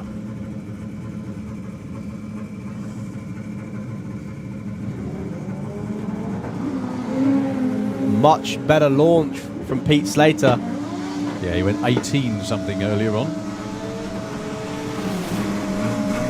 Wow, that's a lot more like it. 8.60 up to number 5.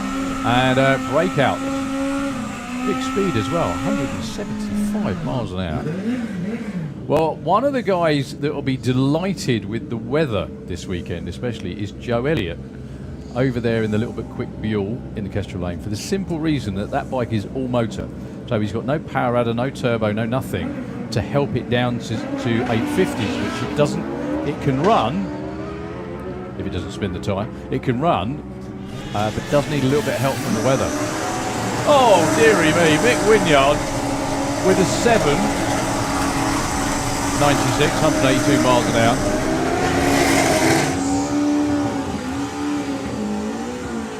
He thinks he's got a comp bike. And 9.92 that time round for Joe Elliott. Carl Thomas, who is number 1 with an 852. And Ian Critchlow, who's 3 with an 853. Yeah, it's that close, folks.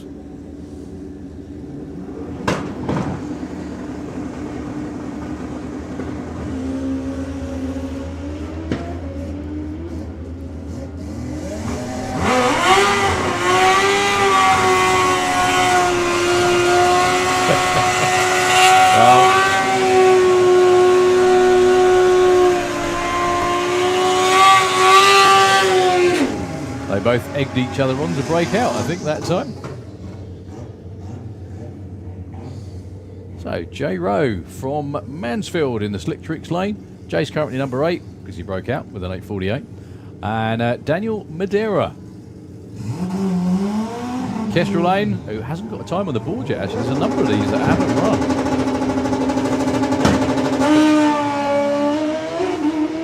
0-1 light from Daniel there, and that's a cracking job. What a bike, that's really good. Jay Rowe sitting up, but it wasn't enough.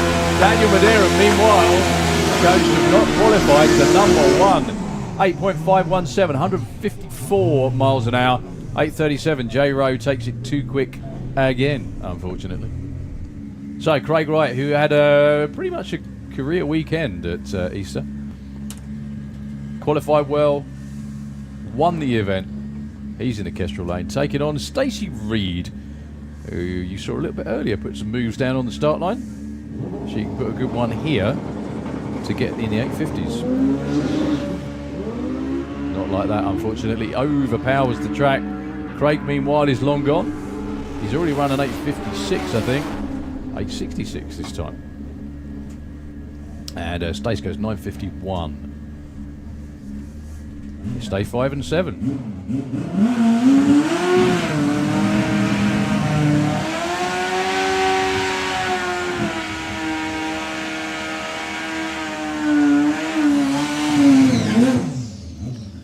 So, Kostas Giannopoulos. Notice Colin left me to say that in the Slick Tricks lane. You've done a cracking job with that, actually. I know. See, I'm not entirely certain on what the largest breakout ever in 850 bike is. Go on then. But he's got to be there. Oh, well, 745. 45. Dear, he's in the wrong class. I don't know about anything else. Well, he's got to, as you say, he's got to race 2 meetings in this class before we can move up to Super Street Bike because of licence.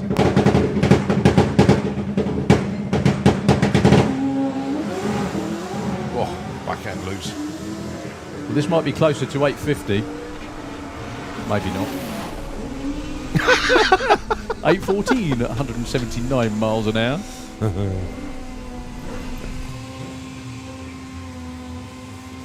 That was pretty impressive. 950 bike next.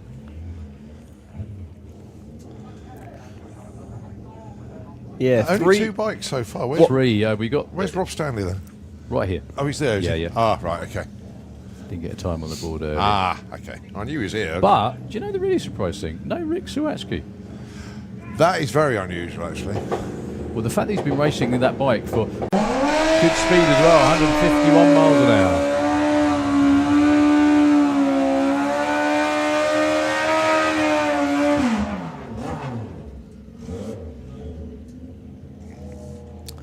So we've got Rob Stanley, then we're on to ET Bike.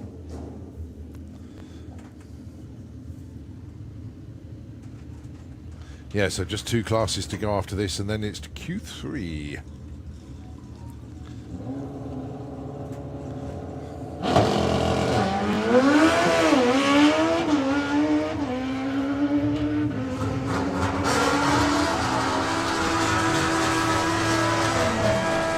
Oh, so close.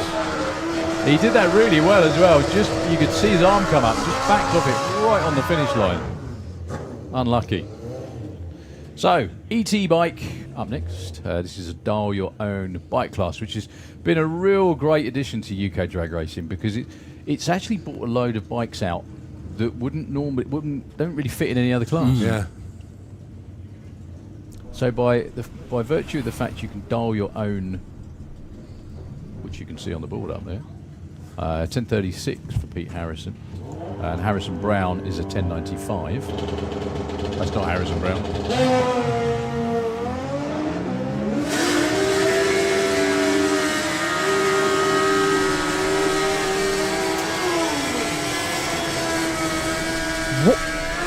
That's 1003, 1095. Yeah, you broke out. No, I think it's the time the is way around. absolutely right. It's just that I got him to switch the lanes because the lanes were wrong way round. Okay. But the ETs need to switch, so I think that was bang on.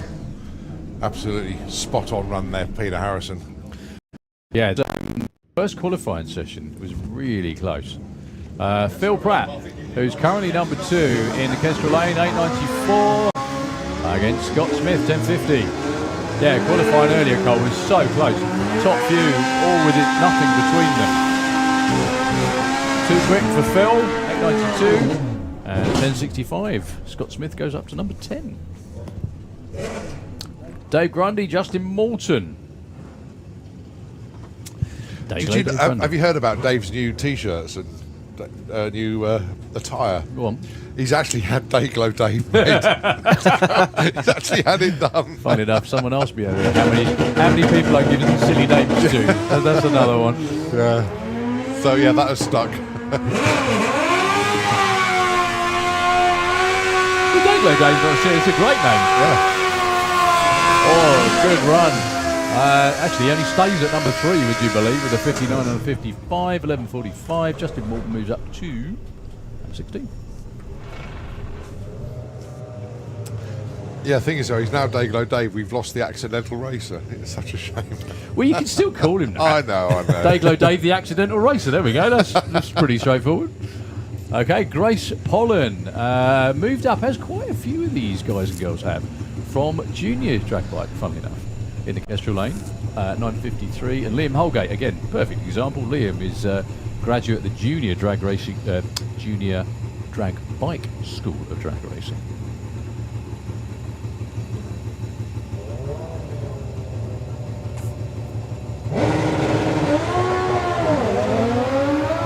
As you can tell by the reaction time.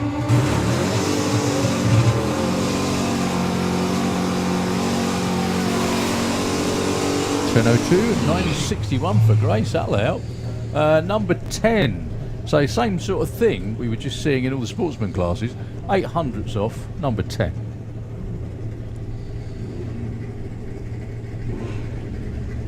So Kyle Rushby. Kestrel side of the track, the 11 flat, and Chris Venn. Kyle and Anna spotted me on the M6 last weekend. I was on the way back from Cannock, and they were on the way back from a bike boot sale, if you like, and they bought this pit bike, mini drag bike thing for like 175 quid, and it runs. It's a brilliant little thing. You will see on their social media. It's cracking. Oh, Chris Venn breaks out, but I don't think they'll mind. 971 at 138. Yeah. It's a great number. Kyle does precisely the same thing. It's good to see a happy Jimmy. I think that's a PB for that, so well done to Chris. Yeah, they are very, very happy with that. So, Carl and Gary Hester. How could you tell that they know each other? Oh, well done, Chris. He's such a nice guy as well. Deserves a break. 1065 and 870.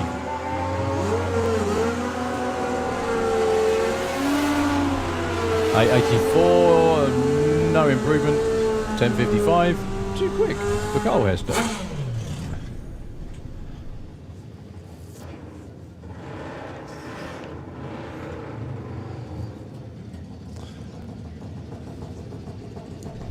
So Nick Playdon, who's currently number 6, and Lee Baxter. Again, there's absolutely nothing in it at the top of ET Bike. Quite honestly, if you paired up the top 12, it'll be down to reaction time who won. Lee Baxter's shaking his head before he gets to the Christmas tree.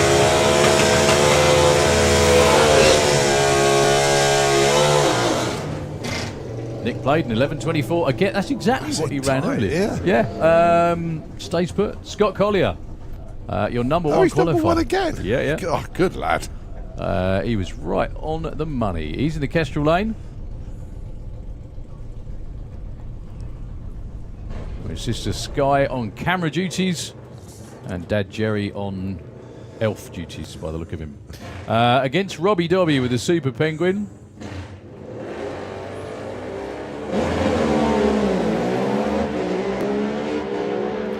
$9.50 is what Scott's looking for. He's already number one. Oh, 9.51. 2 runs within a few thou of each other. Both of them good enough to be number one, quite honestly. And 9.80 on the other side of the track. So there's still room at the top, but there ain't a lot of it.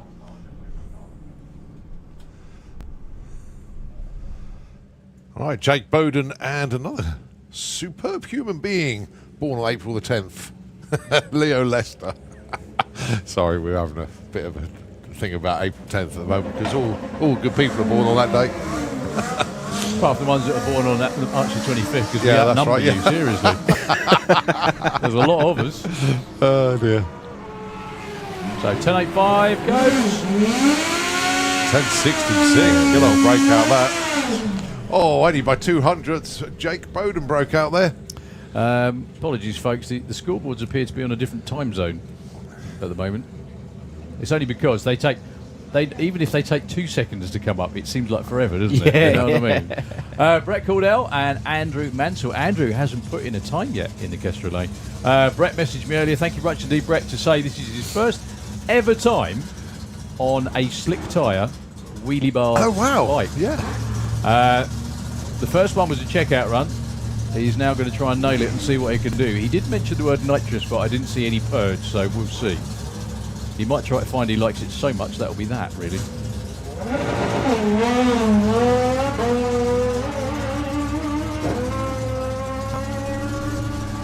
Jasmine's already run a PB today. Nicely done. 9:31 and 1:42 for Brett as well. Too quick, but I don't think they can. Andrew Mansell gets in at number 17. We're done with ET Bike. We are on to... Oh, look at that checker plate toolbox. Is that what you're on about, or is it you're talking about the bumper? No, it's not. I was talking about the bumper. Oh, what? Fair. Yeah. So, Mick Sharp in the Kestrel Lane, 9:69, one of the quicker dial-ins I've ever seen for that car.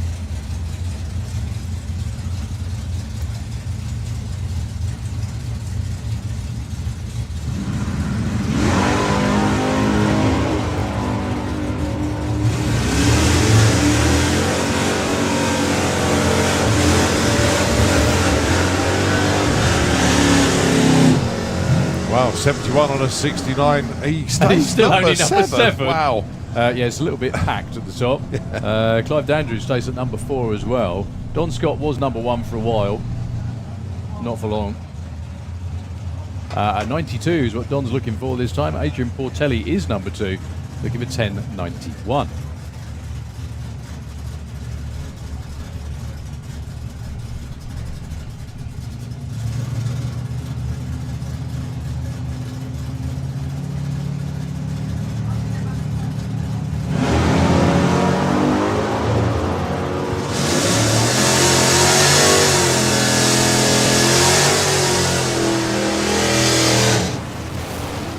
$9.99 for Don, $10.91. Perfect ET, Adrian Portelli. Perfect ET, number 1 for Adrian Portelli. I think he can console himself being number 1 Yeah, qualifier. yeah, he'll take that.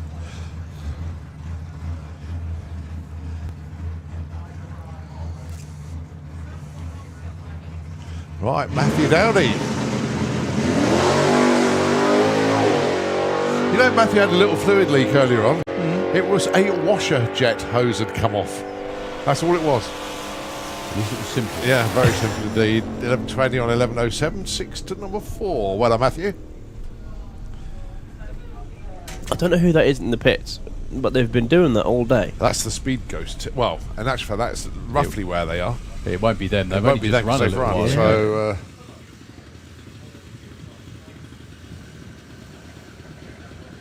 It's where the nostalgia funny cars it's are. past Andy Raw, so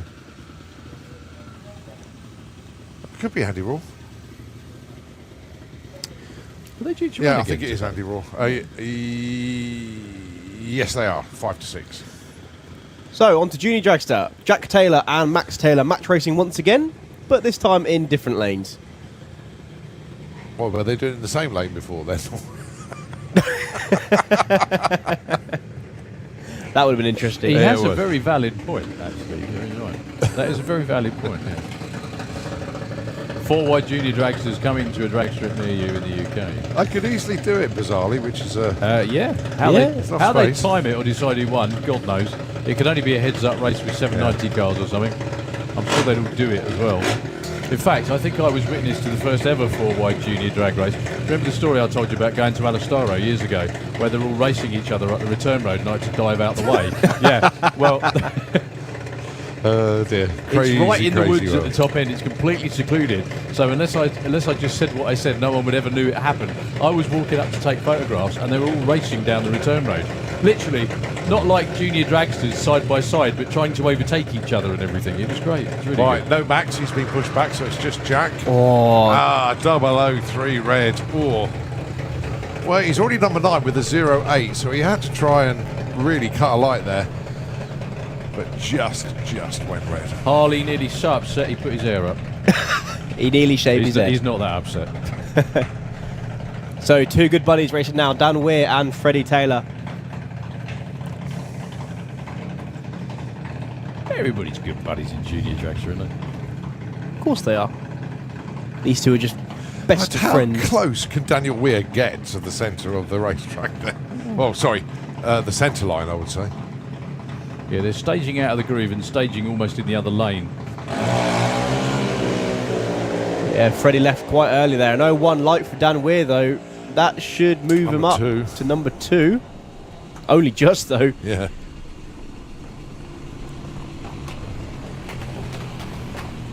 So we're still waiting for a perfect light. Is that right? Wow. Well, we've had one, but it's been red, if that makes any Yeah. sense. We've had 3 O's. That's several double O's and double O reds. So, Tom Peters and Sam Hiscock.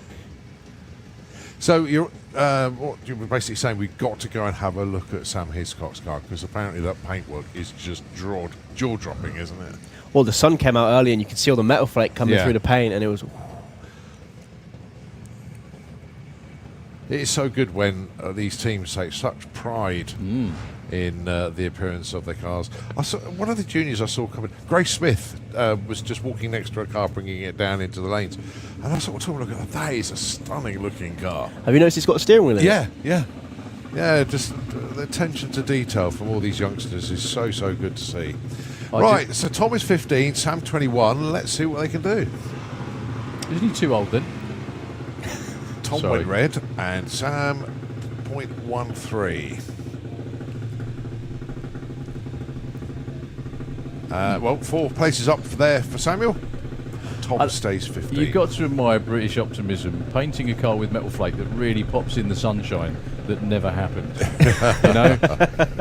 You know, you want a colour that pops in the rain, that sort of thing, or when the temperature's like 10 degrees or colder. Do you know, joking aside, I landed back in the UK from Sweden going snowboarding at the start of January, and it was warmer than this. It really was. Yeah. Well, here it was anyway. Where I come from, it was about minus 25. So, Ada Kasiksi in the Cherry Bomb in the Kestrel Lane. And Teddy Howe. Again? Did they pair up earlier? They were in different lanes earlier, but they are in the opposite lanes to what they were earlier. Steve crewing for one of his cars. It's actually his car this time.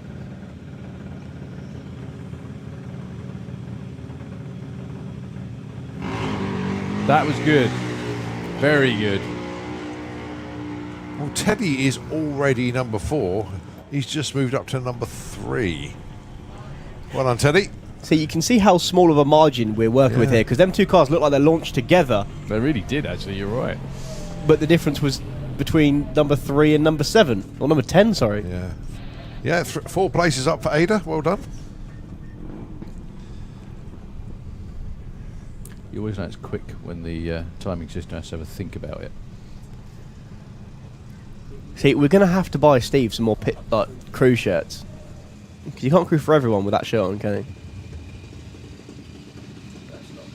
That's not Chef, no.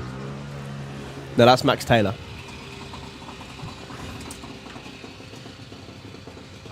.13 light into... No, sorry, not into the number 17 spot. I don't know if he did a better light than that earlier. VW Sportsman, please, into the lanes. VW Sportsman, please. Last session of the day, I think. No, Max is already number 12, so no improvement there. So that's not obviously Chef. So, Lola Bell Kent in the Slick Tricks lane, her last run of the day. Taking on Emmy Cromwell. I've just noticed the new front wheels on Emmy Cromwell's car as well, talking about taking pride in your juniors. Very much so. They're really nice. Do you know, there was a time years ago when front wheels like that, they used to put discs on them, or like they used to put black, like blackout stuff around the wheels so that the lights could see them. Yeah. Because, because I always remember Dennis Priddle had really nice shiny front wheels, but it used to reflect the beam back. Yeah. So they used to have to put like shoe polish or something on it just to muddy it up a bit. Well, they both go red. 0.9 and a 0.1 for both of them. Colin? Yeah, can we have Comp Eliminator into the pair lanes, please? Comp Eliminator, let's have you in the lanes, please. And that was obviously a different time when, like, the beams these days are right on the ground. So the when the tyre breaks it, Yes. that's what it does. But in years gone by, the beams were actually used to sit higher, and they could quite easily shine through the wheels. Yep. One thing as a kid I never understood why they took like nice shiny wheels and made them look all bleh. You know what I mean? So Kai Cooper and debut this weekend for Chloe Crumble.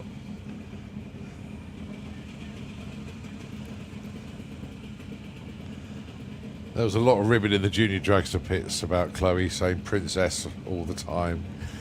It was quite amusing. It's a good job I can't remember everything, but it was quite funny.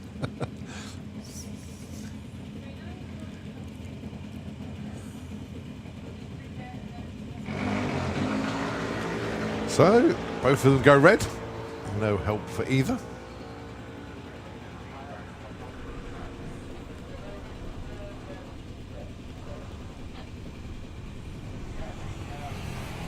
I think Chloe went so red she was trying to catch the pair that went before, I think. Not far behind, really, no. Yeah, 2/10 red is a fairly big margin. However, her first event, so Yeah. she'll get it. That is the thing. When she gets it, here's another one. Isn't it really good? You know? Yeah, they all become lethal. They don't do. They really do. Or they all become commentators. Well, one of them has anyway. Neve Deavy and Jake Cooper. Yeah, both in the 20s at the moment. Neve 21, Jake 24. They're going to look to move on up a bit here. Both capable of it, definitely. I just saw something my eyes never thought they'd see, which was Rich Deavy running round the corner. Oh, I told you he was going to move. 0-1-7 for Neve Deavy. That's good for number 4. Caitlin pleased with that one. And Jake moves up to number 9. Doing the happy big sis dance down there. So yeah, Jake actually, up to number 9 as well. We've got VW Sportsman, and we got Comp Eliminator into the lanes for their last session. I think Pro Modified, I'm not calling them, but Pro Modified won't be far behind as well. Frankie Kent with underglow on his car, I've just noticed. It's a good looking car, that. Yeah, shame about the crew chief holding onto the car. I had a chat with Kev, and I said to him, Kev, that's a nice car. And he basically turned around to me and he said, you know, sometimes when you get hold of a second-hand car and it's not all it says on the tin, he said that. He said it's absolutely spot on. Whose was it? I think it came in from the States, didn't it? Oh, did it? Yeah. He said, but yeah, everything was right on it. They haven't had to change anything. They're really, really pleased with it. So fantastic. Well done. Frankie, up till now, has been running the Santa Pod Junior, isn't it? The rental car. So yeah, if you want to get your kids into drag racing and spend a load of money, you can actually rent these cars from Santa Pod if you wish, which is what Kevin had been doing for Frankie. Taking on Eva Davis with an 0-1-2. She went 0-1-1 earlier, so that won't help. I don't think that's going to help Frankie either with a .22. Great memory from last year as well, when Frankie and Lola raced each other, and Frankie double bowled her.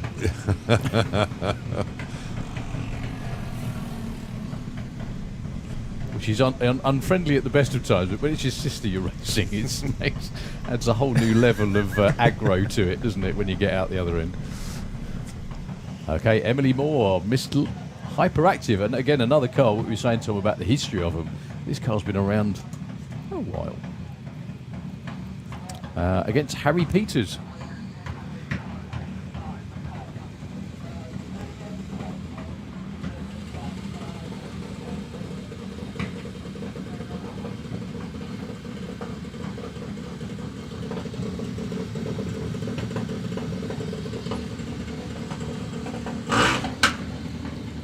So Emily currently qualified number 22, Harry number 18. Well, that was a big old red light from Emily there. That was a left before tree activated, which I don't think I've seen for some time. That was obviously a twitchy right foot. Just one of those things, though. Harry doesn't improve. I think Emily Moore made a self-jump then. But again, she's still well qualified, and bear in mind, we've got to remember as well, these are kids. They still are kids. They're out there racing on a big stage in front of everybody. And they do so well at it. They're very competitive.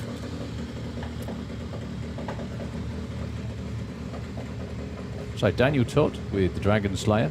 He's currently number 23, but in the other lane is your current number 1 qualifier, Sam Fairhurst. 0-1 on the tree earlier on today. No one's been 00 yet in Junior Dragster. I say yet because it tends to happen eventually.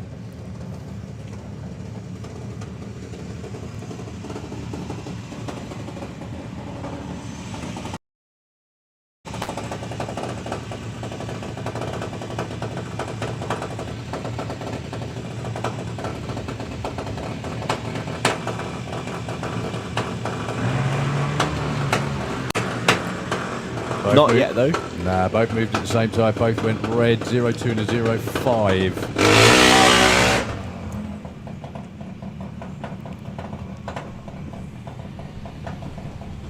Okay, Luke Muggeridge with his brother Nick taking the tyre wraps off. I think he may have just done a burnout with the tyre covers on. I think he just did actually, yeah. Well, at least they're warm. I don't know about the tyres. Maybe just giving them to Mum. At least Mum can warm her hands on them now on a cold day. Isn't that nice of him? Young lad keeping his mum warm. Up against Mackenzie Love. These two actually 5 and 6. They're way up in the order at the moment.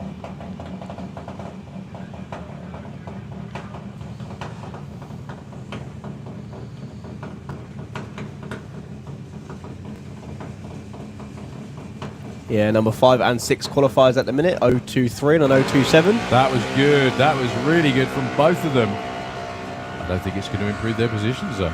No. It doesn't.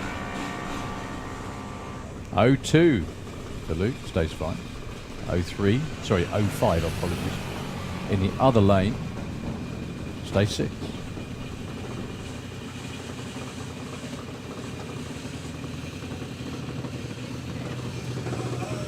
So the car you, Colin, were on about earlier, Grace Smith. See, when I said earlier that she's got a steering wheel in her car, that doesn't mean, unlike everyone else, she actually can steer it. She's got a physical round wheel, which is bizarre for a dragster, because you usually have the butterfly, don't you? Yeah, basically a butterfly is like, if you've never seen one, it's 2 triangles, so 1 for each hand, and that the simple reason it's much easier to steer because you've got your hands in it instead of with a wheel. You've got your hands on it, effectively, haven't you, if you see what I mean? It also helps with getting in the car. You can turn it sideways. Yep. That was obviously before quick release. Gets it out of the way, yeah. Any particular reason why Grace runs a wheel that you know of? Or? It's a very bougie thing to have. Okay. Some people prefer it as well. Doesn't improve. Improves with the reaction time, but not position. Yeah. 0-3 stays 7. Ted Sullivan goes 0-6, he stays 10.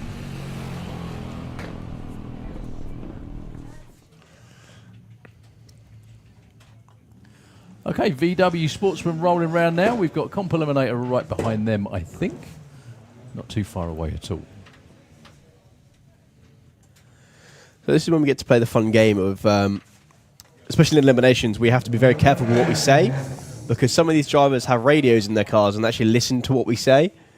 So if we said, oh, they got the jump on the other driver, they'll know that because they've heard it. Bonus of driving a street car. Well, VW Sportsman have shuffled in the order a big time, haven't they? They've only just ran. Yeah, but they were due to run last tonight, and then they're back round already. Wow. Can we have Pro Modified into pairing lanes, please? Pro Modified. Let's have you into the lanes, please. So it's George Miller and the Craw Dog. John Crawford in. This pair, 14.10 plays 15.95. George should get there first, and he is out in front. Let's see what he gets. A 14.41. John goes 15.92 with a 9. Breakout by just over 200ths of a second. So no change in positions. Takakat 2, the Audi TT of John Gallant, currently number 4. And it's your number 1, Paul Robinson, current and double champion in VW Sportsman. Going for 3 in a row this season. Nice prize fund posted by the VW DRC this season. I saw Luke's post earlier on.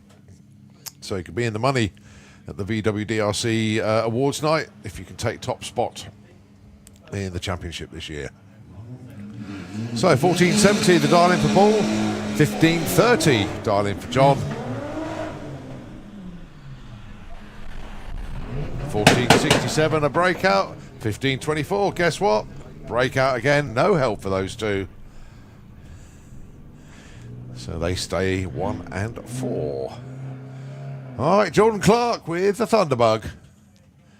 Going alongside Nigel Gregson. Golfy McGolface. Jordan currently 18, Nigel 19. Jordan 13.99. And Nigel on 12.85.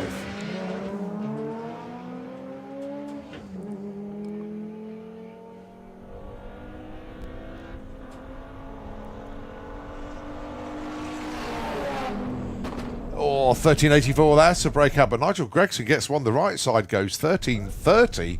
And he moves up to number 10. Nice move. All right, Jimmy the Golf, driven by Thomas Webb, currently number 20. And it's Jerry Sadler, the Blue Action Beetle, currently in at number 3. He dials 15.46. Thomas dials in 13.30.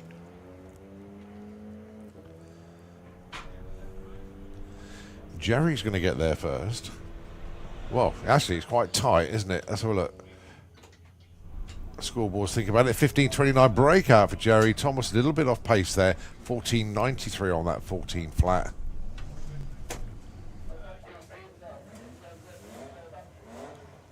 All right, next pair. Laurie Anslow, 14 flat. Bruce Harvey, 18.51.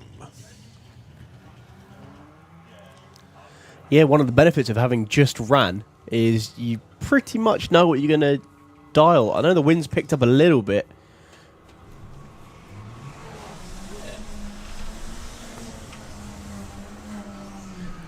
Breakout for Laurie and 18.34. No movement at all. They're all breaking out, all going too quick. I think it is that tailwind. That tailwind's picked up in the last couple of minutes. That's all right. Lorraine will hit the number because one day the dial in and the run will balance. Yeah, just keep moving the dial in round. It'll happen one day. I love him. He's great. Such a character. Yeah, it's hopes and dreams, mate. Danny Bean and Lorraine Large. Danny, 13.70. Lorraine, 15.65.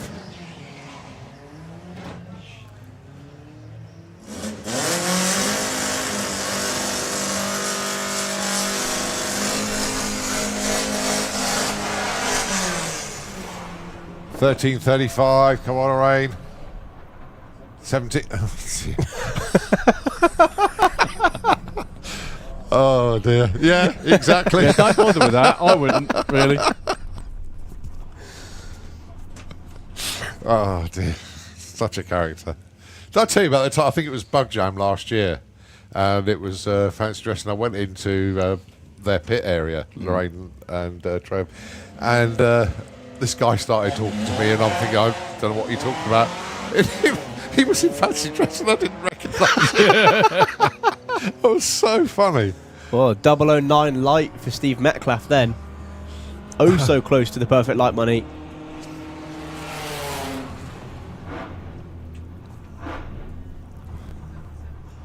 No movement either side. Thing is, they did so well earlier. Changing around the order is a bit difficult. Hazel Carter.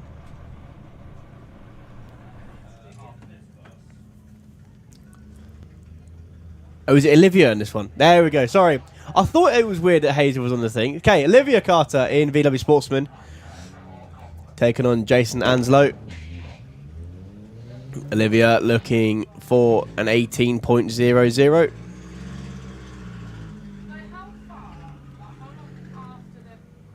Well, she's actually catching the Skoda. Yeah, it looks like it. 16, Unless that's an 53. optical illusion. Whoa. Jason, what a job. Well done, sir. 16.53. That's a 1.4 second breakout. That's pretty good. Jason Ainslow then, I think, slipped into the number 6 spot. Well done, Jason. Good man. All right, Karen and Justin, your next pair.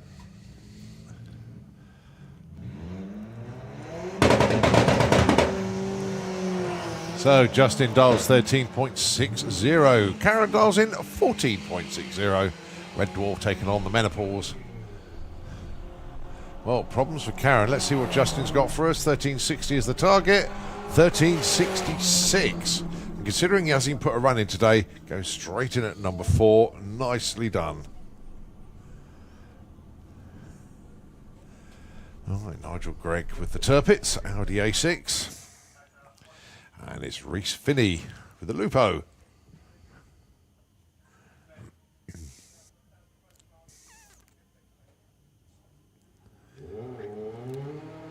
$16 flat, the dialing for the Lupo, $15.22 for the Audi A6.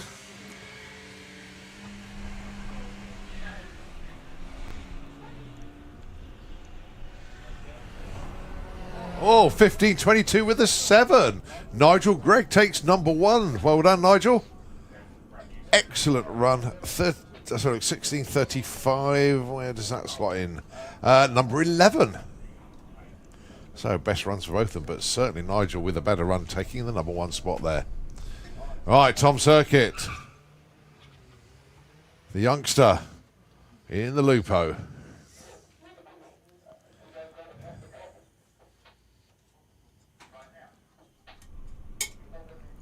Right, dialing for him is 18.00.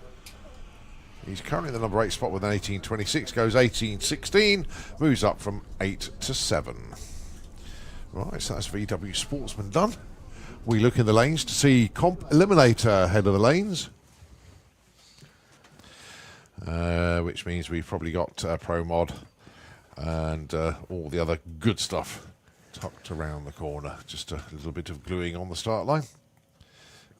One of the pair of cars that I did actually get to see, I could see Reuben Dawson down there in Comp, was the 2 Copos together.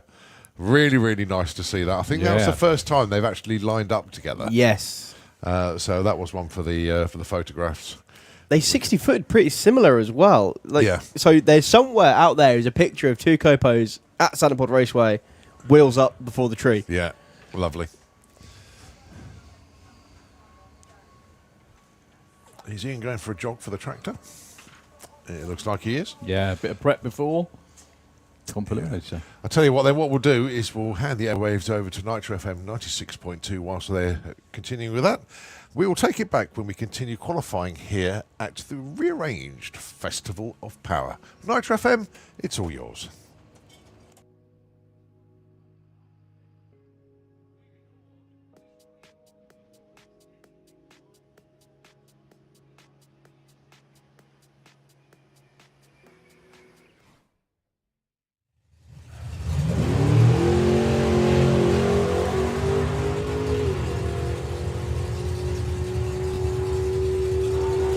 Lovely looking run. Looks a bit quicker than an 890, 876, 155 mile an hour.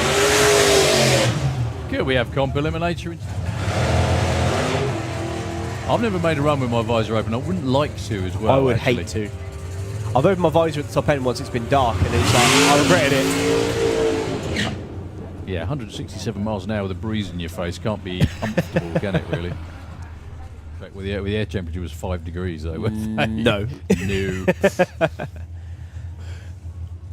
So Leah in the number 9 spot, Ronnie in the number 8 spot. Both cars broke out last time. So the difference between these 2 cars, Leah's got to dial in the throttle stop, Ronnie's got to dial in the nitrous. Oh, look at that. They both run. 889. Ronnie with a 3. Leah with a 4.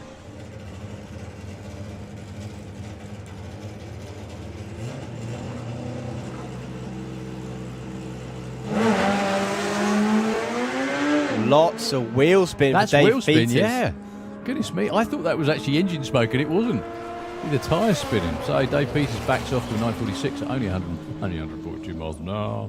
And 1048 at 80 miles an hour. At least Roger's bike is launching a little bit better than it was previously. Yeah, it made a huge move over towards the wall. What's the difference in the 60 foot between these bikes? Oh, they're going towards each other. Both hugging the centre line. They can pretty much hold hands going down the track. Ryan goes over the line 8.52. Ashwin goes 8.800. Both move up one spot. In fact, actually, they switched positions. Now, he has a tendency when he's in the left lane to move to the right and towards the centre line, which is fine if you're in that lane, but if you're in this lane, it means you're going towards the wall.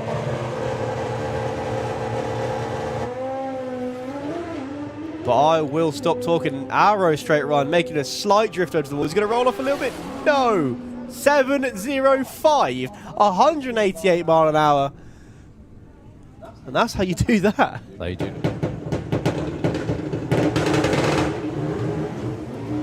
Anna was ready to go way before the tree ran there, so she's not going to get a time, unfortunately.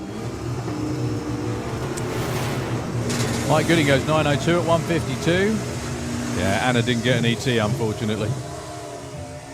Honest. Both can go way quicker.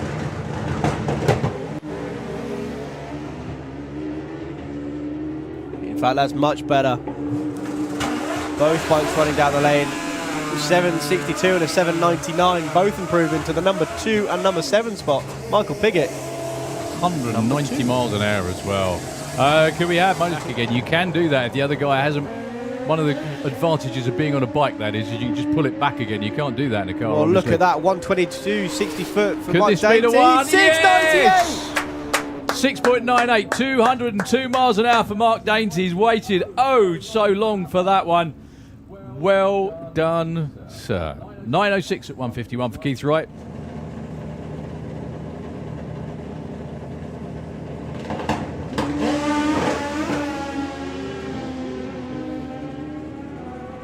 Oh, coming together at the top end. Paul, both bring it in.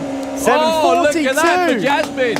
7.42, 178 miles an hour, I do believe. That is her quickest and probably fastest run ever. Paul Hambidge at 7.51 at 1:87. Well, Jasmine, number 2. Paul Hambidge, number 3. Yeah. Paul Hambidge went 100. I kept waiting for the big power of that machine to sort of, I'm not being rude to Jasmine, but it's got a big top end easily. Whoa, expertly feathered, but unfortunately when it came down, the rear tyre spun for Dan. 7.85 at 1:84. Good looking run for Adam Burns, one of our friends from the Netherlands. Well, Dan has the same problem as the lad before him. Up, not forwards. He's still going though. No, sits up. 7.82 for Sigmara, 182 miles an hour. Dan only an 8.28 at 1:34. Moving over to the right, presumably to make the earlier turn off.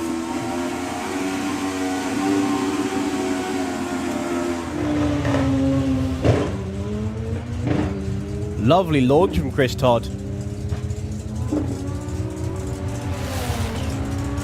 8.91, back in the 8s. Brilliant. 156 miles an hour.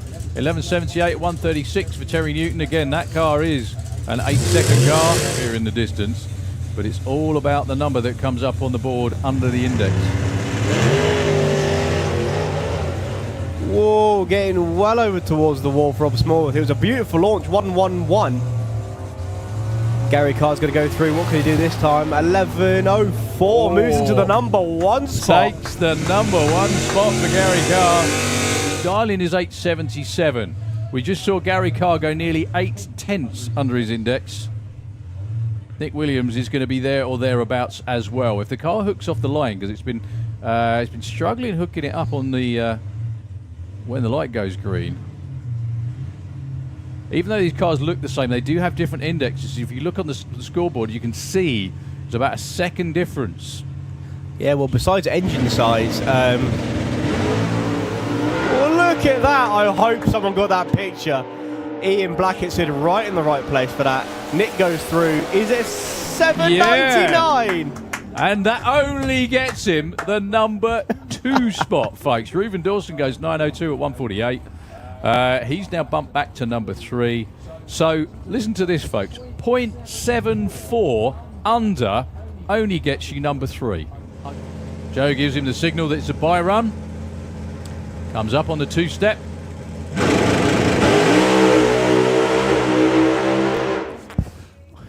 .960 foot. And then it just turned and he didn't lift until he hit the block. Do you know what? If he hadn't have doinked the block, he would have kept going. He definitely won the national finals last year. Yeah, all of a sudden just came out swinging. Fishtailing launch, but no issues. Going towards the centre line, reels it back perfectly. Lots of black smoke. Goes That at was like huge. 596. Look at that. First run of the year as well, folks. 596, 237 miles an hour. Tyre shake through 60 foot. Actually popped the passenger door open, right? What's so heartwarming about that is, for, like I said, for many years, Sean actually struggled with all kinds of things. Some amazing photographs of him literally blowing the front end off the car with nitrous explosions. To see that happen is just fantastic. So well done to the whole team. 9.9 to 60 foot, 262 to 330. Funnily enough, Wayne wasn't far behind and he hit it. 8th mile, 392, 190. Over the stripe, 596, 237.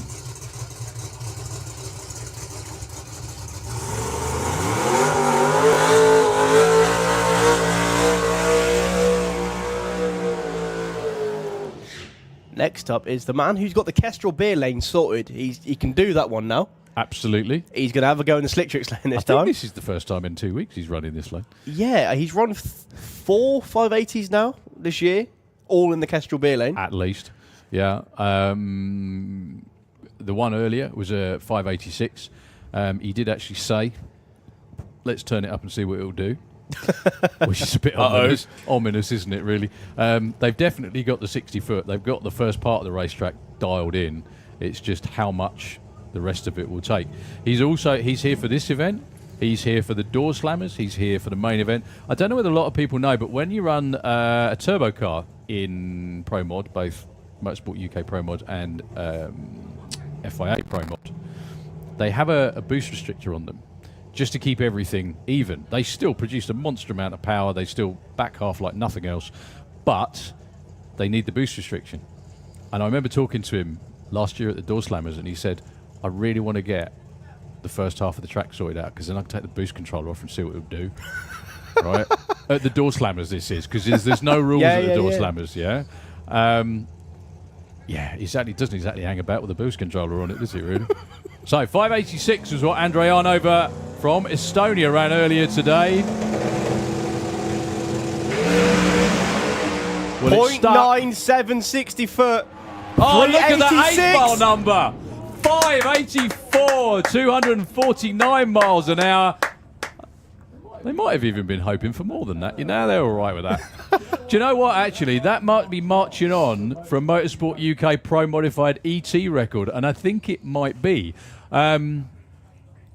At a national event, because they run Motorsport UK Pro Mod at the FIA events as well. So people have been quicker at the FIA events. But anyway, 584 for Andrei Arnova, 249 miles an hour. Quick numbers, 60 foot, 975, 100 slower. 330, 260, 8th mile, 386. When that 8th mile number came up, I thought that'll be a low, very low 580.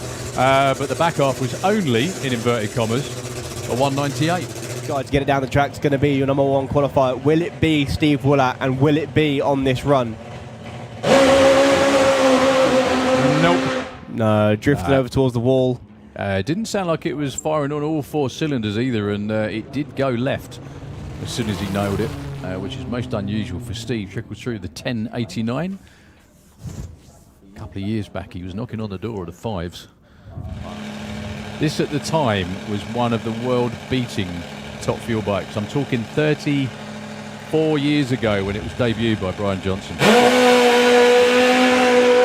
Much better over towards the wall. He had to roll off of it. Still a 160 foot. Yeah, that was pretty much what it ran last time. But it's strong. That's the most important thing. Sounds really crisp, really strong, and they look nice and happy with that again, which is the most important thing. To about 330 and spun the tyre. Let's see what he can do this time round. A new rider for this machine. He's been in Funny Bike for a number of years before. This is a 5-second fuel bike though, folks.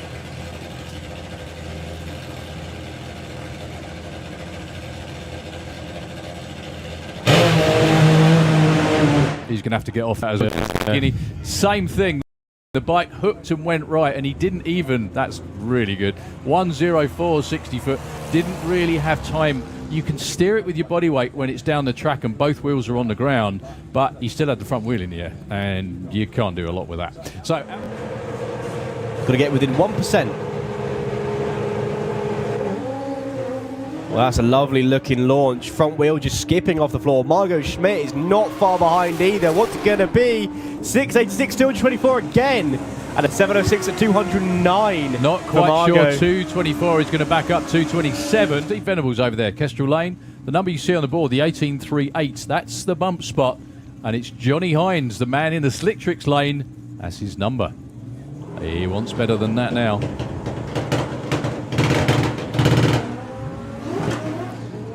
Wheel spin for Steve Venables, and again when he gets back on the power.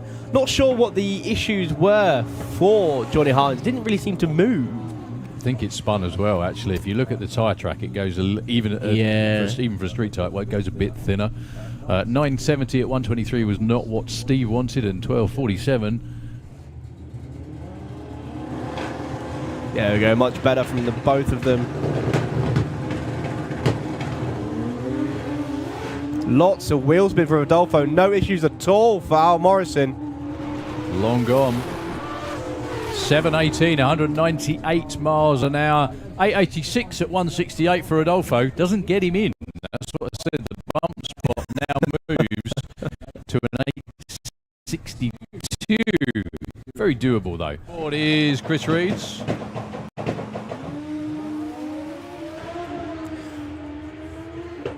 Not 118, 60 foot from Al Morrison. 693. 213 miles an hour. Street bike, which is always good to see. Look at that 60 for Jake. 119, but he's off the throttle before the finish line. Brad isn't. Wow, 57, 188 for Brad Head. Actually goes to the number 7 spot. That makes Boyce the bump again with a 781. But he's in for now. Personal best. So Wayne going to disappear off in the distance, lift about 1,000 foot and hope Colin doesn't come past him.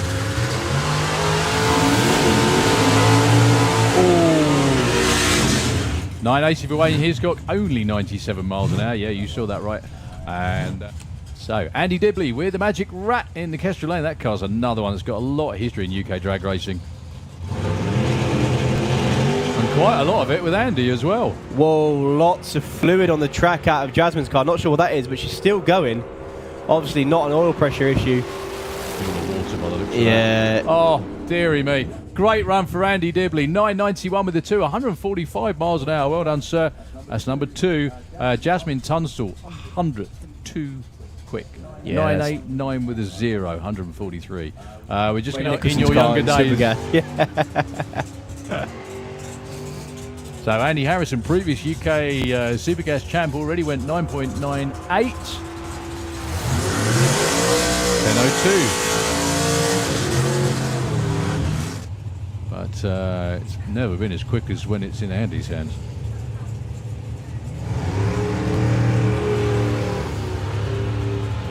See, Andy's consistently getting down the track now. Playing with the 60 feet. I think that's what they're doing. And now he's trying to race. Look at that. 10 flat, 991. Your mind is all to come at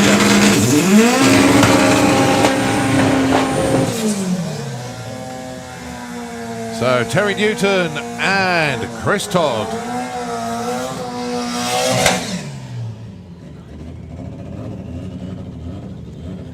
Yeah, checkout pass this morning for Terry Newton in the van. Only went through with an 11.78. He's going to want a lot more than that as the weekend progresses. Just quickly, Luke's been in touch. We actually got something right. Rob Carter does take the record as the quickest VW. Oh, wow. Yeah. Wow. Yeah. In competition. Yes. Yeah. So, Terry Newton and Chris Todd. Nice wheels up launch for Chris Todd, but didn't seem to go much further than that. Terry Newton's actually passed him. Yeah, 917, 159, cracking on towards the 8s again. He went all the way. He went all the way to Malta last year, the end of last year, and destroyed it. Exactly. What a trip. So, Ruben Dawson against, I tell you what, this is one for all you front-wheel drive fans watching in on the live stream. A big motored Chevy Copo Camaro in the Kestrel lane and a little teeny weeny Honda engine with a big turbo and front-wheel drive. Has he got the billet? Is the billet block in there? It is, yes. It is. Yeah, Wow. he's into the 8s. They both are, actually. They're fairly evenly matched in performance, actually. Ahmed got a lot of tyre spin off the start line, but then that thing, obviously, as you know, comes on like a train at the other end. So, Reuven Dawson with the newly minted in the 8s. Copo. Oh, what a launch. Here comes Ahmed. He's caught him already. He's actually going to pass him before the finish line. It's going to be an 8. Oh. 85, 173 miles an hour. And a 9 flat for Reuven. No improvement, but still another great run. That would have been his PB before yesterday, I think, wouldn't it? There, folks. There you go, folks. That's the graphic difference between big turbo front-wheel drive stuff and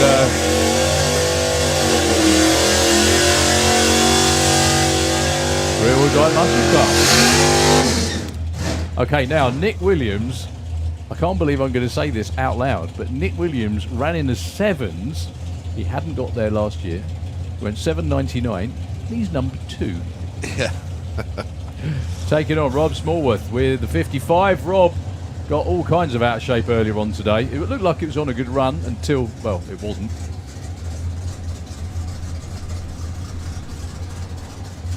So 8.77. He was 0.78 under his index, and it wasn't enough to take the number 1 spot. Yet. If Rob Smallworth goes 7/10 under, he'll be doing handstands, I think. Oh. That carried the front wheels to at least 100 foot. Oh, Rob's Rob. all over the shop. 7.90. He takes number 1. Oh. 7.99 for Rob Smallworth. 8.27 for Rob. Sorry, 1.23. Oh, yeah, sorry. That's okay. Had to back out of it. He was a couple of tenths in front of Nick at half track, ET wise, but the car was having a little bit of a wander. So 200ths of a second between Nick and Gary.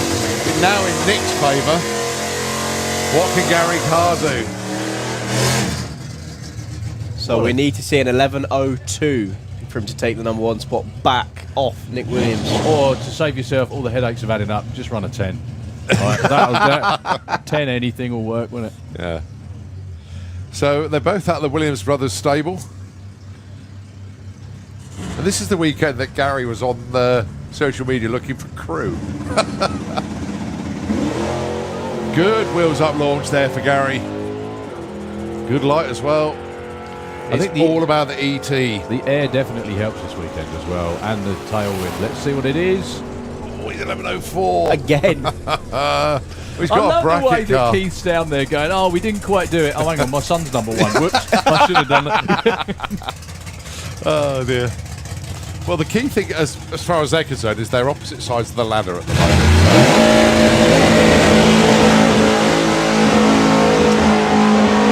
And going back to the Easter meeting, they were both in the final, so they are 1 and 2 in the points. Gonna and happen they're all 1 and 2 year, in isn't it? qualifying here. Yeah. I think that is. Poor old Dan's thinking, what have I got to do? He wasn't actually out in that round No, of, he skipped that qualifying. session.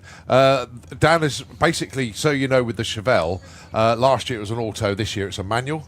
So they've had to put the extra pedal in and all the trickery that the Williams boys know. So basically, Dan is using this year as testing for that Chevelle to get it as low as possible with the view, maybe swapping some cars around next year. Like, why would they do that? Yeah. I mean, they never do that normally. No, do they? not at all. Motorsport UK Pride and Modified Q3, your number 2 qualifier at the moment with a stonking run earlier on today. Jean Delemont from France with the nitrous Camaro down here in the Kestrel lane. We do actually have 7 cars entered. Hang on, that's round 3, isn't it? So we've got no Wayne Nicholson. Still no John Webster. We haven't seen John yet. We haven't seen Andy Robinson. He's supposed to be in the other lane. Yeah.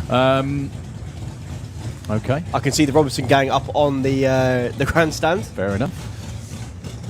Well, they've got a run in. They're in the show. So let's see what Jean can do.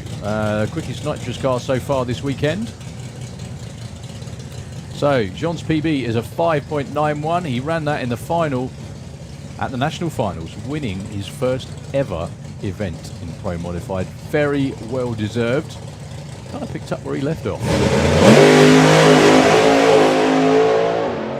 Goodness me, that went. That's gone.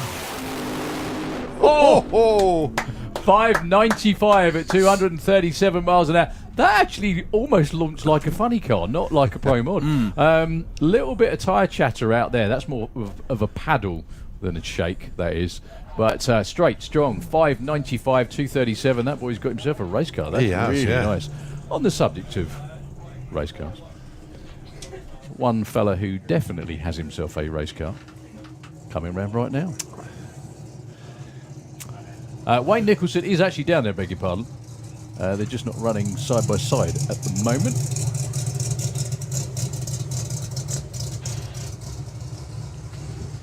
Yeah, we've only actually got 3 cars on the clocks at the moment because Wayne's doing the block.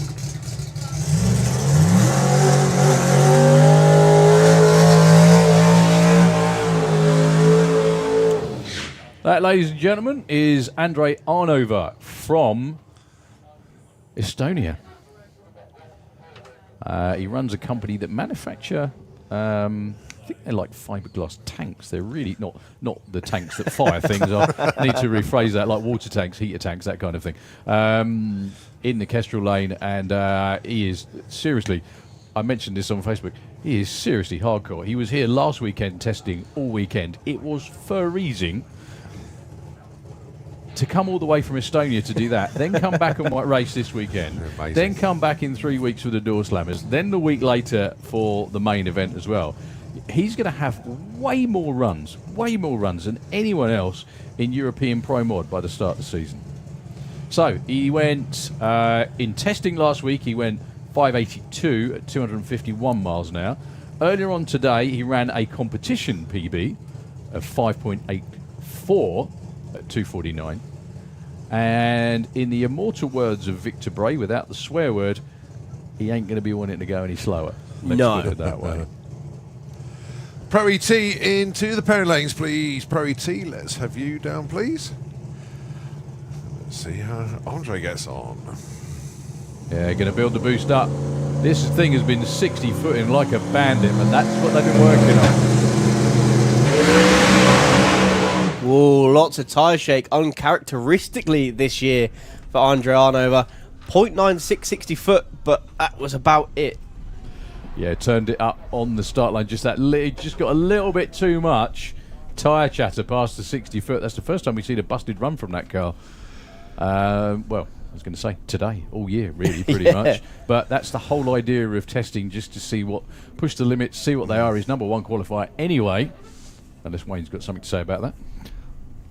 Well, Wayne's run earlier was stout. Just made a hard move towards the centre line. He didn't lift until he actually hit the block.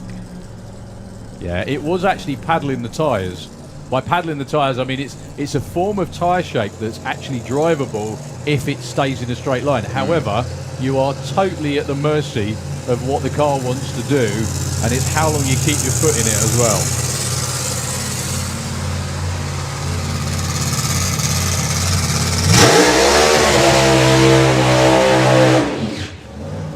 Now Wayne's going to come out there. Do you know what? I've done this, and I know that years and years ago, what's happened? Wayne didn't see the run.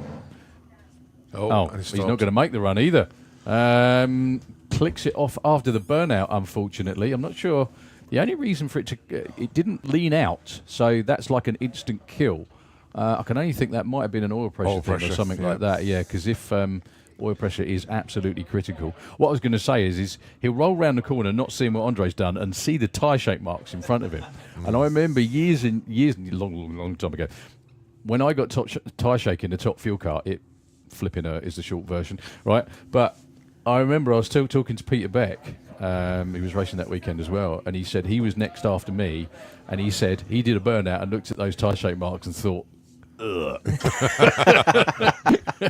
And I said, yeah, you should have tried being in it, Peter. It was great fun. Yeah, knocked my tooth out. Anyway. Well, that's a shame for Wayne. That run earlier was definitely where they wanted to be, apart from the tyre paddle and the block dinking. But there we go. So we also have John Webb. John Webster's definitely here. He was even here yesterday, so I can only think they've had trouble today. Andy Robinson was setting off from home today roughly about lunchtime, so I presume, again, the Robinsons are here and set up somewhere. So, yeah, they'll be in action tomorrow.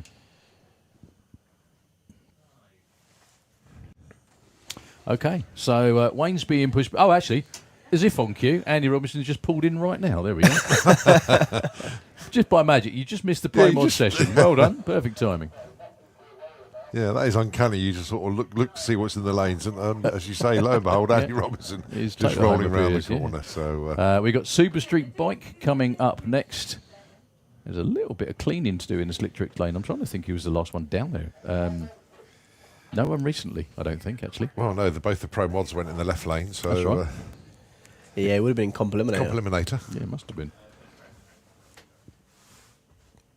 That is actually being cleaned as well. Rob Smallworth then.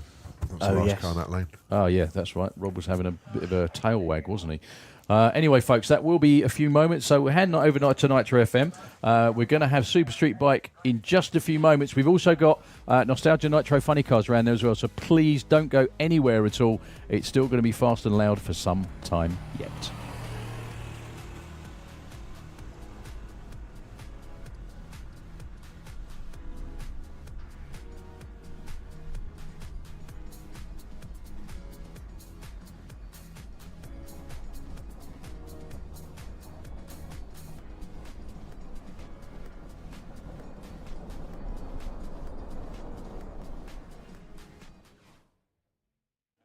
How many people are giving silly names to?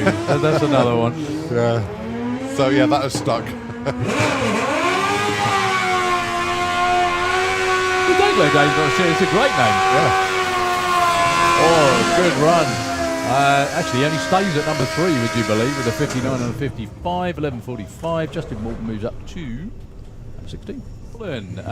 Moved up, as quite a few of these guys and girls have, from junior drag bike, funnily enough, in the Kestrel lane, 9.53. And Liam Holgate, again, perfect example. Liam is a graduate at the junior drag racing, junior drag bike school of drag racing.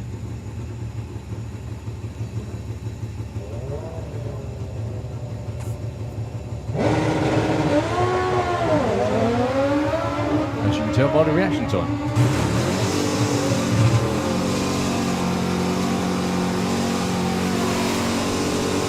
10.02, 9.61 for Grace, that'll help. Number 10, so same sort of thing we were just seeing in all the sportsman classes, 800ths off number 10.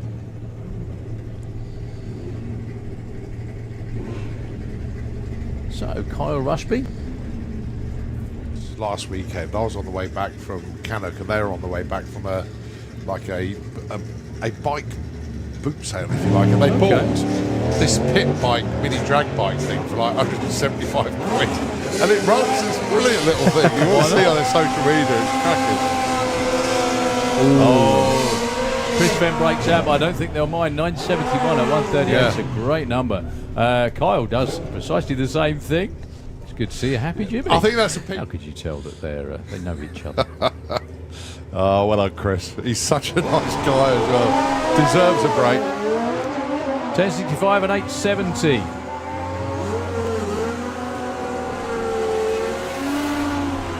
$8.84, no improvement. 10.55, too quick for Cole Hester.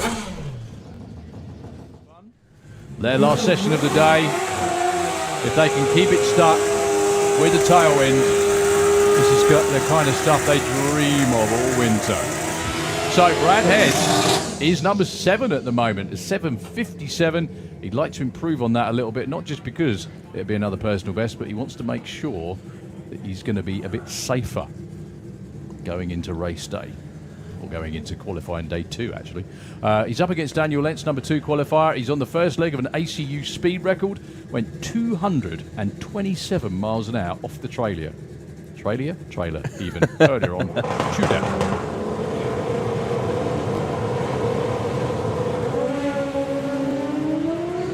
Lovely launch from Brad and a lovely launch from Danny. Look at Danny go. Oh, he's in the 6s! Ladies and gentlemen, a new speed record, and it's 230 miles an hour for Daniel Lentz. What a run! 668, 230. Now we've got to check whether the 227 actually will back up the 230, or the 230 backs up the 227. I think he's gone too fast to back. He's gone too fast. But anyway, it's 1%, so you got 2 mile an hour essentially. That. Brad Head running really, really well too. He rolled off the throttle at the top end, went 7. Probably thought he left the handbrake on. 770, 165 miles an hour. But Daniel Lentz to number 1 with his first 6.6 in a long while. Well, these two just saw that happen. Margot Smith, Danny's teammate actually. She's already run a 7.06 over 200 miles an hour against Rodolfo Maduro. Both of these two from the Netherlands. Rodolfo isn't in at the moment. And he's still not going to be in at the end of today. Bike stalls on the start line, unfortunately. That won't be a quicker run for Margot. Not bad. Not better. 764, 196 miles an hour.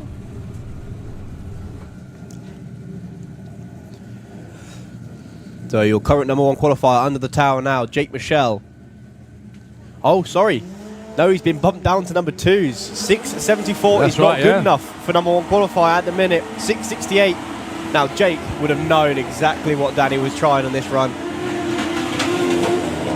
Well, Dake's already run a 66 this year. That's Jake Michelle in the 6 tricks lane. He's safely in. He's taking on Alan Morrison of the Morrison Racing Clan. Alan is number 5 with a 7.18. Huge run from him earlier on. I think he's pretty safe at the moment. We just have to see how everything shakes out. So, can Jake Michelle go quicker than 668 with a 7? He's got to go some to go faster than 230 miles an hour. That's insane. That's not bad, is it? Wow. That's what you call not hanging about, that is. No. Yeah. So here we go then. No, Jake won't improve. Spun the tyre. Great looking run for Alan Morrison though. Will he improve on a 7.18? The answer is not quite. 7.19. Jake still goes 7.26 at 2.14. 7.19 at 1.73. I think Alan Morrison was off that before the finish line, actually. That really should have been quicker than that. Okay, the one and only Steve Venables against the one and only voice. Steve in the slick tricks lane.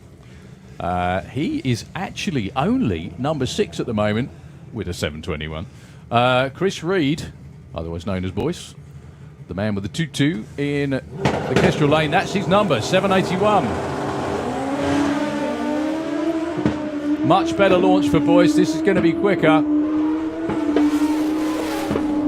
7.31 and 7.41 at 2.02 for Chris Reed. That could be one of his quickest and fastest runs ever, judging by Stace doing, I would say, the dad dance. Yeah, I mean, he has been 7.40.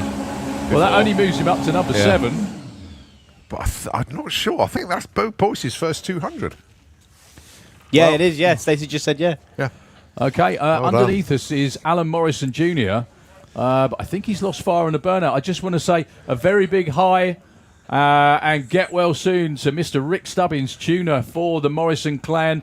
I was looking forward to seeing what Al Jr. could do that time round, because he's got everything in the tank to be racing for number 1. But get well, Rick. The whole family send you their love, and hopefully you'll be here with us this weekend, mate. So get well soon. And, yeah, shame you're not here. So unfortunately that was Al Morrison Jr. sadly not putting in a run. So the Imperial Wizard then, Phil Crossley.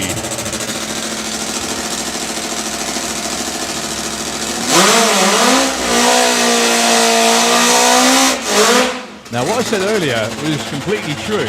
We have more Top Fuel bikes than we do riders at the moment because Phil's got his own Top Fuel bike.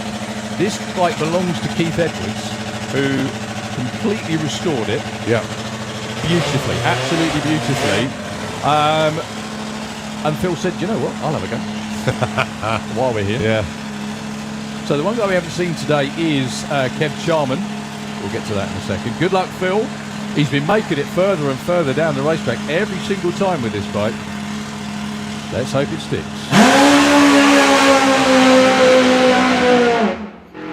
Just has to roll out the throttle because he was heading for the centre line. But again, nice and strong. 837, 109 miles an hour, 1.15 to the 60, 468, poodling along at 133. And I think that was the only Top Fuel bike for that session, actually. We have seen Jerry Lukes, we have seen Steve Woollett as well.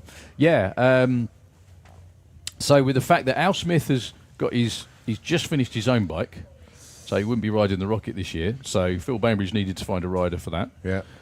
We've got Keith's bike out there, didn't have a rider for. Phil Crossley put his hand up to ride that. You know it works anyway. Yeah. But also, Kev Charman and Liz with their brand new machine. I don't know whether they are actually here. I know the bike was being finished off over the Easter weekend, and he is entered this weekend. He's on the run chart, so I don't know whether he's actually made scrutineering. So Kev and Liz and the whole team, I hope it all comes together sometime over this weekend for you. Kev's a very accomplished bike rider. He's ridden a Top Fuel bike before, just not on this machine, which is brand spanking new. So we've got Nitro Funny Cars one more time. Andy Raw with the Nitro Bug. Did you see Andy's run earlier today? Did, yes. Yeah, nice big brick attached to his right foot this time.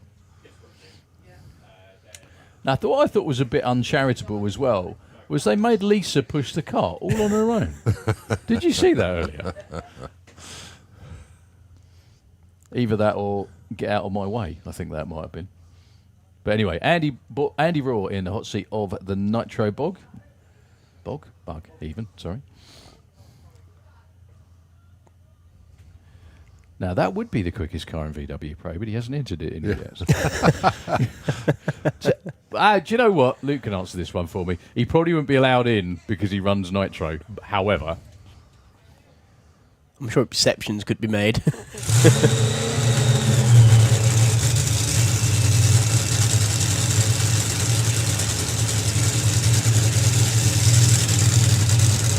oh, Lisa's got some help this time. Very gentlemanly.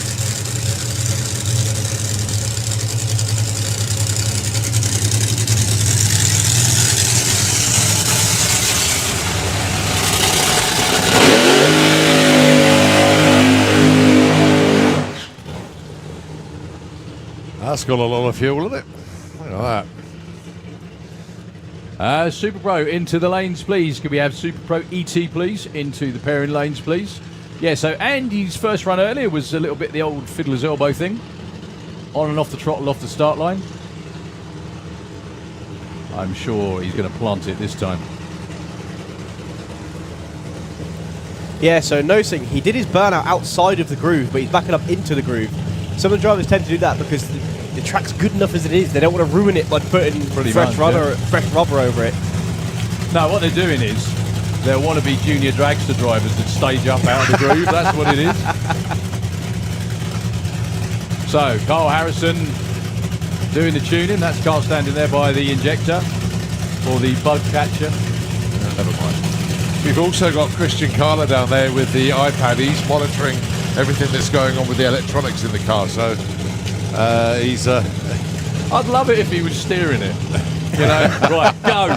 That, you know. Yeah. Nah. That would be the ultimate iPad game. Oh, yes. Wouldn't it? Here we go. Big old tyre shake around about 60 foot. That was a stonking launch. 102 to 60 foot. That's about where they want to be, but then tyre shake set in And the car turned to the right. Andy wisely backed out of it. Still runs 12 seconds, even though he's only on the throttle for less than one of them. Just to explain, folks, I'm sure most of you have been here before, but what tyre shake is believe it or not, they need a little bit of wheel slip, because those big, chunky Goodyears, because they're so soft, when they hook, they actually fold up at the front. And that means that there's a big lump at the front of it. And if the tyres don't spin to release that energy, effectively, they run over that bump. And when they run over that bump, it causes what you can see there in the slick tricks lane, which is tyre shake. But an excellent launch for Andy Raw. That was a 102 to 60 foot, Carl. That's not bad. That'll work. He'll take that. Yeah, he's got a headache, but it's still 102 to 60 foot. Yeah, good-looking launch. We've also got Tony Betts. I'm not sure whether Tim Garlick's round to I run didn't again. see Tim down there, actually. So, yeah, it is only the Venom Nostalgia Funny car in the lanes for us for this session. Put your hands together, please, for the Nitro Bug team. Trying as hard as they can to get down at the racetrack. They're currently qualified number 2, actually, believe it or not. Because Tony's run wasn't in session, was it? It was a cracking run. It was a great run. He made good use of his lane, let's put it that way. Well, he's paid for it. He wants value out of it. That's Is right, that right? The only thing he didn't try was the other lane, pretty much. Yeah, it was hopping around all over the place. So, Tim Garlick, unsurprisingly, with the quickest run ever with a Nitro Nostalgia Funny car in Europe. 594 is your number 1 qualifier. Tony Betts with Venom, just about ready to go. They've just got to get Andy Raw round the corner at the top end. He did actually pull the chutes, which meant... that might have been actually the auto system doing that for him. Yeah. He's going around the corner now, so Tony Betts is not far away at all. It's like the ultimate eye test, this, isn't it? Something like that. Can you see a Nitro Funny car from 3/4 of a mile away? Apparently so. Yeah, quite easily.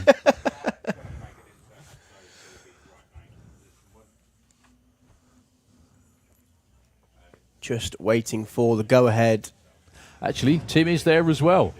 So this could well be side by side. I think it might be, actually. Tim Garlick, he always does this. He hides right out the way, like literally miles away. And the first indication that you have that he's coming round is you see the tow car. So the rattling roar you can hear is Venom and Apache. They were duking it out all summer last year. We do have 2 other cars entered this weekend as well. We haven't seen Paul Harris today. Nope. And we haven't seen Wendy Baker either, yet. What's that tow car? I don't know. Your eyes are better than mine, mate. But you're right. That is a tow car. You never know. Might happen this time. So Tony Betts coming round the corner. The body is not dropped yet for Apache, so not too sure if they fired up. Oh, Slow they'll be coming here. round the I corner. bet you.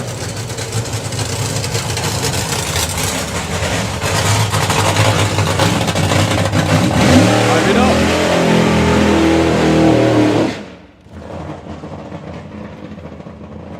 So Tony Betts will be out there on his own.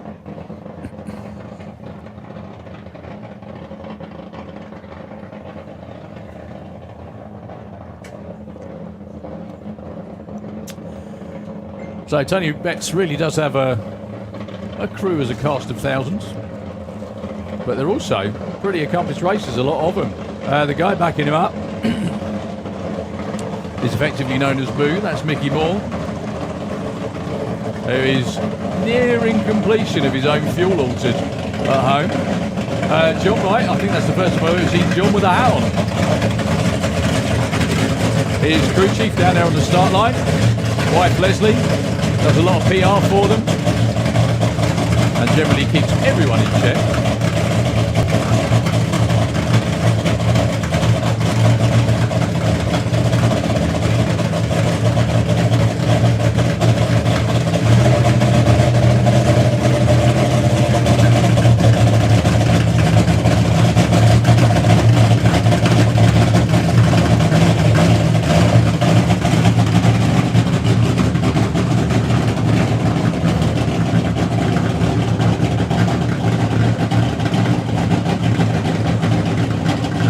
So Tony Betts on an official qualifying run. He ran it all the way through earlier on today, so nothing to think he won't do it this time.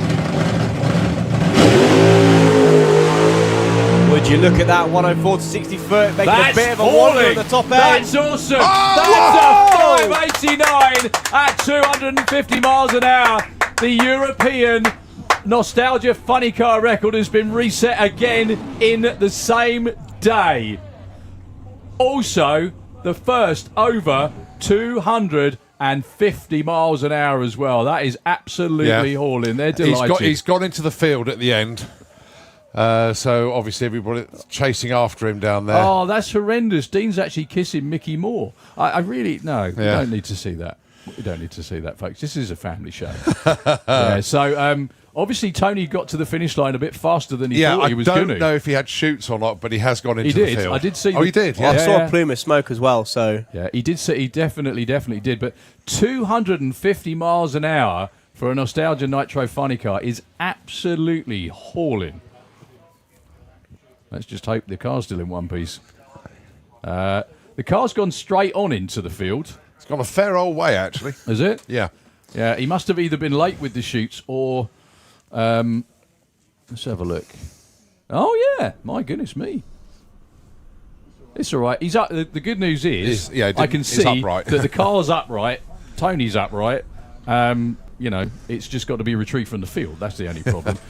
But there we go. When you run the fastest run, that's the fastest Tony's ever been as well. Yeah. The numbers, folks, 104 to 60 foot, 266 to 330. I knew it was going to be good because I glanced at the 8th mile number, which was 393 at 196 miles an hour, and then out the back door to 589 at 250 miles an hour. Well, outstanding. Yeah, absolutely that. So, yeah, the car's upright. He's absolutely fine. Getting a thumbs up from the team to go and get him.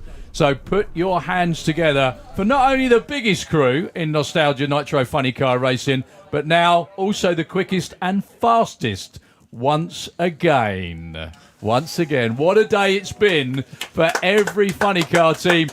Outstanding. Raise the roof, please. Also, massive well done.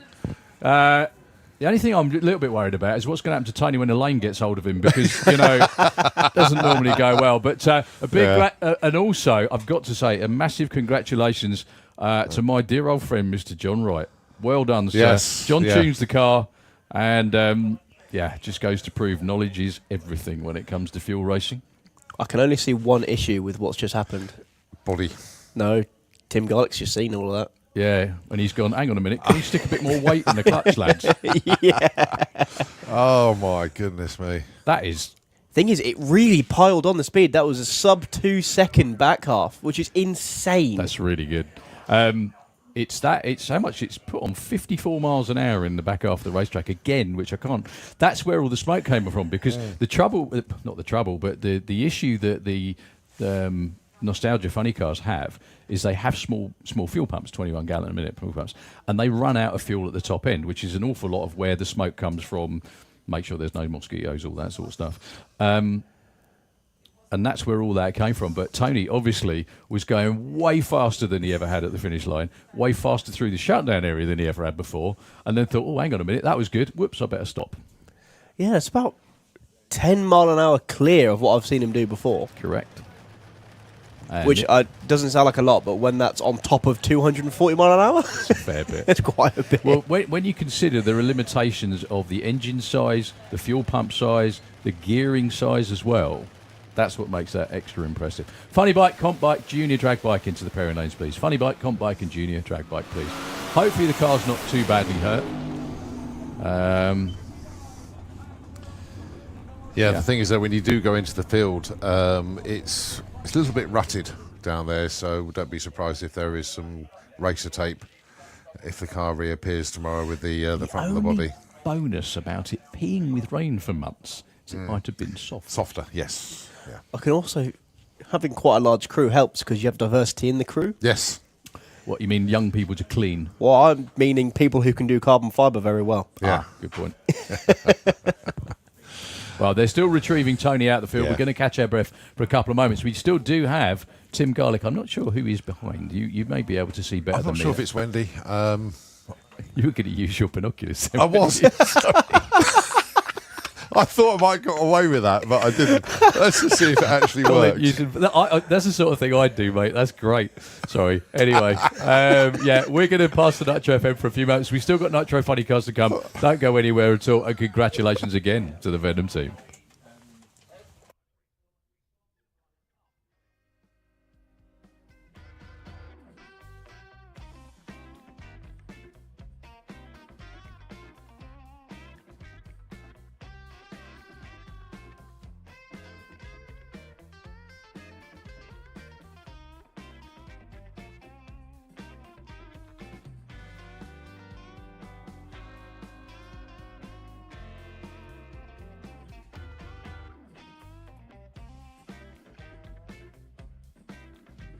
Honey, baby, meet me just one last time. Honey, baby, talk to me one last time. It's hard leaving you this way, but the train's about to roll into the bay. Such a good time having you by my side. It was such good times, baby, with you by my side. When my work is done, we go back to having fun. Honey, baby, I've been on the road for so long. Honey, baby, I'm begging you, please don't get me wrong. It's you I'm in love with. You got to know it ain't no me.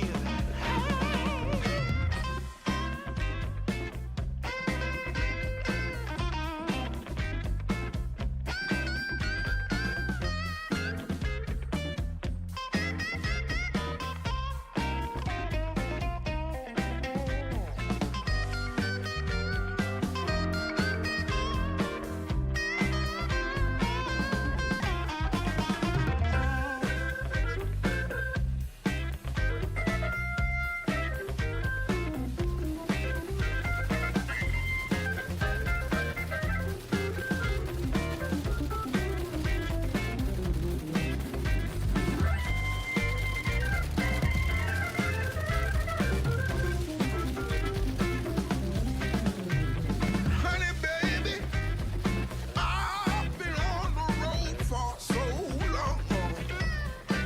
Now, honey, baby, I'm begging you, please, don't get me wrong.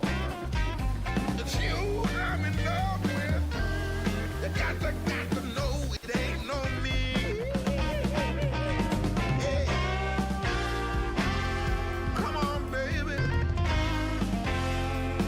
Please.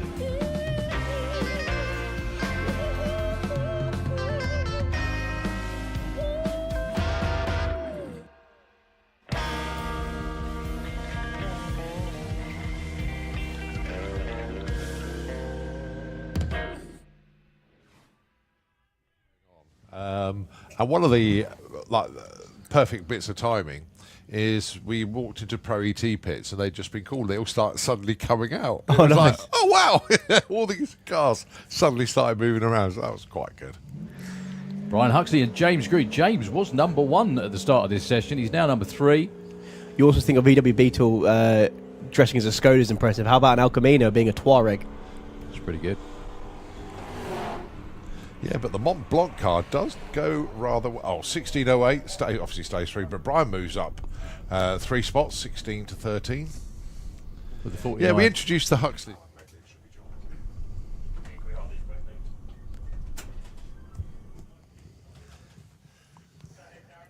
There we go, just fixing the timing. Otherwise, although Jill might be quite happy, she would be number 1 qualifier. Yeah, but she would also have been called out. Oh yeah. Yeah. So Jill Medley, they've got the same number apart from 1. which was what the problem was. But that's fine. So it's now Jill. Now, her husband went from 28 to 1. Can Jill go from 27? This would be incredible if she can. Oh, She had a good here's go. a move. Yeah, she has improved actually quite a bit. Up to number 14. Indard stays number 4 though. Junior Dragster, please, into the pairing lane. That'll be the start of Q3. Junior Dragster. 0.5 dialing. Yeah. That's Yeah. got to be it, yeah. In the Slick Tricks lane, taking on the website on wheels, Chris Wynn. With the veto.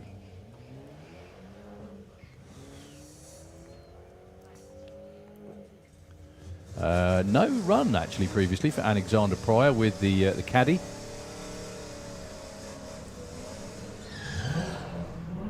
$15.48 for Chris Wynn. I don't think that's going to improve him, actually. Alexander Pryor goes, actually, no, he gets bumped back. Alexander went 20.69 on a 20.50. Didn't win the final, but left with the points lead because he qualified well. He did well, yeah. Compared to Gary Lake, who won the event but had a nightmare in qualifying. So, yeah, Richard Palmer was the points leader coming to this event, having not won the previous event. Well, he's not actually qualified, and he's going to not do yet. really well to get up there in this field at the moment. Troy Attree, currently number 24. Is that going to help? The answer is, we don't know. Yes, it does. Richard Palmer actually goes into 26 with a 14.09. Troy, Mr. Attree moves up to, I think that was 14, wasn't it? I saw, yep, West Coast. He won a really high dollar race out on the West Coast. This was in the 60s. And with the money that he won, he used to buy his first aircraft. Oh, wow. And that was how it started. Wow. And now he has, I can't remember how many there are, but he's actually part of like DHL's network and everything else as well. It's massive. 13.25 goes 13.13, too quick. And Felicity goes 17.26. No help, actually, even though that was a very good run. 14.00, pretty much what she always dials anyway, with the family BM. So would she now need arm restraints? Stop it. Probably. I don't know. Yeah, good point. I don't know that whether that kicks in at a certain elapsed time, though. That's the Oh, only maybe, thing. yeah. It might be an elapsed time thing, too. Interesting choice to run with the roof The down. roof down for once, yeah, exactly.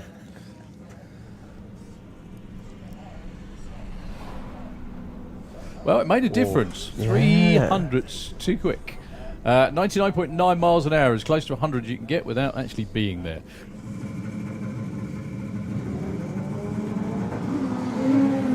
Much better launch from Pete Slater. Yeah, he went 18 something earlier on. Wow, that's a lot more like it. 8.60 up to number 5. And breakout. Big speed as well. 100 to 850s, which it doesn't, it can run, if it doesn't spin the tyre, it can run, but does need a little bit of help from the weather. Oh, dearie me, Mick Wynyard with a 7. 96, 182 miles an hour.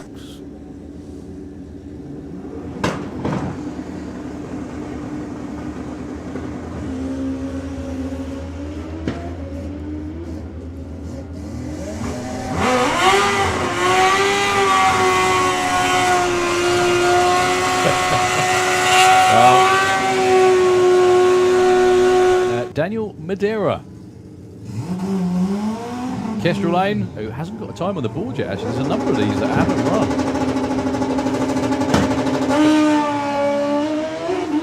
Oh, 1 light from Daniel then. That's a cracking job. What a bike, that's really good. Jane Rose sitting up, but it wasn't enough. Daniel Madeira, meanwhile, goes to not qualify to number 1. 8.517, 154 miles an hour.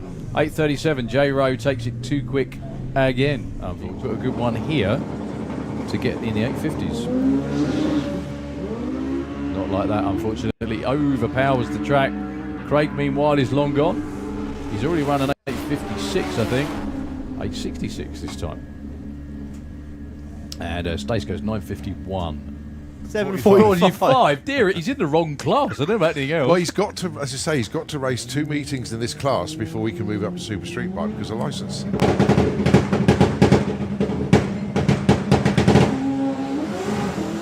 Oh, backhand loose. Well, this might be closer to 850. Maybe not. 8:14 at 179 miles an hour.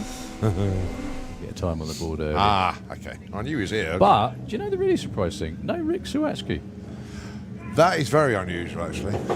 Well, the fact that he's been racing that bike for... Didn't somebody work out that he'd put in more runs than anyone? Anybody else, yeah. Yeah. Definitely. It's in the thousands. Well, Oh, Josh Dave Hall's is off okay, the but throttle. Josh has got an issue. Oh, wow, look at that. Oh, well done. 9.50 with the 4.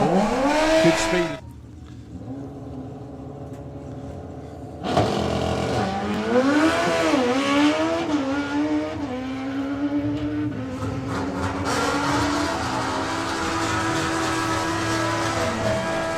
Oh, so close. He did that really well as well. Just you could see his arm on the board up there. 10:36 for Pete Harrison. And Harrison Brown is a 10:95. That's not Harrison Brown.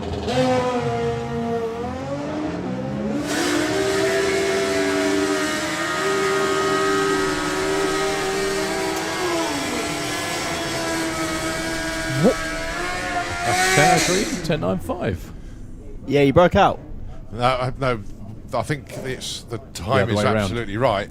It's just that I got him to switch the lanes because the lanes were wrong way round. Okay. But the ETs need to switch, so I think that was bang on.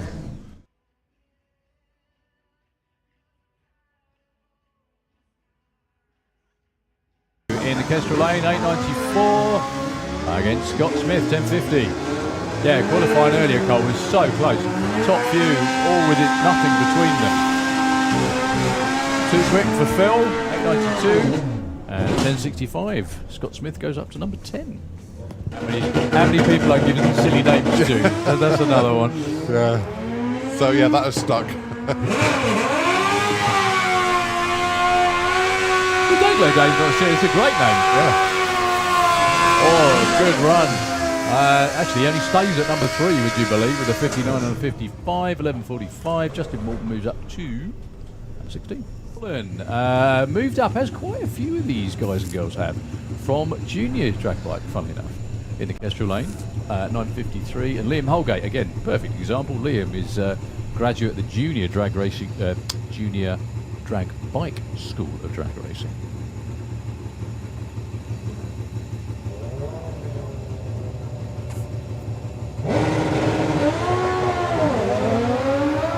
As you can tell by the reaction time.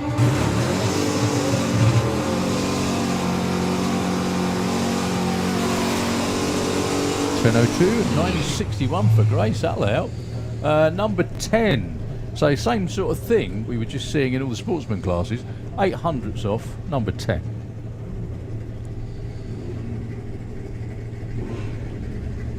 So Kyle Rushby. Last weekend, I was on the way back from Cannock, and they were on the way back from a bike boot sale, if you like, and they bought this pit bike, mini drag bike thing for like 175 quid, and it runs. It's a brilliant little thing. You want to see on their social media. It's cracking. Oh, Chris Fenn breaks out, but I don't think they'll mind. 971 at 138. Yeah. It's a great number. Kyle does precisely the same thing. It's good to see you happy, Jimmy. I think that's a How could you tell that they know each other? Oh, well done, Chris. He's such a nice guy as well. Deserves a break. 1065 and 870.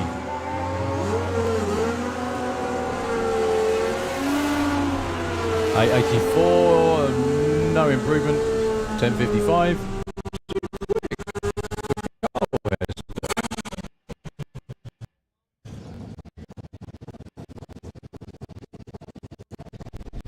So Nick Playden, who's currently number 6. And Lee Baxter. Again, there's absolutely nothing in it at the top of ET Bike. Quite honestly, if you paired up the top 12, it would be down to reaction time who won. Lee Baxter's shaking his head before he gets to the Christmas tree.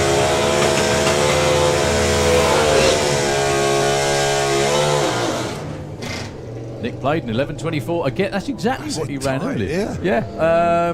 Stays put. Scott Collier, your number one he's qualifier. number one again. Yeah. Oh, good lad. He was right on the money. He's in the Kestrel lane. It's Robbie Dobby with the Super Penguin.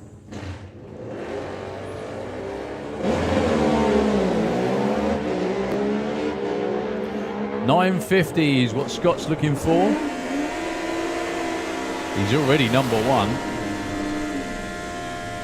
Oh, $9.51. 2 runs within a few thou of each other. Both of them good enough to be number one, quite honestly. And 9.80 on the other side of the track. So there's still room at the top, but there ain't a lot of it. And another superb human being born on April the 10th, Leo Lester. Sorry, we're having a bit of a thing about April 10th at the moment because all good people are born on that day. Apart from the ones that are born on that March the 25th, because we Yeah, that's outnumber right, you, yeah. seriously. There's a lot of us. Oh dear. So 10.85 goes. 10.66. Good old breakout that. Oh, only by 200ths. The first one was a checkout run. He's now going to try and nail it and see what he can do. He did mention the word nitrous, but I didn't see any purge, so we'll see. He might try to find he likes it so much that'll be that, really.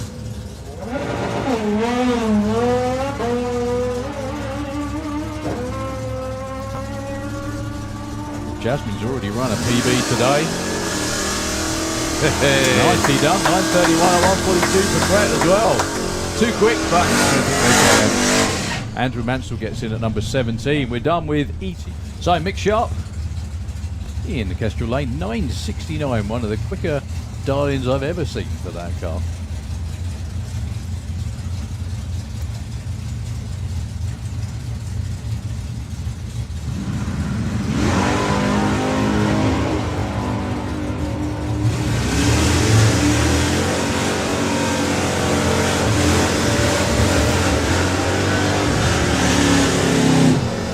Wow, 71 on a 69. He stays He's still number only number 7. Wow.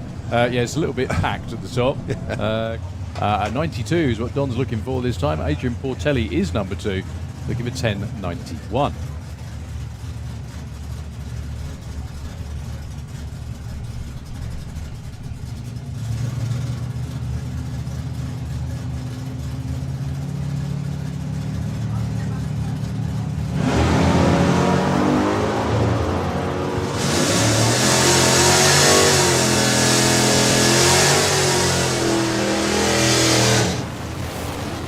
$9.99 for Don, 10.91. Perfect ET, Adrian Portelli. Right, Matthew Dowdy. You know, Matthew had a little fluid leak earlier on. It was a washer jet hose had come off. That's all it was. This looks simple. Yeah, very simple indeed. 11.20 on 11.07, 6 to number 4. Well done, Matthew. I don't know who that is in the pits, but they've been doing that all day. That's the Speed Ghost. Well, and actually, that's roughly where they are. It won't be good. So unless I just said what I said, no one would ever knew it happened. I was walking up to take photographs, and they were all racing down the return road.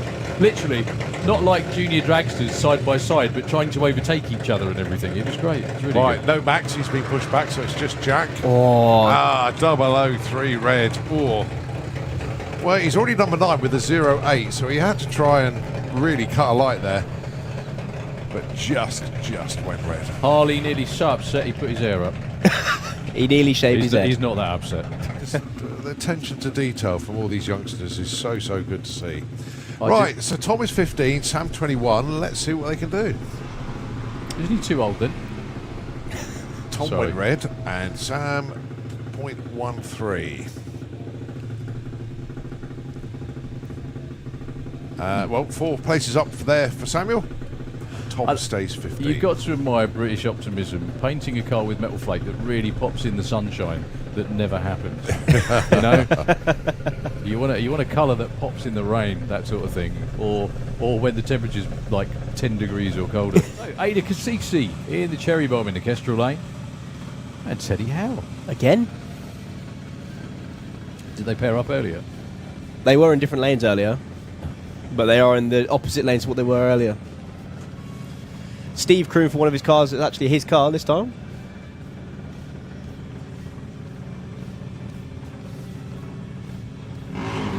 That was good. Very good. Well, Teddy is already number 4. He's just moved up to number 3. Well done, Teddy. So you can see how small of a margin we're working with here.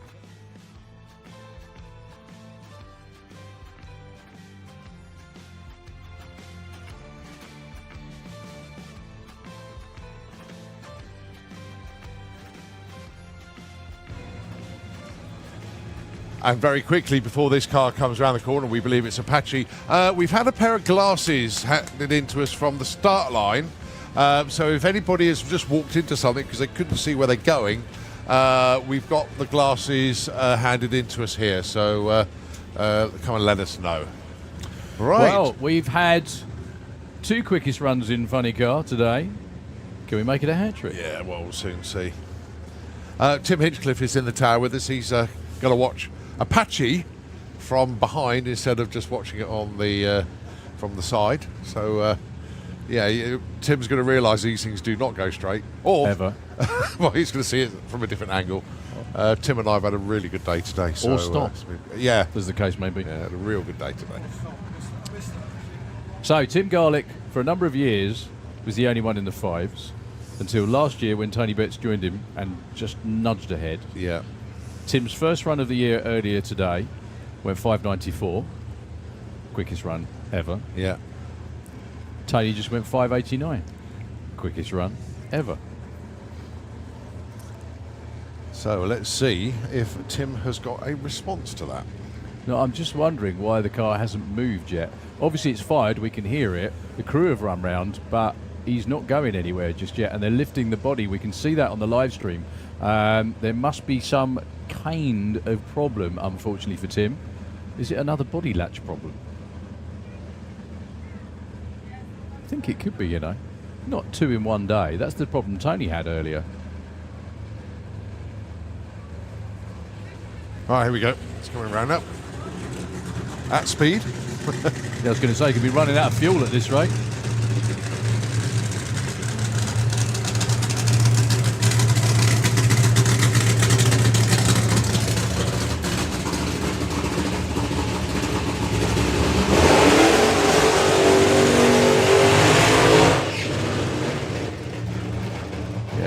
A quick, easy burnout for Apache.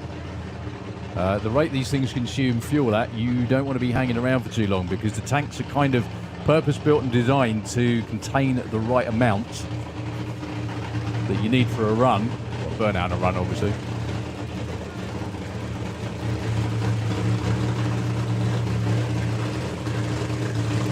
But anyway, I'm sure Tim's had the news that his European best has just gone out the window. I must stress as well, it's not an official record until it's backed up within 1%. So currently, both Tony and Tim have the first leg of a European record, but they haven't backed it up yet.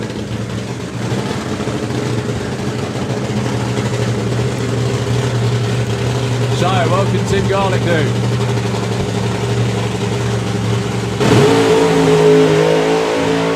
Right, 104 to 60, straight down Broadway. That won't be quicker. No, it was running out of puff at the top end. Unfortunately, still 2 great strong runs. 6:05 at 2:23. He was off that before the finish line. 104 to 60. But when he got to the 8th mile in 3:98, Tony was about 500ths quicker than that. Yeah. And you could actually see smoke trailing from the top through the last half of the racetrack. Yeah, Tim's car was running for a long old time round in the pairing lanes. They actually had to lift the body up again. I don't know if you saw that. Yeah, we clocked that.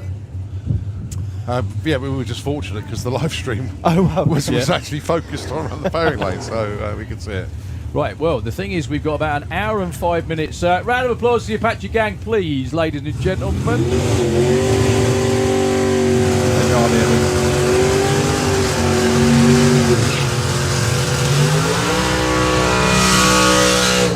So an hour and 5 minutes till curfew of 8 o'clock this evening. We've still got a bunch of stuff to run. We'll try and get through as much as we possibly can, obviously. Pro ET qualifying session number 3.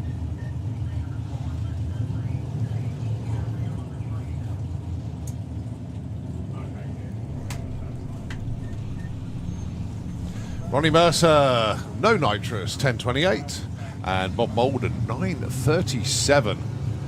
Real stout number for Bob if he can hit it. 001 off the line for Bob Molden. Just missing out on the perfect reaction time. Goes 9:39 up to number 8. Ronnie Mercer though, 29 on the 28. 19 up to number 3. Well, two very happy camps indeed there. 13-8, but even better, 19-3. Mr. Qualifying himself, Dave Rudd, with the Banzai Cobra. Up against Laura Bainton. So Laura dialing in 10.30, Dave Rudd 9.61. Laura number 29, Dave currently 9.61.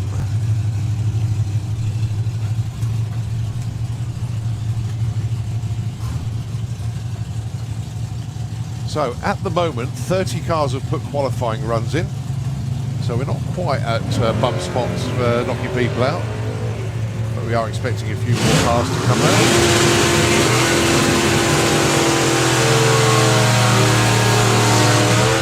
Stroke. Massive breakout. 9.49 for Dave Rudd. Yeah, big adjustment coming up on that one.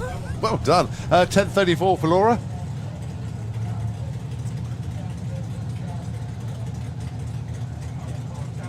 Right, Warren Watts with the 9 flat dial-in on the Camaro. Going alongside Johnny McClure. Now, Johnny hasn't put a run in yet No, today, he hasn't. so this will add another one to the roster. The Thunderstruck Willis 33. Brilliant car, this one. Been around a little while, but Johnny is now the proud owner and driver of it. He was making some runs yesterday in testing. I don't know if he was licensing yesterday. He appeared to be doing some familiarisation runs at could least. be. He ran the car last year at the Hot Rod Drags. Oh, look at them both 00 off the line. Okay, reds, but my goodness me. So Warren looking for a 9 flat, gets a 9.15. Johnny 10.21 gets a 10.56. But for them. Oh, so close to a perfect line. Both of them 00. 005 for Warren, 009 for Johnny. So I've also figured out who that tow vehicle was for. Susan McClure. I thought, yeah, I did guess that actually. So, yep, we were right on that one. 11.90 dial in then for Susie with the Eye Candy Dragster.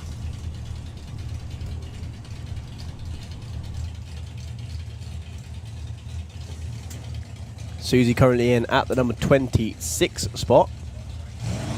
Looking for an 11.90.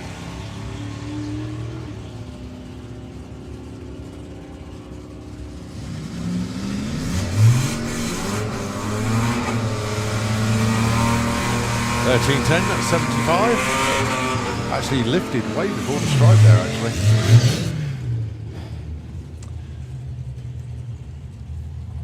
So Lee Morris with the green with envy. Jaguar E-Type slipped back to number 5 now. My goodness me. He was number 1 earlier. Going alongside Bill Wilson with the Graffiti Racing Ford F100. Dialing for him 11.90. What a great vehicle to go racing with. Both of them are actually, funny enough, but the particularly partial to the pickup.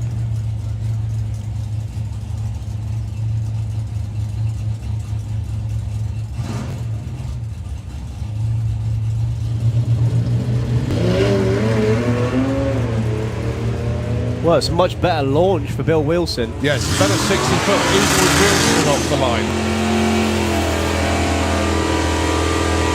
10:01, look at Lee Morris.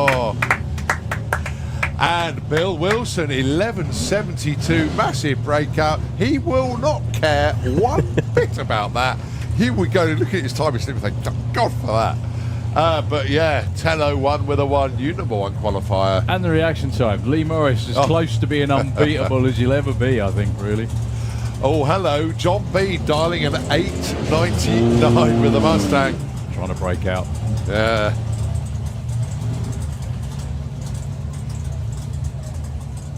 Yeah, John's actually having new wheelie bars made for the Mustang a little bit longer. They're quite short on that one at the So moment. what's the plan with the other car? Have you any idea? Have fun. Okay. Okay. Purely that. That works. The other Mustang will go mid to low 7s. Whoa!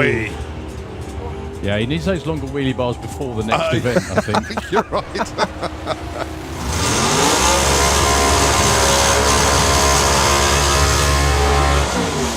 No improvement. Andrew Brook actually moves up with a 942 on a 25. Another 22. But John Bean spent a long time with the car bouncing around in the front end. It looks spectacular, but bracket racers don't, They don't want that. it's fun, but they don't want it all the time quite like that because it tends to be, it just makes it inconsistent, doesn't it? That's the thing that they don't, that's the thing word is, though, they John hate. will get back to the pit still grinning like Oh, a Cheshire cat going, why oh, that wouldn't was he? fun, wasn't it? Has that got nitrous on it? Is that why it does it? Oh, Is yeah, that the yeah, difference? full on. Right, Stevie Gates, Mason Griffiths. Now, Stevie broke out by just that much earlier on. Let's see if he can hit that 8:52 this time round, going alongside Mason looking for 11:59. This would be about a 49 then. That moves him up to number 5. And Mason goes a little bit too quick there. I say a little bit, nearly a 10th too quick. Breaks out, no help. Well, that's been coming all day from Stevie Gates, Yeah. that has, isn't it? He's just missed every time, just on the wrong side. Yeah, no, well done, Stevie. Up to number 5. So, Nick Mugridge, Darren Law. Speaking to Nick in the power lanes, he said his weather station says he should either run a high 98 or a low 99. Right. And he wasn't sure which one to choose. So I told him, well, if you run a high 98, you're not going to improve, are you? So you might as well just try and hit the 99 again. That's what he's gone for. So Darren Law, ever quicker, 865 dialing now. So what you're saying in roundabout terms is to be a 996. Yeah? Oh yeah, PB. Darren Law well into the 8s. Look at that, 865 now. 880 and 1006. 132. So weather station was wrong, you were wrong, I was wrong. He was wrong. Great stuff. Nitrous Purge from Jack McClure in Goldilocks now. Ooh.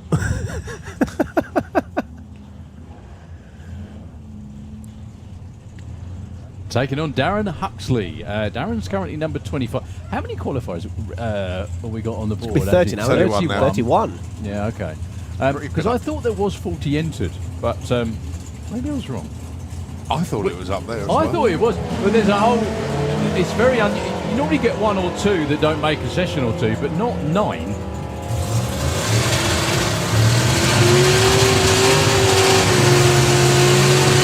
Breakout and nowhere near, unfortunately. Jack McClure moves up 1 spot to 29. That was a big breakout by Darren Huxley. Obviously, it hooked and went that time. Okay, we have Brett Featherstone, previous champion in Pro ET, taking on Dave Fulton with the Roadster, 9.20 this time around for Dave. He's qualified number 22. You checking the entry list? Yeah. Yeah, I really didn't think I was making it up.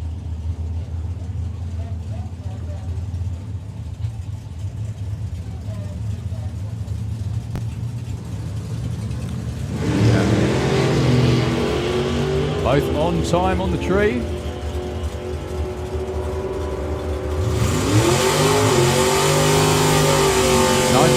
Nice move today. Up to number 13. 960 for Brett. No improvement, stage 7. Go on, Colin. Right, no James Walden with the Fiesta, I think. Oh no, he's got the Sierra.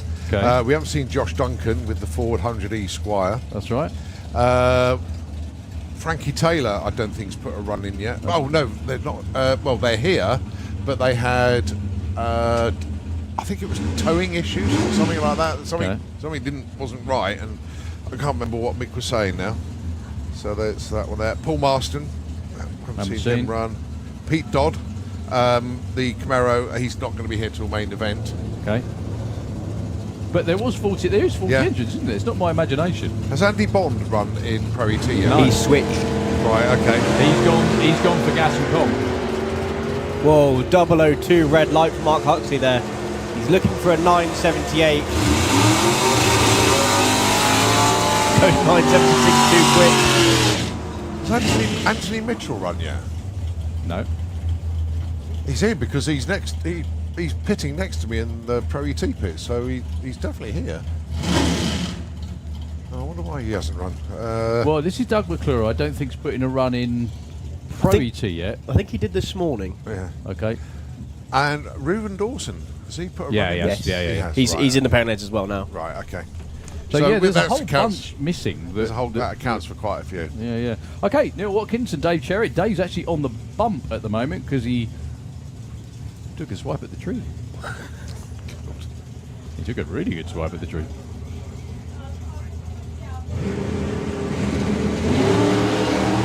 That's a lot more like it, dead straight.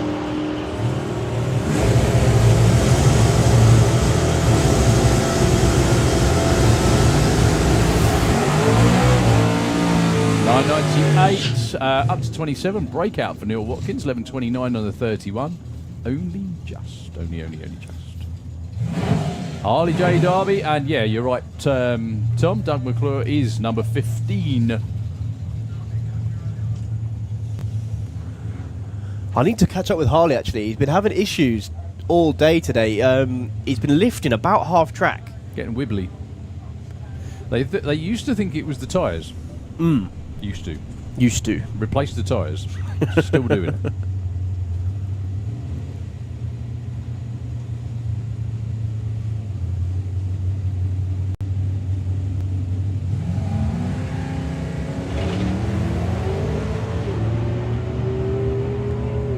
Well, that's much more like it. Straight down Broadway. He's got 887 on the board. What's he going to run? 891 and 1140. And that only gets him number 18. Look at that. 1140 for Dougie McClure. Just misses the number.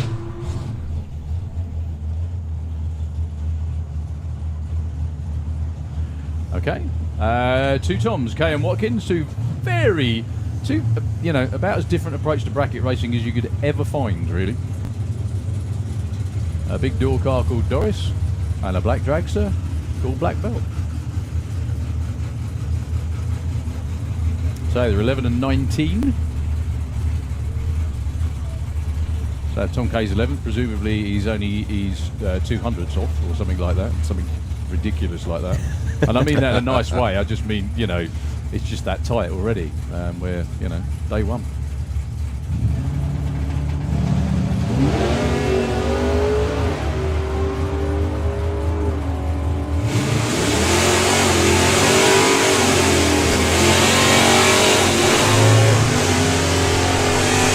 Too big for both of them. Doris goes 902, 1005 for Tom Kay, breaks that by 300. Something fluttered off his car again. Do you remember?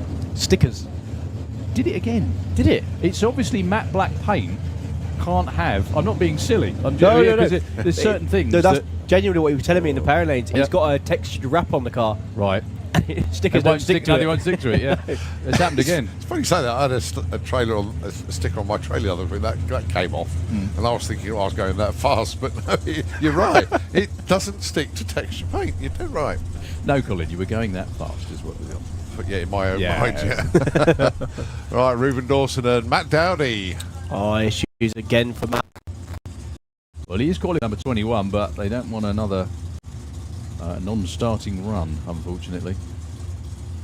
So Reuben Dawson's been living in the 8s, apart from the last running comp, which was a 9 flat, I think. $8.95 is his dial-in. We So remind me basically again, what's the difference? So it's got no power adder. Is that the difference between that and Nick's car, basically? Whoa, look at that for a launch. Yeah, so that's 427 cube compared to Nick, which is a 350 supercharged. That's the main difference, obviously. 902, 149. Obviously looking for a little more than that, I think. He stays in at number 8.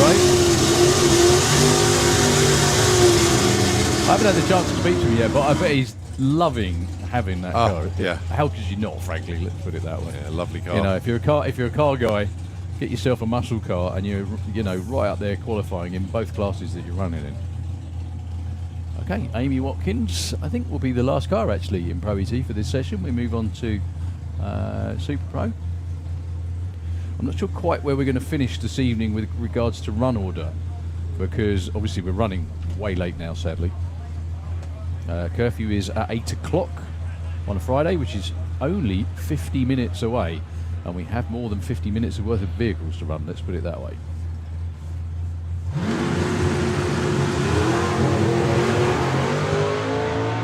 You could clearly hear that misfire then, couldn't you? Maybe that's what's pegging them back. 986, you could hear it at full revs as well, yeah. Amy keeps just kind of slowing up a teeny bit every single run. 10.04 at 139 is nowhere near usual pace.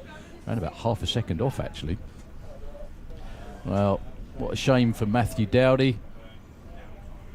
And in fact, Don Scott, look, Don Scott's car's being dear.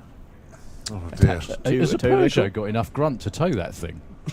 I wouldn't have bet on it, you know. No, and actually, what it is, you can see the Superbird is about to eat the Peugeot. That's what. That's what it is. Do you know what? I'd pay money to see Yeah, I that. would. Peugeots deserve it. Yeah, well, the reason why we're referencing that is Don's got teeth and everything on the front of the Superbird, and it looks like he's about to gobble up the Peugeot. That was almost going the direction Don's still got his own teeth. Oh dear. No, the car's got teeth, obviously. So yeah, clean up on aisle slick tricks. Hopefully quickly, shouldn't be too long. They are, as you probably gathered by now, absolute professionals at doing this. Yeah. Going to give a shout out actually to Kestrel Beer. They are going to be here this weekend. Continued lane sponsors, obviously, of the Kestrel Beer lane, the left lane here at the track. And very proud to have all of their beers on a draft in Fueler's Bar. So if you haven't tried them all yet, I suggest you give them a go. All at once? Oh, well, yeah, just go along the pumps. That one, That's it. Yeah, so no, big thanks to Kestrel Beer for their continued support. And that's for all of our sponsors. I know Draper Tools are here this weekend. They got their stand opposite the pod shop. You know, Old Hall Performance are continuing their support as well. And obviously the Lucas Oils people as well. So, and I know they're here this weekend. So, a good shout out to all of our sponsors. I just thought, a group of people I haven't said hello to you today, and that's because I haven't been commentating all day long, is our photographers. Julian, good afternoon, my friend, or good evening almost. Yeah, it is a good evening. Sorry a bit late with a hello this weekend, but good to see you. And I have to get the binoculars. I think it's Steve up the far end there. Yeah. They're all about. So I was Don Scott being towed back to the pits, as we say. So he's not going to get the last run of his day in at all this evening. We've got Super Pro lined up. They're going to be next to come around the corner. I really hope Matt and the team aren't going to push that all the way up the side of the... It looks like it. Well, through the crowd, give them some support for pushing the car. That's a really heavy car.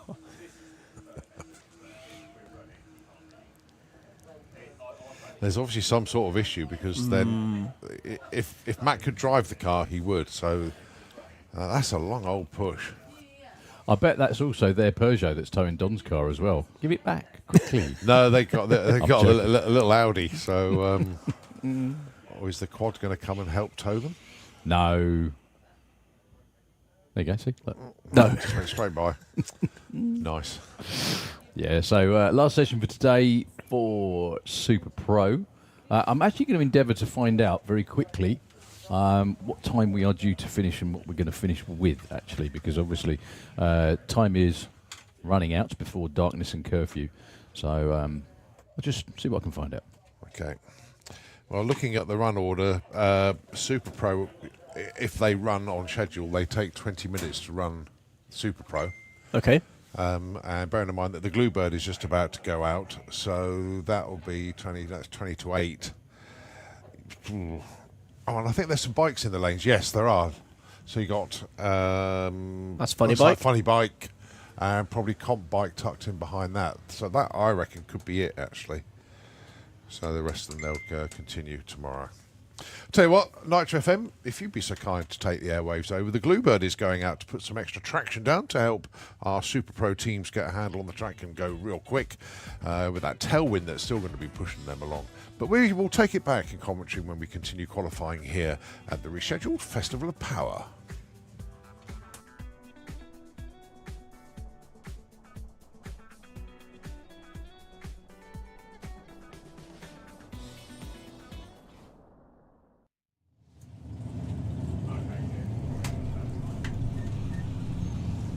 Ronnie Mercer, no nitrous, 10:28, and Bob Molden, 9:37. Real stout number for Bob if he can hit it. 001 off the line for Bob Molden. Just missing out on the perfect reaction time. Goes 9:39 up to number 8. Ronnie Mercer though, 29 on the 28. 19 up to number 3. Qualifying himself, Dave Rudd with the Banzai Cobra up against Laura Bainton. So Laura dialing in 10.30, Dave Rudd 9:61. Laura number 29, Dave currently 9:61.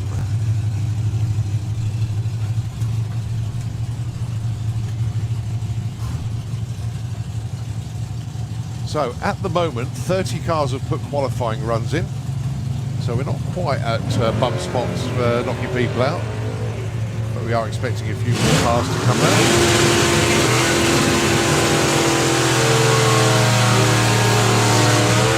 Stroke. Massive breakout. 9:49 for Dave Rudd.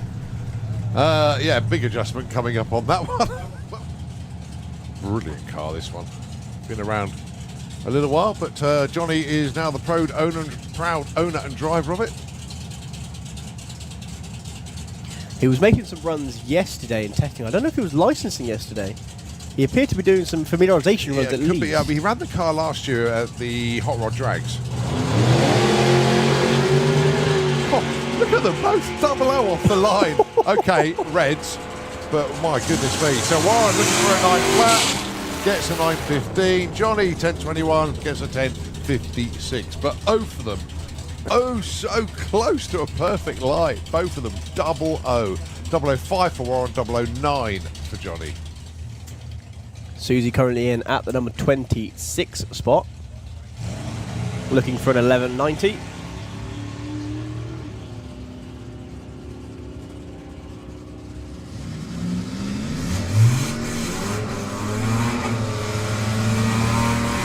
$13.10 75.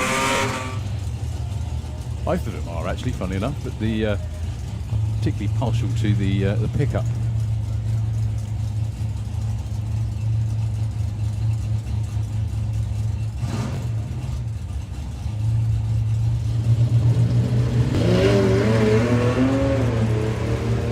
Well, it's a much better launch for Bill Wilson. Yes, better 60-foot even with Wilson off the line.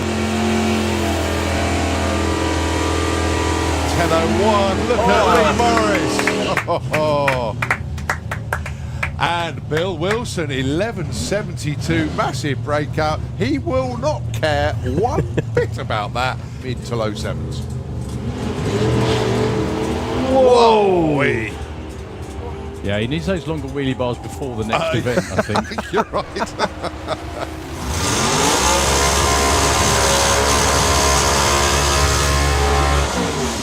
No improvement. Andrew Brook actually moved up. Why Well, that wouldn't was he? fun, wasn't it?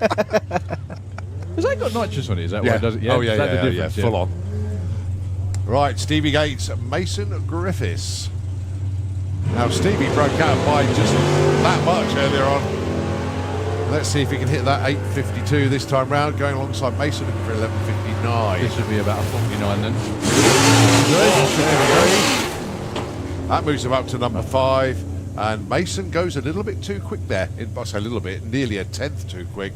Breaks out, no help. So Nick Mugridge, Darren Law. Speaking to Nick in the power lanes, he said his weather station says he should either run a high 98 or a low 99. Right. And he wasn't sure which one to choose. So I told him, well, if you run a high 98, you're not going to improve, are you? So you might as well just try and hit the 99 again. That's what he's gone for. So Darren Law, ever quicker, 865 dialing now. So what you're saying in roundabout terms is to be a 996. Yeah? Oh yeah, PB.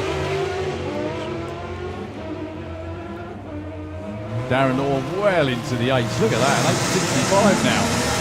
880 and 1006. 132. So weather station was wrong, you were wrong, I was wrong. It was wrong. Great How stuff. many qualifiers have we got on the board? With 30 now. 31 now. 31. Yeah, okay. Pretty Because good. I thought there was 40 entered, but maybe I was wrong. I thought it was up there as I well. thought it was, but there's a whole. It's very. You normally get 1 or 2 that don't make a session or 2, but not 9.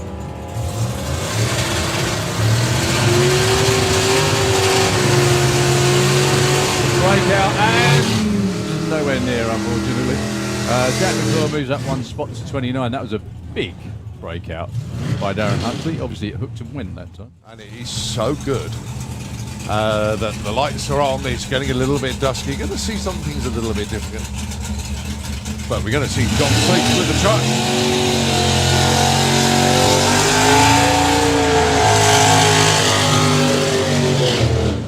Formerly diesel powered, but now switched to normal. if anything's normal with John, I don't know. And it's AC Bell with the Teenage Dream Dodge Dart. Now, one observation we made earlier, Colin, is a number of the cars that are in Super Pro this weekend especially are entered into 760 heads up. And they're all on the money. Yeah, exactly, there you go. They're all bang on it, right? The only thing is we'd like to add another class, which is a 760 Dragster class, because there appears to be loads of Dragsters all sort of congregating around that area as well. Is this aiming at door slammers with 760? Yeah. Right, okay. Well, the thing is, though, it's worth it. It's worth trying to nail your 760 combination for the simple reason there's a bunch of money on the line at door slammers. Like, loads. It's well worth it. So, John Sleeth has run 762. I think that's when his dialing was what it is now, which is 750.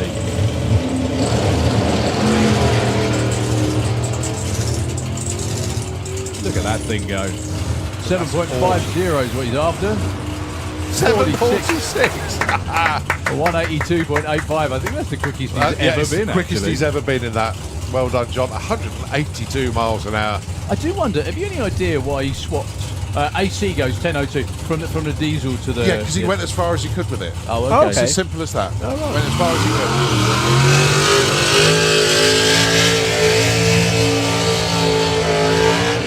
could. How can I say that?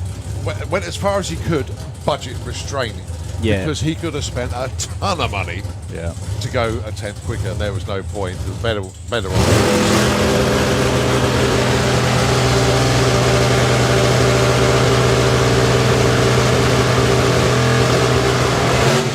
Well, he's now faced with the fantastic prospect of having to turn it down for 760. Well, that's always a good. That's the best place to be, isn't it? You know, it's best not trying to run it. It's not a doorbell, at least. It's a better idea to have a bit more. That's why all, let's face it, Supercomp cars like 890 cars. That's why they can all run low 8s or 7s. Is so that they've got something to dial back to. Especially if the weather's bad. That's exactly right. Because on days where it's really hot, if they were right on the number when the weather's like this, they're going to really struggle on a hot day. Dave Russell, Tom Atkinson, your next pair. They're normally the first pair, frankly, but not today.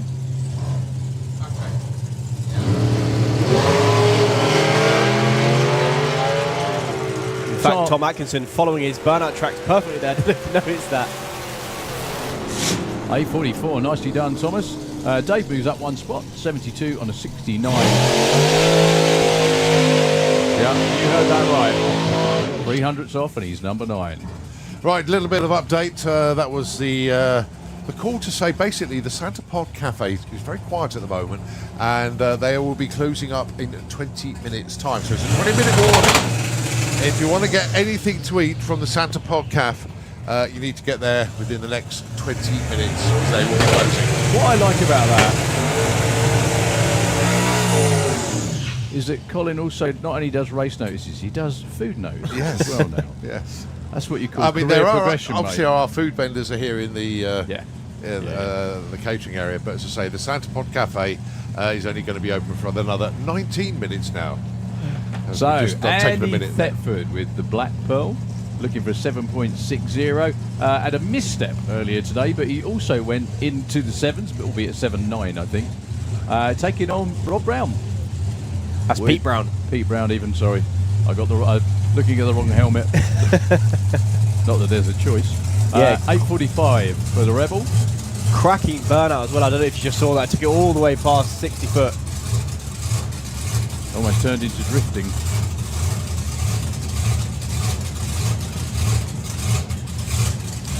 So very, just about as different cars as you could ever get. Turbo Camaro and small block Slingshot.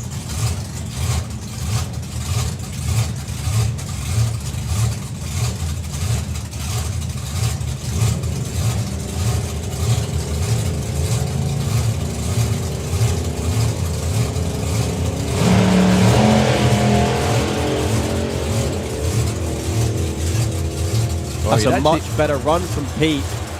And Andy, you'd expect it to be further in front though. 8:13. The speed's there, 178. Pete goes 8:70, 151, a little off pace. He does improve, but not the numbers. Andy, don't think had all the boost that he could have launched with there actually. Yeah, it looked a little sluggish off the start line. 178. But the good thing for Andy Thetford is he's making runs down the track on a consistent And he's basis. coming round again to do another one as well, because sometimes he can be, it's the horrible phrase, but a one and done. There's an issue that prevents him coming around, but he's actually coming around and he's doing laps, which is really good news. From experience, there is nothing more disheartening than turning up, making one run and going, Yeah. dragging it home, fixing it, bringing it back. Yeah.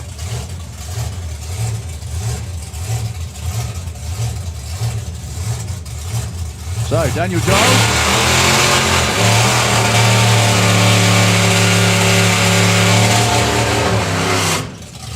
Taking on another one of our, well, not potential, he is a 760 runner. Jack Williams with the supercharged Nova. What a car that is.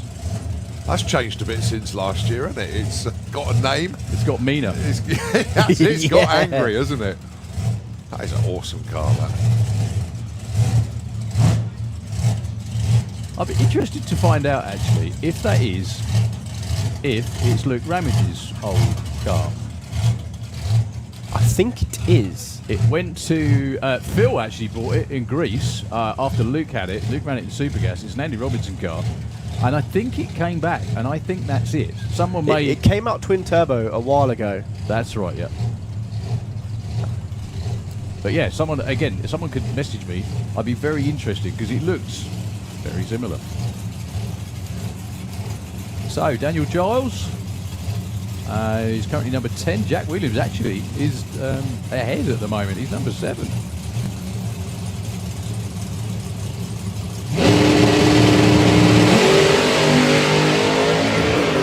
Well, tied together on reaction times. Look at that thing go. Nothing between them.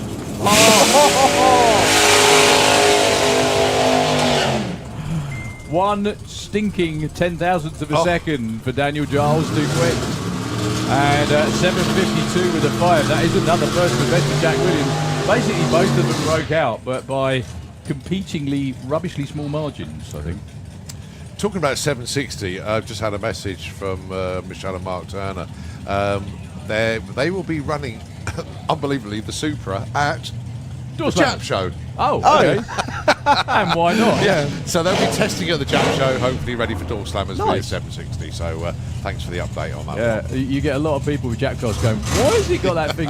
What's that in it? What's that doing? Why is it well, that's loud? Anyway, you know. Bob Doyle, Callum Swim Chat. Yeah, new PB for Bob Doyle today, and it was like, where did that come from? Absolutely incredible run for them. Tracy Well done. looked a little shocked, Yes. to say the least. So 891 this time for Callum. He's number 11 at the moment. Bob, that's his only run so far, the right side. And number 005 light from Bob Doyle there. Well, you're on mission this weekend. 45 and a 43 for Bob Doyle, up to number 7. Callum Swinchat actually backed off to a 905. Yes, flipping heck. Just seen the dial-in for Dave Crowhurst, 8:29. And in the other lane, Alan Didwell proving why he is the reigning champion. Issues in round 1. He had an oil filter defect, so he had that changed. He's got new oil filter now. And he's number 1 qualifier. And he's number 1 qualifier. Yeah, Dave Crowhurst with an 8:29. That is a bit lively compared to, what he was running before, let's face it. That's a monumental change in time. Well, Wow. bear in mind it was running high 9s, low 10s, Yeah. I think, wasn't it? I mean, it always looked like it would do a lot more than low 10s. I'm not entirely sure it was an 8.2 car at the same time, though. Well, he's only running an 860 at the minute. Well, that's his best run at the minute. Yeah. Well, we noticed this at Easter. Go on. Yeah, the thing is, though, that will be tagged to 750. He could, yeah. He's still got a way to go, He's but still got- yeah, you're right. Yeah, another one heading 760 route. Isn't it? Yeah, after the two-step for a long old time, just decided as soon as he saw that third yellow to go.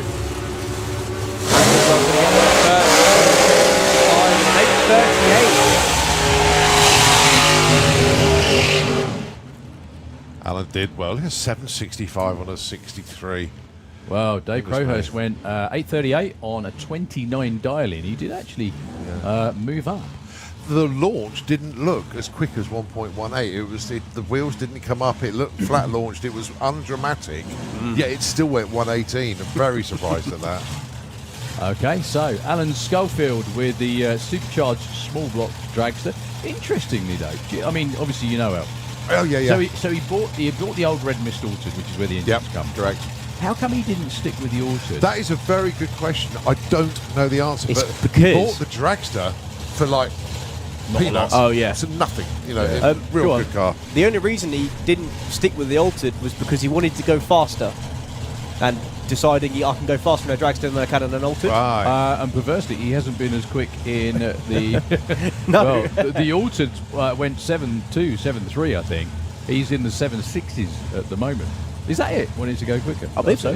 The only thing is, though, sitting in an Altered with the engine in front of you, surely that feels faster than a dragster. Yeah. But He also I likes wouldn't winning, Alan.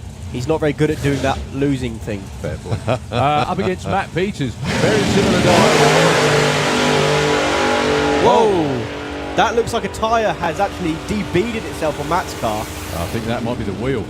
65 for Al Schofield on a 63. He's already run a 65. That was a lot of shake, and I'm not sure that was caused by something going awry. That will need $1.50 to move that car. I think you're right. I think that is the whole wheel. Yeah, I think it's done one of two things. I would say it sheared the bolts, but when it shears the bolts, you see them. Yeah. That has probably pulled the centre out of the hub on the wheel. That's the only way, if it snaps, Yeah. that it would do something like that. Well, the reason I think you're right as well, because it's still inflated. Yeah, the tyre's fine. Yeah. The tyre's fine. I'm sure the car's fine. It's just the wheel's going to be a bit second-hand, unfortunately, after that. So we have to go and fetch Matt Peters. Go Yeah. on. But I was just saying, looking at Alan Schofield's run, 765 on a 63, 002 light as well. He's getting a handle on that car. But Look what then he ran Matt- earlier. Yeah. Look what he ran earlier. 65 with 0. Yeah. Yeah, I told you, he doesn't like doing the losey thing. But Matt Peters, okay, issues, but 03 off the line was, he wasn't hanging about. But then obviously the issue kicked in straight away with 179, 60 foot. I wonder if it... Yeah, anyway, we'll see how it worked out. But what actually happened was it looked like the left wheel spun, which would then indicate that the right wheel had already broken. Yeah. which let the left one go lay loose. But Matt did a good job hanging on to it. He's probably going to get out and wonder what the hell happened there.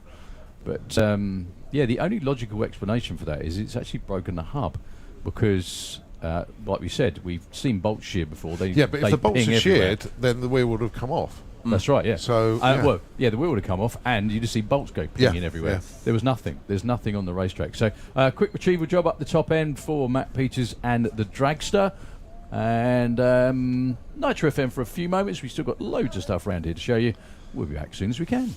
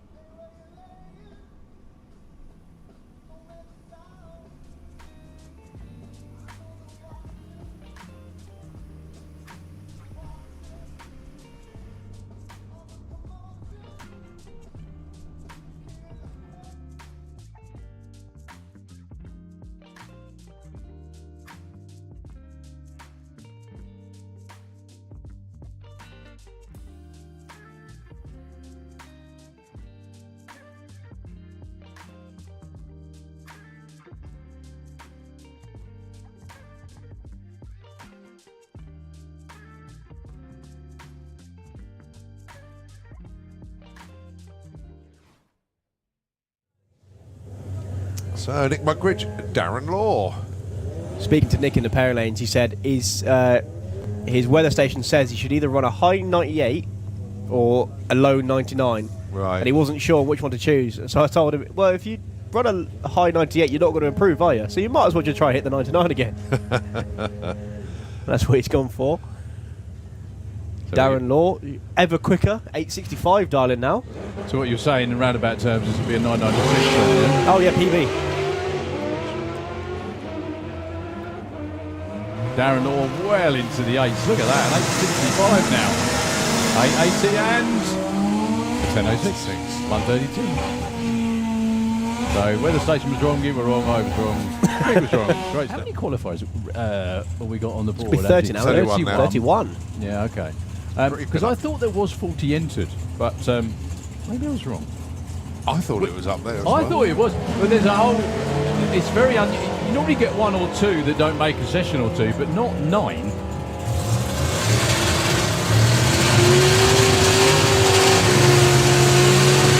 Breakout and nowhere near, unfortunately. Jack McClure moves up 1 spot to 29. That was a big breakout by Darren Huxley. Obviously, it hooked and went that time. We hit the Roadster, 9.20 this time around for Dave. He's qualified number 22. You checking the entry list? Yeah. Yeah, I really didn't think I was making it up.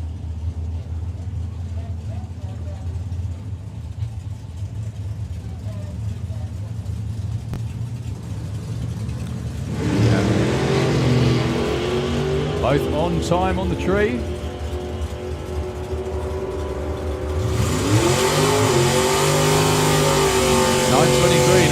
Today, up to number 13, 960 for Brett. So that's that one there. Paul Marston, haven't seen him run. Pete Dodd, the Camaro, he's not going to be here till main event. Okay. But there is 40 engines, isn't there? It's not my imagination. Has Andy Bond run in Pro ET yet? No. He's switched. Right, okay. He's gone for gas and comp.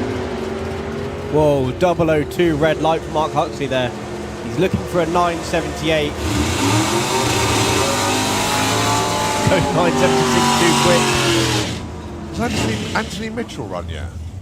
No. And Reuben Dawson, has he put a Yeah, run in? yes. Yeah. He has, He's right. in the Paranoids as well now. Right, okay. So yeah, there's a that whole accounts- bunch missing. There's a whole that accounts for quite a few. Yeah. Okay, Neil Watkins and Dave Cherry. Dave's actually on the bump at the moment because he took a swipe at the tree. He took a really good swipe at the tree.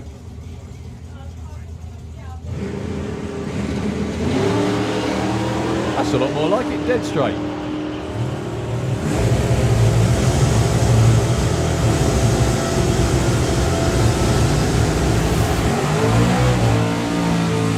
11.28 up to 27. Breakout for Neil Watkins. 11.29 on the 31.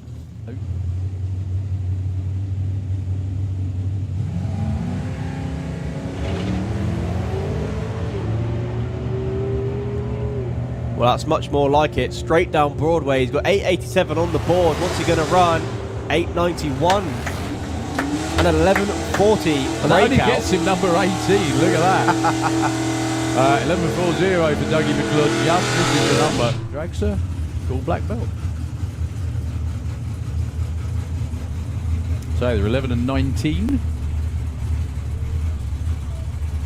So Tom K's 11th. Presumably he's 200ths off or something like that. Something ridiculous like that. And I mean that in a nice way. I just mean, you know, it's just that tight already. We're, you know, day one.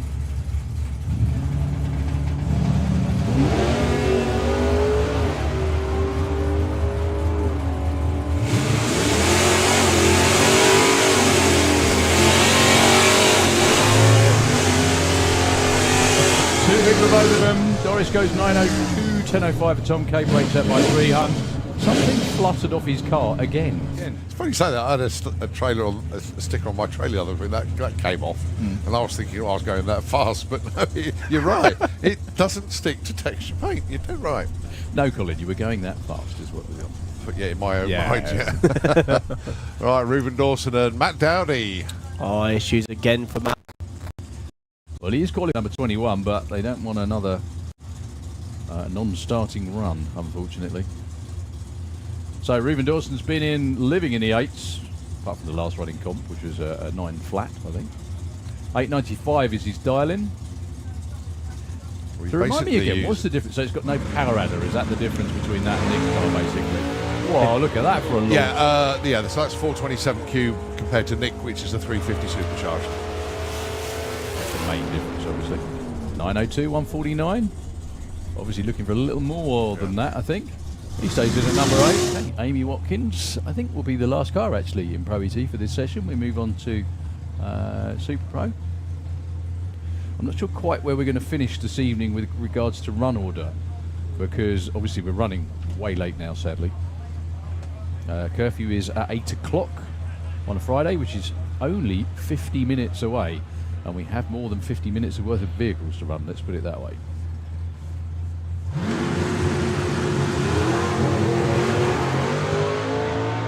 You could clearly hear that misfire then, couldn't you? Maybe that's what's pegging them back. 986, you could hear it at full revs as well, yeah. Amy keeps just kind of slowing up a teeny bit every single run. 10.04.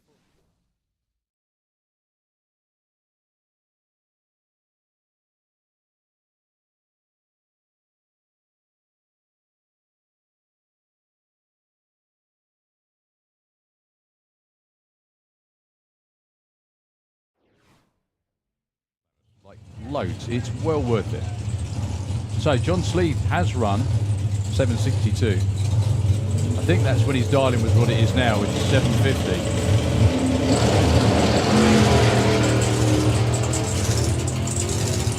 Look at that thing go. 7.50 is what he's after. 746. 182.85. I think that's the quickest he's ever been. Quickest he's ever been in that. Well done, John. 182 miles an hour. Run low 8s or 7s is so that they've got something to dial back to. Especially if the weather's bad. That's exactly right, because on days where it's really hot, if they were right on the number when the weather's like this, they're going to really struggle on a hot day. Dave Russell, Tom Atkinson, your next pair. They're normally the first pair, frankly, but not today.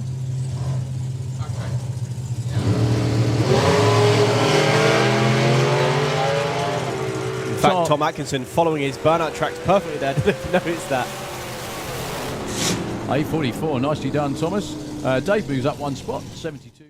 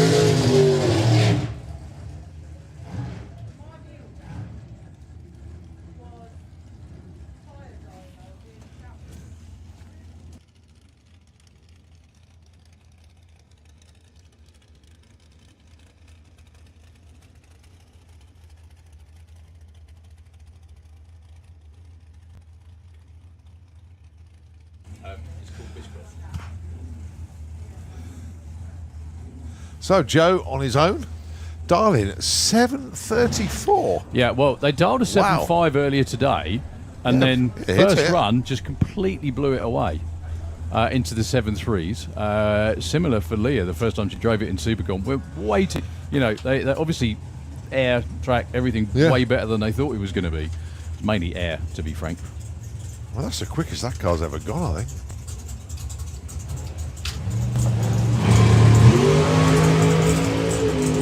I bet it's fun to drive as well. Boom, 7:37 this time round, 178. Well, quick and consistent. Notice Leah comes out to the start on every time Leah comes out. So Kieran Ashley and Scott Hauser. Yeah, Kieran made one run earlier on. Launched like a bandit. Was on the way to a really good run, but he lifted, I think it was around about half track, something like that, and rolled on through. The car has the potential to go really quick, but I think it's reached the chassis tag limit, hence the 755 on the board. Ah, right, okay. In the Slick Tricks lane. Those pesky chassis tags. To be completely honest, completely fair, it was a Supercom car, so it's not running mid-sevens. He's not hanging about at all. Yeah, it was the old Wild Child car. Indeed. He did say though it's very, very well built. It's like built to be a lot better than a Supercom car. Okay, Scott Hauser, 731 for Scotty.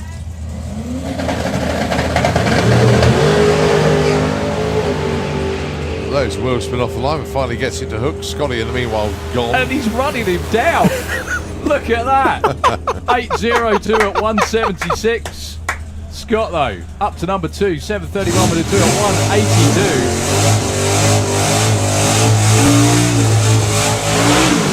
182. That looked like a lot of fun, actually, that did.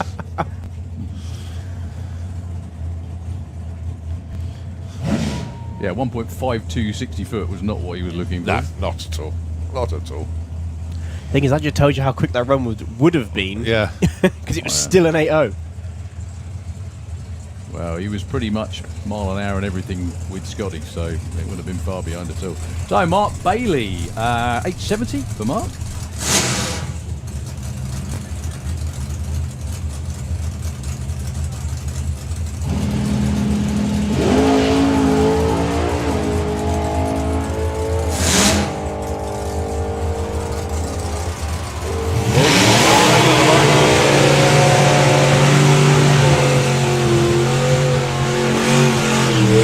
Runs 894, backing out of it at the top end. He does actually improve though from 23 up to 17. Well, you can definitely tell it's a tailwind as the live stream gets covered in fog after Lee Huxley's burnout. Yeah, normally gets blown away sideways or 8:14 the dial-in for Mark Cussell. That's achievable. I've got to say big thanks to Mark Coulson, actually. He was around my house a couple of days, not last week, the week before. Changed all my internal doors. Nice. So done a very, very good job indeed. Very, very happy. So thanks. That was one word away from being hilarious, and that word was organs.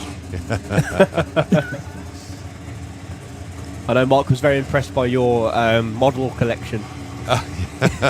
Surprised he got any work done coming round your house, to be honest. Yeah, things though, he saw the John Force collection and he tried to say, well, okay, I know you need to pay me for this job, but how about that? No. Payment in model cars has got to be a first. Yeah. But no, cracking job. Thanks, Mark. So, yeah, 814 for the ball breaker in the Kestrel lane and an 8.90 for Lee.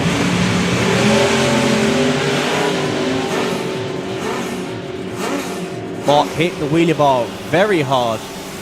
Looking for an 814. I don't think it's going to be, no, 827 and a 905 for Lee Huxley.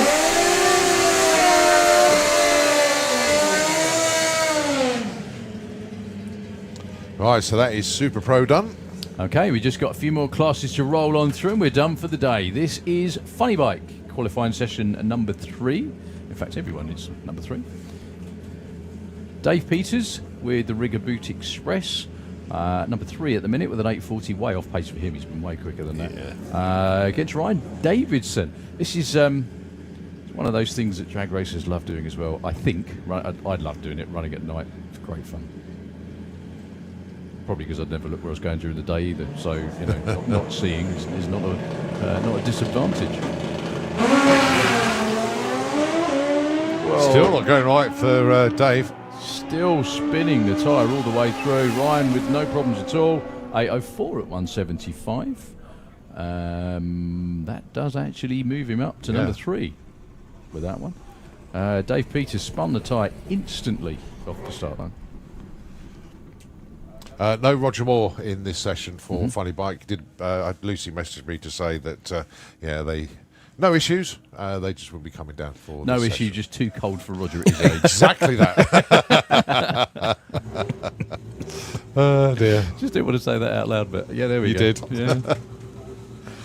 It's very funny. Someone who remain nameless said that they normally get through sessions a bit quicker at this time of day because it's a bit cold for everybody, so they don't. There's not so many carbon bikes.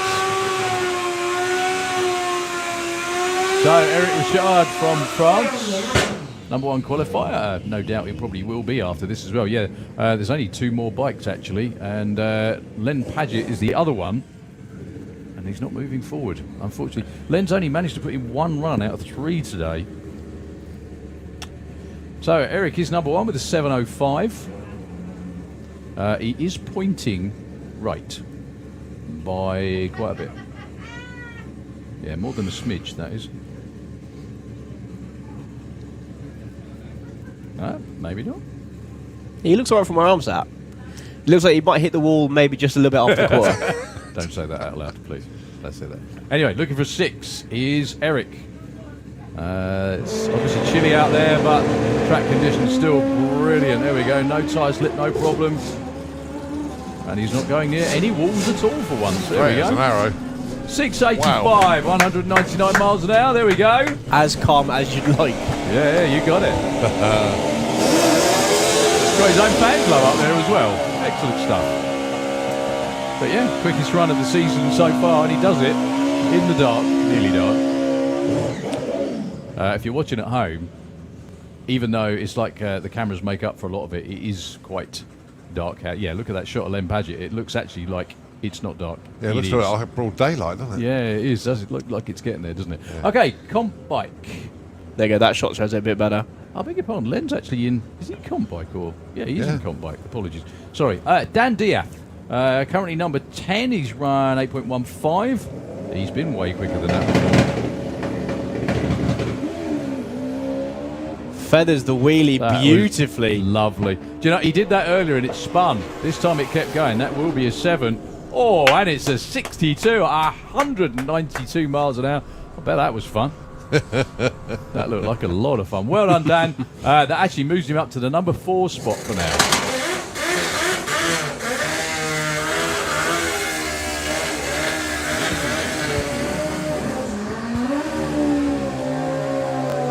So, Keith Wright and 30 Martina.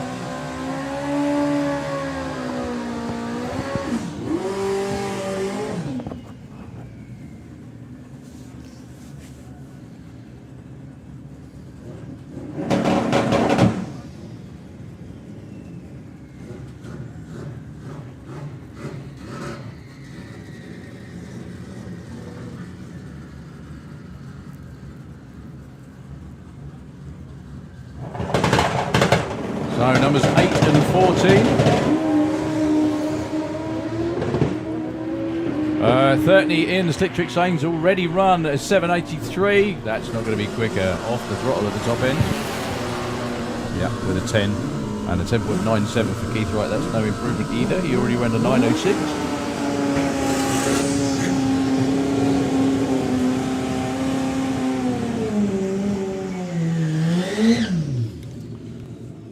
Okay, Mike Piggott and Sigmaro Profas. Sigmaro is number 7 at 782.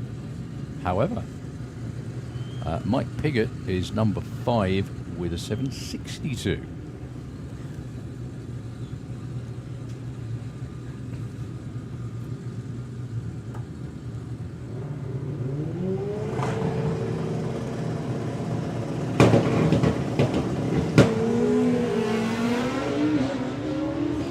Well, you saw Michael roll off the throttle and get back on it again. He obviously felt something that we couldn't see.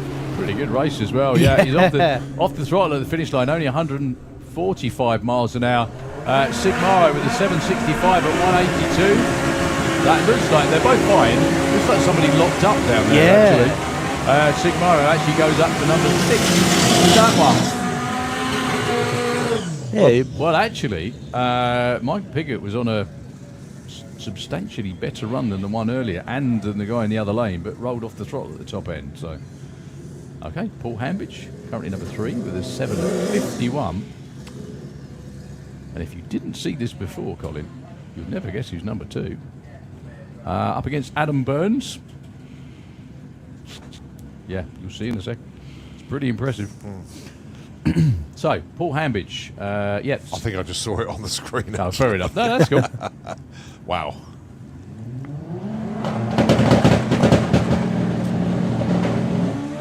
Oh, Adam Burns, unfortunately. That kind of happened in the first run as well, but the bike actually just would, same Paul thing. Hambidge, the silent assassin, does go silent at the top end. 10:04 at 76. Yeah, no, that's actually, that's Jasmine Cordell's number, 742. That 742 on the screen there, in at number 2, is the young lady sitting underneath the tower right now. Yeah, fantastic. Well, personal best by a margin, I think.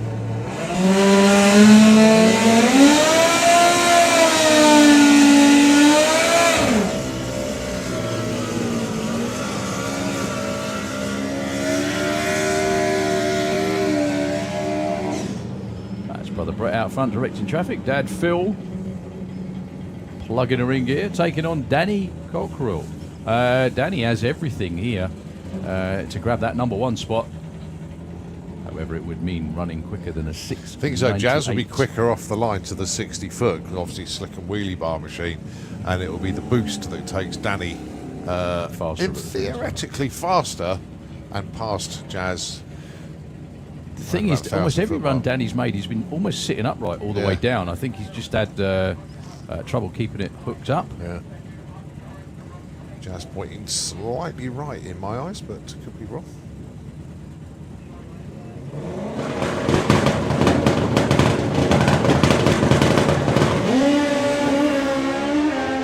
Yeah, leaning the bike over to the left. Good looking runs in both lanes, actually. Wow. Danny's on a flyer, look at that. 7:33 at 2:01. He goes to number 2.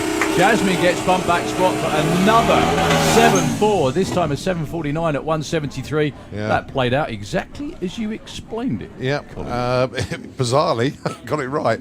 But yeah, look, Danny was 4.88 the 8th. Jazz got there 4.70. So yeah, almost 0.2 of a second. But look at the speed difference at the 8th. 157 for Danny, only 145 Instead of it for all, Jazz. it was all about the boost. Yeah. Instead of the base. So Mike Gooding, number 13, 886 is his quickest of the day so far. Won't be any quicker. Does a decent thing and pulls over to the side. Probably going to check Julian, see if he's got a photo of it. Look, he's just rolled up in front of him. Yeah, smile for the camera. Yeah, right, while I'm here, let's have a look. Yeah, the pod team are out there pushing him back. Oh, he's coming back again. And he's running back, Yeah, top bloke, Michael. Well Well thank done, you very Michael. much. Keeping the racing flowing. Yeah, it's exactly what he's doing. He's conscious of everybody else around him, so he's getting the bike off the track quickly as possible. Good lad. Respect for that.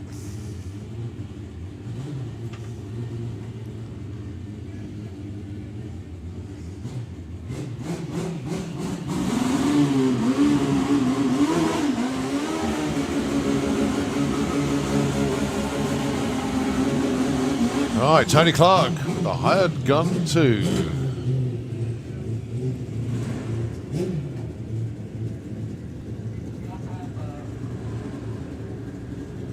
Yeah, Tony Clark has got, I don't know if you've ever seen this, if he does it or not, Tom, if you check him out, he's got one of the most unique ways of gearing himself up. It's almost like a tick, where he, it's like he's nutting an invisible wall, trying to sort of G himself up to ride the bike.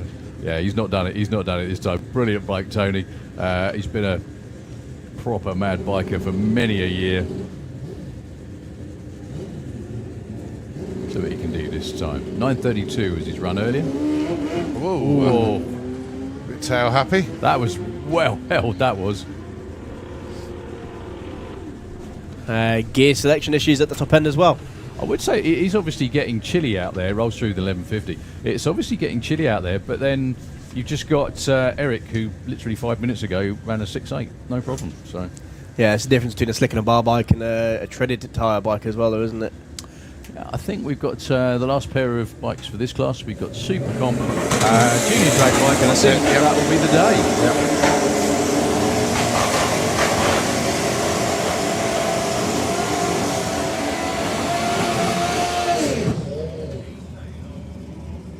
So Mark Dainty, born to be wild booster, #1 qualifier, 698. I say that again, 698.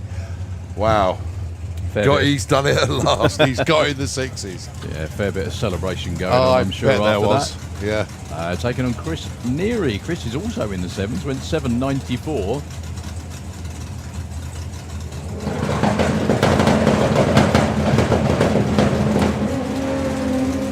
And there you go, no trouble off the start line at all. 120 to for Mark 60 foot. Dainty. This could be even Wow. quicker.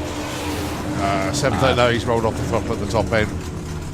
Only 73. 713, which should still be #1. And 791, nice run in the other lane as well. So back to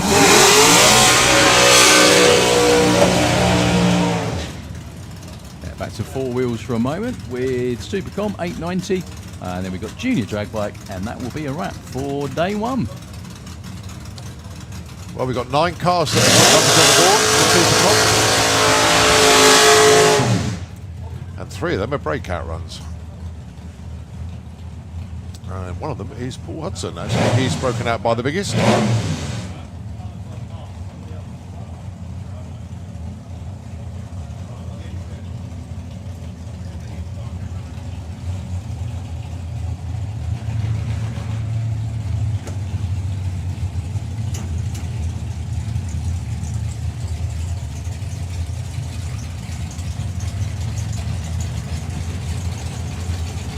Well, Stephen Hudson currently a #1 qualifier.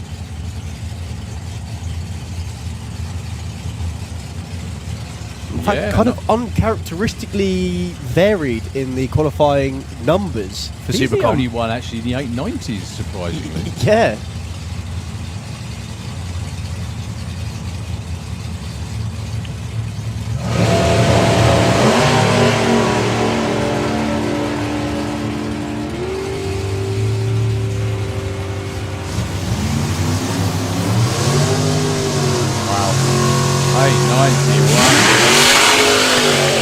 Steve Hudson stays #1 with a brilliant 891 at 146.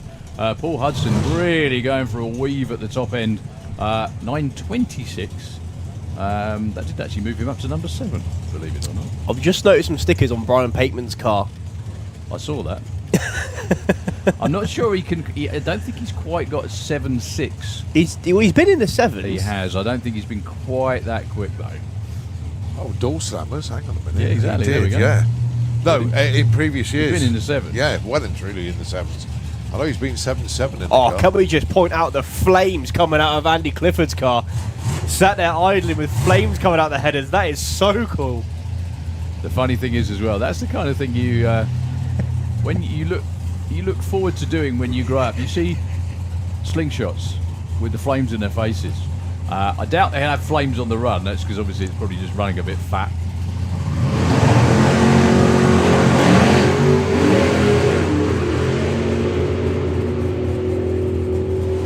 That looks very cool though. So Brian will get there first, do an 871 too quick. A 907, even with all that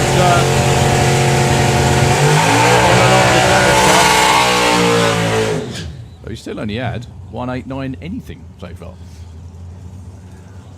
Well, Ronnie Mercer's been oh so close, went 889. How cool is that though, Ronnie Mercer in Supercom? The only thing for him he's got to learn though is a different tree, isn't Yeah. it? I know we did say this before, and he does run that in Outlaw Anglia, so he does have some experience with it. But it must be kind of difficult, I think, to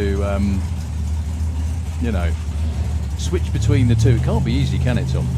No. not in the same car.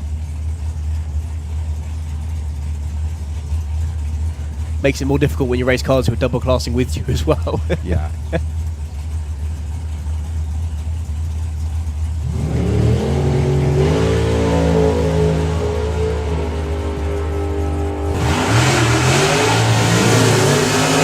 Whoa, Ronnie, hold on tight. Saves it beautifully. Hard move over to the quarter mile. Takes out the quarter mile blocks. Comes back to the middle of his lane and is stopping nice and safely down there. What a driving job from him. He's fine. He's fine. Absolutely fine. But yeah, the blocks have taken a good old hammering up there.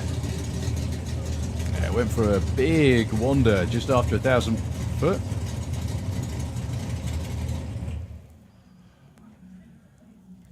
That was arrow straight to the 1,000 foot, but they say, yeah, just started pulling over to the centre line and dinked to the blocks at the top end.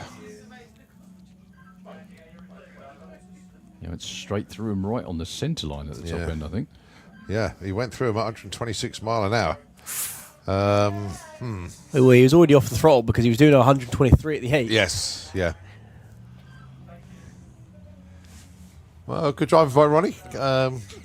Didn't overcorrect it or anything like that, because that's the fear. Sometimes you can try and save the run and it turns into a bad situation. So Ronnie knows that car inside out when he built it, so does the right thing. And yeah, a set of blocks and maybe a little bit of repair work to the front of the car, because still, if you hit anything at 126 mile an hour, it's I wouldn't like to be hit with a foam block at 126. Put it that way.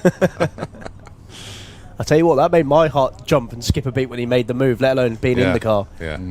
It's probably actually not as bad in the. I know, you know. I know what you mean. I do know what you mean. It doesn't. It's not as bad when you're in it. It never feels quite as bad when you're in it, because it's over so quickly. Yeah. It's just when you're watching, it tends to feel worse, and it always when you're in the car, it doesn't feel like it's that bad. Well, it's instinct, isn't it? Instinct takes over. As soon as you think about anything, it's too late. It's already happened. Yeah, I had one of those where I went from centre line to guardrail, literally centre line, aiming at the block. Yanked it back over to guardrail, and like afterwards, what were you doing? Ah, it's fine. It's all right, honestly. I still see where I was going. Well, so the top end blocks debris is being cleared, and there we go. We got the scooter going up there, and he's got a new set of blocks under his left arm. Of course. So hop over the wall and replace the blocks. There's a pair of cars right here, and then we've got Leah Kellett as well, and I think it's just the juniors on 2 wheels. That'll be all. Well, ironically, Joe's still in his kit. Yeah, it's because it's warmer. Yeah, probably. Yeah. No, I can bet you that we ain't running again, is he? So that's exactly why.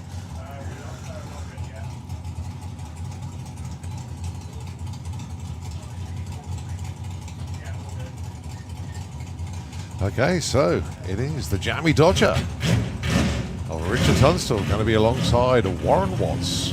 No one's redoing a burnout. Just a thought. Well, they warmed the tyres a good couple of minutes ago now, at least. Okay, here we go.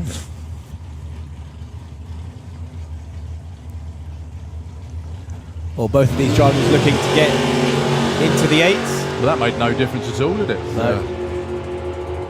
Warren 9-1, he ran in Pro ET earlier. Arrow straight as well, 9.12 and a 9.21 for Richard Tunstall. Little off the pace still for the Jammy Dodger, unfortunately. They're missing a couple of tenths at least from their usual consistent pace. Right, last car, Leah Kellett, the Dolly Daydream Dragster. Do you know something?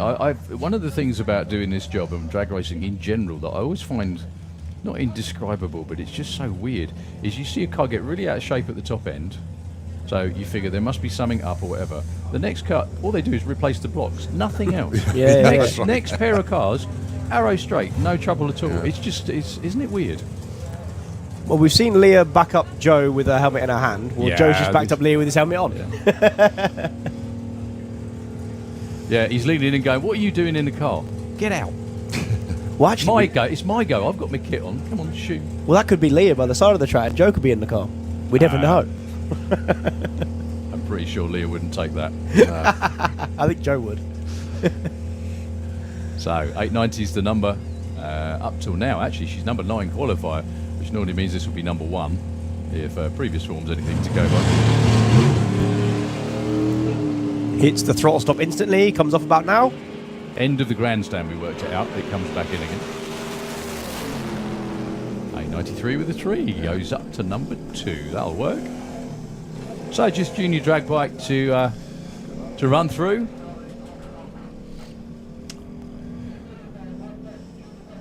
No Andy Bond in that session.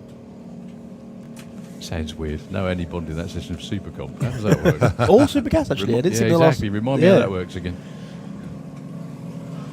Right, 15 junior drag bikes. So that'll be 7 pairs and a solo if they run like that. So Do you know Jackson King and Asaya Alvarez. That's a terrific turnout, isn't it? Brilliant. It really is good, yeah. Leaps and bounds, I think, is the phrase. Okay, 1250 breakout for Jackson and a 1337 on a 35 for Asaya goes to number 2. Nice move. Next pair is the Spud Missile of John McLean and Declan Butt. Looking for a 1250. John looking for an 1170. So I'm just going to give a quick shout out to Harry Isaacs. Your brother Matt has messaged in saying you're watching, but you can't race this weekend because he's broken his wrist. Dear. Probably fallen off something, unfortunately, by the sounds of things. There's a guess anyway. Yeah, one thing you can't do is ride a bike with the busted wrists. I'm sure he'd like to try. Our kids didn't have enough injuries last weekend, so we took them roller skating just to finish them off. It nearly worked. Cruel. 2 out of 3 ended up bang, Yeah. but one of them survived. So that's the unfortunate thing about having 3. One tends to always, pull through somehow. So, Leah Morrison in the Kestrel Lane, 1093. And Anouk Bergering from the Netherlands. Looking for 1315. Leah is currently number 4.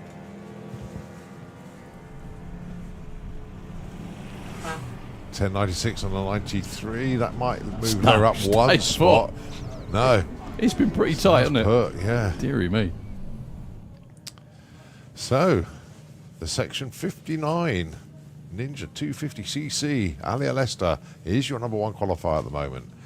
Darling in a 9:15 for this one, going alongside Brad Morrison, 11:40, currently number 7.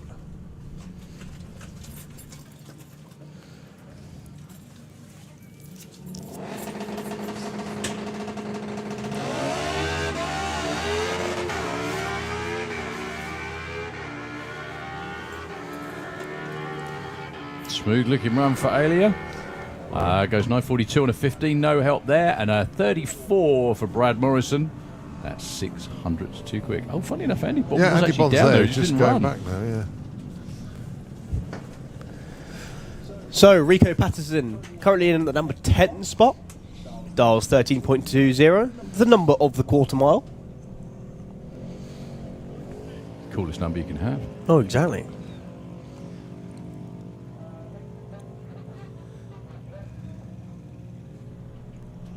What's he going to get when he goes across the stripe? 13.40. Stays in number 10. Okay, Lyra Humber and Maggie Smallman. Lyra with a 13.78. She's 9. Maggie's number 5. Say again, it's great to see 15 junior Oh, it's drag bikes fantastic. out here qualifying for this weekend's eliminations. That's a real progression.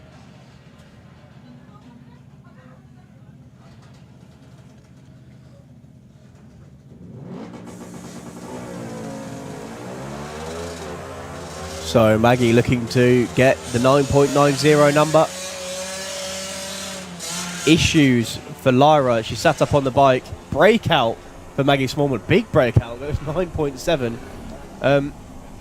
Yeah, Lyra's obviously spotted something because she's running 12 to the 330 foot. Yeah, I think she's going to be timed out, possibly. Oh, no, makes it 18 mile an hour. Yeah, it's more clearing the racetrack, I think, that's the thing for the last pair. Yeah. One thing that I did spot earlier on is we were obviously doing our pit walkabout earlier on, looking at the bikes and everything, and all of the junior drag bikes came back en masse. They all came back together. It was like a bunch of hooligans going off to the skateboard park. It was quite bizarre, but they all came through together. And it's like, what a sight that was. Really, really good. So I think they obviously all collect together to make sure they come back to the pits together. The idea being it's a long way to push a bike back to the bike pits from scrutiny because they can't ride through the pits by themselves. Right. So they have adult at the front, adult at the back, and they come back in one massive group. Right. Gotcha. Well, Lyra's still going. Unfortunately, she's not anywhere near the turn-off yet. So Richard Wilcox and Sophie Pollen. That's right. Lyra has actually stopped just past the finish line, and one of the marshals just hopped over the wall to hopefully just give it a push to... Would he lift it over the wall or give her a push? the quad bike's coming out.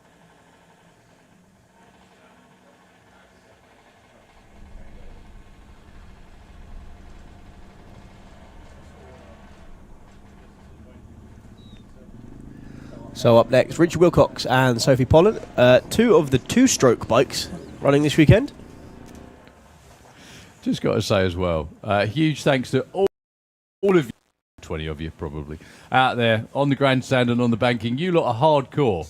Staying here till the very last pair of anything go down the racetrack when it's about this warm, let's put it that way. Really does say a lot about your commitment to our favourite sport, let's put it that way. So thank you all very much indeed for spending the day with us. We hope you've enjoyed it. Obviously, it's not been the warmest. It's not going to be the warmest tomorrow or Sunday, but it is what it is. It's called drag racing in the UK. We're kind of used to it, aren't we? I think somebody once said, UK drag racing, turning race fans into amateur meteorologists for 50 years. Which is exactly what it does, really. It's really funny because it's like my wife never even looks at her phone. She says, "What's the weather going to do?" I don't know. Well, you always know. Yeah, but it's because we spend so long weather watching. I was actually speaking to Mark Casul about that the other day. Yeah. We were like, "Oh, it's going to rain over there in Saltley." Looking at the clouds, it's like, yeah, we picked that skill up for coming here. And when it's really funny. I've done it as well. Collecting the kids from school, right? I've gone to collect the kids from school, and it's tipping it down, and I'm the only one with an umbrella. And I'd say to they say, well, this wasn't forecast. And I said, don't look at the forecast. Look at the radar. You always look at, don't you? You always look at. We know this. Time in, time out. You look at the radar. You don't look. So not too sure what's going on here, but Sophie unfortunately has got off her bike. I don't know whether it's a fuel issue because they were running for quite a while. Well, we're just waiting for Lyra to clear the track before Richard goes down. So it's either that or she just didn't want to wait any longer. That's all it can be. I think they're mopping something up on the start line there. So. No, Ian's lost his flip-flop. Well, Richard's still running. Yeah. There we go. He's been given the go-ahead.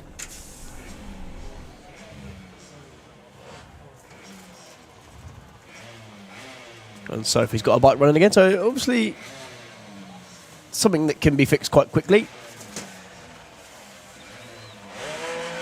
Richard looking for 9.45.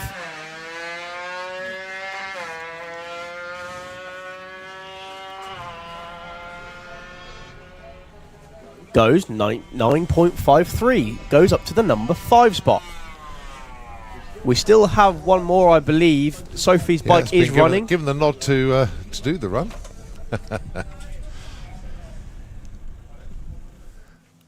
So Sophie in the number 3 spot at the minute. With the 890 dialing, she'll have to run better than an 892 to improve. Believe it or not.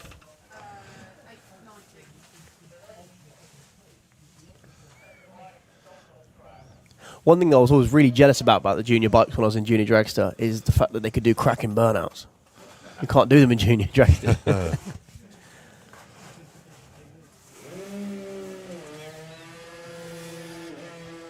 Chugging like a freight train once again. Sophie Pollen looking for the 8.90. Goes over the line with an 8.99. Nice. Solidifies her number 3 spot as we are done for the day. Well, as Daryl said, thank you everybody for hanging on right to the very end. You are hardcore. You are the proper race fans. Thank you ever so much indeed. Been a good day, even though I've only been up here for about half of it. Well, that's why it was a good day. You're so nice, Thomas. I'm fired. Yeah. And yeah, Thomas, it had been good working with you until that point. Yeah, but I told him to say that. Yeah. Okay, no. So normal service will be resumed tomorrow as we continue our qualifying for the event. Of course, day 2 of 3 of the Festival of Power reschedule. Don't forget, Fuelers Bar and, of course, all the eateries are open here. Obviously, the Santa Barbara Cafe is now closed. Have a very, very good evening on site. Keep yourselves warm because it's a little bit nippy out there. And we will see you all tomorrow morning. Thank you ever so much indeed. Nitro FM just going to take over the airwaves for a short while. And, yeah, have a good evening, folks. We'll catch you later. Cheers.